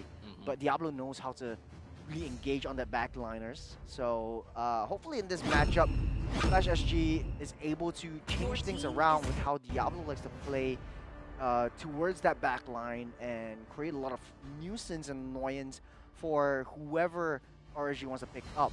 Now, CS will go with the Granger closer, will seal his deal on the glue. So with the glue and the Granger at this point in time being picked up, they have a pretty good front line and the back lines. So once again, they have prioritized on the CS to get themselves a better marksman pickup. We have the Harif as well as the 1-1 and Moskov even disappearing into the oblivion. So now is back again over to Vanix. What is the marksman that we want to see out of him? I still kind of want to see the Beatrix. Angela Boxia. This creates so much opportunities for Hades to play around. He could go back to the Lucas jungle once again if he wants to. I think that this is going to be a Boxer jungle though. And then Diablo Benedetta. What do you think? Yes, that's why. Yeah. That's why. Boxia Rome could even be an opportunity right here because definitely Angela going into mid side for. No, they have Juicin. Oh, Yeah. right. So it must be an Angela Rome. I would like to believe that they would want to. They brought Diablo in to shake the meta up a bit. They want to bring in the damagey EXP laner that is all across the map, right? So at this point in time, we are looking at a couple of possibilities here. We could see a damage Khalid. We might see a damage Badang. We might see a damage Benedetta. What about this? You have Boxia and EXP. Very unlikely, considering the fact that that is not really Diablo's MO. If they want to bring Diablo in, personally, I feel that if they want to bring a Diablo in, why would you want to bring him in just for him to play Boxia? Fair. You need a kind of a certain play style that you want to do. But Coach Amuk's doubling down on Vanix. You don't want Vanix to have an easy game at all. Irithel, right? Yeah, Irithel is actually super good in lane against the Granger, but yet they have even went in for a Bruno in the previous game. So what's left? Right now, you still have the Bruno that you want to play Beatrix, around with. Brody. Brody we've seen before yesterday as well. Ixia is meh. Ixia's so good. What are you talking about? Okay, it's mad because Ixia. right now they have the Hayabusa, so it's easy access into Ixia's backline. But there is, of course, another hero that I think deserves an honorary mention, and I don't. Okay, Claude is pretty okay, but the honorary mention one will go over to Melissa. I think the Melissa is still a pretty decent pick coming in for Team Flash if they really want to go towards that certain direction. She can still she can really punish the gold lane, and she also deals very well against tanks, which in this case is going to be glue. And even if the Hayabusa kind of wants to go in with the shurikens and all that jazz, I'm offended. Actually, not really. I'm offended. You gotta go away muddles. Go away muddles. Yes. So shurikens can still touch her, but at least not close enough for melee attacks. Fair. And these melee attacks can add up a lot. Now, right now, Flash SG banning out the Zask, but we all know that Benedetta is coming out because Angela has been shown for RSG, and they're taking it out of the picture. What if I tell you Paquito? No shot, no shot. But I won't be surprised if Diablo Lucas, Hades, Lucas damage seems viable. Lucas? We haven't really seen a Lucas damage in the XP before. we do want to see something a little bit different here. Unless you want Uranus or the Esmeralda, then you get the shields on top of Esmeralda, so you have to break down 2 shields at once. And you get a Boxia in the picture, so you can diminish all the anti-regen that Esmeralda has. Remember, Season 3, that was the meta for Diablo. Every single match was basically an Esme game. Or Esme or Uranus game. You do have some sense in there. Yeah? Yeah, you do have some sense. Of course I have some sense. No, you don't, B2. But, okay, so at least when it comes down to the early stages, right? Boxia plus Juicin, I think it's relatively fair to say that they have got good damage. Yep. They're not exactly too afraid. And let's not forget that Angela was originally crowned the First Blood Queen. First Blood Queen. First Blood Queen. A lot of early game. A lot of early game irritations from the puppet strings. So we cannot forget waves. about that. Early game, we do have some pressure that Team Flash can definitely throw out. The Badang, though, is currently taken away from the side of RSG. So in terms of Diablo's hero pool and what he's famed for, we're now left with Khalid, Uranus, Esmeralda, Paquito. But if we want to add something new, that would be the Lucas. Right? The Lucas could be very possible here. You know, one more time, he was just spamming the Yuzhong. Yeah, he was trying to adapt to the meta and was just spamming the Yuzhong left, right, and center. I think Yuzhong is a little bit too slow for that. What I want to do, or what I want to see, is someone that can go toe-to-toe with a Boxia in terms of mobility. This is Lucas. Actually Lucas. And the Cloud. Okay, yeah, that's what we're talking about. So that's what we're talking about. So this is a damaged Lucas. I would like to believe, based on what Diablo really likes, is a damaged Lucas. I don't want to see Boxia in the jungle, but that's a very big possibility as well. Because Lucas actually has more time that he can buy and gets to level 4 faster if he is in the jungle. Yeah. Last pick over to RSG is going to be the mid lane. Might be a Kadita. In most situations, Valier. Yeah, I was psyching that up for a while. In most situations, I will always say that the Boxia goes over to the EXP, and then the Lucas goes over to the jungle. Yeah. However, this is a Team Flash lineup, and with a Diablo in here, the script quite literally flipped. Right. Yeah. So this is really just more about composition, or rather a team over meta. Whatever that works out best for the team and what they are used to. They can kind of, create archetypes despite using the same heroes, but the concept is widely and generally the same. Well, that's the adaptation that Flash SG has made. So throwing Diablo back in place of Ken might be the answer, or will it? As RSG picks up the Valier for themselves. I mean, psyching this hero up so much, and hopefully it shows us some dominance, especially in the late stage of the game, dealing against 2 tanky frontline boys. So, Angelo and Lucas. One tanky frontline boy. This was Lucas, though. I think that Lucas is going to be the pure damage. Yes. We'll just have to wait and see as we jump into game number 4. Numero, what is 4 in 4? Uno, dos, tres, cuatro. Thank you, Dora the Explorer. So jumping in though, we'll have the Boxia in the jungle. Okay, he's actually going next. Damn. A little bit of a faster rotation right now. So there's not a lot that we can tell from all of this, but Diablo actually dealing so much nuisance the closer. He knows how to deal with that short range glue, getting out of the way. But we touted Angela as the early game queen, or First Blood queen, yep, so to speak. Will RSG find a way to deal with this? We haven't really quite seen too much damage dealt, at least for now, but not too bad of a deal. Oh! Good pushback by Roy, but they don't see Hades coming in. He's rolling the deep, he's finding the angle, blocks out, and Roy doesn't have the flicker out of the way, gets First Blood over to Hades. So right now, we've got that First Blood. This is going to put a little bit of the momentum towards the side of Team Flash. This is very likely going to be a very strong mid lane that we want to see because of the Roma as well as the mid laner. They're both ranged, very little amount of commitment required just to wave clear. Anyone that comes in close, like what we saw coming in from Roy, a flicker plus the Searing Torrent backwards, it definitely punished him because he's so out of position. Good read by CS to dash out of the way. Now on the top side though, a little bit more aggression coming in from Boxia and the Hades, and that's why Hades wants to play the Boxia. You really want to get that early game rotation coming in through. Roy almost getting pulled back by the Lantern. The Turtle already spawned up. RSG still struggling to get their level 4. Diablo already in position, already got that level 4 ready, and this change is just instrumental. Closer can't seem to deal with how Diablo wants to play around. He's a little bit slower in terms of the farm. He's always getting pushed back as well.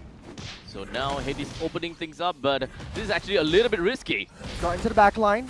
The Heart Guard getting holded onto this floor, trying to push Hades back. Here comes Unleashed Beast as the Lord of Destruction comes to play again. The Heart Guard onto Hades though. Diablo taking a little bit too much damage. There's a lot of damage onto Bray as well. Diablo will be next to fall, but Bray trying to punish Flash SG from coming in a little bit too close. Hades falls in process as well. Closer is the only one left, but will he be able to run away? Pop that flicker, get out to safety. It's a 2-for-2 trade.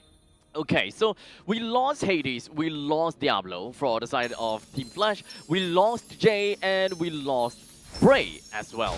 So, but not only that, right? Roy did go down twice. So definitely, I would say that Roy is definitely having a lot more of a difficult time. But regardless, there is definitely more opportunities that can be made into the later stages of the game as we look at about 1.2 thousand gold in favor for Team Flash so far.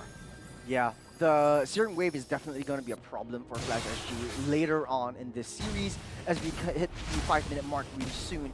But then again, Closer trying to get a foothold on top of Diablo as much as he can. Both doesn't seem to want to get any fights onto each other whatsoever, and just really farming up, getting the proxy, getting all these early game rotations, trying to match up speed on top side though. Hades deep in enemy territory, misses the shield, but here comes Curtizi with a Crimson Beacon. You got an Angela Heartguard as well, trying to keep everyone else at bay, but down goes Jay. CS next to fall. They're leading the charge underneath the turret. Might get pulled back by the claw as Vanix takes CS down. That is 2 more kills for the side of Vanix. Oh, deep into enemy territory as well. Closer, you don't want to be there all alone. He will fall, but hands are Curtizi as Flash SG ramping up the aggression now that Diablo's here to party. That is literally an untouchable box here that Jay dealt no damage to, CS dealt no damage to. Now that we consider all things considered, RSG SG early game doesn't really have an answer for sustained tank in the early game with like crazy damage, such as a Boxia, right? Yep. So it will only take time until Roy picks up the glowing wand, or perhaps a little bit more items such as the Dominance Eyes, for them to realistically be able to do anything. Well, all that RSG can do is just turtle up. Splash SG, 3,000 gold ahead. Next turtle spawning up in the game in the next 10 seconds. And still in the early stages, even to mid. Got their hands on Roy, gets a Purify out of the way. He's popping his ultimate though. You know that crucial resources is not available for the next Lord. Jay trying to find an angle onto the back line to seek out Vanix. He's got the PMI to get out of the way. And RSG can't seem to find a footing. I don't care about a walking Badang that walks past the turrets. I love to see that. But for now, 82 with about 3,000 kills. Oh! On the back line, Roy able to get that flicker out of the way, but the damage is done. Jay trapped by the wall. His own wall causes his inevitable doom. As Closer gets a little bit too close to the sun, will get ripped out, inched out, taken out of the game as RSG just struggling to find any form of reconciliation, any form of consolation. Is Bray dashed in the wrong side of the jungle though. Will get chased down by 4 members. That's a collapse. A flicker already expended by Diablo. Recall game. It's only time will tell as Bray falls to the graveyard again. Oh my goodness.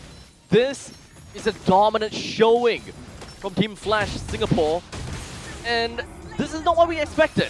We thought that Ken came in to take over Diablo because of the lack of training due to unfortunate circumstances.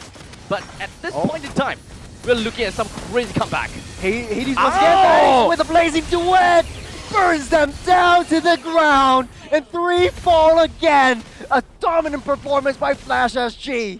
Look at their health. They turret dive. It's still up. T2. It's still 100%. What the hell? Plaza SG is just controlling and dominating this game with a brand new flavor, brand new twist that they're bringing out. And the RSG SG can't seem to find a footing. Not at all. Oh, yikes, dude. We're now looking at close to we're looking at about 7,000 gold lead in favor for Team Flash. Claude has already gotten almost the Holy Trinity, right? He's got a Swift Crossbow on top of the Golden Staff and the DHS. Hades started a quick little shade onto Jay. What he did was force Jay away. Aside from that, closer goes in. You got Diablo onto the back line. Unleash the Beast will deal a lot of damage for the rest of the Goon Squad to come in. The Blazing Duet will hit onto none. But next in the chopping block is closer, getting pulled back and sent a one-way ticket to his grave once again. It's Flash SG truly controlling all of the jungle, all of the neutral objectives that RSG holds dear. Bray left all alone. It's a 2v1 collapse. And now Bray, he tries to get himself away, but playing very well with his clones. But unfortunately, the Juicin is already hiding on the last clone at the end of that lane. He will fall. There was no way that he was able to escape that one. They don't see Jay, but they don't really care at this point. They're so far ahead. There's an 8k gold lead for the side of Flash SG. They're dominant in this game. As Hades start things off, RSG can't seem to find their way into that Lord pit. And if they do, Hades will ditch that Lord and go for their throats.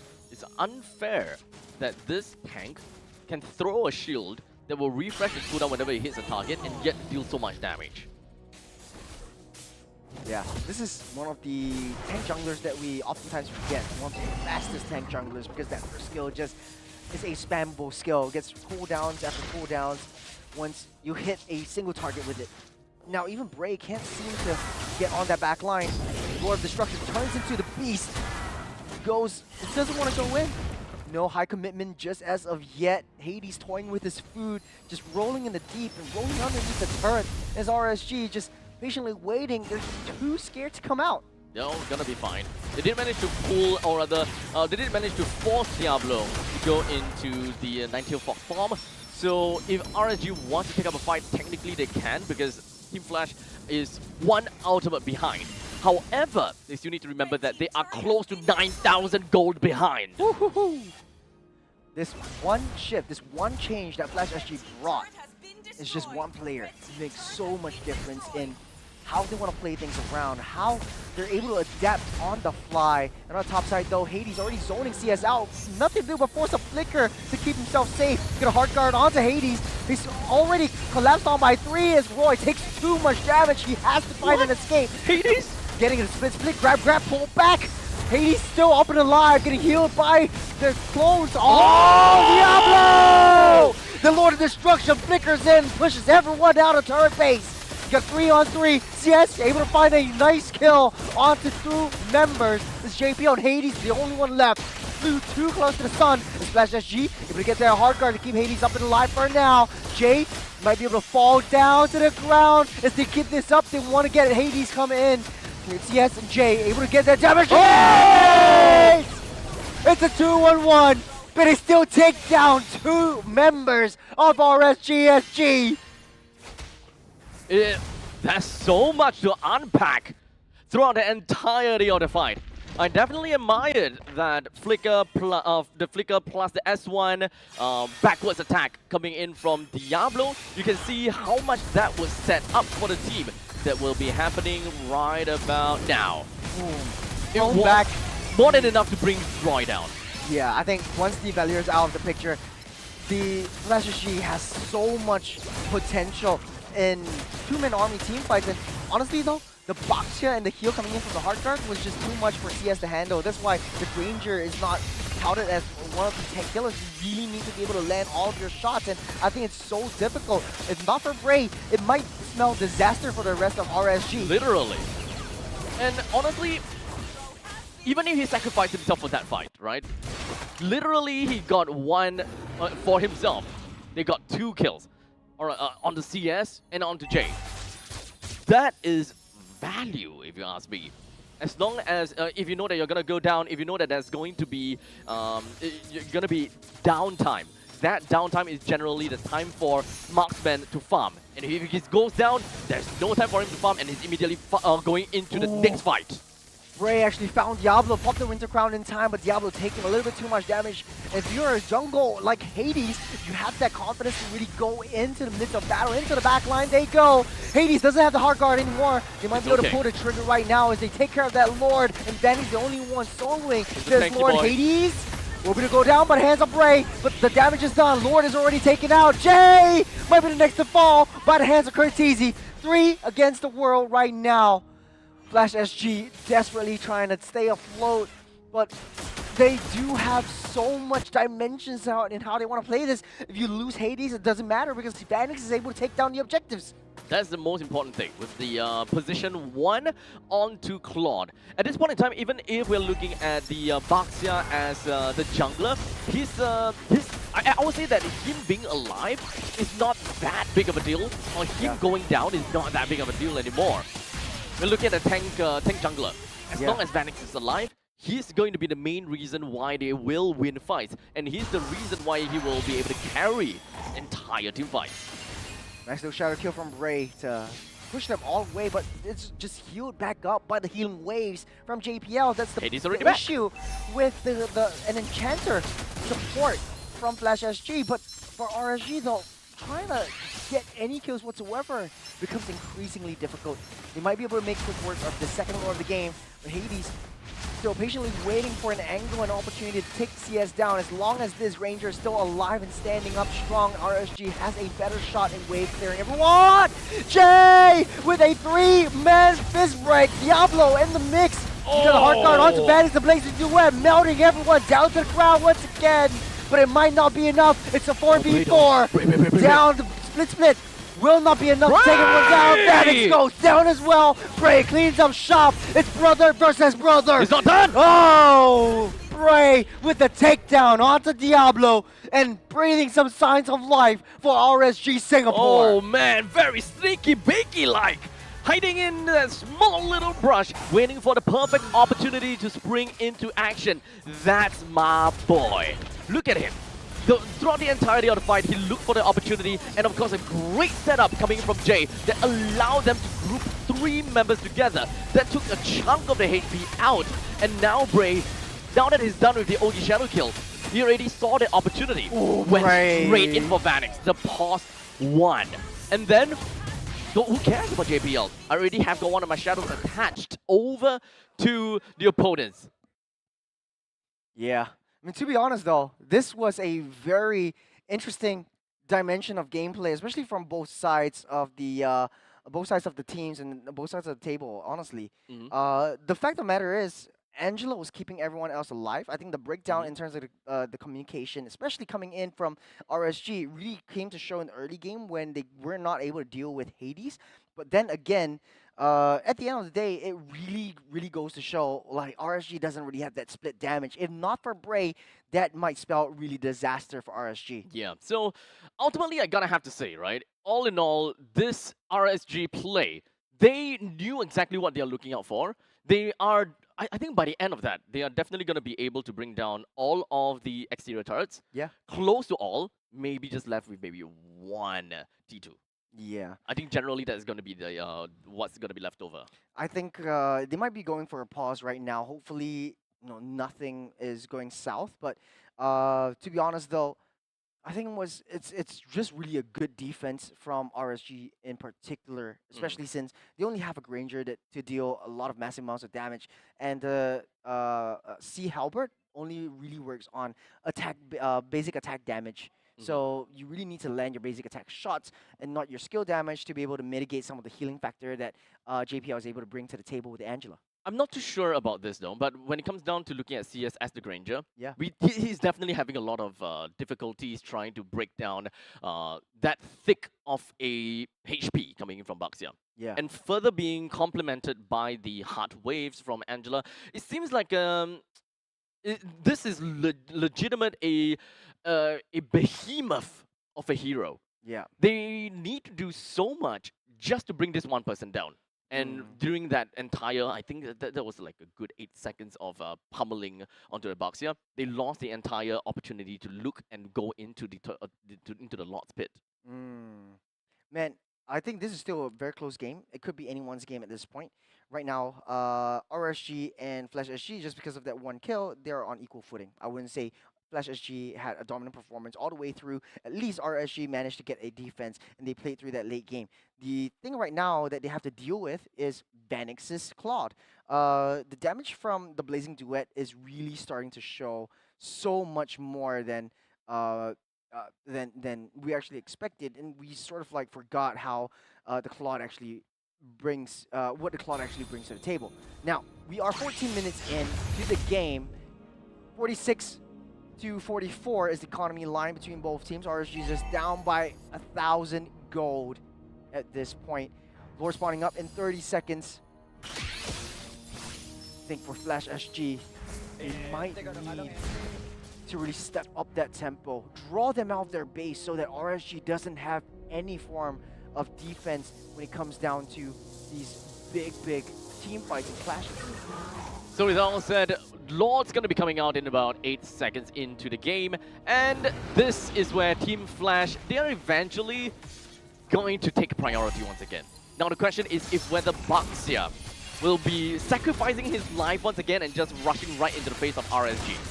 Because it happened first time, it allowed Vanix to get a free Lord take. And if they are able to do that again, especially on a Barren Wasteland into RSG, that's great! On the backside, Bray actually finds JPL and the takedown the Angela though. On the backside though, they start things off. Diablo with the Winter Crown. Yes, one more hit, might be able to survive, but take down Diablo in the process. They're tanking a little bit too much, but Bray comes in from the back. He tries to find an angle onto Vanix though. He's got the wind of nature to keep himself alive, and down goes Bray. It's a 2-for-2 trade. There's RSG Singapore desperately trying to fight for their lives. They have to fight against Vanix. He's got the immortality. Will get popped though. It's Jay and Roy against Hades. It's a 2-on-1. It's Hades, falls the Winter Crown, buys enough some time, but look at the base. The minions are marching in. They're hitting the turrets, and Hades is buying some time. Here comes JPL. Catch your breath, my friend. Catch your breath, because right now you need a breath. As now Jay is trying to get himself back home with a little bit of shields left. Closer is back, and they will be able to defend this throne. Oh man, what a sticky, tricky situation. Bray made a nice play, but it's the quick fingers, quick thinking from Vanix to buy the win of nature, turn it around with the immortality, take down CS along with him before going down. He knows that there's a sacrificial play that Flash SG needs, but now RSG is still up ahead in economy. It's up ahead in terms of this lead. From a dominant performance, is now seeping into this. Bray needs to find an angle over to JPL like he did before, but they can't split up the team fights too much. Diablo right around the corner. They don't see Hades around. They might be able to blitz this down. As the Lord in question, Diablo with the hard guard. They're trying to buy some time. Look at Vanix. They're charging in from that top side. They need to be able to recall. They took down Diablo, and it's a beeline back to the base. This is currently 17 minutes into this game. Without a Diablo for the next 30 seconds or so, RSG, they will actually have to take this next 30 seconds to clear out the waves, considering that the top lanes is pushing so badly. RSG don't really have a lot of space to breathe, let's be honest here. And fortunately, they do have the Lord. So pushing the Lord all the way through, the top lane T1, T2s should more or less be destroyed. But they need one good fight in order to end this once and for all. Diablo just doesn't have that defense to tank in the damage that RSG brings to the table. You don't see where Hades is though. They do have Vanix. They're waiting on that right time. Vanix doesn't really have that immortality popped up. You got the hard guard onto Hades though, leading the charge. Curtis all the way from the back line. Got a Crimson Beacon. And Diablo finds that angle. Vanix down with the Blazing Duet, takes down CS. Jay's next to fall as well. Diablo leading the charge. Down in the fray. Bray tries to dash and weave out of the way, but it might not be enough as he goes down and pop that immortality. But they take Diablo down in the process. It's JPL versus Hades. They might be going for the end. They might go for the throne. They will. RSG! It's only JPL and Hades. It's over. The revenge. The revenge that Bray has waited 3 seasons for has finally came into fruition. He will not make the same mistake. RSG! After 3 seasons, Okay, is it 3? I think mean, it's made 3. it. No, but Bray though. But Bray though. Bray. You know, you remember you asked me about a controversial question about Yeah. Yon versus Bray? We have our answer right here. Yeah, man, it was so clutch. Finding the kills onto JPL, finding the kills onto Vanix and taking all of them out one by one. It was such a messy split fight, and even Diablo went into the back line. You have a lot of Blazing Duet damage from Vanix as well, but it was not enough to take down Humpty Dumpty, so to speak. So, I mean, at the end of the day, RSG Singapore, who would have thunk? Who would have thunk? They could take 3-1 games 3-1? out of Flash Singapore. I think that the 4-peat is in danger. It is in danger It for is in sure. big danger. Oh, man. Man, we need to catch a breather right now. Take a breather, B2. Take I a will break. be one. Take a breather. Because now, or rather in a few minutes' time, we are preparing that one player from RSG for an interview. This is going to be spicy. This is going to be big. Because after so long of a season, in fact, a couple of seasons already, Team Flash seems untouchable. Yeah. They were gods sitting above the clouds, and we are looking for that God Slayer to eventually be able to dethrone them, take the 4-peat away, and possibly and hopefully put lesser games and less taxing on them. Yeah. So now they got their ticket to the grand finals without needing to go through the lower brackets and play the BO5 tomorrow. That means they can slip in tonight. Oh my goodness gracious. Man, what a game. Playing from the back for the better half of maybe 80% of that game. Just coming back, making clutch plays, waiting for right ambushes. Bray definitely made a huge clutch on this one. And huge props to them securing the top 2 place in MPL SG Season 9. Can't wait to see what they bring out tomorrow. But it's not over for Flash just yet. Yep. They're still in the upper bracket slot. Tomorrow they will face up against Absolute Zero, a community team. And statistically, Flash shouldn't lose. Speaking of Absolute Zero, remember how Absolute Zero said that they want to meet Team Flash? There you go. Oh, there we go. Vendetta said in an interview with Jace just now that who do you want to meet? You want RSG or you want Flash? I want to meet Flash. But hey, you know, enough about Flash. I'm sure that they meant that they want to meet Flash in the grand finals, but man, hey, they will get their God revenge. delivered it in a different way. Revenge is a dish best served cold. So double revenge. Double revenge. The season. Maybe. Double revenge of the season. Maybe. Oh man. Huge props to Bray though. Really picked himself up this time. Clutch plays all the way, and the biggest thing is, RSG is a full Singaporean team, no imports whatsoever. Oh, yeah, you're right. I guess the only import you could say maybe a Mooks, but like I mean, not really an import. No, as it's not well. really an import. You know, technically speaking, if you want to get to the nitty gritty, technically Bray is an import. Where is he from? He's slightly Indonesian. Slightly Indonesian. He's slightly Indonesian. It doesn't really matter. But hey, you know, Jace has an interview with someone pretty soon. Hopefully it's Bray. And hopefully Jace will ask the question if Bray is actually like really a little bit Indonesian and he has that like Or maybe I got Indonesian something import. wrong. No, that is geared as Indonesian, not Bray. Not Bray, man? Not Bray. Okay, enough No, enough about us. This is I'm pretty RSG's sure moment. you got some bottom blood in him. RSG's moment. B1. Okay. Just throw over to Jace. Over to you. Who do you have for us, man? Congratulations over to RSG. What a game and what a cinema, of course. Thank you so much to Abstract and Tristan for bringing us such a bang of a series. You know, just now, me and Amox were just chatting earlier just now, and I was asking, hey, have you prepared for Absolute Zero? He said, no. And that was his response, and this is what he has given all of us. So, Amox, what do you have to say about that? I mean, Absolute Zero did say that they want to meet Flash, right? So, you're welcome. Oh, that's why I love Amox, man. That's why I love interviewing this man. So, you've been coming up with really, really interesting drafts, right? For example, the Valere and the Veil. What was going through your mind when you picked these two heroes? Actually, if I'm being truly honest, every first game of RSG is just us playing around. Every first game of RSG is just playing around, but tomorrow you guys will be going up against in a grand finals, and that is going to be a best of. That's going to be a very long game, best of 7 as well.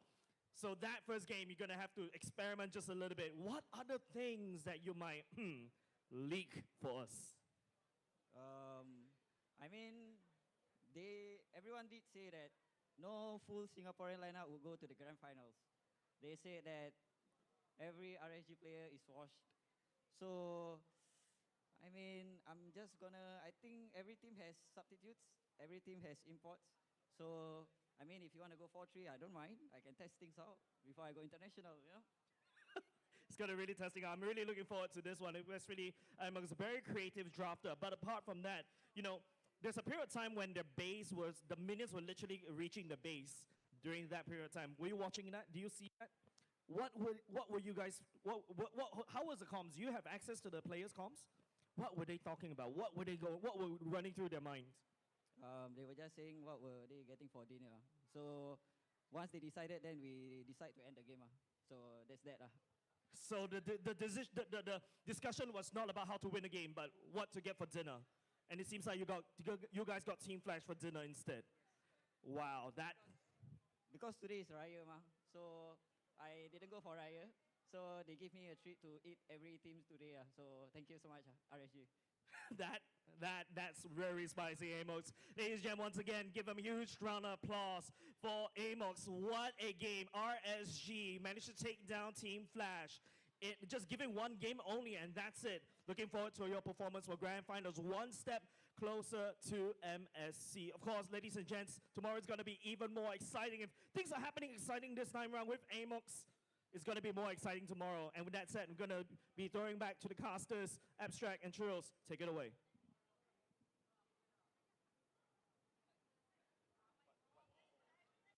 Hey, you know, before I forget, today's actually Hari Raya. Mooks Yeah, actually it is reminded Hari me, Raya. so happy Hari Raya Happy to all Hari our Raya. Muslim friends Yeah. out here in Singapore and all over the world, especially. Man, I like the no transition, by the way. it just turns bright. Yeah, it's like. If Jace's forehead just came in. Man. Oh, man. But hey, you know, another congratulations over to RSG Singapore, making it over for the top 2, and we'll see you tomorrow in the grand finals. Yeah. There's so much else to talk to about this game in particular, so let's just bring up the statistics Perfect. and the hero for both of these two teams. Now, I think it wasn't down to the draft. I feel like both of these two teams, they played exceptionally well in the last game, but I think this is the wrong roster or the wrong draft for both sides. It should be the Valier and the Claude coming in for the statistics, but we'll get that sorted out with production. But at the end of the day, though, I feel like RSG, like Amok said, first game, testing things out, playing around. They take the L, but then they really show up from the second to third game. So I wouldn't call it a reverse sweep, but it was definitely a very good comeback from RSG out of all of these games. It wasn't a dominant performance by either side, but then again, man, clawing their way up back from so much defeat, and especially Bray having suffered so much from the past couple of seasons, and now having his sweet revenge onto Flash SG. This might not be over yet. They might still face up against Flash SG in the grand finals, but still. Oh, man.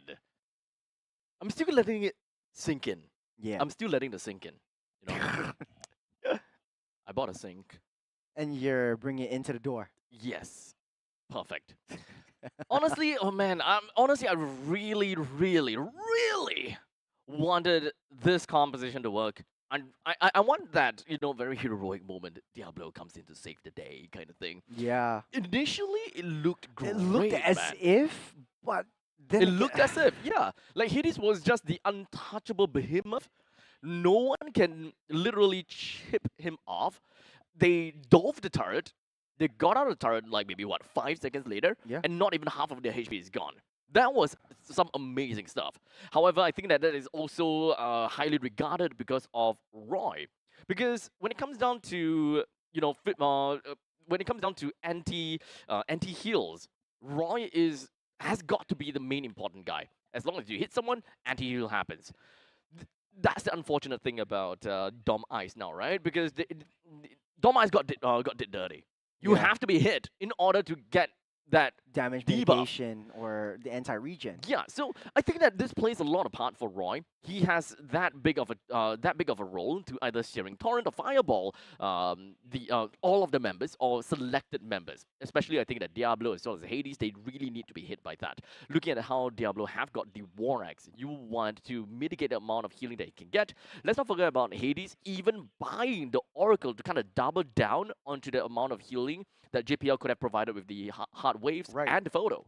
I feel like also there was a little bit of a communication issue from JPL and how he wants to use his heart guard. Would it be onto Hades or would it be onto Diablo or would it be onto Vanix? Because at certain points of time where Hades is self-sufficient to tank the damage on its own, JPL should have went to heart guard onto Diablo and like it's shoulda, woulda, coulda, to be honest. Yeah. But then again, hopefully I really do want to see like JPL having a little bit more options then, rather than just holding the trigger happy onto Hades himself. Give the Lord of Destruction some love, man. Lord of Destruction. Oh, man. Okay, so with that all said, let's take a look at the overall statistics we have here. So, understandably, CS, he still managed to do like, what, 81,000 damage. Bray has got 76,000 damage. It's pretty nutty, but most of these damage all went over to Hades. Look at him, 242,000 damage taken. That's insane if you ask me. I mean, if you're a tank, play like a tank. In the early game when you have a lot of these side lane pressures, Hades was able to turret dive, soak up so much true damage from that turret, and still take his enemy down with them. Added with the fact that Cortese was able to block off escape routes for RSG members coming into the question. But speaking of question, the MVP will come to show. It will be Bray as the MVP. The child prodigy has become a man prodigy. 7-4-7 with 67% kill participation. As the Hayabusa, he played a clutch game, especially in the dire moments when his team needed him the most. So 747, perfect number. Bray came in with an absolute bang off of the transfer window, got RSG into the state that they are. They are now, I don't even know whether they are counted as challengers anymore, because they were honestly Titans at one point. At one point, yes, and they were in some Titans. sense. This is exact similar lineup, except with a change of Jay. In fact, with the addition of Jay, I actually think that this is a pretty nutty lineup. Right. So honestly, I'm all for it. We have been seeing Team Flash going crazy for the past few seasons. Now, we've got RSG that is resurging. They are resurging. So it was resurgence. But then when they, when they started to win and they're starting to become strong, they became RSG because they're done with the resurgence. They fell to grace for a while and now they're back. So does that mean that they are now R? It's only down to this, right? Like, the wolf on top of the hill isn't as hungry as the wolf climbing it. And now RSG is actually climbing the hill. Right. Flash SG has tasted victory, sweet victory. Way too much. They needed to have some humbling moments. Down in lower brackets we go. Where they'll face up against Absolute Zero. So, this is the game that we'll be seeing first thing in the morning, 12 p.m. tomorrow. And the winner of which will go up against RSG. Will the community heroes be able to thwart the kings and the gods of MPL SG and meet RSG in the grand finals? Or will Flash SG have their sweet revenge against RSG in the grand finals? Now, let's take a look at the schedule that we have got tomorrow. Of course, the first thing that we're going to have to see is Team Flash going up against Absolute Zero. You, Absolute Zero, may have requested to meet Team Flash. And alas, your wish has been granted. Yeah, only 3 wishes though. Not in the grand finals though. Not in the grand finals. Not in the grand finals. Yeah, they still have 2 wishes. Maybe tomorrow. I mean, they didn't specifically say that they want to meet Team Flash in the grand finals. They say that they want to meet Team Flash. So, there we go. They want to get their revenge. They want to get their revenge. And Can they though? Actually, they might be able to. Might be. Because of momentum.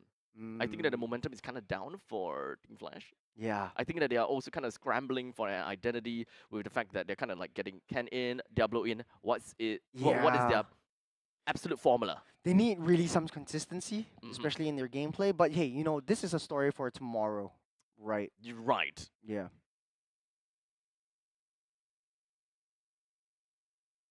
You okay? No, I'm just like imagining what's gonna happen tomorrow. Like best of 5 Best of 5. and a best of 7. Yeah. Tomorrow's gonna be the final day of MPL Singapore Season 9. We have came a long way. It has been great thus far, definitely. You know, we got our seeded stage, challenger stage, and the last chance qualifier. We are now come down to this final day, which will be happening tomorrow. For those people that would like to join us in the action, it will be at Tampines Mall. That's gonna be fun. But of course, you can feel free to tune in onto the stream to watch every single one of these action too. But before we go off, anything that you'd like to say, B2? Happy Hari Raya to all our Muslim friends right here. But of course, a huge shout out to all of our sponsors that make this possible. MPL SG Season 9 is powered by Moonton Games and Pulse Nova Entertainment, partner in esports Head and Shoulders, as well as SG Esports Association, or SGEA, an official venue partner. Thank you so much to Capital Land, having a location such as Bukit Panjang Plaza, Tampines Mall, Lot 1, and Westgate for us to host this event. And thank you all, viewers, for joining us. I don't know that. Why would I thank you? And, you know, yeah, thank all of you viewers for joining us in the action. Hopefully, you guys will join us for our last day in the grand finals where, you know, maybe the story might be writing itself a little bit differently. Indeed. We are going to be rewriting the script a little bit. Things are and might change a tad bit. So that is all from us today. My name is Abstract. My name is Churros. And we will see you tomorrow. Tomorrow.